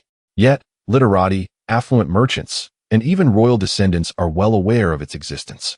Hence, after the grain rain, they converge here to gather fresh post-rain tea and indulge in its delights. Yu Yongkong's caravan thrives on tea trade, and this journey to Guiyun Manor has proven fruitful, bringing back substantial wealth. After several days of travel, they arrived in the city, where Yu Yongkang attended to family affairs, leaving a servant to guide Zhu Jiao and his companions to a temporary residence at his estate in the mountains. A stone-paved horse path meandered like a dark silk ribbon, winding upward from the foot of the mountain to the grand estate nestled halfway up. Numerous elegant pavilions lined up in succession, their eaves soaring, and the intricately carved beams and painted rafters exuded magnificence. The blue stone paths crisscrossed, bustling with servants hurrying about, some carrying teacups and fresh fruits, while others transported tools and goods, their laughter and footsteps intertwining, pulsating with vibrant life. The mountains behind the estate rose and fell, with tea trees blanketing the slopes like an emerald tapestry. Amidst the tea rows, pickers moved busily, their figures blending into the verdant backdrop, heralding the bounty of spring. Zhu Jiao turned to gaze back at the city, taking in the entirety of Xinyang, where signs of prosperity were evident everywhere. Although it lacked the bustling traffic of Gyun Manor, it possessed a unique tranquility, truly a delightful place. Zhu Jiao sighed. The death of Chun Li weighed heavily on his heart, and the days of relentless travel added to his melancholy. At this moment, surrounded by the mountains, scenery, and city, the vibrant life and rich human warmth alleviated his suppressed sorrow by a fraction. Let us linger a while longer. Autumn language unexpectedly found Zhu Jiao, usually so lively and expressive, now transformed into a person of deep sentiment and loyalty following Chun Li's passing. He appeared a different man, devoid of his usual spirit, growing silent and contemplative. Zhu Jiao stood there quietly, lost in thought, the corners of his armor fluttering in the mountain breeze. Autumn language was unaware that his mind drifted back to Chun Li, the girl from humble beginnings, so open and carefree. She would never comprehend that in his heart, Chun Li was far from tarnished, forever the finest in his eyes. She understood every quirk of his, every jest laced with mischief, and could see through the facade of his kindness. He was a beggar, she was a flower girl, both equally lowly, yet both resilient, hiding deep-seated insecurities within. He had once asked her if she believed in love. She had claimed disbelief, yet she followed him unwaveringly, never straying from his admiring gaze. He had made no promises, and she had voiced no declarations. Their unspoken understanding bridged the gap of pretense. He knew she was aware of his humble origins, and she understood his lack of martial talent, as well as the self-doubt that stemmed from it. They understood each other. The stars twinkled above, yet she was no longer there. Moments later, Zhu Jiao waved his hand, signaling autumn language and Shi Hongyi to depart, needing to release this wave of sorrow. Once they were gone, he could no longer contain the flood of emotions surging forth, tears streaming like a burst dam, obscuring the world before him. No matter how beautiful the world, it paled in comparison to the brilliance of her smile. Oh, what a wonderful girl! From this moment forth, never to be seen again. In a certain part of Xinyang City, Yu Yongkang stood silently, his father, Yu Sixing, seated before him. Konger, you are no longer a child. Why do you act so recklessly without considering the consequences? Please punish me, father. Oh, what good would punishment do? I have repeatedly advised you to cultivate close ties with the court while distancing yourself from its intrigues, to focus on commerce and peace. Why do you refuse to heed my words? Yu Sixing continued with a sigh of resignation. These individuals are openly defying the court, and trouble will inevitably follow. Our Yu family may be caught in the crossfire, jeopardizing decades of efforts. Wouldn't that be a pity? Each person must bear the consequences of their actions. It has nothing to do with the family. A heavy sigh escaped Yu Sixing as he looked at his disobedient child, frustration swirling in his heart. This time, you have stirred up great trouble. According to reliable sources, guards from various regions are gathering here, and your friends are in peril. Then I must hurry back to warn them to flee. No need. Tonight. Entertain them well. Let them linger for a few days before leaving. Why is that? I have already dispatched someone disguised as them to Pingyu City. Leaving now would reveal our intentions. Thank you, father, on behalf of those friends. Quickly prepare a family banquet. I shall personally attend to welcome them. Yu Sixing concluded with a wave of his hand. Instead of chastising him, his father offered assistance, lifting a weight from Yu Yongkang's shoulders. With his father's approval, he exited joyfully. Watching his son depart with a light heart, Yu Sixing sighed heavily once more. This child is so naive. How will he bear the burdens of the future? After murmuring to himself, he pulled a thread from beside him, and a bell rang. A figure rushed in swiftly. Go and inform the esteemed guardian. conveying that those individuals have been detained within the confines of the Yu residence estate, and kindly request them to prepare in advance. The man nodded submissively, the sound of his boots echoing against the azure bricks gradually fading into the distance. Yu Sixing rose and approached the inscription of the Yu family's ancestral teachings. His throat bobbed several times, yet he ultimately swallowed back the myriad of emotions swirling within him, leaving only his slender silhouette to linger in the room for an extended period. Chapter 69. Liaqin Wang. As Yue Yongkong rushed back to the manor, he caught sight of Zhu Jiao standing alone on the observation platform, gazing into the distance. He intended to approach and greet him, but at that moment, Qiu Yu and Shi Hongyi intercepted him below, insisting he should be left alone. After a moment's reflection, Yue Yongkong replied, "Then please wait here. I shall prepare the evening meal." The two nodded in acquiescence. And as he turned to leave, Qiu Yu reminded him, "Keep it simple. We are not in the mood for socializing." It would be ungracious to offend him. Time passed, and the sky gradually darkened. With the release of his emotions, Zhu Jiao bid farewell to the past and memories before turning away. The departed have flowed away with the river, and the living should cherish the fleeting moments of life, not allowing sorrow to hinder their steps, but rather carrying their aspirations towards new chapters. In the side hall of the manor, a square table was set with 8 dishes and bowls.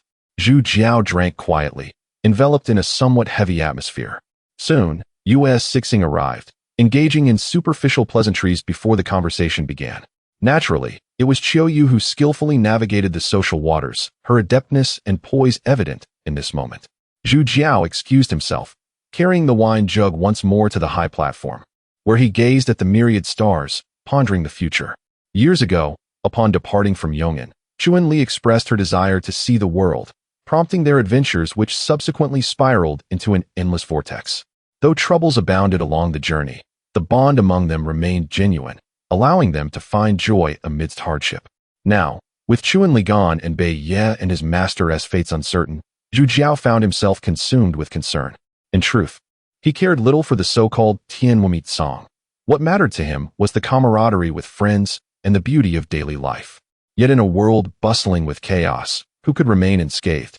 At this moment, he suddenly longed for the leisurely life of begging on the streets alongside the old beggar, unburdened by worries, devoid of blades and schemes, free from both heartache and longing. Nostalgia, heartache, and reflection surged within him, prompting a deep gulp of wine, its spiciness serving as a reminder of life's essence. Regaining his composure, he gazed towards the illuminated cityscape. Suddenly, a golden streak cut through the night sky, momentarily startling him. It was the flash of Long'an's blade. "Ah, since you are here, I shall join the fray," Zhu Jiao thought, his true energy surging as he leapt into the air, swiftly maneuvering through the trees, disappearing into the night. Meanwhile, Qiu Yu and Shi Hongyi, drinking inside, sensed the movement of Zhu Jiao's energy and exchanged puzzled glances. Could something be amiss? Should we investigate? After a moment of silence, Qiu Yu shook her head. "He has not notified us. He must have his own intentions. Let him be." Meanwhile, the Yue father and son remained oblivious to the unfolding events, though Yue Sixing, piecing together fragments of their conversation, grew anxious about his plans being uncovered, feeling a mix of trepidation and fear. Though he concealed his emotions well, he was unaware that upon reaching the Earth realm, a warrior's energy could not only sense the strength of another's, but also their heartbeat, rendering deception futile before them. Qiu Yu cast a glance at him, receiving a smile in return, but neither spoke. The Earth spirit realm allowed for rapid movement, surpassing even the swiftest steed, yet it drained one's energy, which was why warriors seldom employed it lightly. Zhu Jiao, eager to uncover the truth, did not mind the expenditure, propelling himself forward with full force. Before long, he arrived at a grand estate engulfed in flames, the clamor of voices rising tumultuously. On the roof, 2 figures clashed, Chonghua and a formidable adversary. The estate's plaque, now split in 2, bore the words Liaqin Wang Fu. A contingent of guards was hastily escorting a middle-aged man of over 50, seemingly preparing to flee. Zhu Jiao let out a cold laugh, surmising the situation. This man, Chonghua, had evidently provoked the Liaqin Wang, igniting a deep-seated vendetta. The moment he acquired the divine weapon, he returned seeking vengeance. It was no wonder he squandered the protection of Gue Yunzhuang with such an unexpected course of action. yet it inadvertently freed him from the clutches of those coveting the divine weapon. It was likely that his return was fueled by a determination to face death head-on, willing to sacrifice everything. The Liaqin Wang's formidable background rendered him hesitant to associate with Zhu Jiao and his companions, fearing the involvement of innocents. As for his abrupt departure without a word of thanks, it could be attributed to the balance struck when Zhu Jiao aided him at Lantingguan during the Tianwu conflict. Since you wish to avoid entanglements, I must see who has stirred the pot. Do not be frightened when the time comes. Zhu Jiao resolved, his figure darting forward to block the path of the fleeing group. Though sorrow had been released, rage still simmered within him. With a menacing smile, he slowly drew his blade. Let us battle. Fueled by anger, he opened 7 of the 8 gates, unperturbed by the pain that would follow. The man being escorted scoffed, summoning a formidable figure from among the guards, a Panwu expert, who wasted no time in attacking. However, at this moment, Zhu Jiao had reached the 6th tier of Panwu, and with the enhancements of the divine weapon and its techniques, an ordinary Panwu was no match, falling swiftly after just a few exchanges.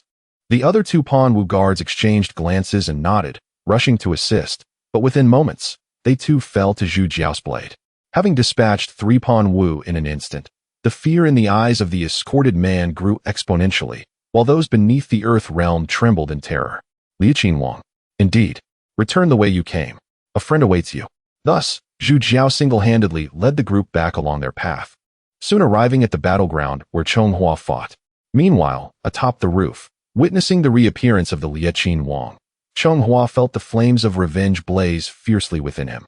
With a wild laugh, he raised his sword to strike, the courtyard illuminated as bright as day by golden flashes. Under such a vengeful assault, the adversary could no longer withstand, their bodies shattering into pieces. Upon witnessing the outcome of the battle, Zhu Jiao turned to depart. Chonghua leaped gracefully into the air, landing before the fierce Wang of Lai, regarding him with an icy glare. Where is Shuihua? Who is Shuihua? The Wang pondered for a moment before hastily replying. She seems to have fled. He spoke falsely. Shuihua had perished at his hands. A quick-witted individual seized the moment and implored, I beg you, noble hero, spare my life. I have elders above and young ones below. At these words, Chonghua's eyes instantly ignited with fury, and with a single stroke, he dispatched the one who uttered such nonsense. In truth, he had already discerned the Wang's deceit. Ah, let you all descend into the grave. In a fit of righteous indignation, Chonghua unsheathed his blade, and under the might of this divine weapon, none could withstand him, as blood flowed like a river in an instant. Chapter 70 Revenge achieved, yet still insufficient. Zhonghua, seemingly driven to madness, became a relentless harbinger of death, striking down all in his path, regardless of age or gender. The entire royal residence fell beneath his ruthless blade, leaving no survivors. Yet amidst this carnage, one soul wailed inconsolably.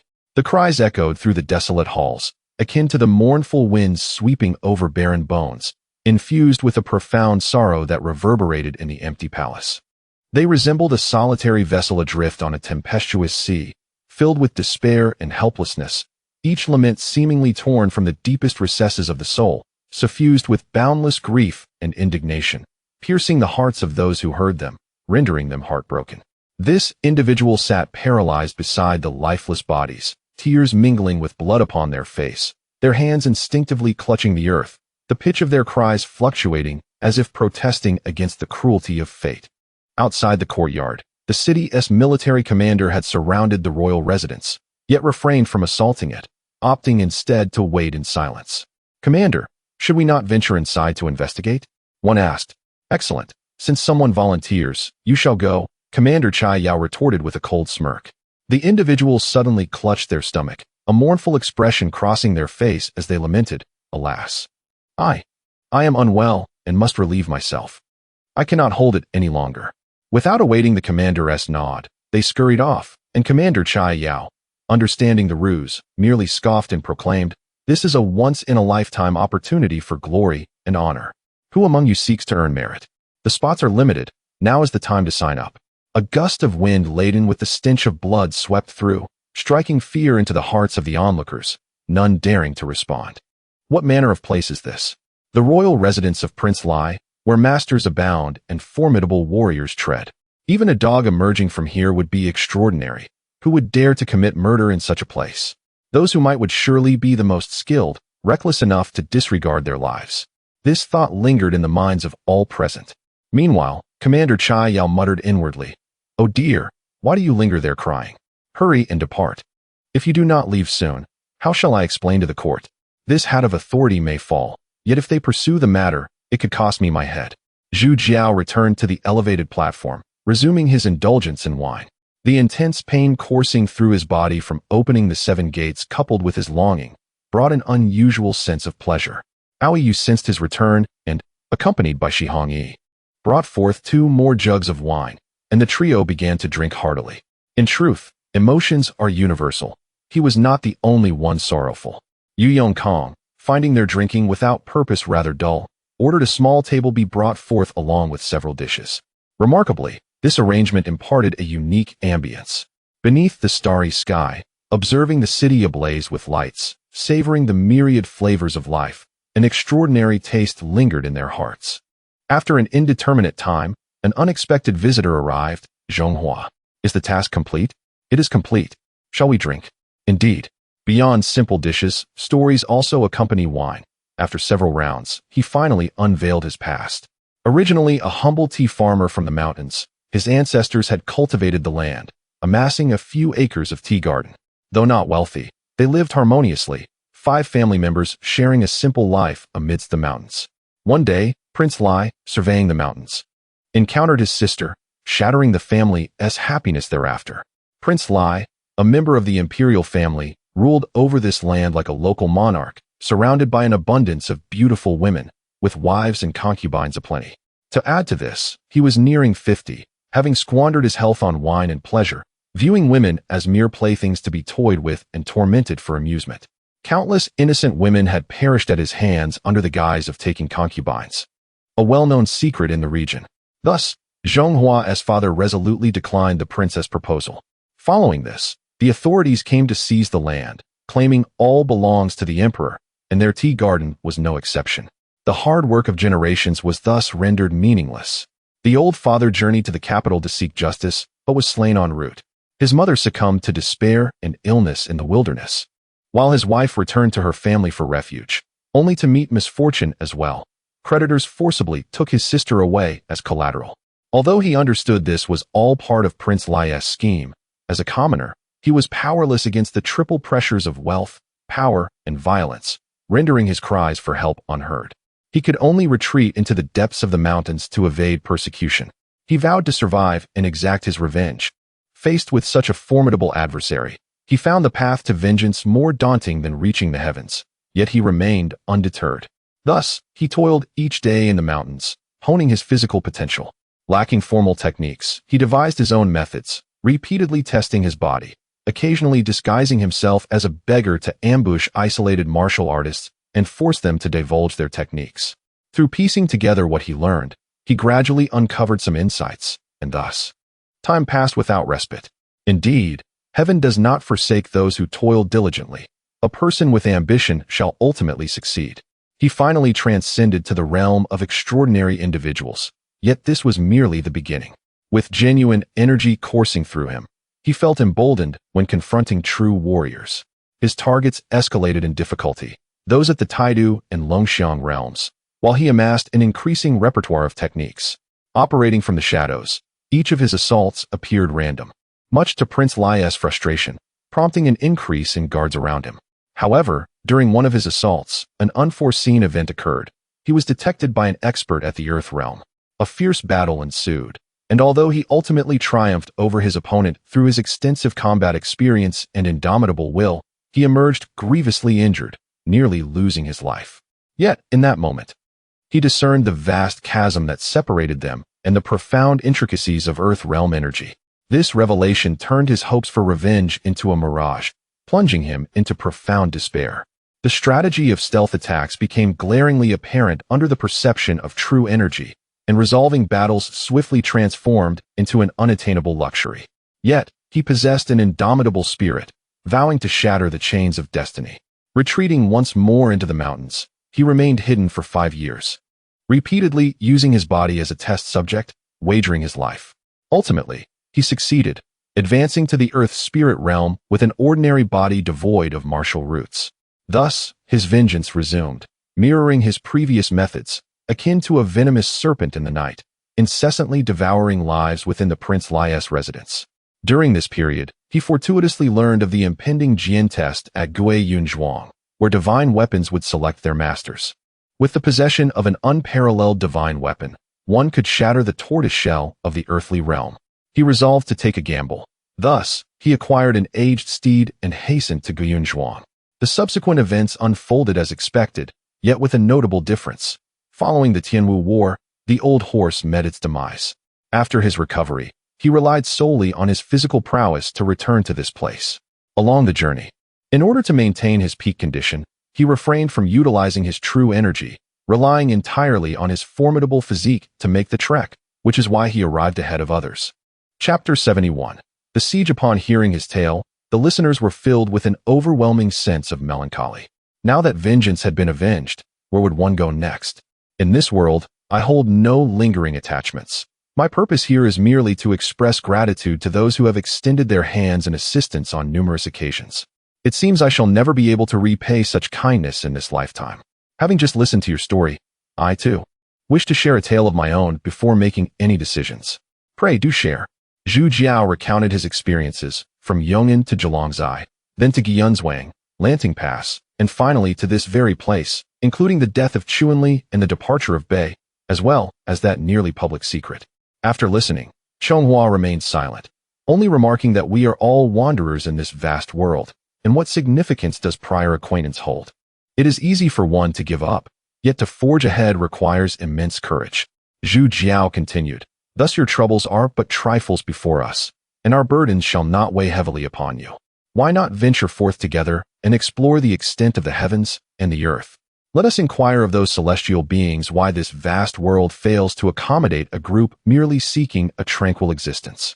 Since you fear not the troubles, I shall not shy away either. I am curious to see if troubles compounded truly yield greater troubles, replied Chonghua. Ha, you possess quite the sense of humor. With vengeance fulfilled, life bears no regrets.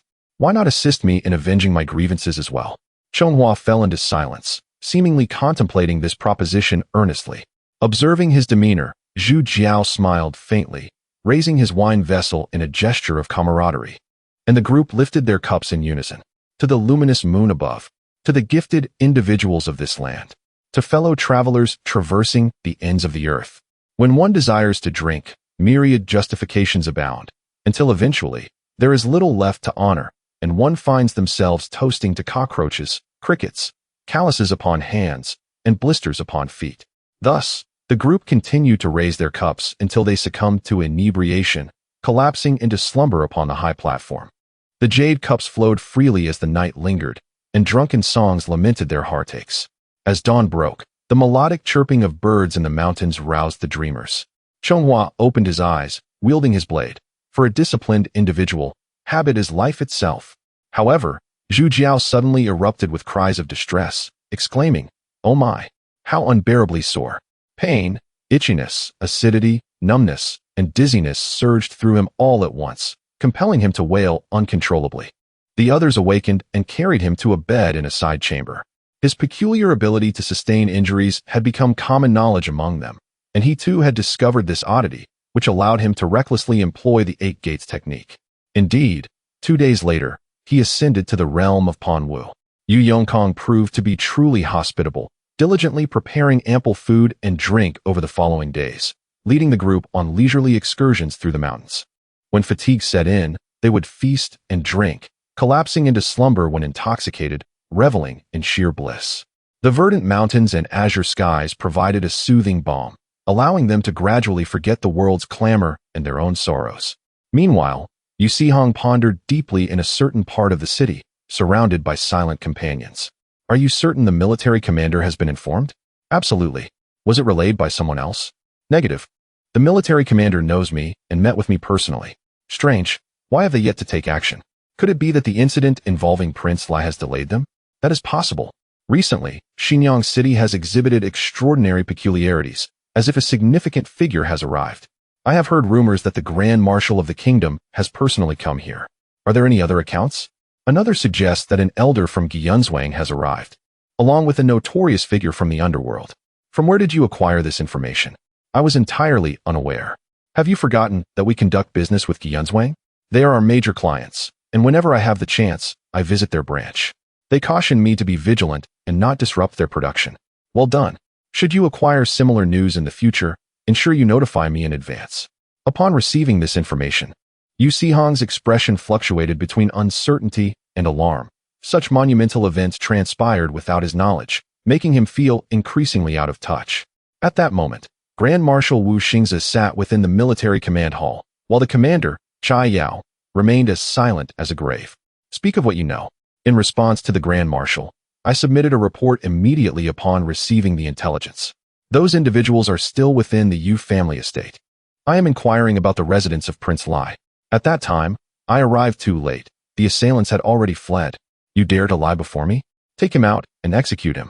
No sooner had the words left his lips than two Panwu generals stepped forward, seizing Chai Yao and dragging him away. Please, no? Grand Marshal, spare my life. Wait. The two generals promptly returned him, maintaining silence throughout, demonstrating their strict discipline, while Chai Yao was left trembling in fear. You are utterly worthless, Wu Xingzi remarked disdainfully. Do you believe the group causing chaos at Lanting Pass includes the individual wielding the divine weapon? There were 3 of them. I truly could not discern who was who. Grand Marshal, I implore your clemency. Considering my family's generations of service to the nation, I am the last remaining descendant.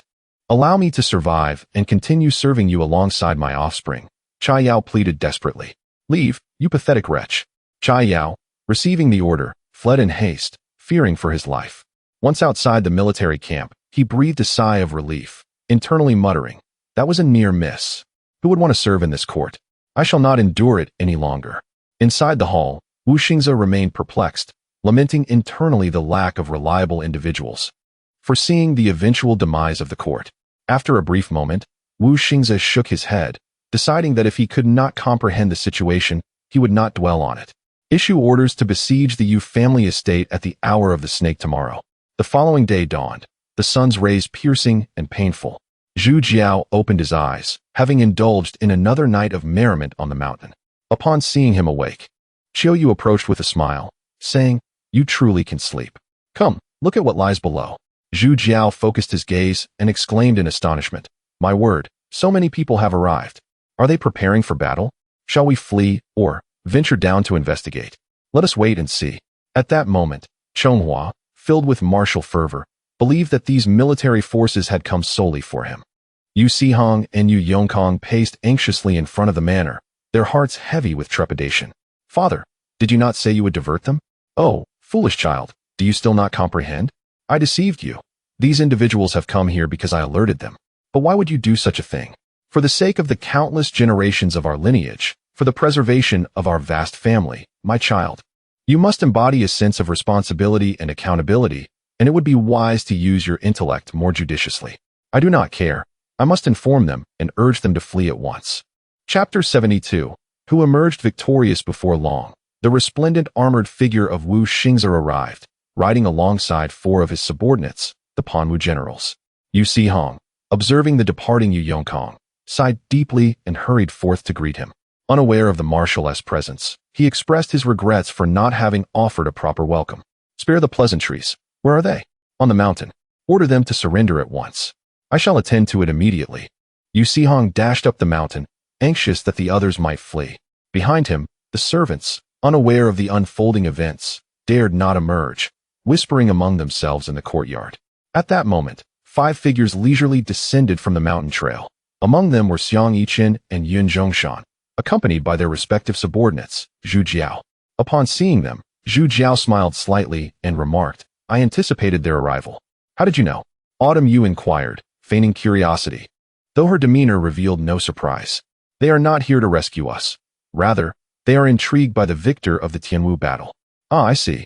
No need to feign ignorance. You had already surmised this. Not at all. It only just occurred to me. Zhu Jiao, upon recognizing the newcomers, understood that conflict was unlikely to ensue today, and thus felt at ease as he descended the mountain. It was not that he was afraid. Wu Xingzi was the Grand Marshal of the nation, commanding the national garrison, a figure not to be trifled with. Although Zhonghua could defeat ordinary hegemon, against Wu Xingze, his chances of victory were slim. Wu Xingze regarded the approaching Xiang Yiqin and Yun Zhongshan with a chilling expression. Facing one of them was already challenging, and now there were two. Are you not engaged in your duties? Upon Wu General asked, mustering his courage to challenge. Do you presume to speak? Xiang Yiqin retorted coldly. The general fell silent, casting a pleading glance at Wu Xingze. Well, if it isn't the esteemed Master Xiang. It is indeed a great honor that the Grand Marshal recognizes a humble citizen. Xiang Yiqin jested, offering flattery. Your name precedes you, Master Xiang. Were it not for official business, I would have long sought an audience with you, Wu Xingze replied, gracefully returning the compliment. Xiang Yiqin expressed his admiration for the Grand Marshal's renown, which prompted hearty laughter from the group. Why don't we retire to the manor for a more private discussion? This setting feels rather formal, Yun Zhongshan suggested, cleverly transforming the official matter into a personal one.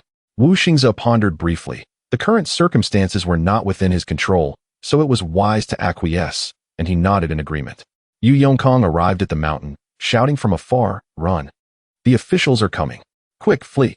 His anxious demeanor elicited laughter from the others, who found his earnestness amusing. As he approached, breathless and filled with worry, he was met with reassurance. "Fear not, all is well." Zhu Jiao gently patted his shoulder, proceeding down the mountain at a leisurely pace, followed by Autumn Yu, then Shi Hongyi, and finally Zhonghua. Yu Yongkong stared in bewilderment at the quartet, utterly confused about how to respond. Upon seeing everyone descend, Yu Sihong let out a sigh of relief and was about to speak when Zhu Jiao interrupted him. "If you remain silent, no one will mistake you for a mute." He had anticipated this very response, merely reluctant to voice it. He silently praised himself for having a good son. As they neared the base of the mountain, Zhu Jiao suddenly halted, turned to Autumn Yu, and said, "Why not engage with them for a while? Or perhaps you could take the lead. I am feeling a bit fatigued." Zhu Jiao's unwavering gaze and sincere tone moved even himself. Autumn Yu, feeling slightly uncomfortable under Zhu Jiao's scrutiny, nodded in agreement. Thus, it was Autumn Yu who led the way, with the three men following, maintaining an unspoken yet harmonious hierarchy. Those waiting at the base, though they were either hegemons or Panwu, renowned figures of the empire, dared not act arrogantly, idly chatting as they awaited the gathering. Before long, they congregated, engaging in familiar introductions, customary pleasantries, and practiced smiles. Autumn Yu, in both demeanor and grace, stood as an unparalleled presence, navigating the interactions with poise and confidence. The scene left the Yu father and son perplexed. Was such a grand display merely to signify a warm welcome? If a mere introduction warranted the Grand Marshal's presence, this assembly rivaled that of an emperor. As the host, Yu Sihong naturally invited them into the hall and presented exquisite Maojian tea. In the course of conversation, the group appeared remarkably familiar with one another, devoid of any hint of hostility or rivalry. Even Zhonghua, observing with skepticism, wondered what was transpiring. Were they still going to engage in combat? Once the formalities concluded, it was time to address serious matters. Otherwise, their visit would be in vain. The five elders are quite upset regarding the matter of Prince Lai. I am at a loss as to how to address it. Wu Xingze sighed, revealing his concerns. Just find a scapegoat. What is the difficulty in that? If you lack one, I can provide you with one, Xiang Yiqin replied. Such matters are not easily resolved. Prince Lai's personal guard is a hegemon, and one cannot simply deceive them. This can be easily remedied. We possess a special elixir that can elevate a person to the level of a hegemon, though the cost is death. Simply find someone to consume it, then dispose of them, and a body will suffice as evidence, Xiang Yiqin proposed. What about the spirit weapon? Everyone knows he was involved. Wu Xingze glanced at Zhonghua, as if hinting at something. This aspect is indeed difficult to cover up. Just as Zhonghua prepared to assert that one must act while another bears the consequences, Zhu Jiao tugged at his sleeve, signaling him to remain still. What is the big deal? Just claim you arrived too late and that the person escaped. What then? Would the esteemed Grand Marshal truly be dismissed over such a trivial matter? Autumn Yu chuckled lightly. Haha, I would actually welcome dismissal, finding myself relieved of the burdens of daily toils and endless worries. Wu Xingze laughed heartily. However, if that individual is clever enough to disguise themselves, recognition would be quite challenging. Sometimes it truly is the case that while others intentionally let things slide, you insist on blocking every avenue, leading to an awkward and difficult situation. It was merely a casual remark, and thus the matter should be considered settled. In truth, Whether it be Lan Tingguan or Liaqin Wangfu, the five elders have already discerned the underlying reasons. However, for the sake of appearances, they insisted that I make a personal visit. This burden, though unwarranted, I must bear. Indeed, the Grand Marshal's position is fraught with difficulty, as Qiuyu concurred. Yet, this is not the crux of the matter. There exists something of utmost importance that you must disclose candidly. Understanding the gravity of the situation, Qiuyu was not alone. Xiang Yiqin and Yin Zhongshan also turned their attention to the unfolding revelation. You wish to inquire about the events surrounding the Tianwu Great War, do you not? Precisely. The two principal figures in that fierce battle were Tong Jinggong, the leader of the Shuilua sect, and Xingyang Zhenrun of the Qingyu sect. What was the outcome? Chapter 73. Advancing by retreating as you can see, a field strewn with corpses and severed heads. Who truly emerged victorious? The young lady is at a loss. However, later on, Gongzi Bei returned to the mountains with his master, as it is said that Xingyang Zhenrun harbored concerns over impending vengeance. Qiuyu articulated her thoughts with impeccable precision, neither disclosing the outcome nor overtly indicating that Xingyu Zong had triumphed. After all, Bei is her friend. His survival serves as the greatest deterrent to the Jin Kingdom. The others displayed expressions of sudden realization, seemingly aligning with their expectations. The tea is quite delightful, is it not? The proprietor here is our ally. Should you wish for more in the future, I shall arrange for them to deliver it to you. If convenient, do extend a helping hand and offer some care, Qiuyu reminded them earnestly. Agreed, agreed. A trivial matter. Merely a gesture of goodwill, they replied with nods.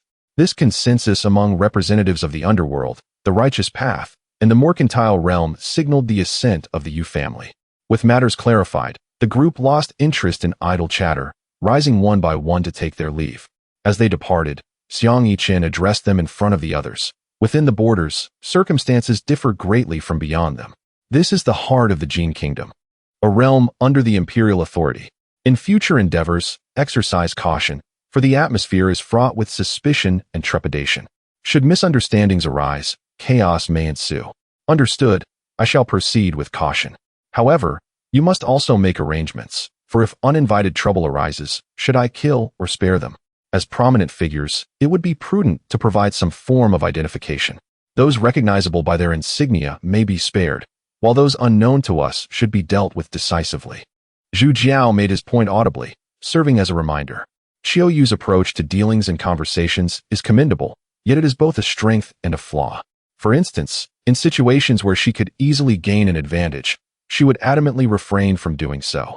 The three awkwardly produced their identification tokens, placing them in her hand with a gravity that conveyed, in times of conflict, it is best to reveal your insignia first. These tokens represent status and power. They hold significant weight. While it is true that those unknown to you may not be of great consequence, it is wise to remain cautious, for appearances can be deceiving and backgrounds are not always evident. Rest assured, I shall not trouble you further. After bidding farewell to the group, Zhu Jiao examined the tokens with keen interest, pleased by their implications. They commanded respect from both the underworld and the righteous path, and he felt a sense of superiority for possessing an additional layer of influence. Upon witnessing the esteemed status of those around him, Yu Sixing felt a profound sense of shame, while Yu Kongyong's admiration reached its zenith. Returning to his quarters, Chonghua had yet to recover from the shock, whereas the others appeared accustomed to such revelations.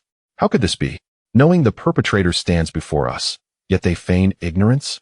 The world may present itself as one governed by martial prowess, where the weak succumb to the strong, yet it is fundamentally a realm rife with survival philosophy and the intricacies of human relationships. At Lanting Pass, why could so many formidable generals not subdue the four of us? Why did the illustrious Grand Marshal encircle the mountain before making his move?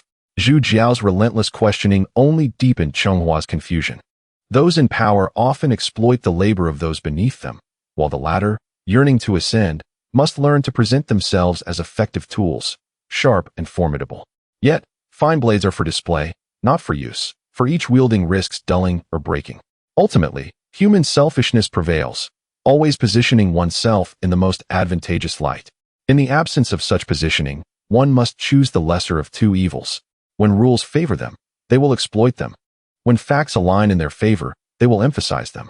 However, when both rules and facts turn against them, they will overturn the table and muddy the waters.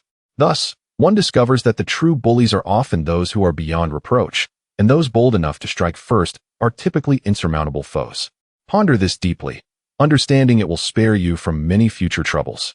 Zhu Jiao pondered whether Chonghua could grasp these concepts, for someone reckless as he was, inherently resembled a fine blade. The greatest trait of such a blade is the absence of excessive cunning. In this world, there exist only two types of individuals, the astute and the naive. Likewise, there are only two kinds of blades, the effective and the ineffective. Zhu Jiao deemed himself a wielder of blades, not a mere victim of one pressed against his throat. He neither aspired to be a strong man nor desired to be one. Thus, he not only lamented his circumstances but also the powerful. He recognized himself as mere muck, yet if anyone dared to push him against the wall, he would retaliate fiercely. However, that was his previous mindset. Now, he had a singular mission, vengeance, to make the Blood Luo sect pay in kind for their transgressions. Confronting such a colossal entity is no simple task. Meticulous planning is imperative. As the saying goes, a fence needs 3 posts. A hero requires 3 allies. Lacking influence renders one utterly powerless. Nevertheless, given the current state of affairs, even the combined might of the entire Jin Kingdom would struggle against the Blood Luo sect. Fortunately, Qingyu Zong, where Bei resides, can stand toe-to-toe with them. This creates a narrow space for survival and growth, representing opportunity. Yet, this thought remained unspoken to anyone. It was not a matter of distrust towards his companions, but rather, in the face of formidable enemies, one must conceal any hostility.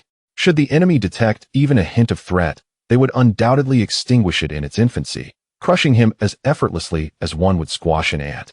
When faced with overwhelming adversaries, even the slightest misstep could lead to catastrophic consequences. His fate would be as fragile as that of Chunli. What he must do now is use the Tianwu secret treasure as bait, ensnaring the various factions and leveraging them to his advantage. In times past, while Chunli still walked the earth and Bei had not yet departed, both were of simple nature. He understood that Xiao Yu bore a unique mission, and their goals might not entirely align, which is why he hesitated to allow her to take the lead.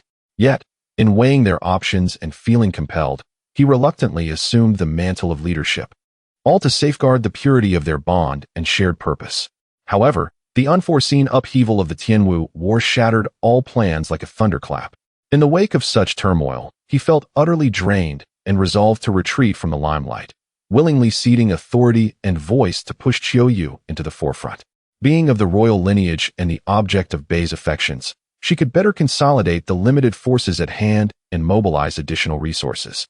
This strategy of retreating to advance not only preserves the facade of leadership within the team, but also allows for a discreet presence, biding time for the opportune moment to reverse the situation. Perhaps this seemingly desperate concession is, in fact, a turning point forged through the trials of life. As an individual at the bottom rungs of society, in this brutally hierarchical world, devoid of resources and support, one is akin to a child abandoned by their mother, reliant solely on oneself, and the only asset one possesses may merely be the capacity for thought. Chapter 74.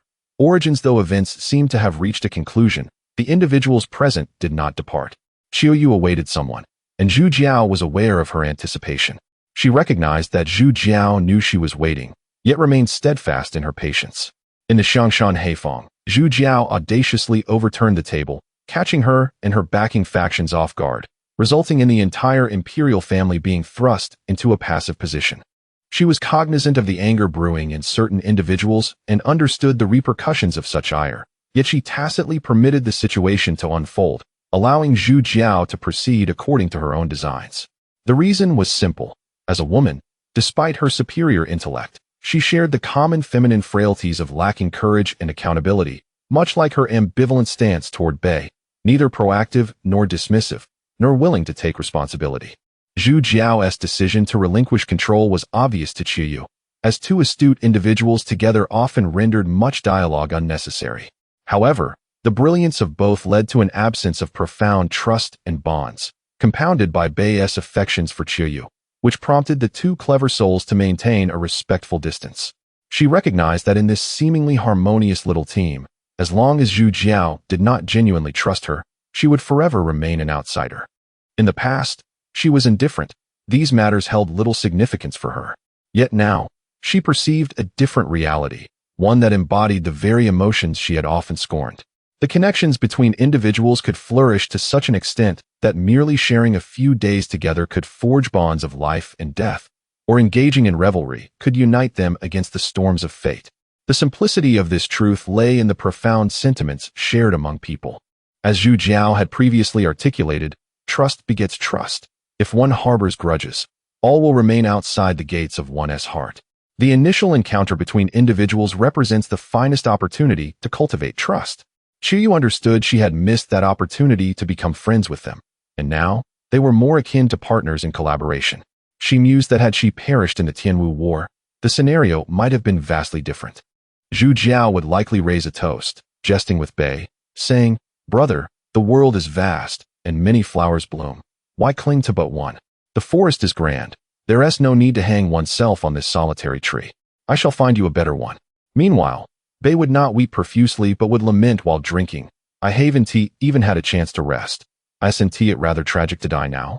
At that moment, she felt envious of Chuanli, who, even in death, remained alive in the hearts of others, while she, despite her existence, found no one truly cared. She had heard countless stories from others but had never shared her own. She was uncertain whom to confide in or who would be willing to listen to her past. In the courtyard, Ronghua and Shi Hongyi engaged in a performance, the clashing of blades echoing around them. Zhu Jiao, on the elevated platform, drank alone, gazing at the myriad stars, lost in her own melancholy. Qiyu felt a twinge of solitude. In such a vast world, there was not a soul to pity her. Thus, she took a jug of wine and approached the platform. Upon noticing her approach, Zhu Jiao remained silent, merely lifting her jug in a gesture before returning to her solitary drinking. Under the endless stars, they sat in silence. After an indeterminate time, a tipsy Qiyu broke the quiet. "Are you thinking of her? It seems so. Do you love her? It's hard to articulate. Ancient wisdom states that love arises unbidden and deepens profoundly. Perhaps this is the essence of it. Can you describe what that feels like?" "I cannot find the words. If Bei were here, perhaps he could convey the sensation of losing one's treasured sword." Qiyu chuckled at the thought of Bei, the adept who could misplace his own sword, and unexpectedly found amusement in the moment. Who would have thought you could maintain your humor at such a time? One must always retain a sense of humor. It reveals that others' laughter is directed at them. Are you suggesting you find yourself laughable? Not at all. I merely believe life is a grand jest, absurd to the utmost, and utterly tiresome. Qiyu struggled to continue the conversation. Taking a sip of her wine, they fell into silence once more, yet this stillness felt entirely natural, devoid of any awkwardness. "I wish to share my story. Would you care to listen?" "I do not wish to." Qiyu was taken aback and after a moment inquired, "Why not? At another time, I would say I am all ears, for I am curious and interested, but now, I do not wish to, not in the slightest." "Is it because Bei is not here that my story holds no significance?" "Not solely because of Bei." "Then what is the reason?" "There are two ways to drive a person mad. One is to leave half a conversation unfinished, and the other is." Qiyu awaited his continuation, but he merely resumed drinking, leaving her feeling duped and her anger simmering. "If you do not wish to listen, then I shall insist on speaking." Thus, Qiyu found herself driven to madness by him. As she recounted her tale, Zhu Jiao gradually pieced together the fragments of her history. It turned out she was born into royalty, though she could not specify which branch, as she was too young at the time of her departure. She was the second of 6 sisters, with the youngest being a brother. The royal family held a fervent obsession with lineage, more so than any other clan. And under the prevailing ideology of favoring males over females, she received no additional affection. However, from a young age, she was discovered to possess martial roots, displaying intelligence and vivacity, exuding confidence and courage akin to that of a boy. Consequently, at the age of 8, she was sent to Yong'an to be raised by Jin Wushuan. Though Jin Wushuan treated her well, it felt more like a conditional exchange. Jin Wushuang had 2 sons, neither of whom possessed martial roots. They were indolent and boisterous, embodying the archetype of spoiled youths. It was only as she matured that she realized she was being treated as a child bride. Having never received selfless love from her parents, she remained oblivious to what love truly meant, rendering her incapable of trusting anyone. Lacking love, one cannot love others. This is her tragedy. There is a saying that rings true. The fortunate heal their lives with their childhoods, while the unfortunate spend their lives mending their childhoods. It is evident that she belongs to the latter. As she finished her story, he slowly turned to meet her bright gaze. Have you concluded? I have. Are you certain you have finished? Indeed, certainty and affirmation. Well then, I can now confidently open the confines of my auditory senses. You are truly insufferable. What did you say? I cannot hear you. Qiu Yu, dismissive of his antics, recognized his intention to tease her and understood that she had confided in the wrong person. Had it been Bei, the situation would have unfolded differently. Confiding is a purification of the soul, a reverse healing of solitude, and a reconstruction of a fragmented self. Taking that initial step signifies a profound advancement. Meanwhile, listening constructs a bridge of silence, allowing the soul to resonate in a voiceless realm. When others fold their hearts into paper boats and cast them into your river, you must become the ferry, safeguarding the drifting and docking of those fragile vessels. Chapter 75. The autumn language enraptured Zhu Jiao understood that he was neither her river nor her shore. Had she not been enshrouded in her myriad schemes from the outset, even if she had chosen him over Bei Yi, he would not have left her spirit unanchored, nor would she have experienced the solitude of a heart without refuge. One resolute choice surpasses 1,000 words. Thus, Chun-Li entered his heart, yet Bei Yi remained a stranger to hers. Undoubtedly, Zhu Jiao was an astute individual, and it was precisely this intelligence that prevented him from recklessly attempting to rescue a drowning soul, as Bei Yi had done, ultimately leading both to their demise beneath the waves. A person incapable of understanding love will miss every moment of being cherished, and thus will never truly know love, living a life steeped in sorrow.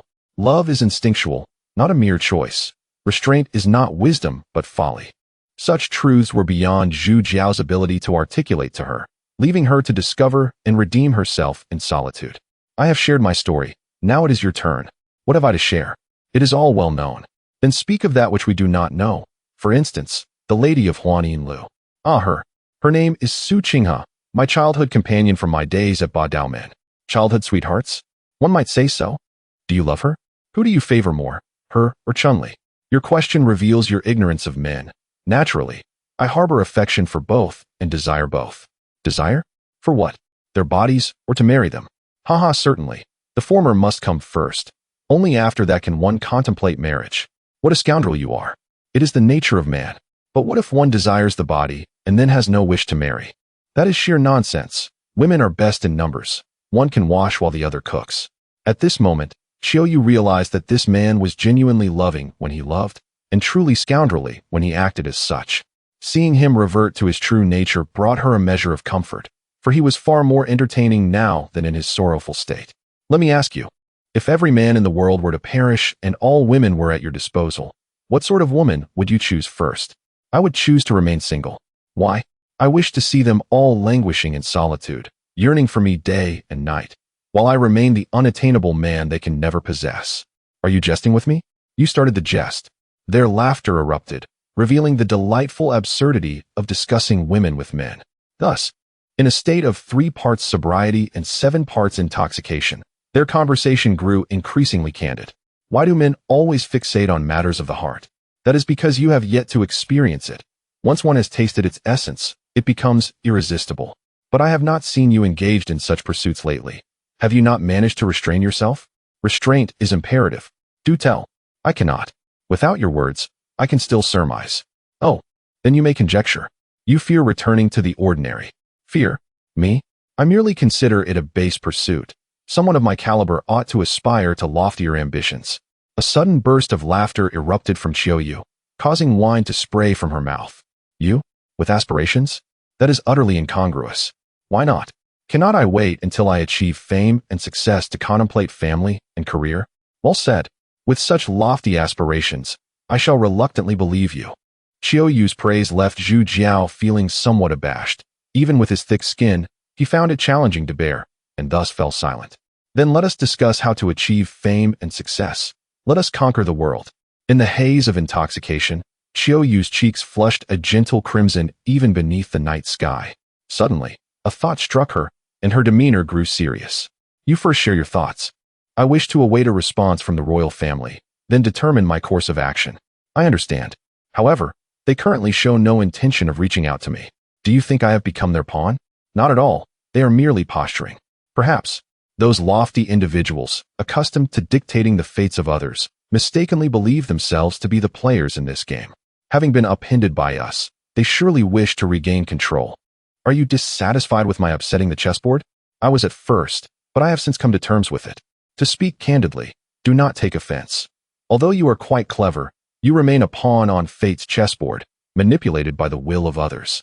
Consequently, your every word and thought is subtly coerced into adherence to a predetermined path, ultimately rendering submission an instinct. I, however, am the master of my own soul's chess game, refusing to allow external factors to corrode my existence. My actions and words are driven by the desires of my heart, not echoes of another's will. Had I not overturned their chessboard, you and I might still be ensnared within it. By your reasoning, have I now placed myself back on the chessboard, once again becoming their plaything? You are merely embodying a piece, not a true pawn. Remember this, and you shall gain the upper hand. I fear I cannot. I am but a woman. Do not belittle yourself. You are exceptionally astute, the most intelligent woman I have ever encountered. Do you favor intelligent women? You are intoxicated. It is time for you to rest. I am not intoxicated. You are. Very well. If you insist I am intoxicated, then so be it. I shall retire. Zhu Jiao gazed at her reclining against the corridor pillar, her rosy cheeks reflecting a gentle luminescence in the moonlight. He shook his head vigorously and turned his gaze towards the distant lights, which flickered like stars, barely discernible. Alcohol strips away defenses, ignites passions, and can lead to chaos. Caution is warranted. Regardless of whether Qiu Yu was offering him an opportunity, he could not indulge, for he had his own reasons, not least of which was Bei Yi. His friend, Zhu Jiao, recognized that their shared drinking today was a result of Qiu Yu's efforts to dismantle the barriers of trust, and he understood the effectiveness of this endeavor. Having opened their hearts, they had forged a genuine friendship. Yet, friendship is friendship. This bond must not ascend beyond its current state, for there lies the perilous red line. Though he was indeed avaricious and lecherous, he still adhered to his own principles. Indeed, if he were truly intoxicated, it would be a different matter. However, he was, for some inexplicable reason, not inebriated. Lately, he found himself yearning for intoxication, yet remained impervious to its effects. Perhaps his tolerance had increased. Alas, why can I not become inebriated? Should I feign drunkenness? Steal a kiss? No. A mere kiss should not lead to any consequences, should it? No. Wouldn't it be a disservice to this moonlit night and the fair maiden not to embrace her? No. What harm could a kiss possibly bring? After all, she is too intoxicated to notice. No. I am behaving like a paragon of virtue, yet I am no gentleman. Why must I adhere to principles and morals? No. Such behavior as that of Qiu Yu, sacrificing herself as a pawn, willingly entering the jaws of a tiger, tormented Zhu Jiao throughout the night. Ultimately, after emptying his own wine flask, he drained the one she had brought as well. It was not until dawn that he realized he had been duped. This was an audacious plot, a blatant seduction. Strangely enough, Qiu Yu employed seduction as a means to mend my wounds, and it proved remarkably effective. Chapter 76. Counterattack. On the following day, the two individuals awoke in solitude, as was their custom, exchanging greetings before retreating to their respective quarters.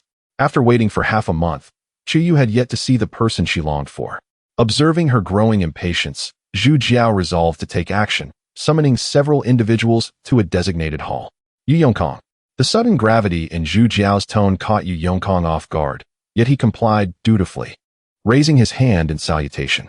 Starting tomorrow, procure the city's tea at a price 20% above the market rate. Remember, not a single pound is to be leaked outside. Yu Yongkang's expression was one of disbelief, yet he refrained from voicing his doubts. Qiu Yu understood that Zhu Jiao must have formulated a plan, and she stepped forward without hesitation. Drawing 10,000 gold from her black card, she assisted Yu Yongkang in executing this task. Furthermore, instruct the Guiyun Zhuang to cease procurement of local tea and convey to them that I require some medicinal pills for my breakthrough in cultivation. Understood. Qiu Yu acknowledged promptly. Shihongyi. Here. Though Shihongyi had yet to acclimate to this abrupt change, he possessed an intrinsic obedience to orders. Tomorrow, take this identity token to the finest tavern in the city to indulge in wine, and to the most opulent brothel to enjoy music, and remember, do not pay a single coin. Brother, isn't this a bit unscrupulous? What if we get beaten? You, a bandit, boldly brandishing a large shield, are afraid of a scuffle? Just follow my instructions. Zhonghua, come, let me introduce you to the allure of the world. After a moment of contemplation, Shi Hongyi attempted to drag Zhonghua into the fray. Wait, Zhonghua had his own matters to attend to. He looked utterly speechless, his rebellious nature unaccustomed to such a spectacle, akin to a battlefield. You first enjoy a day of leisure with Shi Hongyi, returning once your cultivation reaches the level of Panwu. Is this acceptable? Do you truly think so highly of me? I shall fully support you with medicinal pills. You merely need to ascertain your own capabilities. If that is your expectation, I shall indeed strive to meet it. It is not merely an attempt. I require your assurance that it must be accomplished. I guarantee the completion of the task. Now off you go. Having assigned the tasks, Zhu Jiao leaned back in the grand chair, his thoughts wandering far afield. Qiyu realized that she had merely been passively waiting, yet every word and action of Zhu Jiao exuded an offensive intent, underscoring his stance. Should you compel me to wait indefinitely, I shall ensure you face the consequences. This was a demonstration of pressure. Behind what seemed inconsequential lay profound wisdom. Subsequently, an enigmatic event transpired. Guiyun Zhuang indeed ceased tea procurement in Xinyang City, and prices nationwide inexplicably surged by 10%. Concurrently, a series of murders erupted, all involving royal relatives, with the perpetrators vanishing without a trace. Thus, their days passed uneventfully, but for the Jin Kingdom, it was a tumultuous storm.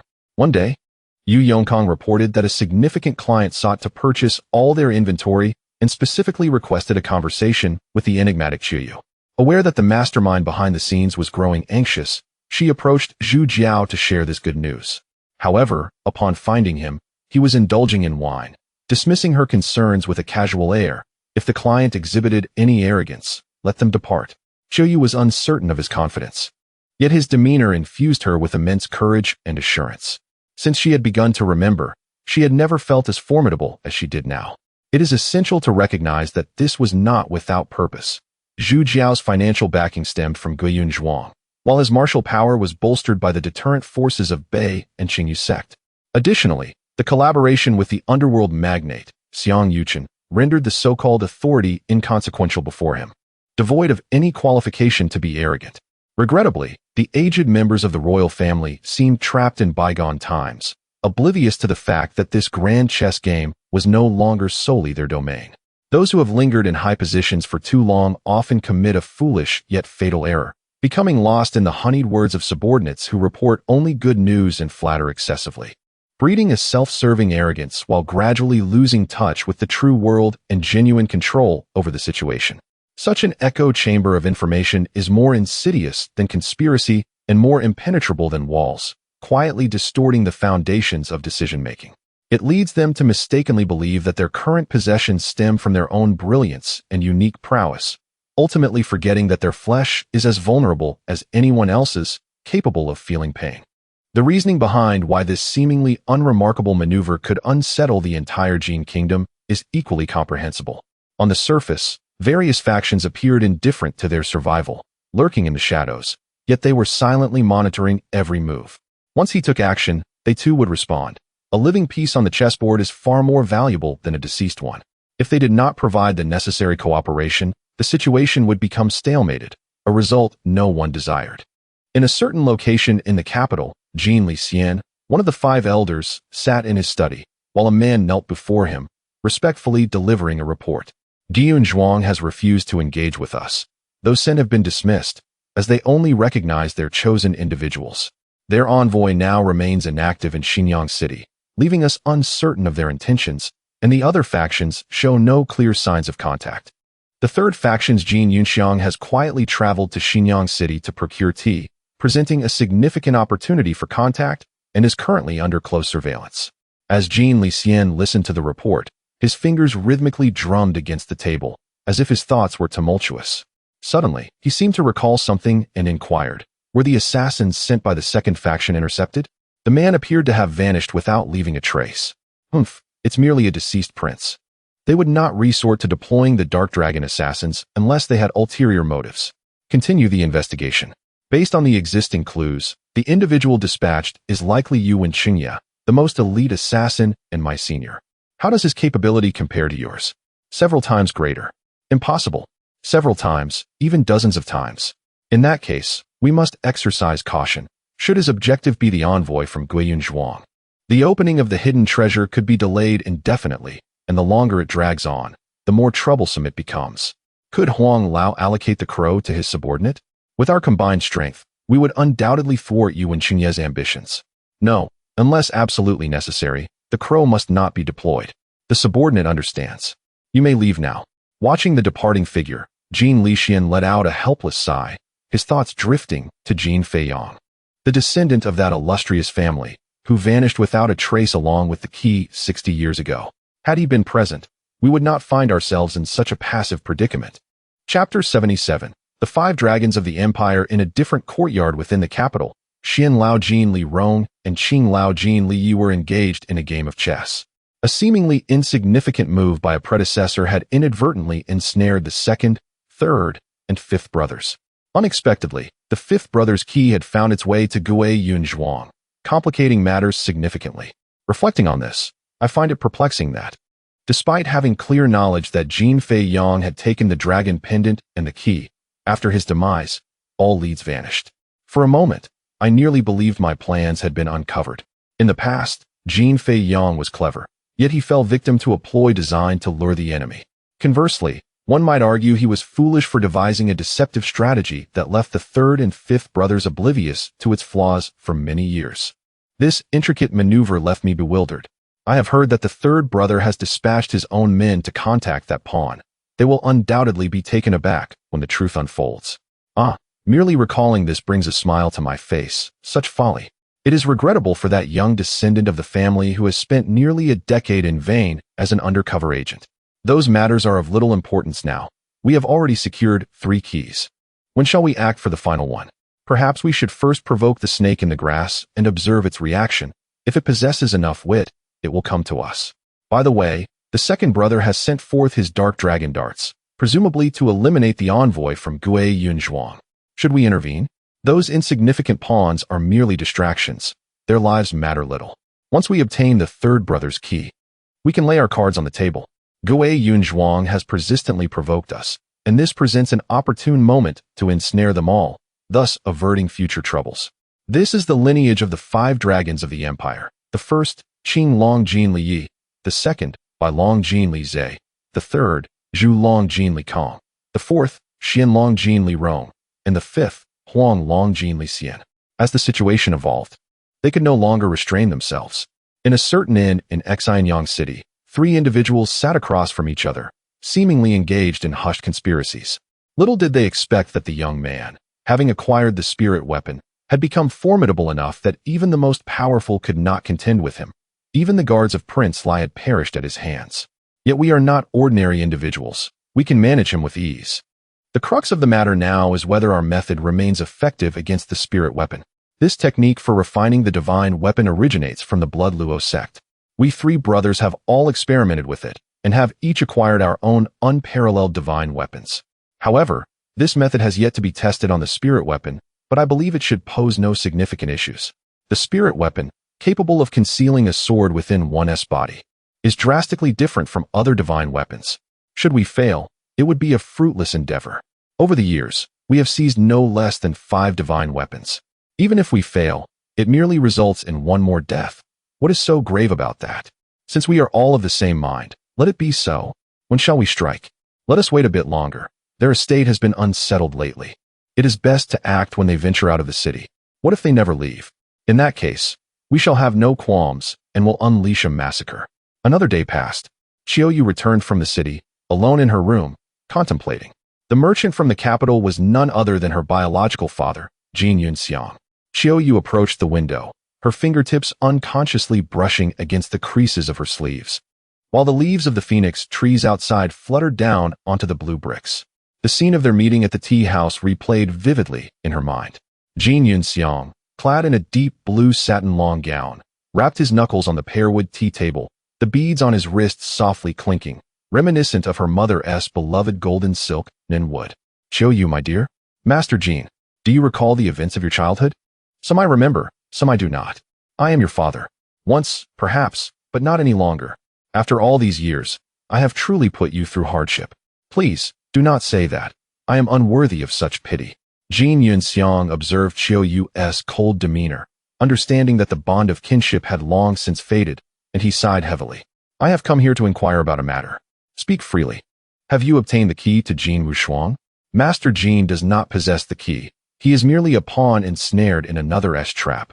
Who left the key to Gui Yunzhuang? All I know is that the individual is named Jin Feiyang, but whose he is remains unclear. A complex expression flickered across Jin Yunxiang's face as he processed this information. After a moment, he gazed at Qiu Yu, his eyes clouded with melancholy. Mengze, your mission is complete. Come home with me. You have mistaken me for someone else. My name is Qiu Yu. Qiu for autumn, Yu for speechless. Taken from the lines, how pleasant the autumn is, as the west wind whispers at the small tower. Upon hearing this, Jin Yunxiang's face hardened. As a member of the royal lineage, he must always remember his responsibilities and fate. Even with a myriad of emotions that cannot be avoided, one must acknowledge that some things are beyond reach. How dare he evade them? Spare me your preachings. The moment I was treated as a pawn, any semblance of kinship vanished. You may cling to your proud royal identity and bask in the joy of ruling over all.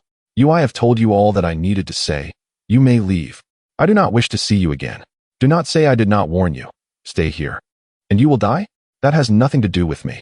Their meeting bore no resemblance to the tender affection typical of a father-daughter relationship. Rather, it was as estranged as two strangers. Once severed, familial ties can be more tenuous than any other relationship, often laced with resentment. Jin Yunxiang's anger surged. He scoffed and turned to leave, but upon reaching the door, he abruptly halted and cast a complex glance back at her. Qiu Yu turned away, tears glistening in her eyes. Witnessing her stubbornness, Jin Yunxiang sighed and departed from the room. As Jin Yunxiang vanished from sight, a flood of emotions surged forth, overwhelming her like a torrent. Yet her figure remained as steadfast as a rock, concealing her facade from all. Only the tears cascading down and the contorted expression on her face betrayed her turmoil. A gentle breeze wafted in, rustling through the window, while the leaves of the phoenix trees outside whispered autumn's lament. Qiu Yu gathered her sorrow, turned, and stepped outside, determined to seek Zhu Jiao and discuss how to navigate the path ahead. Meanwhile, Zhu Jiao stood atop a mountain, gazing at the setting sun, drinking alone, adrift in solitude. It remains uncertain whether he has grown fond of this tranquil time or has developed an affinity for solitude and heartache. Have you arrived? Should I not have come? Would you care for a sip? Just a single sip? I fear you might repeat what transpired that day. Yet, nothing significant occurred that day. Had anything of consequence happened, you would not be here today. I offer you an opportunity, yet you remain ineffectual. Even if given countless chances, I find you of no use. The notion is quite delightful. Chances are but fleeting. Once missed, they are lost forever. The two exchanged a smile, and Zhu Jiao passed the wine jug to Qiu Yu, who took a hearty gulp, only to be momentarily choked by the liquor, causing her delicate brows to furrow. Chapter 78. Death. He has arrived. Oh, my father, Jin Yunxiang. Oh, he asked me to return, but I refused. Oh, I had once envisioned countless reunions, never expecting it to unfold in this manner today. Oh, his hair is now streaked with silver, adorned with the Buddhist beads handcrafted by my mother, and his voice lacks the resonance I once remembered. Oh, is there anything beyond that you can utter? Speaking of other things feels rather inappropriate, especially since I do not even have a clear image of my own father. You are worse off than I am. I am still alive and able to enjoy my drink. How can that be considered unfortunate? Oh, enough with the oh, just leave. Qiu Yu chuckled. I merely uttered an oh, and you are already intolerant? You still have to cultivate. I am too lazy to cultivate. You should consider becoming a beggar. That way, you would have nothing to do. But a beggar cannot drink. If you truly became a beggar, I would ensure you have enough wine for the rest of your days. Then I would wish to visit a brothel to listen to music. Just to listen to music? I also wish to see the maidens. Merely to see the maidens? It would be best to converse with them about their past lives. Only converse about their past lives? We could also play chess and sip tea with them. Seeing that he was not easily swayed, Qiu Yu found it somewhat dull. Indeed, jokes are most enjoyable when shared between like-minded individuals. If Chun-Li were here, he would not behave this way. Someone intends to kill us. I am aware. How do you know everything? I do not know everything. For instance, I am unaware of the state of the scar left from your last injury. Qiu Yu understood the implication of his words. It referred to the sordid affairs of the generals at Lanting Pass, and she could not help but glare at him. Now I understand why Chun-Li insists on following you. Let us not speak of this. It is all in the past. You were the one to bring it up first. Then I was wrong. I apologize. Chiao Yu smiled again. What shall we do next? Wait for Chonghua to break through. Will they wait? You should inquire with them. Do you not fear being beaten for speaking so? Upon hearing this, Zhu Jiao felt a bit awkward, chuckled softly, and touched his nose. My dear lady, I am but a fish on the butcher's block. What can I do? So you intend to give up, is that it? Not at all. For now, we must adapt to the circumstances. Confronting soldiers with soldiers and water with earth. I thought you might have some profound insights. It appears you are rather ordinary. A skilled cook struggles without rice. How can one claim kingship without generals beneath them? Maintain a low profile, Inaction is the best and indeed the only course of action. The two ceased conversing and began to drink, taking turns to sip from their cups. After a while, why do you remain here instead of leaving? Compared to departing, staying here feels more comfortable, for it is my choice. As human beings, most of our suffering arises from this. Possessing the power and freedom of choice can become a burden on the soul, making every untraveled path a thorn in our being. Zhu Jiao could not comprehend that feeling, for he had no choices. Are you afraid of death? Death itself is not frightening. What is truly terrifying is dying and no one caring, as if one has lived in vain. That is indeed quite tragic. If I were to die, would you shed tears for me like Chun-Li? I would not have in the past, but perhaps now I would. Why? We are friends. Hearing this, Chiao Yu felt a sense of comfort and countered. Are you afraid of death? Yes, terribly afraid. How did I not notice? Indeed, I am currently consuming all the wine I should have drunk in this lifetime in advance. Are you not afraid of drinking yourself to death? There is an old saying, to die beneath a flower is to be a romantic ghost. But I have no such flower, so I can only drink. Before you is not just a flower? Although you are a beautiful flower, you are not mine. I can only admire you from afar, not desecrate you. Do you have the desire but lack the courage? You may consider it that way. What if I were to insist on choosing you? What would you do? I would run away or die, for I do not wish to betray Bei Yi, nor do I wish to betray you. Alas, I truly feel for your inner turmoil. Fortunately, such a possibility will never arise. Why? Because we will both die? Is the situation truly that dire? It is even worse than you imagine. Then how can you still enjoy your drink? A drunken stupor alleviate the cultivation of others unfolds effortlessly like water flowing into a channel, yet he toils relentlessly, digging wells in the arid desert with his own flesh and blood. When the elixir detonates within his abdomen, akin to countless venomous insects gnawing at his insides, he grinds his teeth and stifles his cries deep within his throat. Blood seeps through the crevices of his clenched fists, staining the ground with charred marks. His body, devoid of a martial foundation, resembles a tattered sack. With each surge of medicinal power, it fractures further, yet he resolutely drives that rampant force inch by inch into his very marrow.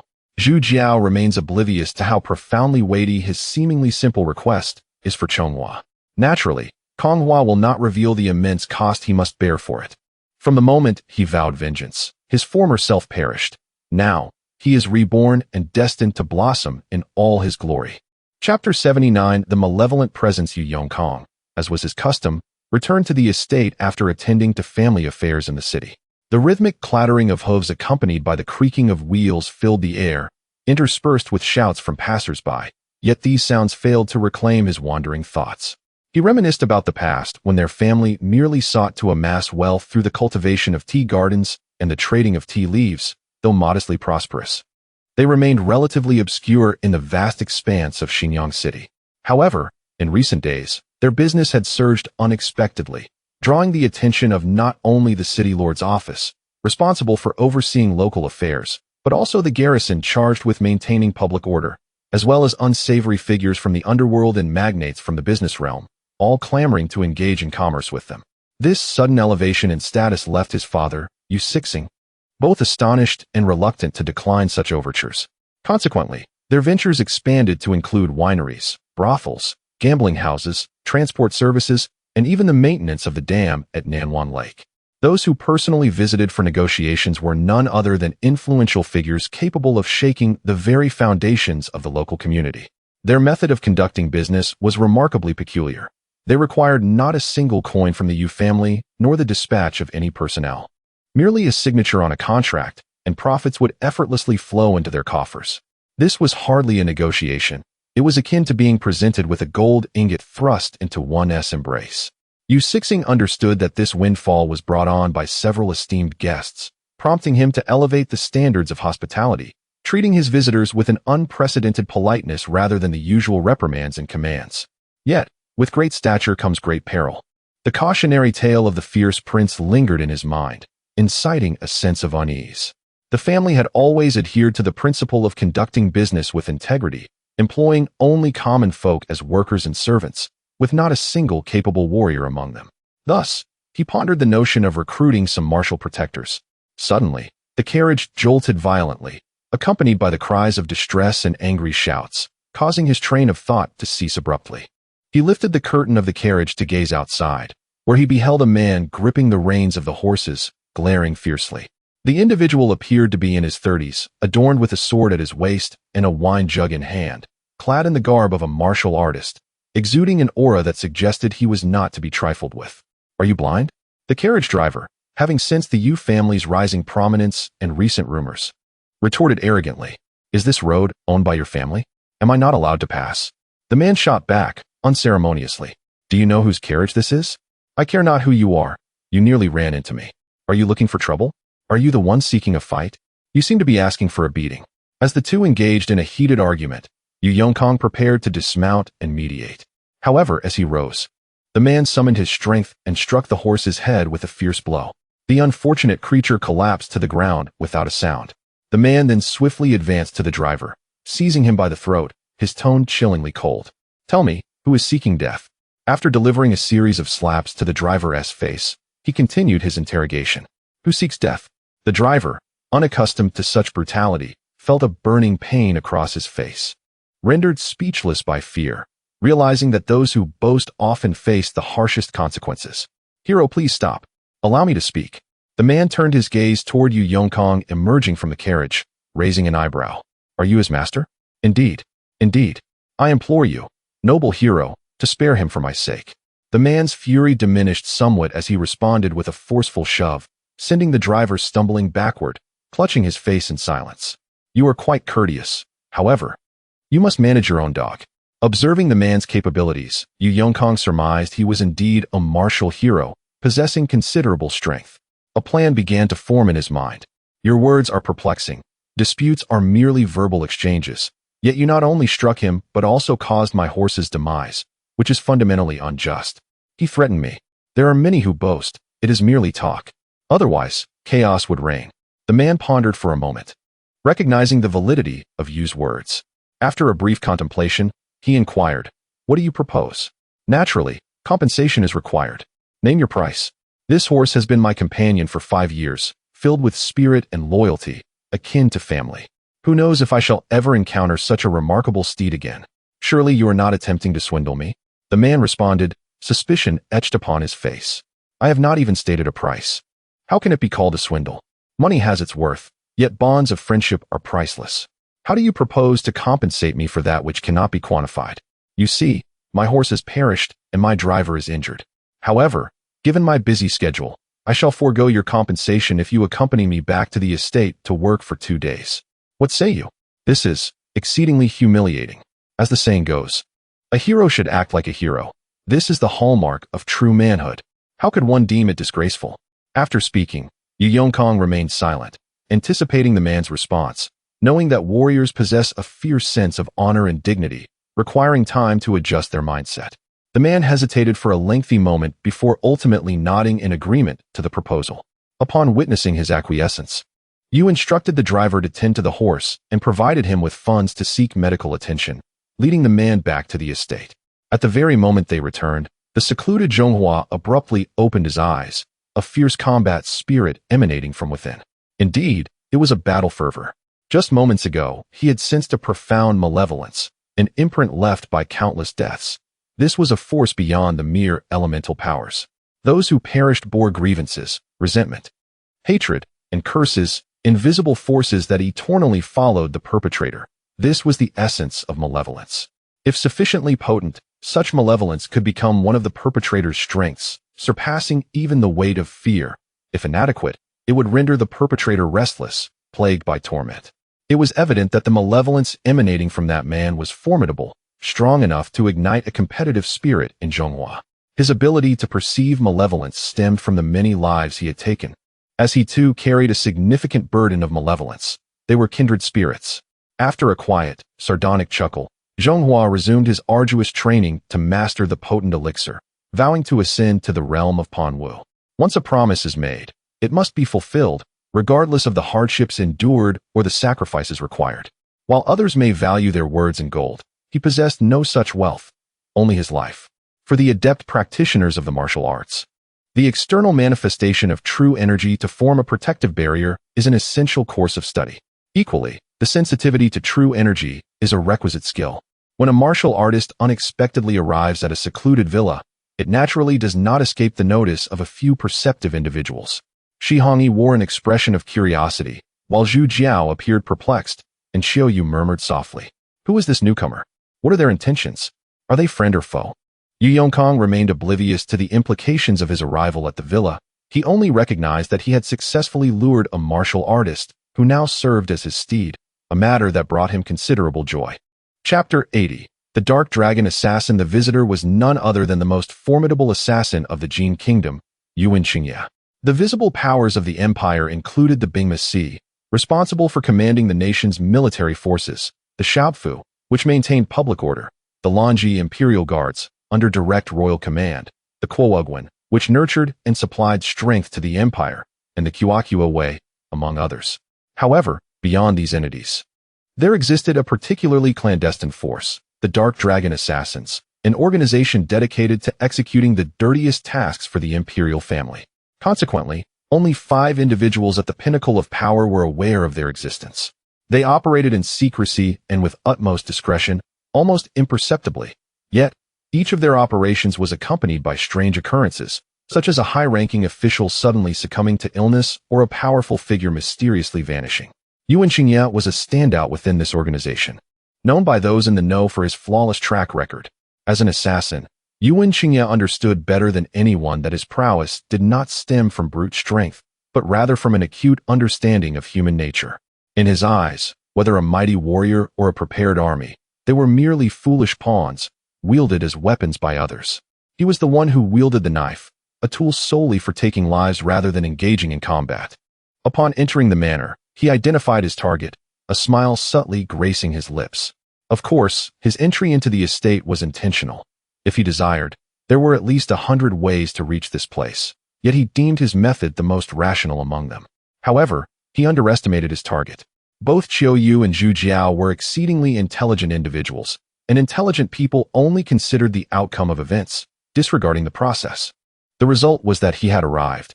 He was the one who came. Did you sense that warrior? It appears he is merely at the title level. Are you waiting for him? He was aware that Qiao Yu was waiting for someone, and Qiao Yu knew he was waiting too, though the nature of their wait remained unclear. No, then what are you waiting for? I await a change, a turning point.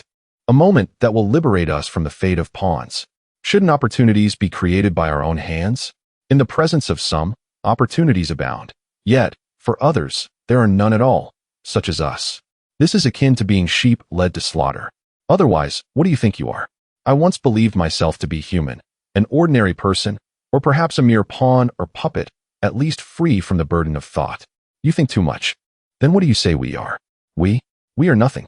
If we must define ourselves, perhaps we are those who are about to die, or simply, the dead. Qiao Yu bowed her head in contemplation.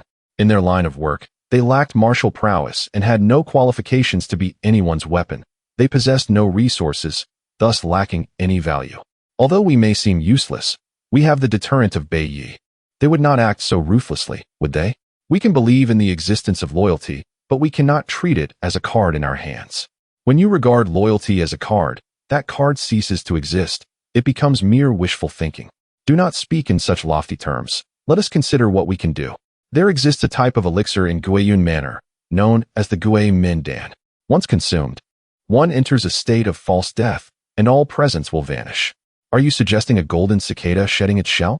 No, it is to disturb the snake in the grass. Understood. Days passed as swiftly as ever. Yuan Xingye refrained from taking action. If he wished, many methods and opportunities were at his disposal. Yet he chose to observe quietly, watching the others indulge in revelry. jesting as if Yama were perusing the ledger of life and death, calculating the precise moments. Condemned prisoners are allowed one last hearty meal and good wine before their end. But he could not indulge, for he was an assassin. Relishing the shock and surprise of the deceased before their demise was the true fulfillment and accomplishment of his profession. After several days, due to the proficient handling of the carriage, Yu Yongkang invited him to remain within the mountains and introduced him to Zhu Jiao. Thus, he became acquainted with them. However, mere acquaintance was but the first step. He sought to forge a bond of friendship. Yet more days passed, and he still did not act, for the reason was simple. Both Zhu Jiao and Xiao Yu remained guarded and distant towards him. For him, it was not a lack of opportunity, but rather a sign of failure as an assassin. An assassin approaches their target in two ways, physically and emotionally. While ordinary assassins work for their employers, achieving the desired outcome suffices as success. He, however, was different. He was an assassin of aspiration, the most skilled in the Jin Kingdom. Despite this, he was not in haste. For him, the journey toward his target was equally a source of enjoyment. Perhaps the toughest bones were the most flavorful, and the unattainable women the most alluring. A few more days passed when an unexpected event occurred. Yu Yongkang returned with another formidable figure, reportedly introduced by someone else, possessing earth-level cultivation and immense strength. When Yu and Qingya locked eyes with this individual, both were taken aback. They were familiar with each other, being sworn brothers. The night was dark, the wind chill, the sky devoid of stars, and the ground shrouded in darkness. They compressed their true energy to the utmost, appearing no different from ordinary people. They met at the foot of a mountain. You should not have come. I did not desire to come. Who sent you? Who is the target? You are experienced enough. Such questions should not escape your lips. I was considering helping you eliminate this nuisance. That is unnecessary. I relish this process as well. You know me well. During a mission, all who are privy must be eliminated, including you. So it seems that only one of us can return alive to report. Stubborn. Let fate decide. The two parted on unfriendly terms, and upon their next meeting, they would be adversaries. Another few tranquil days passed, and Xianghua finally succeeded in breaking through to the Panwu realm. The others held a grand celebration in his honor, inviting everyone within the manor, including the two assassins. Meanwhile, Zhu Jiao released a message indicating that after lingering for a few more days, they would depart. Whether it is Yu Sihang or Yu Yongkang, both have made earnest attempts to persuade, yet Zhu Jiao appears resolute in his decision, leaving no room for negotiation. Consequently, Yu Yongkang arranges for two of his most skilled associates to accompany him, offering a gesture of support. Zhu Jiao, unable to refuse such heartfelt courtesy, ultimately concedes to his request. Thus, this news spreads like the wind, naturally reaching those who are attentive.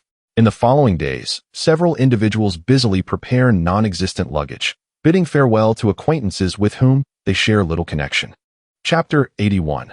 The Battle of a Lifetime. Zhonghua, devoid of any baggage or lingering concerns, was engrossed in studying a tome of secrets.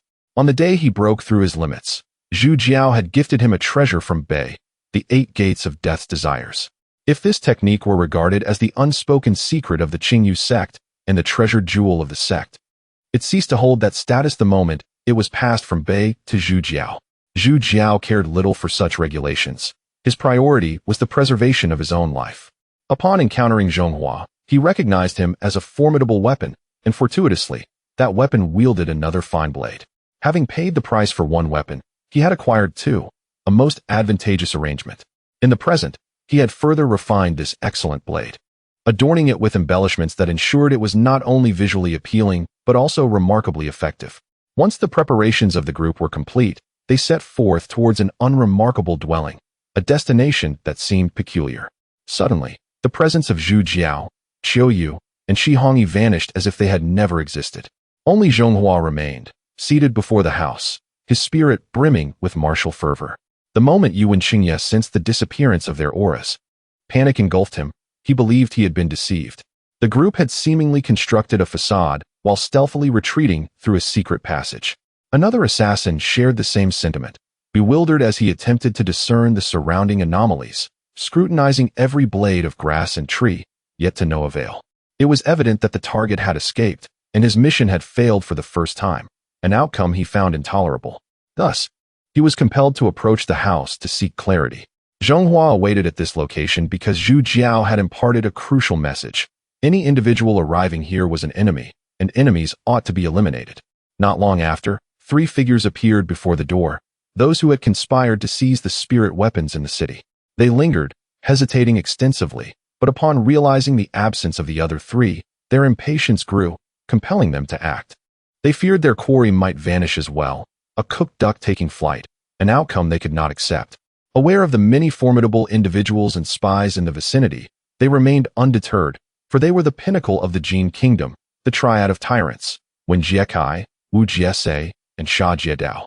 Zhonghua sensed the newcomers and was enveloped in a fervent battle spirit. His opponents were formidable, instilling a tremor within him.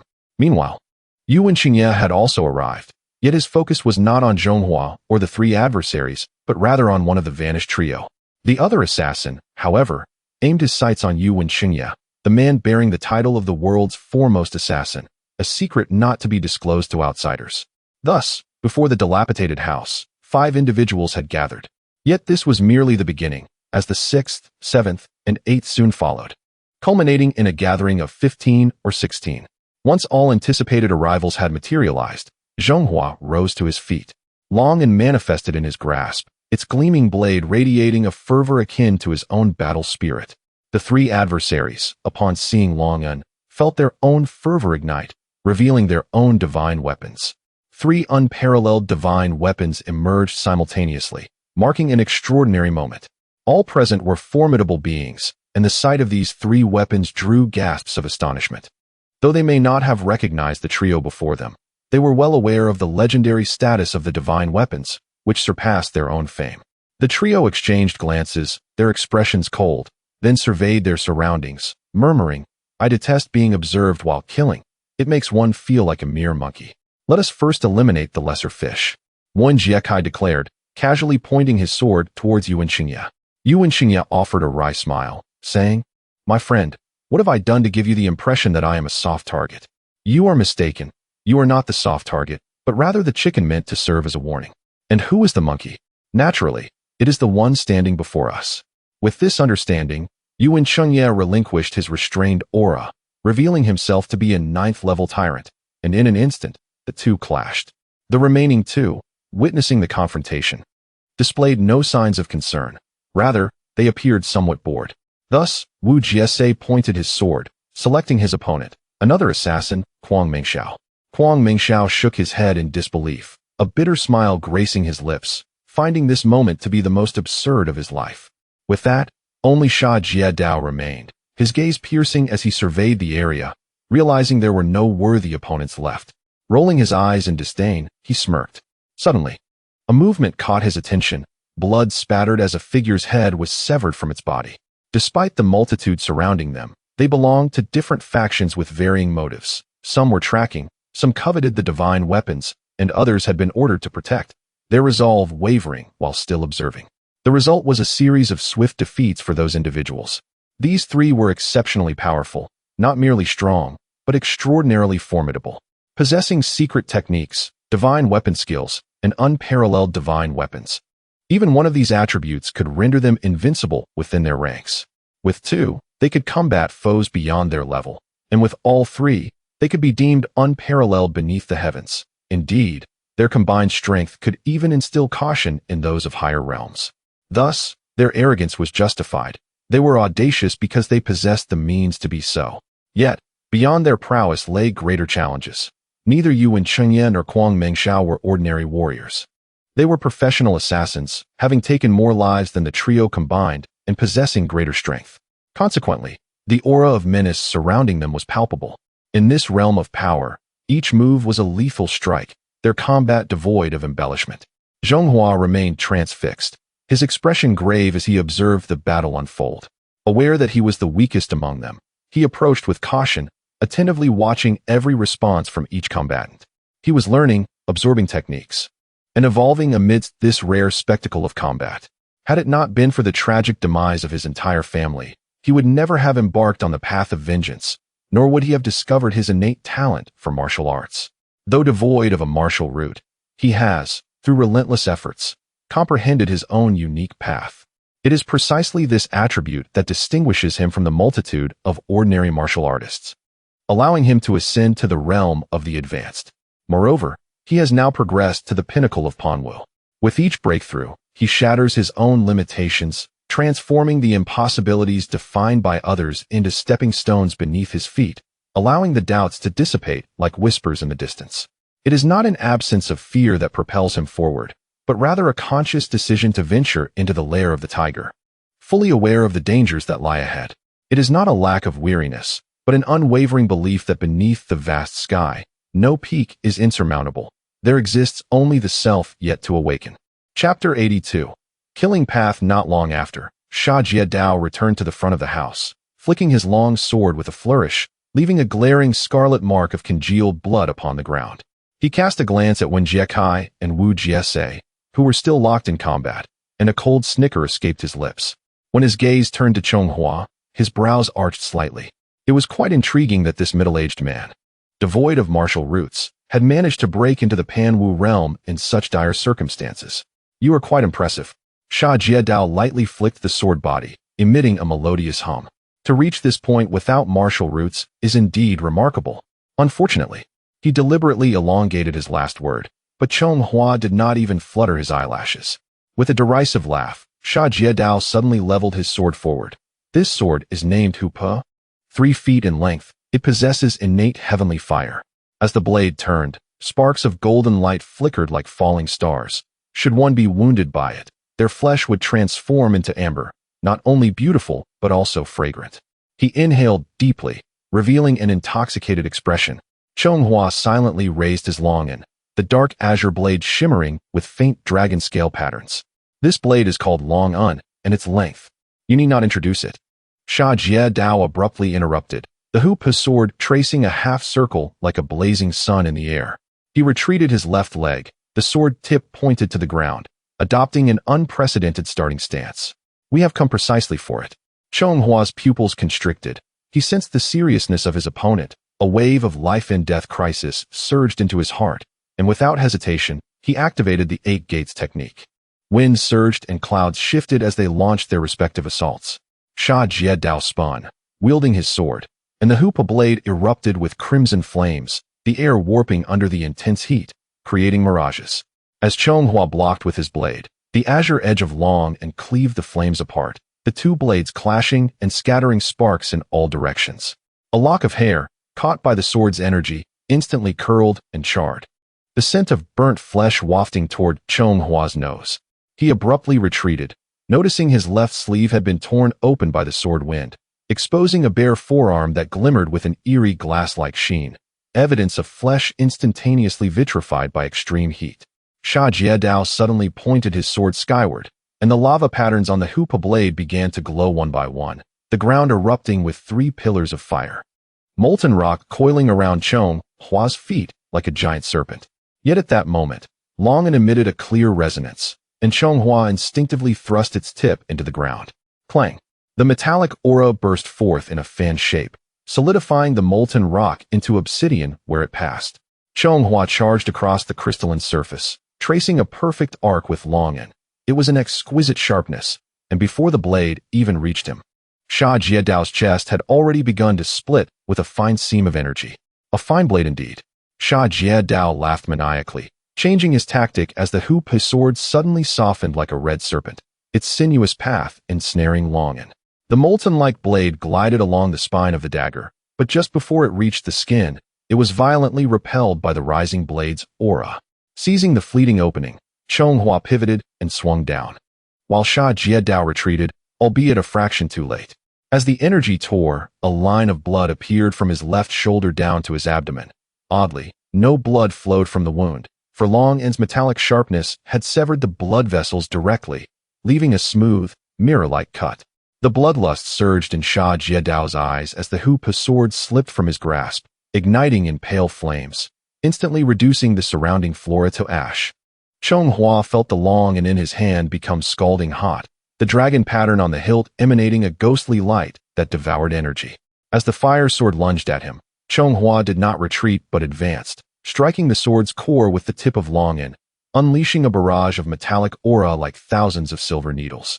Amidst the blinding white flames, a glimmering azure light pierced through, embodying Long An's ultimate sharpness. Thud! The sound of blade meeting flesh was accompanied by the brittle crack of bones as Sha Jiedao looked down at the Long and piercing through his chest, crimson blood spilling from the corner of his mouth. With a sudden maniacal grin, he tightened his grip on the sword, disregarding his injury as he forcefully thrust the Hupu. In a critical moment, Long An instinctively shielded its master, swiftly turning back to block the strike. As the dust settled, Sha Jiedao's broken body slowly collapsed to the ground, while Long An remained untouched by blood. With Bai Yi advancing to the Pan Wu realm, leveraging the Eight Gates' deathly intent to transcend to the Dominator stage, Long An, as a spirit-summoning divine weapon, finally had the opportunity to exhibit its true prowess. The battle between the two commenced swiftly and concluded just as rapidly. At the moment they finished their fight, Kuang Ming Xiao let out a wretched cry, gazing at the severed arm that had fallen to the ground. He retreated at lightning speed and then turned to flee. Wu Jiesei's expression turned cold as he hurled his long sword with a sudden force, a streak of light piercing through the air to strike Kuang Ming Xiao, who was instantly impaled and plummeted from the sky, his fate uncertain. The streak of light then swiftly returned, landing steadily in Wu Jiesei's grasp. To flee in front of me is akin to seeking death. Wu Jiesei tenderly caressed his long sword, slowly advancing toward Chonghua. To defeat Sha Jiedao, you are worthy of my challenge. With that, Wu Jiesei tossed his long sword, which suddenly shot forth, appearing before Chonghua in an instant. Even with Chonghua fully focused, he was momentarily taken aback by the sword's velocity. Confronted with such extraordinary speed, Chonghua understood that it would be challenging to counter solely through his own means. Thus, after blocking Wu Jiesei's lethal strike, he relinquished control of Long An, opting instead to nurture the blade with his energy and guide it with his heart. Long An soared through the air, its blade radiating light, resembling a golden dragon. Observing that his strike had been thwarted, Wu Jiesei immediately summoned the Hupu back, channeling all his energy into its blade. Sensing his intent to conclude the battle decisively, Chonghua mirrored his actions, pouring his energy fervently into Long An. After accumulating power for several moments, they instinctively struck toward each other. The golden blade light collided with the streak of light in the center, erupting in a blinding flash, distorting the surrounding air like boiling water. The bluestone beneath Chonghua's feet suddenly cracked, spiderweb-like fissures radiating from the point of their confrontation in all directions. Blood trickled from the corner of Wu Jiesei's mouth, yet he gritted his teeth, the energy swirling on his blade growing ever denser, faintly shrouded in crimson mist. Zhonghua's robe was torn asunder by the force of the tempest, his hair disheveled and clinging to his face. He felt an excruciating pain as his vital energy was pulled taut, and the Long An Dao seemed to emit a mournful wail under this immense pressure. The two forces found themselves locked in a fierce stalemate. However, it was not long before he caught a glimpse of Wu Jiesei's sword-wielding right hand trembling slightly, a telltale sign of dwindling vital energy. With a sudden, thunderous roar, Zhonghua unleashed an indomitable spirit, which birthed a surging will to fight, awakening all the latent potential within him. A unique vital energy surged forth from his dantian. As this energy flowed into the Long An Dao, its blade radiated an overwhelming brilliance, transforming into a golden streak that instantaneously shattered the ethereal mist of the Jinghong sword and struck directly at Wu Jiesei's face. Chapter 83. The martial calamity of desire and the literary calamity of wealth in battles that reach such a pinnacle, a single misstep could lead to total defeat, leaving no room for retreat. Wu Jiesei gazed with palpable reluctance at the golden ribbon of light before him, ever expanding, before ultimately soaring past him. Truly, it was a divine weapon. The resonant echo within him fell alongside his descent into the vastness of existence. With his opponent vanquished, Long An returned. After firmly grasping Chonghua, he utilized the sword as a staff to support his weary body, ensuring he did not collapse. At this moment, his internal energy was entirely depleted. The Eight Gates technique had been undone, and his meridians lay in shambles. He no longer possessed the strength to continue fighting. Pain was familiar to him, yet it surged more fiercely than ever before. He retrieved a medicinal pill, swallowed it, and silently attempted to cultivate his energy. Alas, his meridians resembled a congested roadway, where no matter how the horses whinnied, passage remained impossible. It dawned on him that he had reached his limit. Driven by a fervent battle spirit, his mind had been intensely focused, and his physical potential had been magnified to an extraordinary degree, granting him power rivaling that of celestial warriors. But what was the price? A cold laugh escaped his lips. If the cost were merely this, it would indeed be too trivial. How could one who had lived in solitude, feasting on suffering, fail in the very realm where he excelled? Thus, he silently endured, savored, and grew. Wen Jiekai observed as his companions fell one by one, a sly smile of triumph creeping onto his face. Although they were allies, in the presence of divine weapons, camaraderie was like clothing, easily donned, yet effortlessly discarded. His decision to be the first to choose an opponent and to engage in battle first, only to outlast them all, was the result of meticulous planning. Enough of this game. You may perish. The frigid words escaped Wen Jiekai's lips, exuding an air of interminable chill. Yu Wenqingye understood that he was being toyed with, yet he relished the sensation of feigning weakness while striking fiercely. This sword, known as Mu Huang, would soon reveal its true nature and leave him with no grounds for complaint. Upon uttering these words, Wen Jiekai infused his long sword with energy, causing the surrounding leaves to rustle ominously. Yu Wenqingye's expression shifted dramatically upon hearing the sound. It reminded him of a secret technique that disoriented perception through sound. Once ensnared, one would be as defenseless as a lamb awaiting slaughter. He immediately sealed his five senses with energy, relying solely on intuition to prepare for combat. Wen Jiekai scoffed, and then lunged forward with a fierce slash. However, to everyone's surprise, there was no howling sword energy nor any deafening boom. As Yu Wenqingye observed this, a sense of alarm surged within him. He remained unaware of the sword's true capabilities and could only rely on swift movements to evade the impending attack. Just as he braced himself, branches from the surrounding trees surged forth, closing in on him with unstoppable force, leaving him nowhere to hide. With a fierce glint in his eyes, he hurled his dagger. Wen Jiekai, noticing the dagger's approach, swiftly parried it with his sword. Yet, at that moment, a loud explosion erupted as the dagger detonated into a cloud of dust, enveloping him. He immediately sealed his breath and retreated hastily, while simultaneously directing the tip of his sword, causing countless sharp blades to sprout from the branches, rendering Yu Wenqingye's energy shield utterly ineffective, and in an instant, his body was pierced in multiple places. Blood surged forth, and he finally understood the origin of the sword's name, Mu Huang. Watching the gravely injured Yu Wenqingye, Wen Jiekai sheathed his sword. He sensed that Chonghua was now utterly drained of energy, incapable of further combat, and the renowned divine weapon, Longan, lay tantalizingly close. He fixated on the gilded vine patterns entwined around the hilt, his pupils gleaming with avarice that nearly ignited the very weapon. As his throat constricted, he heard the thunderous drumming of his own heartbeat. Suddenly, his pupils constricted in horror. The deadly poison known as Bai Wuchang? Indeed, Yu Wenqingye had risen to prominence as the foremost assassin precisely because of this toxin. Once afflicted, there was no remedy. Wen Jiekai hesitated, reluctant to move, and frantically fished a porcelain vial from his pocket, mechanically and bewilderedly attempting to consume the medicinal pill. Yet, it was too late. The potency of Bai Wuchang coursed through his breath, skin, and bloodstream, capable of effortlessly slaying even the mightiest of warriors, with only those who wielded the elemental powers of the heavens remaining unscathed. Black blood trickled from his ears, congealing into a grotesque bead beneath his chin. He wished to scream, but found his vocal cords rendered hoarse by the toxin, producing only raspy gasps. His limbs grew numb, as if pierced by countless icy needles, and the only part of him still capable of movement was his eyes, which fixed intently on the hilt of Long and in the distance. The gilded vine patterns before him blurred, yet their brilliance seared his eyes, and a metallic taste filled his throat. As the last of his black blood spilled forth, his defiant gaze dimmed to a fading gray. The unparalleled warrior, the legendary tyrant known as the Sanjiaku, met his end before the blade of Long, and born of greed, he perished by greed. Chonghua surveyed the scene littered with corpses and offered a bitter smile. Those who sought his life lay dead before him, while he, the one destined for death, had somehow survived. How ironic. However, he had always been a man of simple means, having risen from the humble act of scavenging from the dead, which made his journey to this point all the more arduous. The treasures scattered around him were indeed a shame to waste.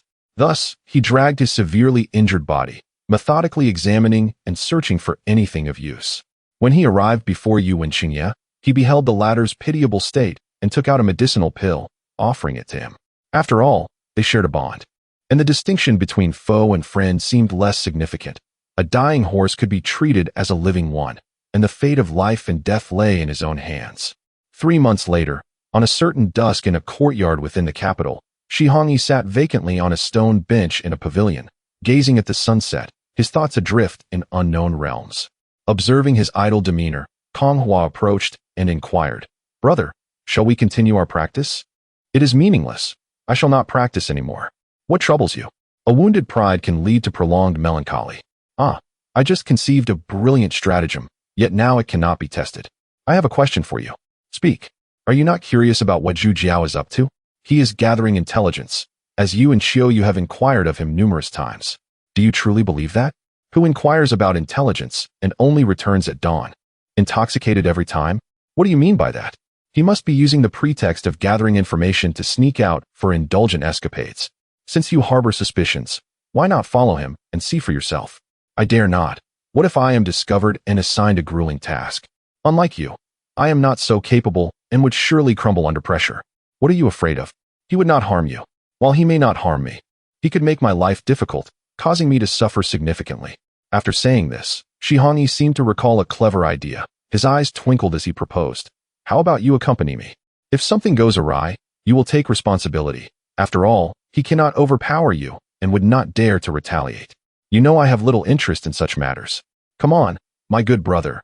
You may lack interest, but I am quite intrigued. Just consider it a favor for your younger brother. It has been ages since I last enjoyed myself. Why not approach him directly and ask him to take you along? If you assist me this once, I shall impart to you a secret technique from my family, the Zhengshan Zhang. How about that?" Upon hearing the offer of acquiring a profound technique, Zhonghua's eyes sparkled with excitement, and he readily agreed without hesitation.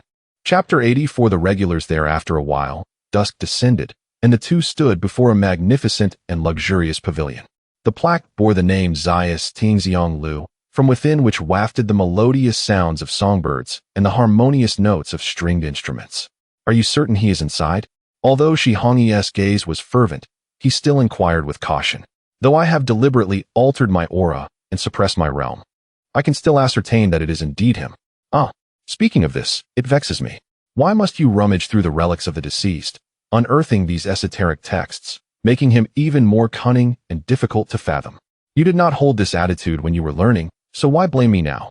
Enough of that. When we ascend, remember to respond as I instructed. Do not let anything slip." "Understood." The two leisurely approached the interior of the pavilion, where the attendants swiftly ushered them inside. "Welcome, esteemed guests. May I inquire if you have a reservation? This is our first visit. Allow us to introduce ourselves.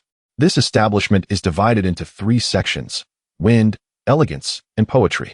The wind section primarily features songs performed by maidens from various regions, alongside exotic melodies. The elegance section showcases instrumental performances, with the maidens excelling in all forms of musical expression.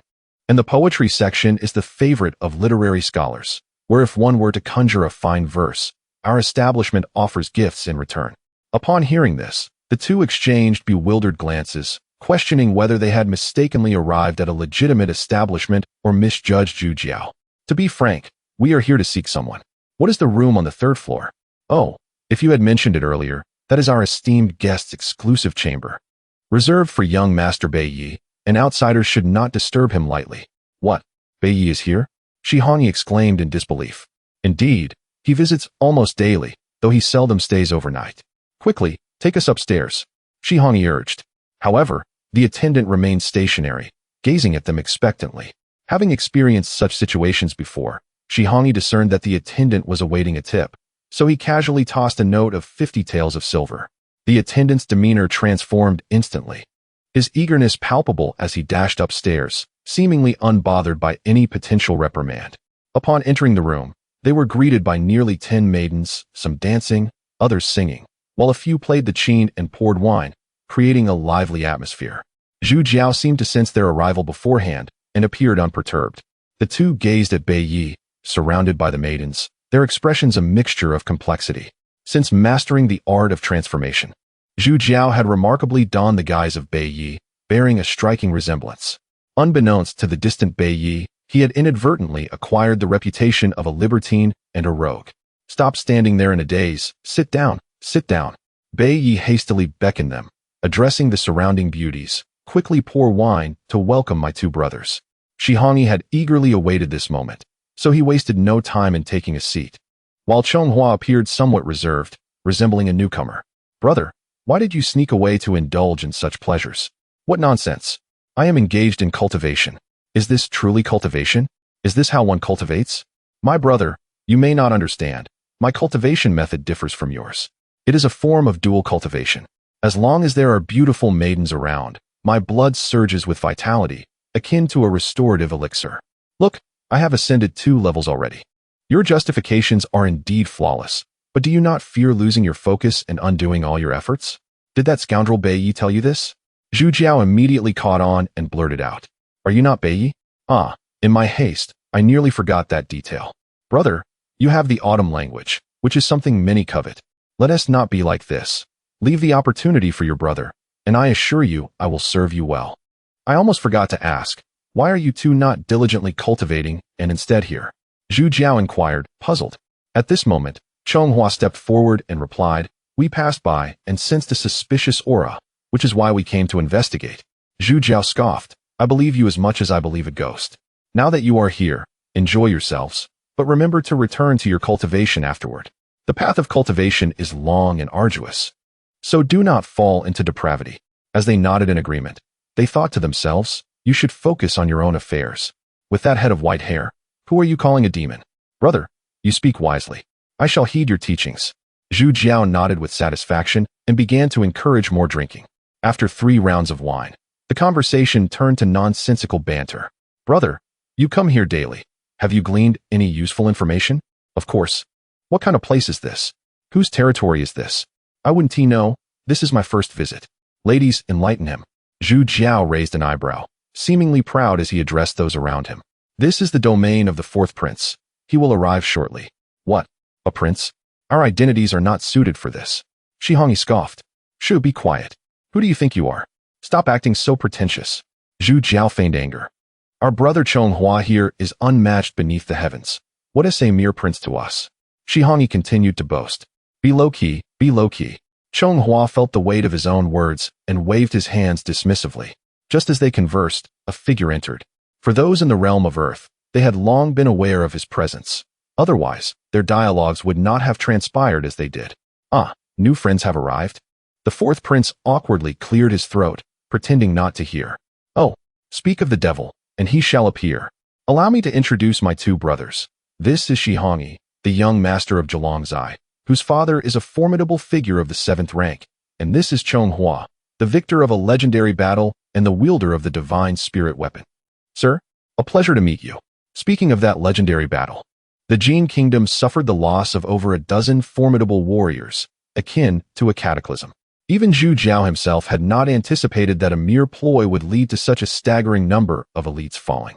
On that day, he, along with Qiyu and Shi Hongyi, ingested the Gui Min Dan, rendering their breaths imperceptible, leaving them in a state of unknown life or death.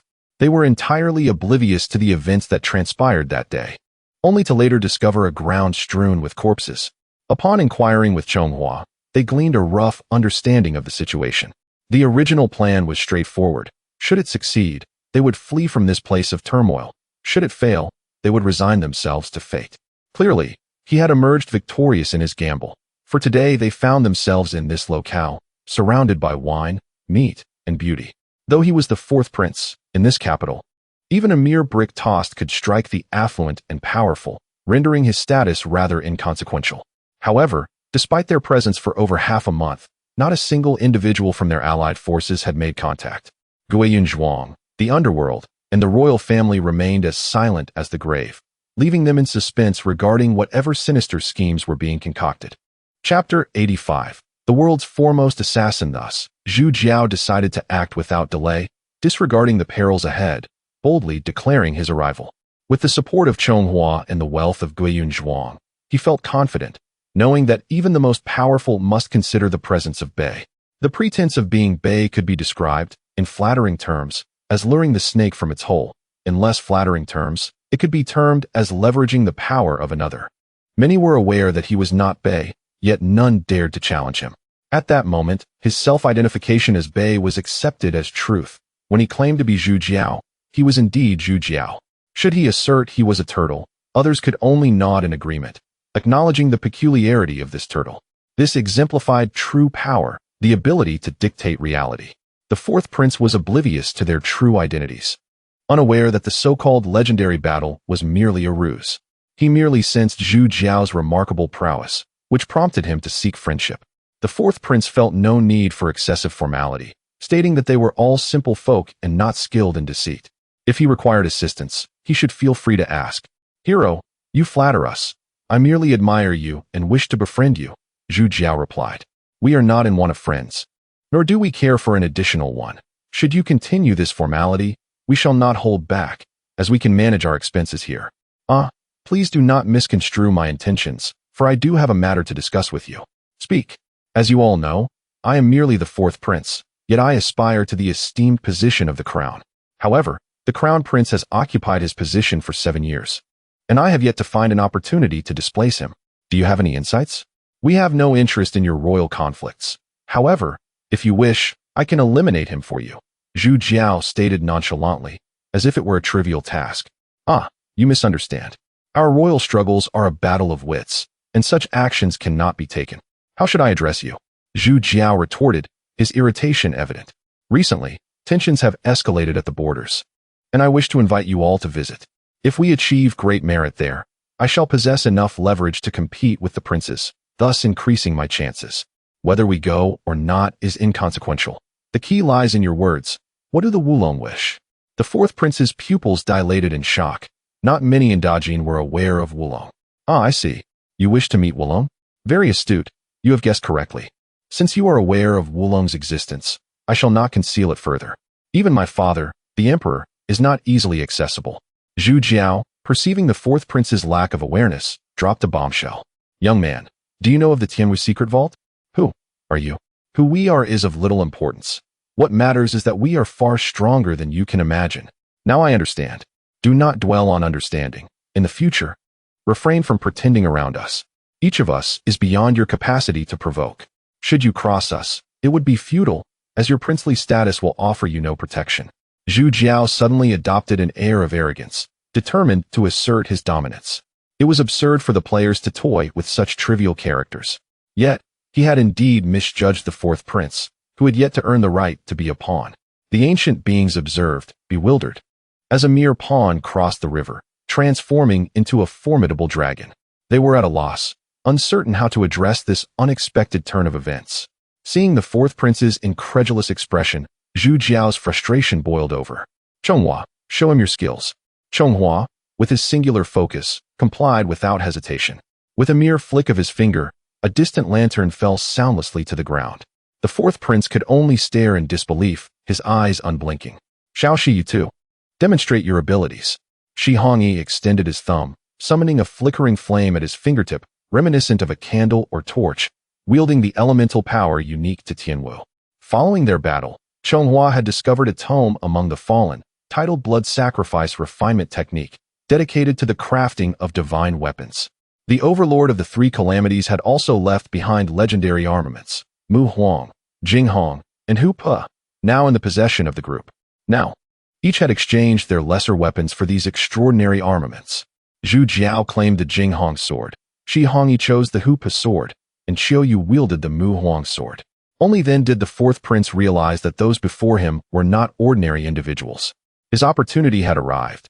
Should he manage to secure their allegiance, it would be akin to gaining wings. The amusing fourth prince, still unaware of their true identities, began to fantasize, showcasing the typical cunning of royalty. Thus, the ensuing moments were spent in jovial camaraderie, toasting and exchanging compliments, creating a harmonious atmosphere. Alone in a secluded courtyard, Qiu Yu found herself bored, gazing at the verdant surroundings with a furrowed brow. Having been in the capital for over half a month, she was perplexed by the lack of communication from these factions, uncertain of their thoughts. Had they deemed them as expendable? As a pawn?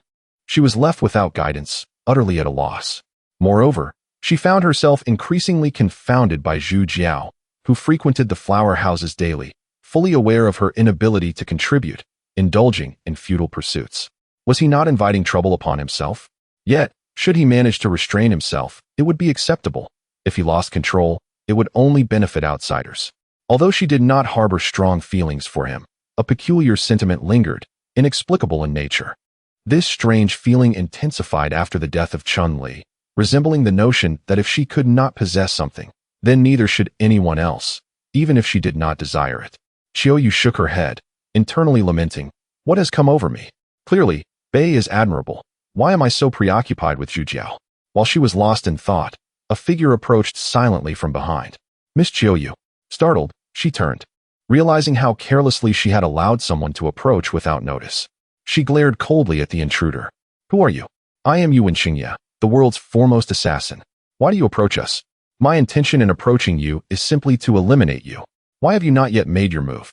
"My mission has faltered, and as such, I am no longer the unrivaled champion of the world."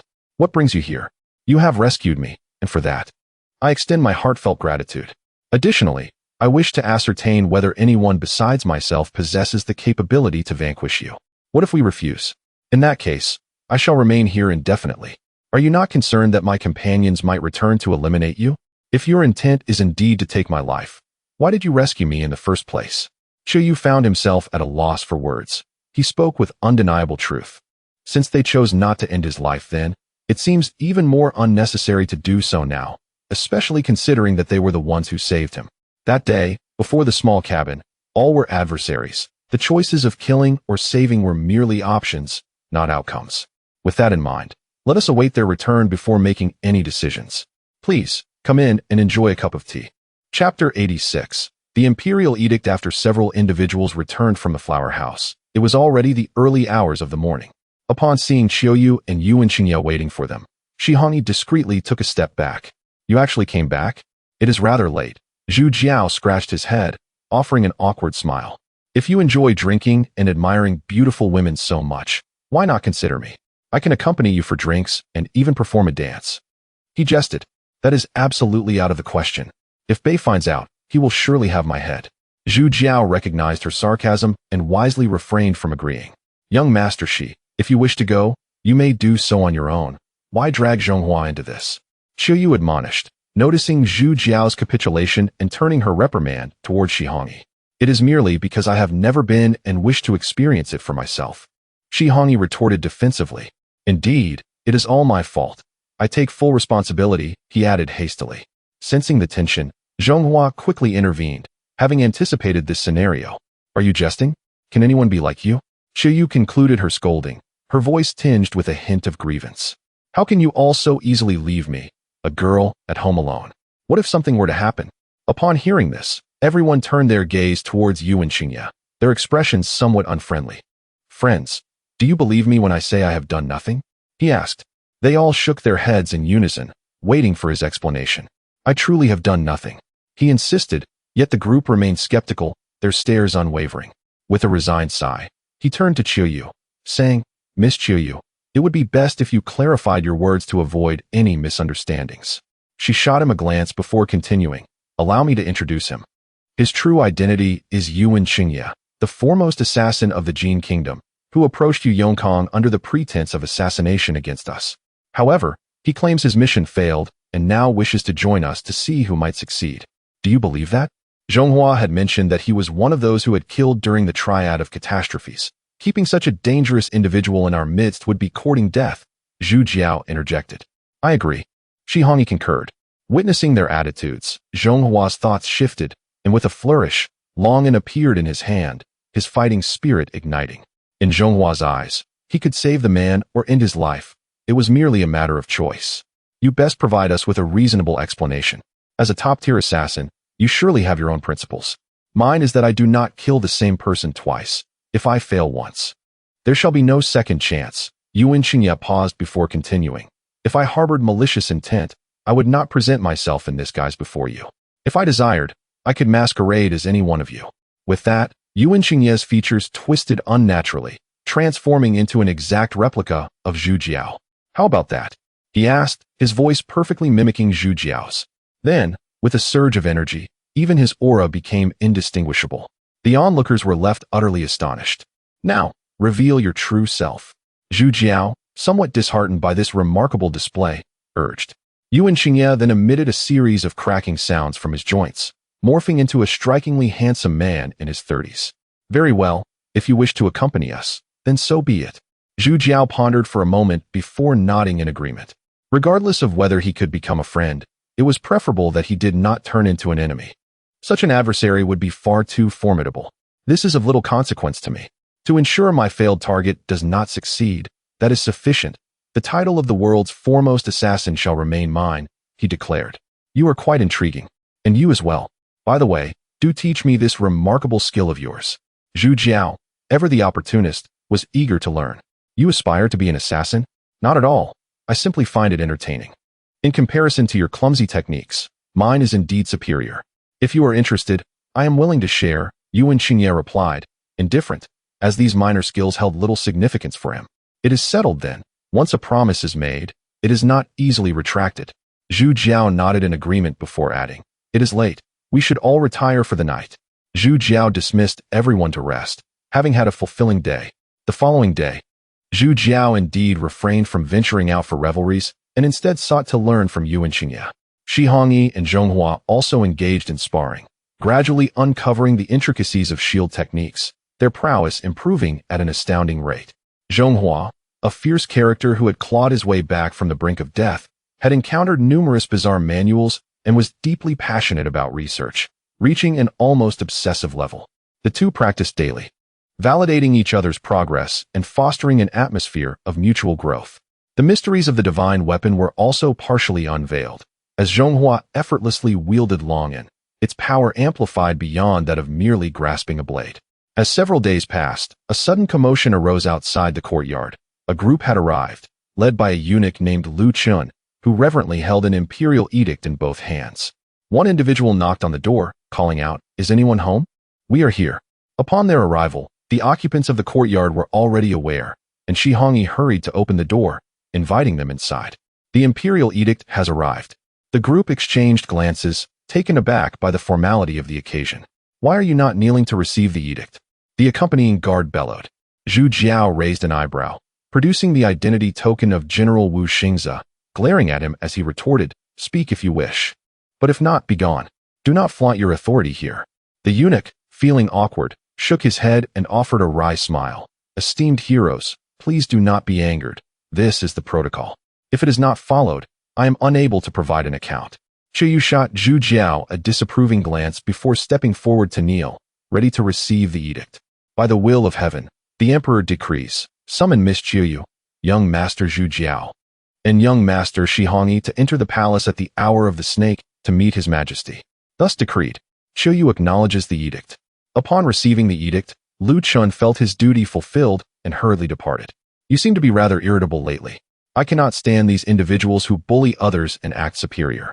Do remember to maintain your composure when meeting the emperor tomorrow. I shall not attend. You may go in my stead. They have summoned the three of us. How can you not go?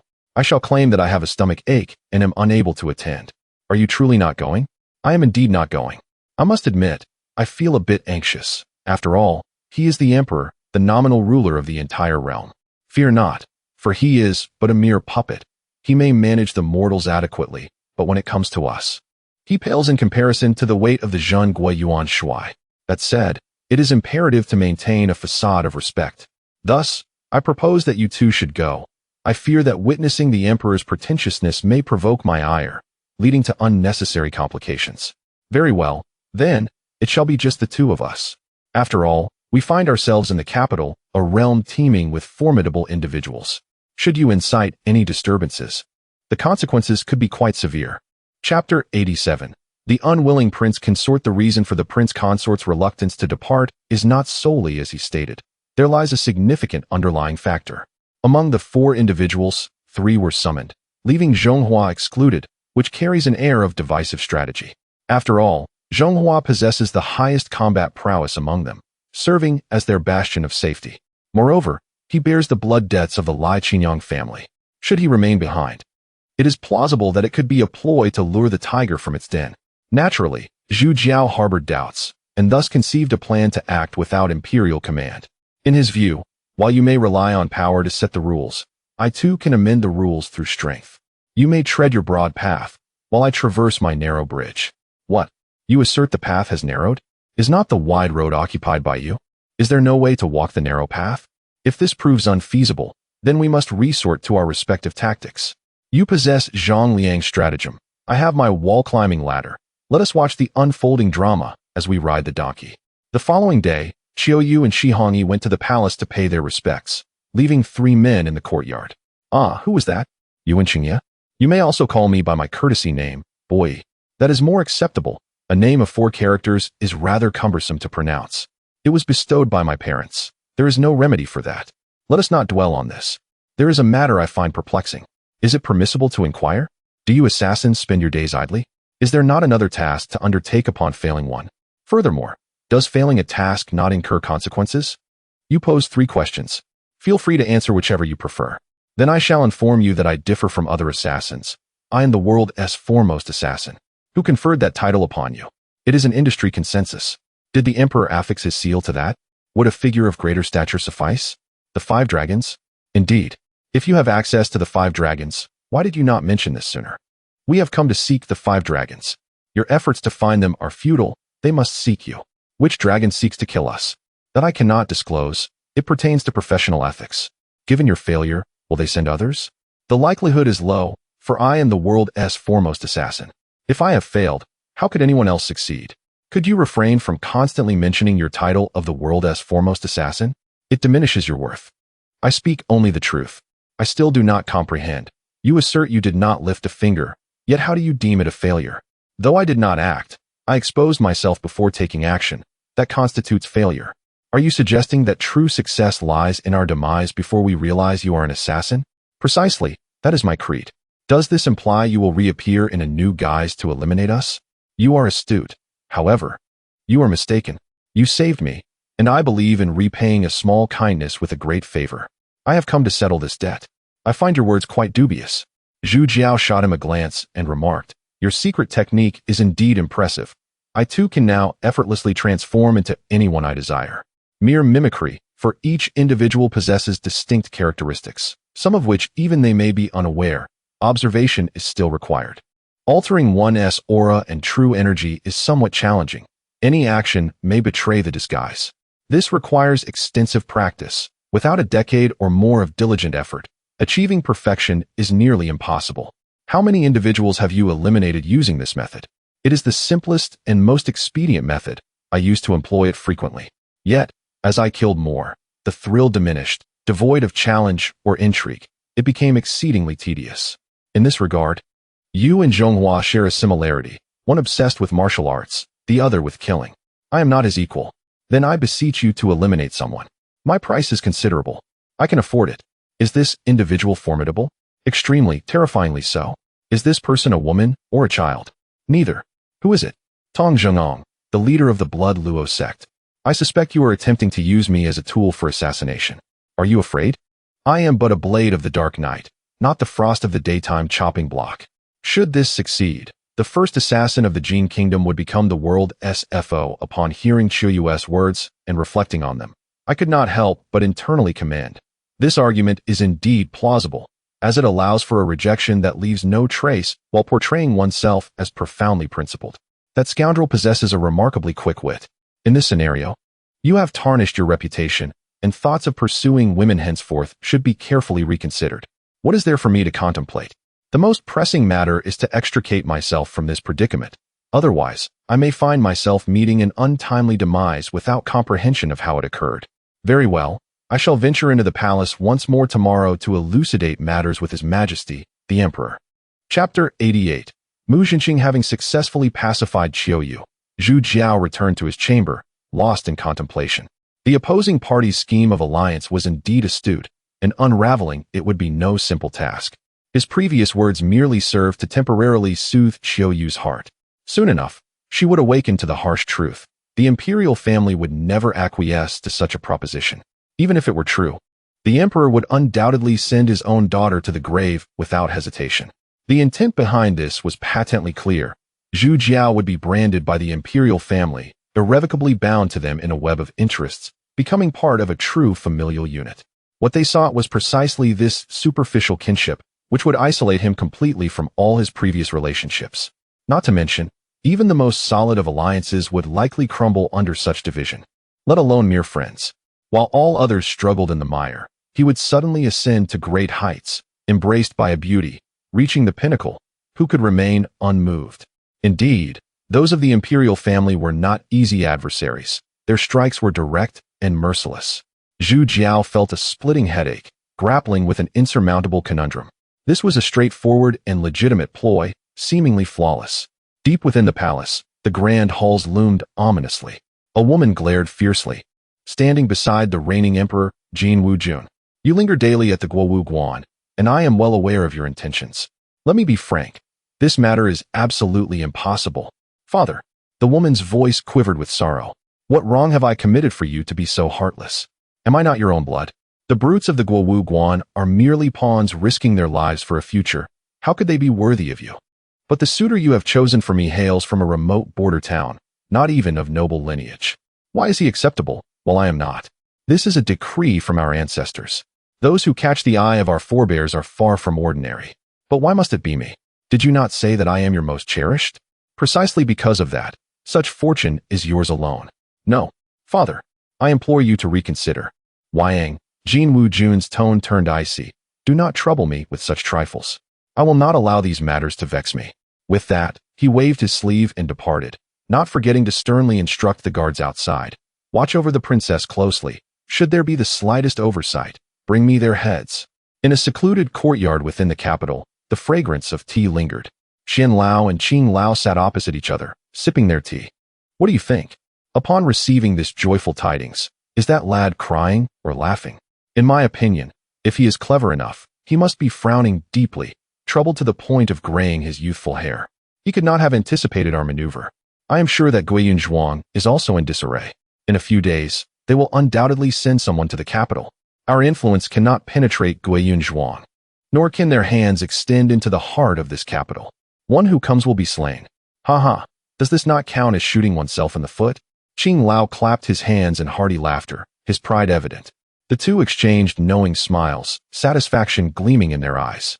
By the way, that little girl from the third family seems to have been mingling with that lad and refuses to return home. That is wise. The third family is in dire straits, acting rather like a cornered dog. Then shall we seize the opportunity to eliminate them both? No rush. Xian Lao took a delicate sip of tea. Let us observe how that lad dismantles their plans. In the battle for Xinyang City, we initially thought he had slipped away, but instead, he startled the snake. After that battle, various factions suffered the loss of over a dozen formidable figures. Truly unexpected. This person, whether friend or foe, I find it difficult to discern even now. Engaging in a battle of wits with these young ones is far more entertaining than dealing with those old foxes. Their methods of breaking the deadlock were always so surprising. At the Guowu Guan, on the martial arts arena, a young man in white stood tall, measuring 7 feet, with starry eyes and sword-like brows, his hair tied high. His stature as upright as a pine. Holding a long sword, he lightly tapped his toes on the ground, shooting forth like lightning, arriving before a massive boulder in an instant. The sword light gleamed, and his true energy surged, reaching the realm of Panwu. With a crack, the boulder shattered, its surface as smooth as a mirror. Excellent. Mu Xuezhang is truly exceptional. The title of martial champion is rightfully yours. The crowd erupted in thunderous applause. All students of the martial academy. This man was Mu Jinqing, the youngest Panwu powerhouse in the history of the Guowu Guan. He gazed at the split boulder, a satisfied smile gracing his lips, relishing the sensation of being in the spotlight. However, today, Princess Wang had not made an appearance, which left him feeling somewhat regretful. Mu Xuezhang is indeed a once-in-a-millennium martial genius. For this martial champion title, who else could it be? A boy of 14 or 15 years stepped forth from the crowd, the 19th Prince Jin Minyuan, who shared the same mother with Princess Wang and was a frequent visitor to the Guowu Guan. Your Highness, you flatter me. There are always greater heights to aspire to. How could I dare to be arrogant? Mu Jinqing spoke humbly, though pride flickered in his eyes. Deservedly so, there is no need for excessive modesty, Jin Minyuan replied with a smile. Ha, your Highness is too kind. Mu Jinqing chuckled, then inquired, pray, may I ask why Princess did not come today? Oh, her? She cannot come. Father has arranged a marriage for her, and she is likely busy preparing now. Marriage. Mu Zhenqing's heart jolted. Was the emperor already beginning to make moves during this critical time of the national martial examination?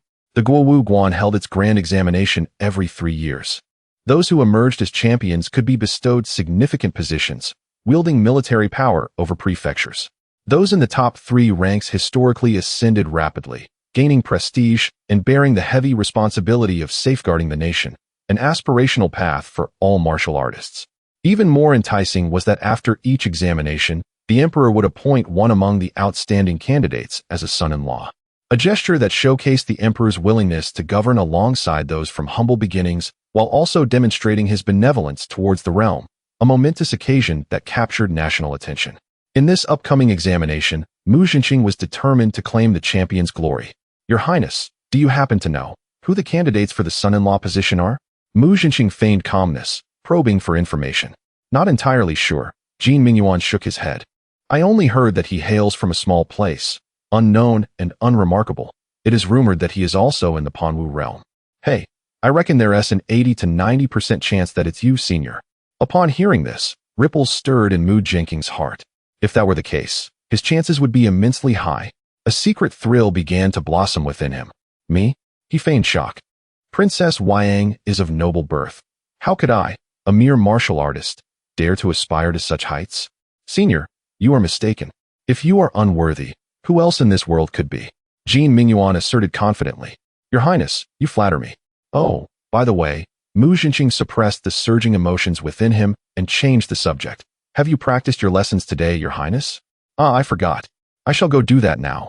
Jin Mingyuan, struck by inspiration, hurriedly dashed off to retrieve his weapon for practice.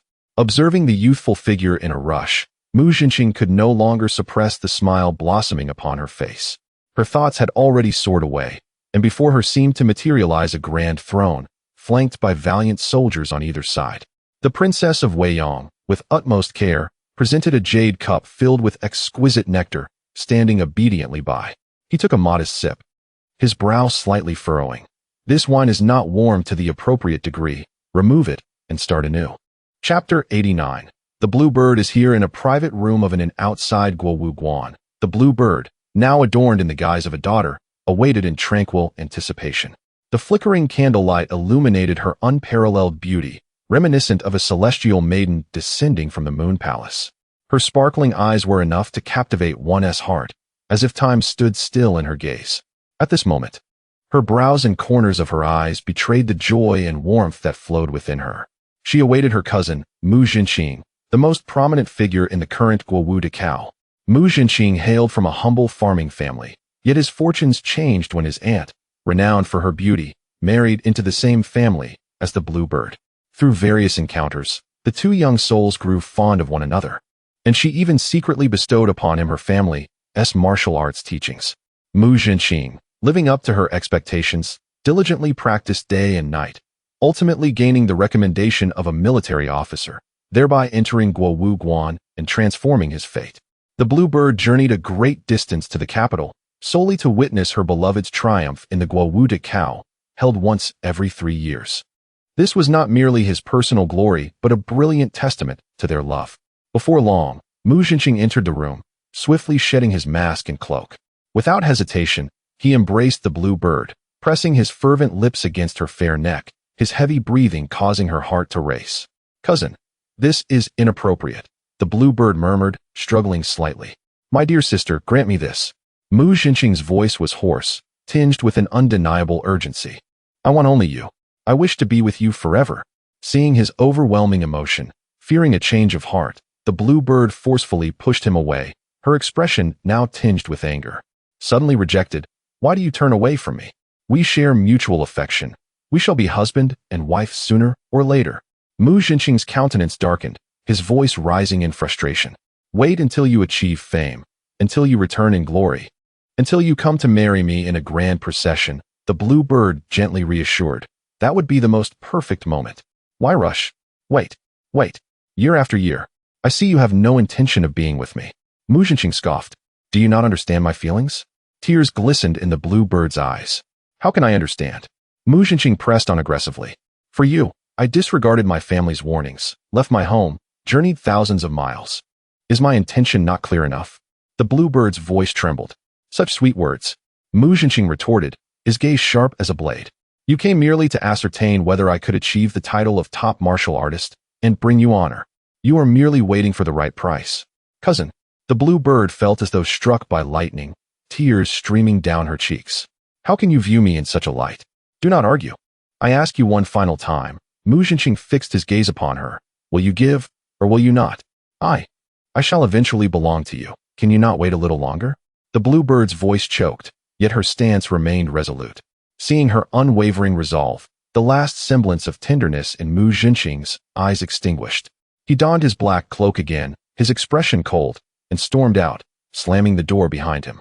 As she watched his resolute departure, the bluebird wept alone, her sorrow profound. Little did she know, this was merely a trap meticulously orchestrated by Mu Jinqing.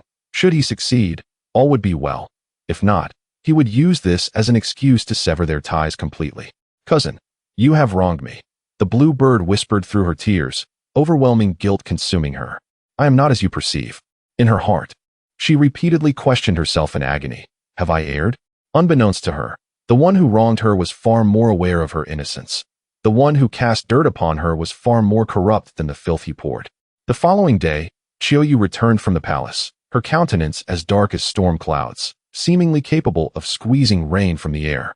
Zhu Jiao, sensing impending trouble, had retreated early to her room. However, with a loud bang, Qiuyu kicked open the door. She stormed in, irate, declaring, that old emperor has decreed, you must marry, whether you wish to or not. There is no room for negotiation. Is this reasonable? So cruel? Zhu Jiao feigned shock. Which princess is it? Is she of royal blood? Humph. I knew you harbored ill intentions. Now you concern yourself with which princess? Qiuyu's eyes widened. I am merely curious, Zhu Jiao protested innocently. What if he were to choose a mere palace made to placate us? We would have grounds to refuse, would we not? I trust you as far as I can throw you. You likely relish this. Qiuyu was unconvinced. Truly unfair. Zhu Jiao defended himself, then shifted the topic. By the way, are you certain the emperor chose me? Master, she was also there. Could he have confused us? Qiuyu paused, recalling. The emperor did mention selecting a suitable groom from among you, but he did not specify. Then this is settled. Zhu Jiao exclaimed, slapping his thigh. He has never even seen my face. How could it possibly be me? Then I shall inquire further. Qiuyu spun around, rushing out once more. Zhu Jiao watched her retreating figure, letting out a long sigh, inwardly reflecting. I have managed to navigate this challenge once again. He understood well.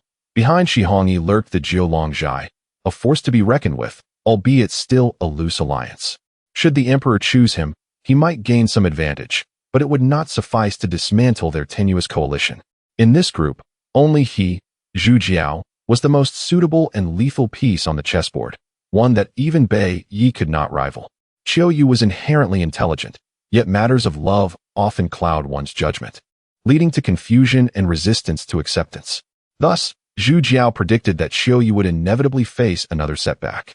However, after these 2 rounds of tugging, amidst her anxiety and disappointment, she would gradually come to see the situation clearly. Understanding this was not Zhu Jiao's intention, but rather a consequence of circumstances beyond control. As anticipated, when Qiuyu returned once more, her face bore none of the fury from the previous encounters, replaced instead by a profound despondence. The emperor has specified. It is you. She spoke softly. No matter what I say, it is futile. He insisted you report to Guowu Guan tomorrow. Guowu Guan. What is this all about? Zhu Jiao furrowed his brows. He finds your humble origins a blemish on royal dignity and wishes to gild you with glory, Qiuyu replied irritably. How so? With the Guowu de Cao approaching. You are essentially the designated champion of this year. Good heavens. Zhu Jiao nearly burst into laughter. Is this truly permissible? What of those diligent students who have toiled day and night, honing their skills? Are their efforts to be in vain? Then you may also attempt to fail. Qiuyu shot him a sidelong glance. Perhaps there remains a chance for negotiation. Marvelous. Zhu Jiao's eyes sparkled with mischief. He detested being manipulated as a mere pawn. Since they wished to play their games, he would ensure they experienced the consequences of their own actions. You must exercise caution and ensure no flaws are revealed, Qiuyu advised, her tone considerably softened. Rest assured, Zhu Jiao replied with a beaming smile. This is precisely my forte. Observing his confident yet cunning demeanor, Qiu Yu felt a modicum of relief. After all, this lad had a penchant for unconventional methods, often surprising others with his ingenuity, which was an undeniable truth. That night, Zhu Jiao tossed and turned in bed, unable to find solace in sleep. The allure of beauty, the charm of a princess, these coveted gifts of the world had now transformed into his greatest source of distress. Setting aside the peculiar techniques he could not divulge, the intricate web of forces at play, fraught with uncertainty, was enough to ensnare him in a labyrinth of worry. Bearing the weight of representing Guiyun Zhuang, should he truly become the royal consort, he would be irrevocably tied to the imperial family. What would be the thoughts of Guiyun Zhuang? How could negotiations proceed under such circumstances? Logically, he ought to remain aloof from the various factions, navigating the treacherous waters with grace, avoiding offense at all costs to ensure his survival. Yet, with the heavy hand of power bearing down upon him, how could a mere pawn withstand such force? Moreover, following that heavy blow, dangled before him was an enticing morsel of honey, exuding an irresistible sweetness. Was it conceivable to savor this honey while extricating oneself from the perilous mire? As this thought took root, Zhu Jiao felt a throbbing ache in his head, unable to stifle an involuntary laugh. The situation was both torturous and absurdly comical. Chapter 90. Guo Wugwen. On the following morning, outside Guo Wugwen, several instructors clustered around the dean, Chao Tianzong, eagerly awaiting the arrival of a distinguished guest. As the sun rose higher in the sky, Chao Tianzong wiped the beads of sweat from his brow and cast a glance at the glaring sun, inwardly cursing its oppressive brilliance. Before long, a figure appeared in the distance, striding towards them, clad in bronze armor that gleamed in the sunlight. He exuded an air of authority. The newcomer was none other than Zhu Jiao. He walked with an unhurried grace, as though ambling through his own garden. Chao Tianzong quickly donned a welcoming smile as he approached. "Might I inquire if you are the esteemed young master Zhu Jiao?" "Indeed, that is I." "Ah, young master, you have kept this old man waiting," Chao Tianzong exclaimed. "The sun is relentless. Please, let us converse inside."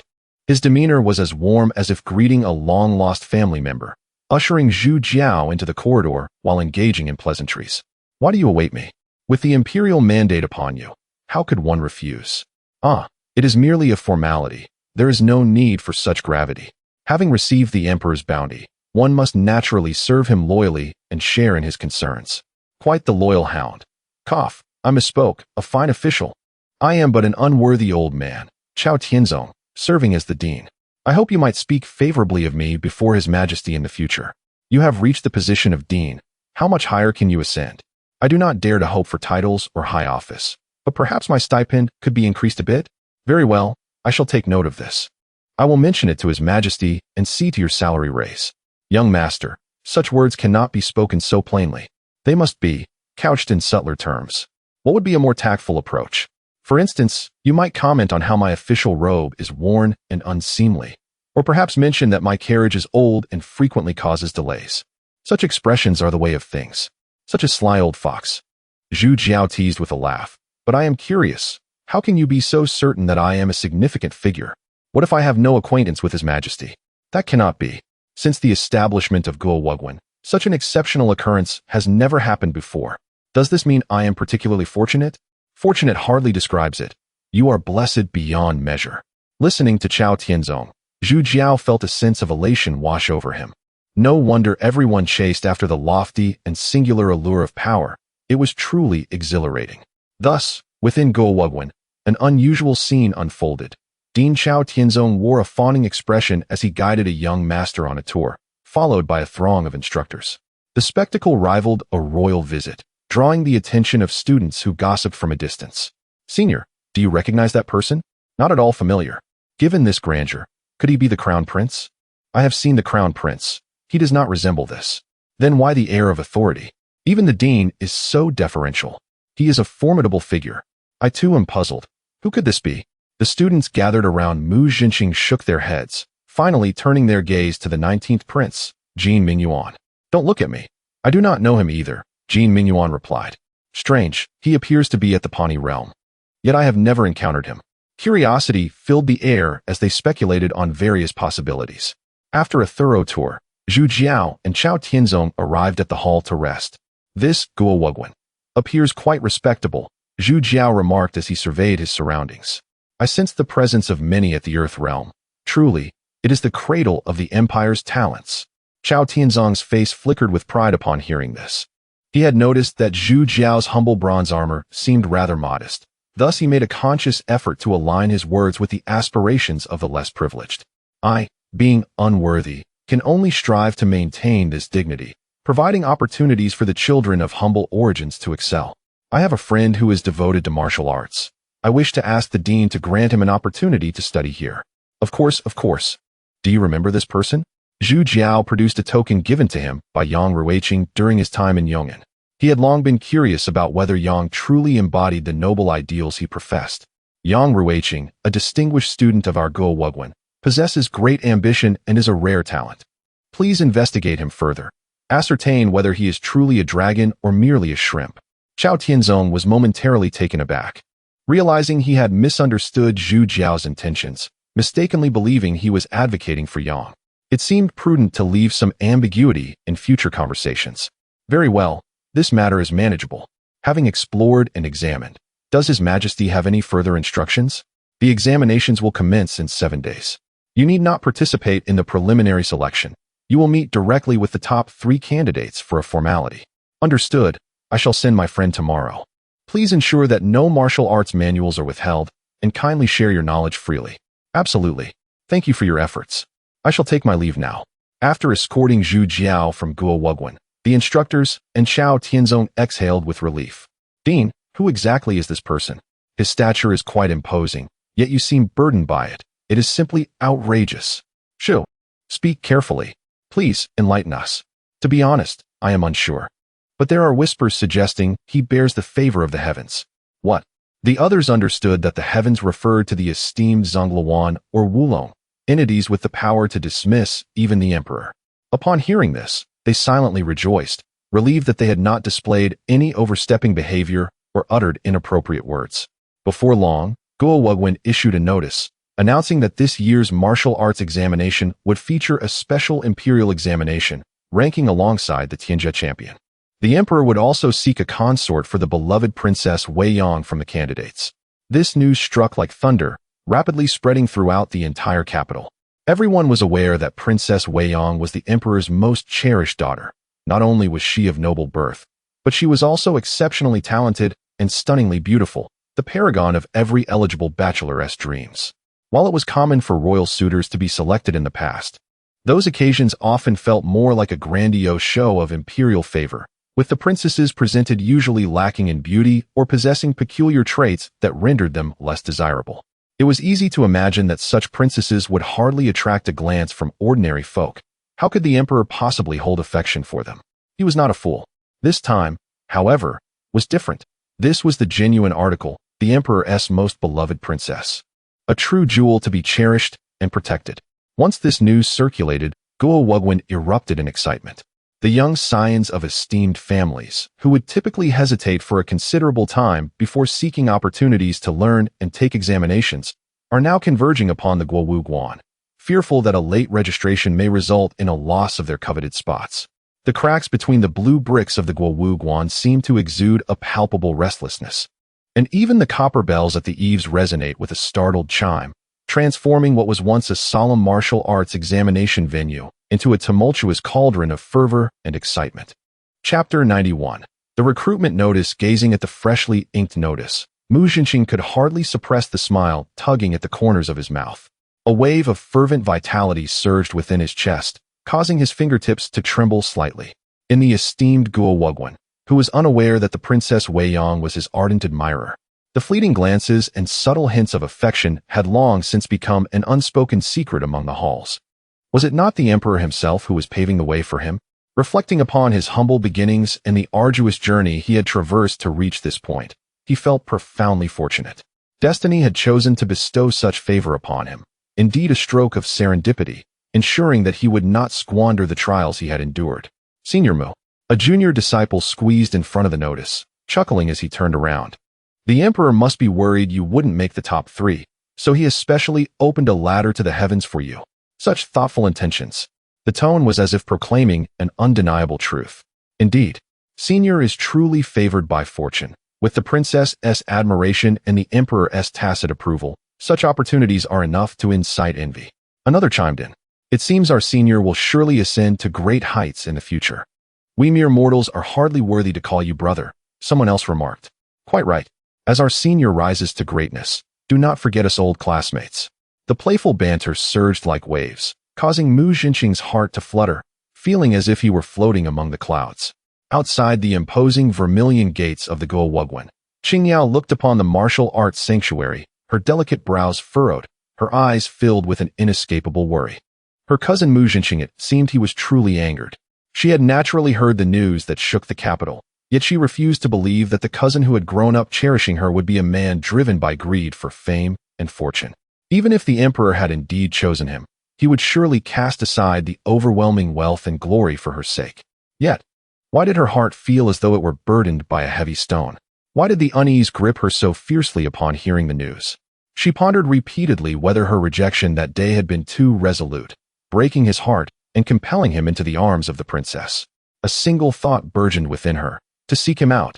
If he would only forgive her, she would willingly surrender herself to him. A matter that was only a matter of time. However, the Guowugwen was heavily guarded. How could an outsider simply enter? She could only anxiously pace outside the gates, hesitating repeatedly, hoping for the familiar silhouette to appear. Little did she know, at that moment, Mu Jinqing was deliberately avoiding her. Compared to the golden branches and jade leaves above the clouds, what was she?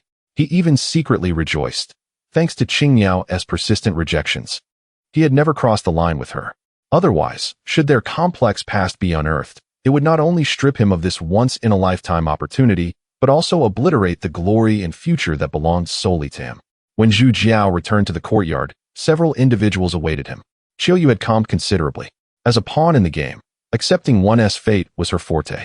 Moreover, her feelings for Zhu Jiao were merely admiration rather than love. Why should she take it to heart? More importantly, Zhu Jiao could not follow the path of humanity. Even if he married the princess, it would only be a couple bound by mere titles. At most, they would be akin to the friends they were now, perhaps even less intimate than they were at present. Master Shi, Chonghua, Zhu Jiao instructed, tomorrow, make a trip to the Guowugwen. I have already spoken with Director Chao. Bring back any applicable martial arts manuals you find. Chonghua's eyes sparkled at the words, nodding eagerly like a chick pecking at grain. Shi Hongyi, however, wore a face full of reluctance. A mere mountain bandit like me going to such a place? Am I not just asking to be beaten? Why are you always afraid of being beaten? Zhu Jiao retorted impatiently, then dangled the bait. With Chonghua protecting you, who would dare touch you? Go see if there are any suitable divine weapon shield techniques. It's the Guowugwen. After all, perhaps they truly possess some hidden treasures. If not even there, then I fear nothing can be found in this world. The mention of divine weapon shield techniques intrigued Shi Hongyi. Observing his reaction, Zhu Jiao deliberately adjusted his tone. Do you think the Guowugwen is a roadside tea house, where anyone can come and go as they please? This opportunity was hard-won through my efforts. If you truly do not wish to go, then forget it, and I will not owe anyone a favor. Brother, I shall go. Shi Hongyi quickly changed his tone urgent. That was just a joke. Really? Don't force it. Really, I desire it. Next time you dawdle like this, do not blame me for turning hostile. I want tea. I absolutely want tea. Shi Hongyi repeatedly pleaded for mercy. Seeing him so compliant, Zhu Jiao silently chuckled. You think I cannot handle you? Having finished his instructions, Zhu Jiao hurriedly nodded to Qiuyu and retreated to his room, eager to escape the gaze that might harbor unspoken resentment. In this matter, he too was a victim. They all were, yet he alone had emerged as the greatest beneficiary. How to resolve this? Why resolve it? To let a good opportunity slip by would be against the natural order. He himself relished the outcome, so why seek to resolve anything? If he were to expend effort in doing so, it would be akin to being foolishly trapped. Zhu Jiao would avoid such self-sabotage. Thus, in the end, he could only resign himself, accepting the fate that had been thrust upon him. Time slipped by swiftly. On that morning, the crisp and rhythmic sound of hooves echoed against the stone path outside the courtyard. The emperor, fearing he might flee, had sent someone to summon him. Sitting atop a horse outside the courtyard was none other than the formidable Marshal Wu Xingze. Ah, Marshal, why have you come in person? You honor me. Zhu Jiao feigned trepidation as he approached. Cut the act. Wu Xingze glared, his voice booming like thunder. The emperor has called for you multiple times without success. Who do you think I am? Internally, he cursed this wily youth. If such words reached the emperor's ears, he would find himself bearing the weight of an insurrection. He hastily distanced himself from any implication. Your words are too kind. I truly am unwell, Zhu Jiao attempted to explain. Enough. Wu Xingze waved his hand dismissively, cutting him off. I care not for your excuses. Get on the horse. The emperor has been waiting at the examination grounds. With that, he shot a sharp glance to the sides, as if ready to apprehend a criminal. Wait. There's no need to trouble the military. Zhu Jiao quickly mounted his horse, following the imposing procession towards the Guowugwen. At this moment, the exterior of Guowugwen is already a sea of people, a throng of countless individuals, all eyes fixated on the tightly shut gate, eagerly awaiting the announcement of the golden list to see who shall be the fortunate one to ascend to greatness. In previous years, the top 3 positions were determined within 2 days. However, this year's unique arrangement of the Anka Tianbang has inexplicably postponed the announcement until now. As Wu Xingze's iconic flag appeared, leading a formidable cavalry and escorting Zhu Jiao, the crowd erupted into a tumultuous roar akin to a tidal wave. Look, it is the Zhen Guo Yuan Shui. Who is that accompanying the marshal? How can he walk side by side with him? Deep within the crowd, Qing Niao, who has been lingering outside Guowugwen for several days in search of her cousin, finds her heart gnawed by anxiety like an ant. With the announcement imminent and known news of her cousin, her heart grows even more chaotic. When her gaze falls upon the figure atop the horse, she is suddenly taken aback by the shimmering golden scales of armor, so familiar to her. It is Zhu Jiao. Chapter 92. The confrontation. A surge of ecstatic joy suddenly erupted within Qingniao. Zhu Jiao. To encounter him at this very moment. Recalling their adventures in Zhilongzai, they could be considered comrades forged in adversity. In this vast and unfamiliar capital, he was her sole beacon of hope. She seemed to grasp at a lifeline. If she could implore him, perhaps she could uncover the situation within the pavilion. Even if that were not the case, he could surely convey a message to her cousin. Regardless of her failures, she would never be disdainful. She called out to him, Zhu Gongzi, Zhu Gongzi. Yet her voice was instantly drowned by the clamor of the crowd. As she watched the procession pass without pause, the sound of hooves receding into the distance, Qingniao fell into a state of utter panic. She desperately pushed through the throng blocking her way, stumbling as she chased after them. Her cries growing increasingly desperate. Zhu Gongzi. Wait. Zhu Jiao, lost in thought, felt an inexplicable jolt in his heart and instinctively pulled back on the reins. Through the gaps in the crowd, he saw a woman fervently waving at him. A flicker of confusion crossed his mind. Who could this familiar face be in the capital? Could it be that my irresistible charm has attracted yet another romantic entanglement? Cursed allure. He halted his horse and gazed intently. Upon closer inspection, he was nearly thrown from his mount by the sight of an exquisite beauty. But why did her features evoke an indescribable sense of familiarity? Zhu Jiao furrowed his brow in deep contemplation, searching his memory but finding no trace. He shook his head in self-deprecation. Could it be that my prolonged worries have conjured illusions? Just as he was about to spur his horse onward, a figure suddenly crashed into his mind. The girl masquerading as a boy, obstinately stubborn. Qingniao. His pupils constricted. It was her. He promptly turned his horse around. Marshal, please hold on. I shall return shortly. Wu Xingze, taken aback, raised a hand to halt the procession. Zhu Jiao rode towards the enchanting silhouette. Qingniao, seeing him finally stop, called out with all her might, her body jostled by the crowd.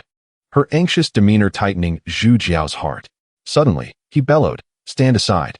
His voice thundered like a clap of thunder, carrying an invisible pressure that reverberated through the crowd, rendering their eardrums buzzing and hearts trembling. The previously congested passageway parted like the tide, revealing a clear path. Qingniao managed to stumble her way to his horse, gasping for breath, her hair tousled. Zhu Gongzi. She looked up, her eyes glistening with tears. Indeed, it is I. Zhu Jiao replied from atop his horse, feigning an air of formality. What business do you seek with me, my lady? I am Qingniao. She exclaimed anxiously, the Qingniao from Zhilongzai. Do you not recognize me? In truth, upon closer inspection, the familiar contours had long been confirmed. Yet Zhu Jiao chose to tease, pretending to be astonished. Do not misidentify, my lady. Qingniao is my brother, distinctly a lad. How could you possibly be her? That was my disguise. Qingniao retorted, both anxious and indignant. You were well aware of it at the time. Oh. Zhu Jiao stroked his chin, feigning deep thought. Then allow me to inquire, what is the name of the young master? Shihongi. Well, I shall grant you that one. His eyes glinted with mischief. Now for a second question. What was the last inscription carved on the cliff of Zhilongzai? To this end, I traveled. Qingyao blurted out, only to realize he was clearly jesting. Remembering her refusal to meet him in her true form, her heart fluttered, and she steeled herself to play along. Seeing her compliance, Zhu Jiao lost interest in further teasing. Very well, I shall not jest with you any longer. Do you wish for me to escort you inside? Yes. Qingyao's eyes sparkled with hope. I have a dear friend inside who is taking the examination. I wish to see him. Very well, keep up. Zhu Jiao turned his horse around. Qingyao hurriedly followed, her form rising and falling in a sprint, revealing a breathtaking silhouette. Zhu Jiao could not help but glance back frequently, marveling. How did she conceal such a stunning figure beneath layers before? Upon witnessing Zhu Jiao return with a breathless beauty, Wu Xingzi smirked and, lowering his voice, remarked, well done. The prince consort has yet to be appointed. Yet you dare to attract the attention of the ladies in the emperor's presence? Do you not fear for your head? Marshal, you jest. Zhu Jiao maintained a calm demeanor. She is merely an old acquaintance. Enough. We must hurry. His Majesty is waiting eagerly. Wu Xingzi urged sternly. Thus, under the protection of this formidable cavalry, Qingyao sprinted forth, entering the imposing gates of the National Martial Arts Pavilion. At this moment, atop the high platform of the martial arts arena, Emperor Jin Wujuan languidly reclined against the dragon throne, disinterestedly observing the ongoing martial arts demonstration, which was merely a formality for entertainment. Director Chao Tianzong stood beside him, casting furtive glances towards the entrance, silently calculating the arrival time of Zhu Jiao. Your Majesty, Zhu Gongzi has arrived. An attendant whispered. Is everything arranged? The emperor's eyelids lifted slightly, his voice tinged with a hint of weary indifference. Absolutely, Your Majesty, rest assured. Chao Tianzong bowed, speaking in a hushed tone. The emperor nodded almost imperceptibly, his gaze returning to the arena, his expression betraying no signs of impatience. Below, Mu Zhenxing's face had darkened to the point of being able to wring water from it.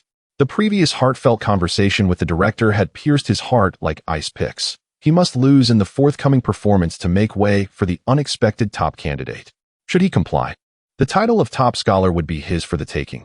Should he resist, he would be stripped of all accomplishments in an instant, becoming a laughingstock. Only at this moment did he realize, as if plunged into an icy abyss. What was this top candidate? What was the promise of being named alongside the top scholar? What was the betrothal to the prince consort? All the grandeur surrounding this martial arts examination was merely to accentuate the emergence of one individual. He, along with the multitude of struggling scholars drenched in sweat, were but the meticulously arranged backdrop for a theatrical performance. The emperor's promises, the pavilion's fairness, were as fragile as paper lanterns, easily pierced. A wave of searing humiliation and icy despair tore through his chest. His tightly clenched fists turned pale, nails digging deeply into his palms. The years of relentless struggle and bearing humiliation to ascend now seemed to him a grotesque farce, like a puppet manipulated by invisible strings, both pitiful and laughable. What tore at his heart even more was the thought that the princess, who once gazed at him with tender eyes and laughter, was about to become the sacrificial offering in this absurd spectacle. Before long, Wu Xingzi led Zhu Jiao to the corridor leading to the martial arts arena. Horses could not tread upon the emperor's ground, so they had dismounted and were walking. Upon the long-awaited appearance of Zhu Jiao, the esteemed Dean Chao Tianzong felt as if a great weight had been lifted from his shoulders. He promptly gestured for the performance to pause, cleared his throat, and commenced his lengthy and ornate address, a speech he had long since committed to memory. Your Majesty, in your boundless wisdom, today you have graciously initiated the special examination to cultivate exceptional talents. This is not merely an act of benevolence, but a testament to your earnest quest for worthy individuals. It is a timeless act of compassion towards the underprivileged students, reflecting the unparalleled grace of your imperial favor. I implore all students to be mindful of this divine blessing and to strive diligently for excellence. After extolling virtues and offering encouragement, Dean Chao finally revealed the name of the third-place candidate. This year's martial arts third-place winner is Yuan Haowei. Please ascend the stage and engage in a friendly contest with the esteemed talents of the special examination.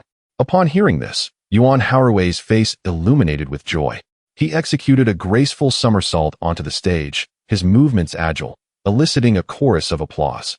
In contrast, Zhu Jiao ambled leisurely to the stage, his gait casual, as if taking a post-meal stroll.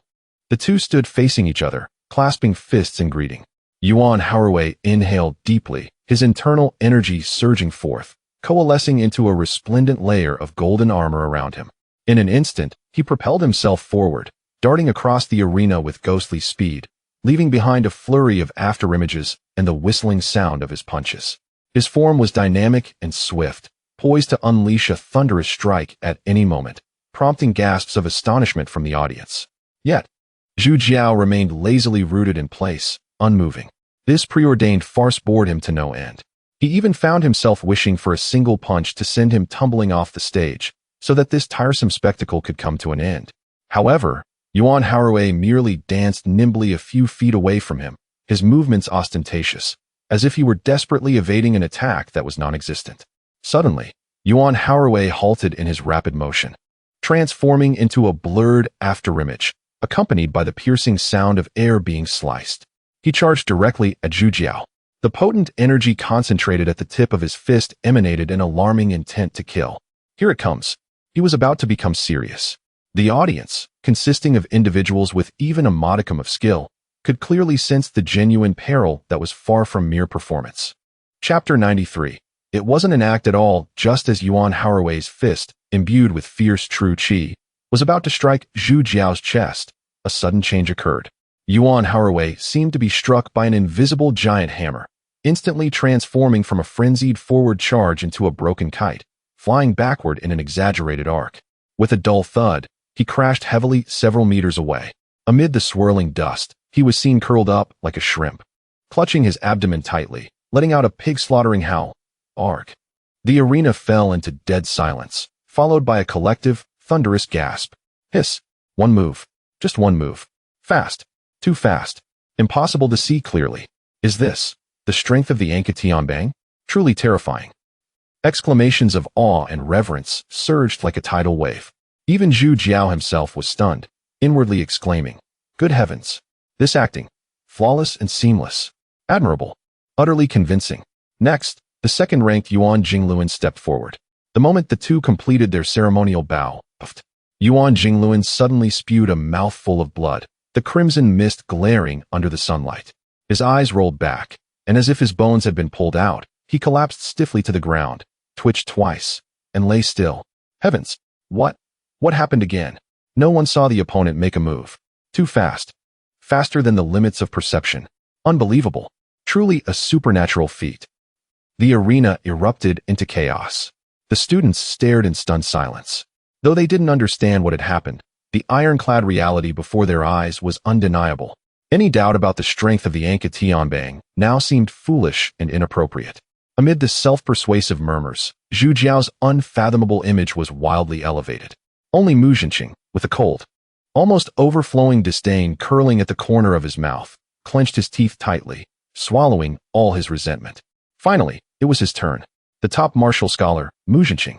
He stepped onto the stage with heavy footsteps, as if still trapped in a whirlpool of immense humiliation, his eyes vacant and bewildered. Acting? How should I act? This thought gnawed at his heart like a venomous snake. A surge of rage erupted within him. He clenched his fists tightly, his knuckles cracking under the strain. Before the performance, he only wanted to land a solid punch on this bastard. The two exchanged a perfunctory bow. Seeing Zhu Jiao's calm, leisurely demeanor, as if watching a monkey show, Mu Zhenqing's fury could no longer be contained. Violent true qi erupted, instantly forming a protective armor as hard as steel on his body. The dense true qi gathered and compressed around his fist. Emitting a low hum, step by step, he walked straight up to Zhu Jiao until their noses were almost touching. Staring at Zhu Jiao's face, filled with indifference and amusement, a sudden illusion flashed in Mu Zhenqing's mind, his full-force punch smashing into that detestable face. Skin torn, blood gushing. That face instantly contorted beyond recognition, perhaps even unrecognizable to his own mother. Of course, this was merely his wishful, cathartic fantasy. Zhu Jiao's face remained intact. Seeing him standing stiffly in front, fists clenched tightly, but not moving, Zhu Jiao snorted impatiently, his tone mocking. "What are you standing there for? Why haven't you started your performance? The word performance seared Mu Jinqing's dignity like a red-hot iron brand. His eyes instantly turned blood red, the raging fire within him almost bursting forth to incinerate the man before him. Zhu Jiao was, of course, doing it on purpose. This taunt turned Mu Jinqing's furious eyes crimson, the flames in his gaze seeming to ignite Zhu Jiao. Zhu Jiao was deliberately provoking him. With so many eyes watching, he couldn't perform. If possible, he would have loved to kneel on one knee, clasp his fists, and shout, "Brother, you are mighty and wise. I admit defeat." But doing so would directly slap the emperor in the face, and he, the dean, and everyone present would pay a bloody price. Such a foolish act, harmful to oneself and others, was something he would never do. Of course, he didn't mind others doing it. For instance, the furious top scholar before him was the perfect candidate for such a brave endeavor. Raising your fist so high, are you planning to tickle me? Zhu Jiao curled his lips into a malicious smile, continuing to fan the flames. Or do you think my Panwu realm is as worthless as yours? Mu Jinqing's defenses shook violently under these cutting words. The thought of landing a punch, like a devil's whisper, clawed at his heart, growing increasingly difficult to suppress. Just one punch. Admit defeat immediately afterward. He desperately tried to convince himself. As a Panwu realm expert, surely he could withstand a single punch? Once the thought took hold, there was no hesitation. Boom.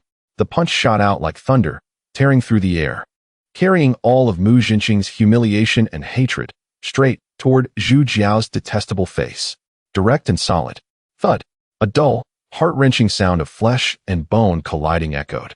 Zhu Jiao's head, along with his entire body, was thrown backward at extreme speed, as if struck by a battering ram. However, the anticipated bloodshed and disfigurement did not occur. The moment he sensed Mu Jinqing's fist aimed at his handsome face, all the true qi within Zhu Jiao surged like a tide toward his face. His face was his bottom line, a facade more important than his life. If it weren't for the face being targeted, he wouldn't have minded feigning a severe injury and staging a crushing defeat. This was Zhu Jiao's philosophy of survival. Life could be lost, but face must never be. At this moment, his face, tightly enveloped in Panwu true qi, showed no sign of pain. Instead, amid the gale of his backward flight, it broke into a clear, triumphant smile. Everyone saw it. He struck first. It's not that I didn't cooperate. Watching Zhu Jiao's figure flying backward, Mu Jinqing felt as if struck by lightning. A bone-chilling cold shot from the soles of his feet to the crown of his head, and cold sweat drenched his clothes like a floodgate opening. It's over. All is lost. This thought smashed his last shred of hope like a 10,000-pound hammer. Countless icy, murderous gazes instantly focused on him, prickling his back and choking his throat. He felt as if he would be torn to pieces the next moment. What to do? What to do? In the blink of an eye, a frantic thought of self-rescue flashed through Mu Jinqing's mind. Alas, he emitted a heart-wrenching wail that was scarcely human. It was evident that his inner vital energy surged chaotically, accompanied by a series of excruciating cracking sounds as he forcibly shattered several of his own ribs. Subsequently, his body convulsed violently, as if all strength had been drained from him, and he toppled backward, followed by a painful roll, groaning all the while, ultimately landing beneath the martial arts platform. Regardless of whether he truly succumbed to defeat, he was determined to assert, "I did not lose." Even if a reckoning were to occur later, he would be gravely injured, fighting desperately for survival. This was the only excuse he could conjure to temporarily preserve his life.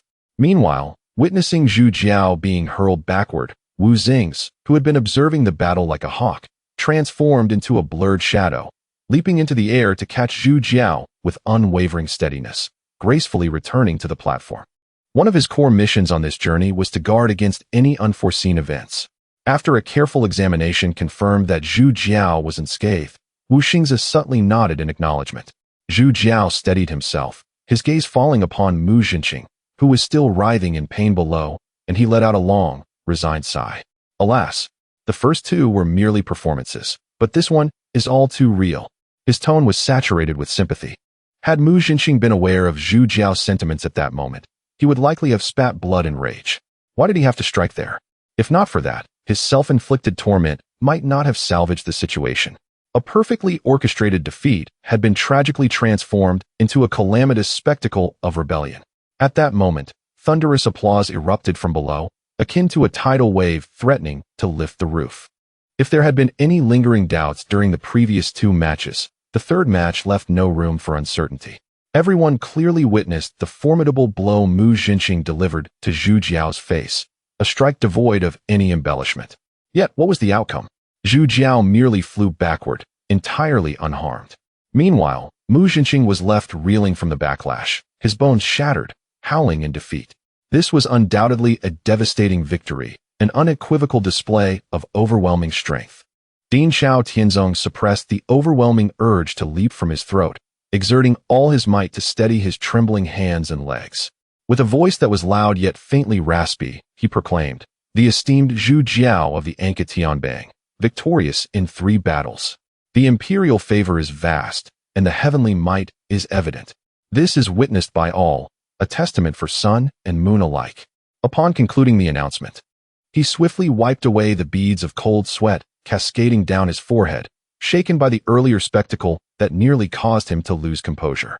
He cast a fierce glare at the still writhing Mu Jinqing beneath the platform, exhaling a deep, troubled breath, his heart surging with turmoil. "You truly know how to cause me trouble.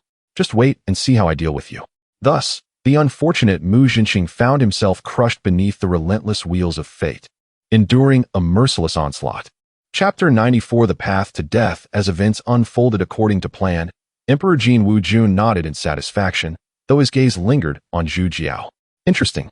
Ding Xiao Tianzong, observing the situation had settled, approached Zhu Jiao and said, "Hurry and express your gratitude to the heavens."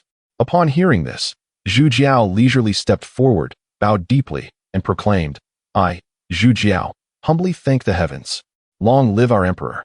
Jin Wujun smiled slightly and fixed his gaze upon him, inquiring, "What should you call me?" Zhu Jiao was momentarily taken aback, and Xiao Tianzong quickly reminded him, "Call me Father Emperor. Long live Father Emperor." While no one relished the idea of adopting a new paternal figure, the performance had to continue, especially with so many eyes upon them. "My son is truly obedient. Step forward." Zhu Jiao approached like a marionette, standing before Jin Wujun. Upon seeing Zhu Jiao's handsome appearance and imposing stature, Jin Wujun nodded in satisfaction, thinking to himself, "The ancestors have an eye for talent. This young man is worthy of my precious daughter, ensuring she is not wronged. Grant him the Duke's residence at Nanbo Palace. Add 7 gifts of honor, unrestricted access, and let the grand wedding take place in 3 days. A universal amnesty. Let all celebrate." Jin Wujun enumerated the honors, glancing at Zhu Jiao's armor, and suddenly recalled something, adding, "Also bestow the heavenly might armor and the royal gold medal." Zhu Jiao felt indifferent to all of this, but the eunuch beside him widened his eyes in astonishment. Others might be unaware, but he understood well that the 7 gifts of honor indicated a privilege surpassing that of the crown prince or prime minister. Unrestricted access meant he could enter the palace and even the inner court at will. The heavenly might armor was reserved for marshals, a symbol of martial prowess and status, simply unimaginable. The royal gold medal was exclusive to the direct bloodline of the royal family, signifying that he was now part of the royal lineage, not merely an external relative of the Duke. The recent amnesty had not been enacted in 20 years. Now, for his sake, it was being initiated again, sparing countless lives and undoubtedly winning many hearts. The grace he received was truly monumental. Seeing all arrangements in place, Jin Wujun said to Xiao Tianzong, "You may announce it. Let us return to the palace." With a eunuch's loud call, the group moved out in an orderly fashion. As the emperor departed, everyone rushed to offer their congratulations, while Zhu Jiao, with a furrowed brow, responded to each one. At that moment, a eunuch approached him to inform that the duke's residence was already prepared for his move today, and that tomorrow there would be a trial with the maidens, requiring him to prepare accordingly. A simple command from those in power prompted a flurry of activity, illustrating the allure of authority. However, Zhu Jiao was not focused on the eunuch's words. Instead, he noticed Qing Miao beside Mu Jinqing, who wore a worried expression, stirring feelings of jealousy within him. Having been old friends, they did not even bother to greet or congratulate him. It was rather impolite. "Very well. Since you do not come to me, I shall go to you. Surely, this must be your lover. As you can see, he was the one who acted. I do not hold you responsible." Her acknowledgement struck Zhu Jiao deeply, creating an unpleasant sensation within him. "Follow me back to my residence. I will take you to see an old friend." "But, my cousin." Though Mu Jinqing was furious at the invitation to his woman before him, He retained enough composure to recognize that Zhu Jiao's status had ascended far beyond his own. Go ahead, I will not be in your way.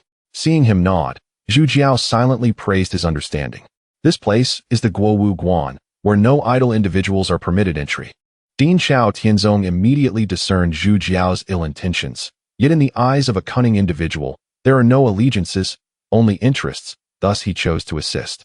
Qing Miao glanced at Zhu Jiao, hoping he would speak, but Zhu Jiao remained silent, eager for Xiao Tianzong to take the lead. Therefore, he averted his gaze.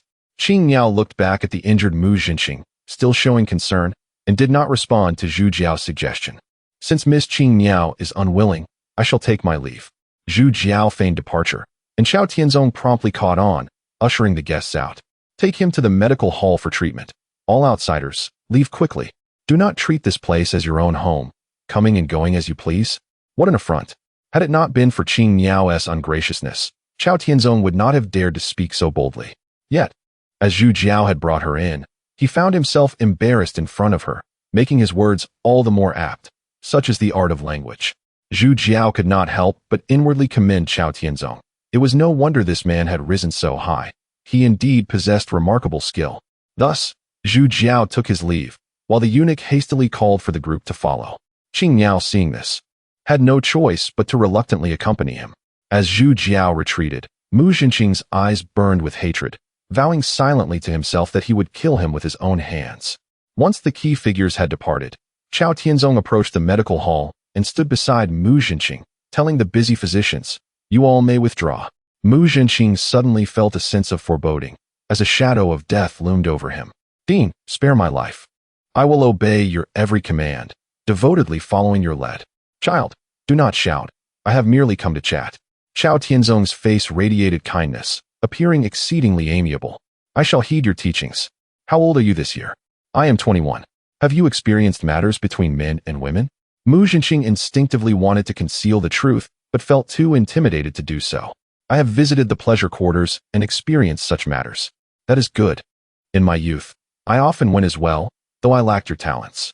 To achieve such prowess at your age is indeed a rare gift. Thank you for your praise, Dean." At this moment, Mu Jinqing began to tremble, the ominous cloud of death growing ever more oppressive, nearly suffocating him. "Child, remember, it is best not to show hostility or dissatisfaction towards anyone, regardless of the circumstances. You must understand that a tiger's claws only emerge during the hunt. Clearly, you have failed to grasp this. I shall not dare again. Well, it matters not. Just be cautious in your next life." Upon finishing his words, Xiao Tianzong's true energy surged forth, directly targeting Mu Jinqing's body, revealing the prowess of a conqueror. It is worth noting that Mu Jinqing, at merely the first level of Pan Wu and already injured, would have been unable to withstand such a blow even at his prime. Under the force of this overwhelming strike, Mu Jinqing's heart abruptly ruptured, blood gushing from his mouth in a horrific torrent. A generation's prodigy met his untimely demise in such a manner. Xiao Tianzong, outwardly appearing astute and amiable, harbored a ruthless disposition behind the scenes. Otherwise, he would not have attained his current status and strength. The punch thrown by Mu Jinqing, seemingly aimed at Zhu Jiao's face, was in reality a slap to the collective face of all present. Knowing full well that it was a performance, why continue to act? If others are performing, why abstain? Conversely, the other two, though blatantly half-hearted in their acting, refrained from delivering their punches. Thus they remained unharmed, embodying the wisdom of survival. In such a vast nation, it has never been the lack of talent that is a concern, but rather the scarcity of individuals who are both talented and loyal. Initially, Xiao Tianzong had intended to spare Mu Jinqing out of respect for their teacher-student bond. However, upon perceiving the malicious glint in Zhu Jiao's eyes and his hateful gaze, he altered his decision. To avert future calamities, Mu Jinqing could not be allowed to live. Thus, it could be said that he sought benevolence and found benevolence, sought death and found death. Chapter 95. Glory. The group arrived at the Duke's residence, Nambwa Palace. This name was derived from the brush of the late emperor, signifying the auspicious location beside the shimmering waters of Bibo Lake in the southern outskirts of the capital, a place where wealth converges and waves reflect the heavenly abode. It also subtly hints at the elite from the south, with its unpredictable tides. After all, only those of exceptional merit could bear the title of duke. The eaves adorned with Qiyuan dragons soared towards the heavens, and the white marble steps led directly to the three-tiered flying eaves. The golden bronze door knocker produced a melodious sound, creating an atmosphere that felt even more regal than that of an ordinary royal residence. Upon Zhu Jiao's arrival at the palace, Qiu Yu, Shi Hong'ai, Kong Hua, and the renowned assassin Yuan Qingjai, who was said to be the best in the world, were already waiting. It was hardly surprising that many were eager to heed the emperor's decree. At the moment Qiu Yu laid eyes on Qing Yao, her heart skipped a beat. The latter was indeed 3 parts more beautiful than herself, which made her feel a pang of unease. How infuriating! Zhu Jiao, the lecher, had managed to find her. However, given their past camaraderie through trials, she feigned warmth, and soon they became quite familiar, engaging in lively conversation about their recent affairs. Upon learning of Chuanli's passing, Qing Yao stole a glance at Zhu Jiao, intuitively grasping the nature of their relationship. Hearing the unfortunate news, she couldn't help but feel a twinge of sorrow. Yet, noticing that Zhu Jiao seemed to have moved on, she breathed a sigh of relief. After all, he was about to become a duke, and his future would undoubtedly be brighter. How could he linger in the past? Now, Zhu Jiao had been awarded the 7 seals, signifying that apart from the bronze axe and halberd symbolizing authority over rebellious factions, and the red bow and arrows representing the maintenance of peace, his status now placed him above all but one, with a residence that could accommodate no fewer than 500 guests, a far cry from its previous desolation. However, reflecting back, it seemed it had never truly been desolate, even if it could be considered as such before. At this moment, the entire duke's residence was alive with festivities. Due to the joy of moving in, a grand banquet was to be held that evening. Yet, in the entire capital, Zhu Jiao had only a handful of acquaintances, so the arrangements for the banquet were naturally not his concern. Eunuch Zhang Bingzheng was busily attending to the noble guests who came to offer their congratulations. The newly prominent duke, the recipient of the Anka Tianbang honor, had become the most sought-after figure in the capital. News of his rise spread like wildfire, reaching every corner of the Jin kingdom within a single day. In a hidden location within the capital, an elder stood with his hands clasped behind his back, while a man knelt before him. Yuan Qingye had failed, now mingling among the crowd. Should he be eliminated? Are you aware of Yuan Qingye's reputation? The foremost assassin in the Jin kingdom claimed never to have missed a target. What, then, is his code? He does not kill women and children, nor does he slay the weak or those who do not believe in him. Do you still consider him a failure? Wait until you surpass him, then contemplate his fate. Be gone. At Guiyun Manor, Yin Zhongzi was sipping tea. Directly across from him sat Xiang Yichen. The Lord of the East appeared somewhat unsurprised. He was also a tad astonished. He hadn't expected the royal family to exhibit such cunning, so much so that it became tedious. Do you feel like a child throwing a tantrum? I do feel that way. That is precisely the sensation they desire. We should have anticipated this. There is no such thing as early or late. It is all the same. How shall we respond? The contacts I sent have been secretly executed by the royal family. The next course of action rests on your capabilities, Lord of the East. This is manageable, but I still wish to inquire if the manor would consider a change in personnel. I have pondered this matter deeply. If we change personnel, the next move may yield similar results, so it is better to let things unfold naturally. Indeed, great minds think alike. Then, I would trouble you, Lord of the East, to send someone to investigate. Regardless of the outcome, we need a resolution. No problem, leave it to me. By the way, how many did you lose in Xinyang City? 2 prominent figures. And your manor? None. Could it be that the 3 calamities were orchestrated by you? I leaked the information, but I did not orchestrate it. They willingly sought their demise. Why didn't you give prior notice? You nearly got them killed. And I lost 2 capable aides in vain. One cannot catch a tiger cub without entering the tiger's den. If we don't clear the weeds, who knows how many troubles await. Your strategy is so brilliant that I have no desire to continue. It is quite taxing. Rest assured, I will compensate for your losses, and since the move has been made, there can be no turning back. Alas, Xiang Yichen sighed, filled with profound melancholy, as if regretting something yet unwilling to accept it. Meanwhile, Wei Yang gazed out of her chamber window. At that moment, a maid hurried in. It was her favorite companion, Xiao Yan. Did you see clearly? How is the person chosen by my father? I observed from a distance outside the National Martial Arts Academy today. The Grand Marshal rode alongside him, and that man possessed an extraordinary demeanor, truly remarkable. How does he compare to Mu Zhenqing? There were too many people to see clearly, but he does seem to fit the rumors of being a libertine. How so? I witnessed him in the crowd, selecting a beautiful woman to enter the examination hall with him. The surrounding discussions praised his discernment, and all agreed that the woman was stunning. Surely he wouldn't dare act so brazenly under my father's watchful eye. Does he not fear for his life? He is exceedingly audacious. My lady must be cautious and not fall for his schemes. What use is there in discussing this now? I am confined to my quarters, and going out is impossible. Xiao Yin's eyes twinkled mischievously as she approached Princess Wei Yong, whispering conspiratorially, "Let us proceed as you suggest. That young master must promise me to return promptly after taking a good look. Otherwise, my life may be in jeopardy. Fear not, my dear companion. You are my most cherished friend. Quickly prepare, my lady." As dusk fell, Nambwa Palace was adorned with colorful lanterns and decorations. The influential figures who had carved their niche in the capital possessed an exceptionally keen political instinct. Although everything appeared normal on the surface, a discerning eye would reveal the underlying strangeness. The specially established Ankatianbang, the highest honor of the Seven Seals, and the royal decree of marriage to a princess all underscored the unstoppable rise of the Duke.